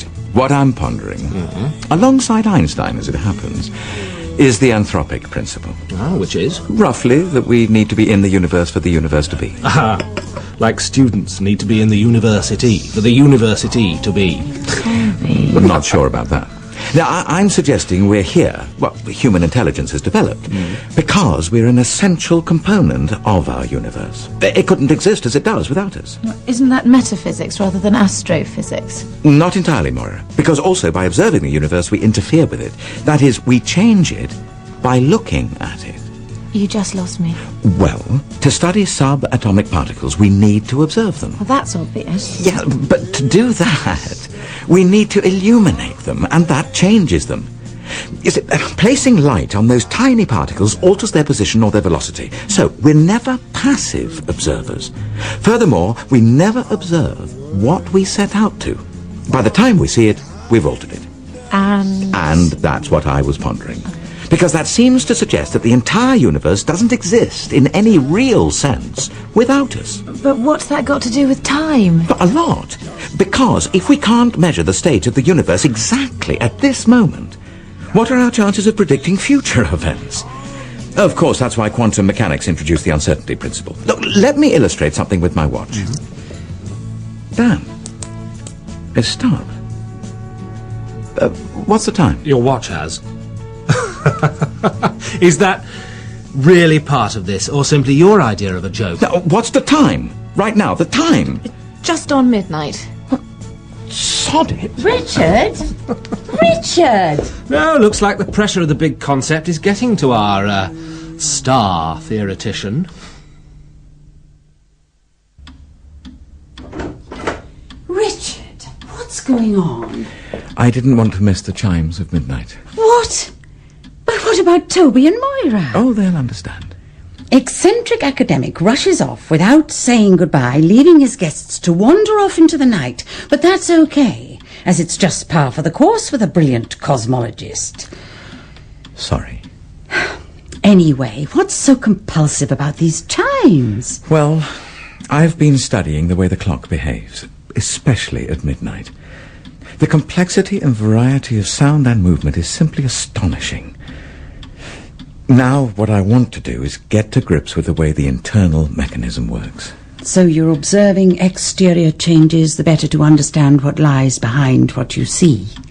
Precisely that. Richard Hargreaves, trust you to examine a clock the same way you'd approach the universe. Now, as our guests have gone, perhaps you'd like to examine and approach me. It's entitled The Gravity of the Question of Time. And the lecture's subject matter? It examines the effect of gravity on the movement of time. Rejecting notions of absolute time, it suggests that the four great forces of the universe, electromagnetic, strong nuclear, weak nuclear, and above all gravitational, actually interact with our idea of time itself. Oh, excellent. I'm sure we can guarantee you a packed house in Edinburgh, Professor. Sorry, I must go. Come in. Bye for now. Got a watch that works yet? Toby.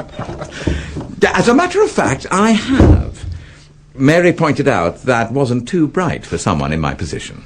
So, what's this mysterious clock of yours? What? What do you know about that? Very little. Hence my question. Yeah, but how do you know about it at all? Well, when you dashed out the other night, Mary said it might have been related to your latest clock.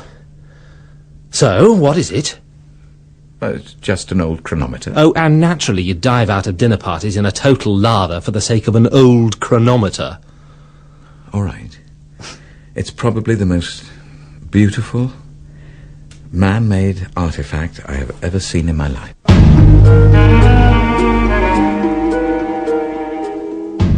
That's all right. What? Obviously pretty old. Pretty old? I'd rather have a Rolex any day. A Rolex? You're mad! I'm also a liar. It's stupendous.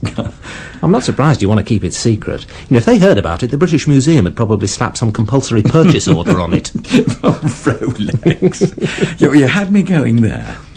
Yeah, have a look inside. Beautiful. I've started to unscrew some of the panels. If I could just ease those plates to one side. Could you hold the screwdriver? Of course. That's it. I don't want that spring to shift. Now then. Yes, I think this'll work. Oh, careful. It'd be criminal to damage this. Well, I think we're all right. There. That's odd. What is? The little box with the cog and ratchet. What's that for? No idea. What's this made of, Richard? Mainly wood, I think. Lots of early clocks were. Famously a wonderful John Harrison No, piece. wood? I don't think so. Well, you're the metallurgist, Toby. You're not going to tell me it's Sheffield steel, are you? No, absolutely not. I doubt if any of it's metal, but I don't know if it's wood either. Well, what else could it be? Good question. Could I take some tiny shavings to the lab for analysis, find out if it is wood? If so, what sort? Well, you'll be very careful. Yeah, of course, nothing will show. The universe grows to a finite point before it begins to fall back upon itself in a state of increasing disorganization. Rather like the gravitational collapse of certain stars to form black holes. This will eventually lead us back, as it were, to the point in the future where we began, with what has been dubbed the Big Crunch, when time is concluded. The second hand stops forever. Yet the point of the universe is still there.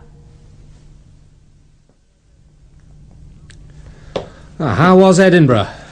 Oh, boggled a few brains, but that'll do them no lasting damage. How have things been with you? Exceptionally peculiar. I've got some results from those samples. First, no metal present. Told you. So, what sort of wood is it? It isn't. What do you mean? There's no wood at all.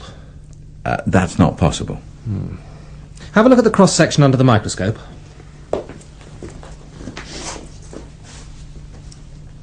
And? Now, have a glance at this. Looks very much the same. It is. Unhappily. Are they both from the chronometer? No, the second one's from a friend in anthropology. Anthropology? Richard, this is human bone. That's what the clock's casing is made of. Compacted human bone. The enamelling effect is produced by the addition of teeth. What? Well, there's more. Some of the more delicate components are made of dried skin tissue. Some of the finest springs are hair, and the automata are mainly teeth and fingernail. But I've traced tiny amounts of, well, everything in them. What do you mean, everything? Like dried internal organs. The entire clock has been fashioned from someone's body, Richard. I went home. The clock was brooding as before in its darkened room. The clock made entirely of human parts. I had to know more about its origins. I wondered if the antique dealer might be able to shed some light on its history. So the next evening, I returned to the Greenwich Meridian.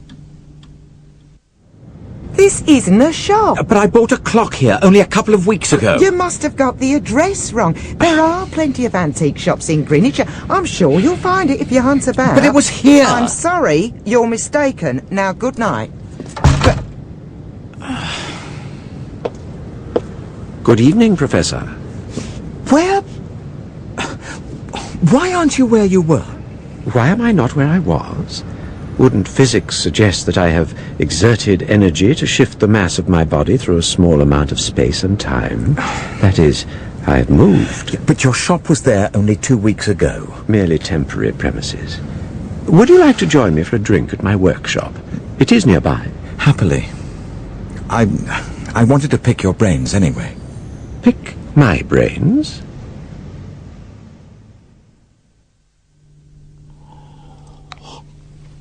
I want to find out as much as I can about the clock's history. I was wondering if you have any information that might help. For instance, where did you buy it? It was a gift, as it was also a gift to you. Sorry? Your cheque to purchase it, uncashed. Why? I'm not here for money. An antique dealer not making money? I'm not exactly an antique dealer. Let us say I am the keeper of the clock. How can you be its keeper? You haven't kept it. Haven't I? You recognize it? Of course I do. But what's it doing here? I made a trip to your house and retrieved it. You stole it? Absolutely not. Tell me, have you managed to understand its mechanism? Largely. Except for the sealed box at the centre. The clock's motor. Nonsense, it's too old for such a thing. Besides, what could it run on? It is indeed too old for a motor in the mechanical sense. I use the word poetically. The clock's motor is as old as mankind. Unfortunately, it cannot last forever. It and various other parts of the clock need regular renewal. That time has now come.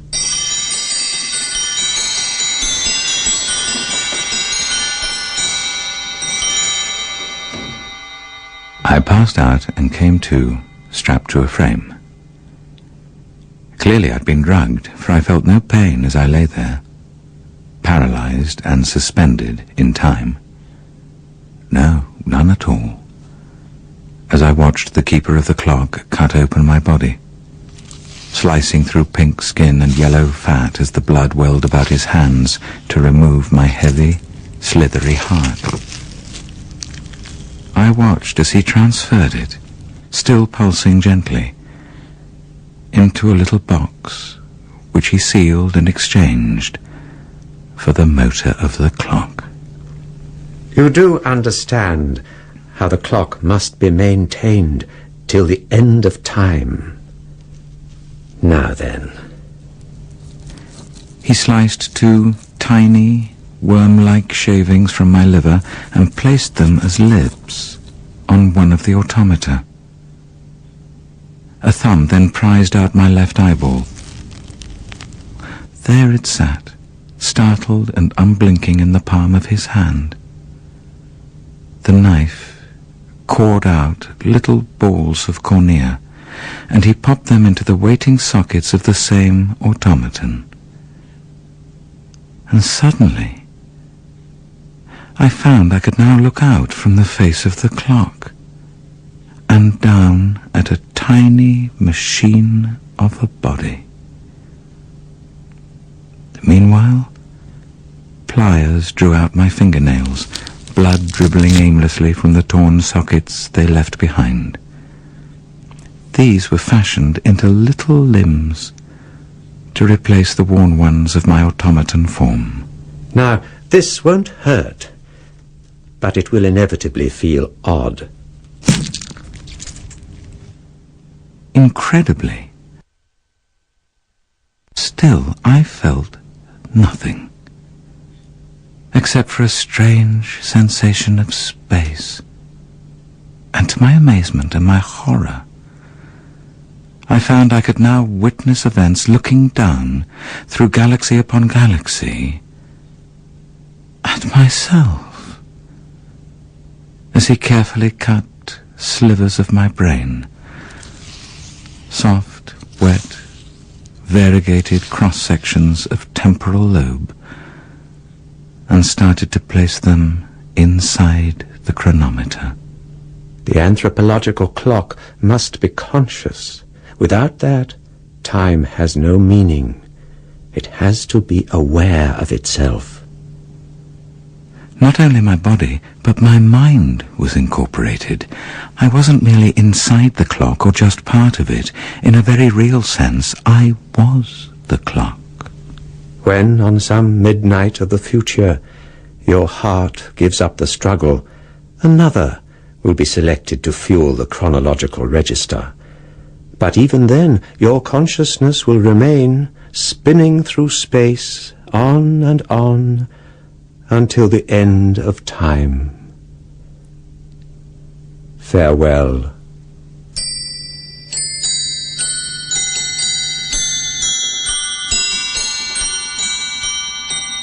The clock, small and so precise, yet embracing the entire universe, all the rocketing galaxies still red-shifting apart. But I knew one far distant day, the mechanism would begin to slow. The galaxies would cascade back upon themselves. The heat of existence would cease, space would compact, and time would be over and done. I looked down at the tiny automaton that was my body, trapped and encased in time. And I began to scream. And scream. And scream. But there was no one at all, to hear.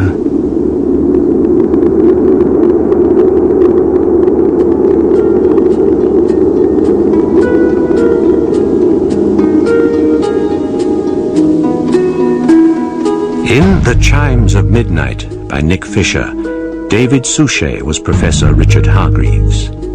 Jonathan Tempray was played by John Rowe, Mary, Jenny Lee, Toby, Christopher Wright, and Moira, Alison Pettit. The woman at the lecture was Gilly Mears, with thanks to the Horological Students' Room at the British Museum. The Chimes of Midnight was directed by Marion Nancarrow.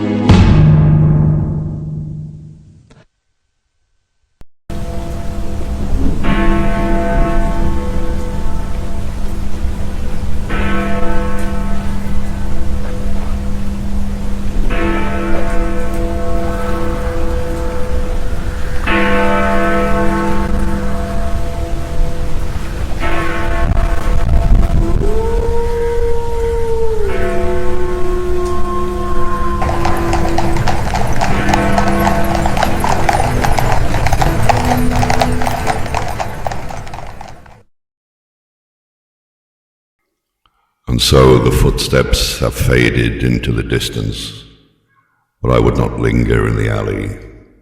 Some parts of London are best visited only in daylight, and even then with caution. Good night from me, Stephen Dark, your Man in Black.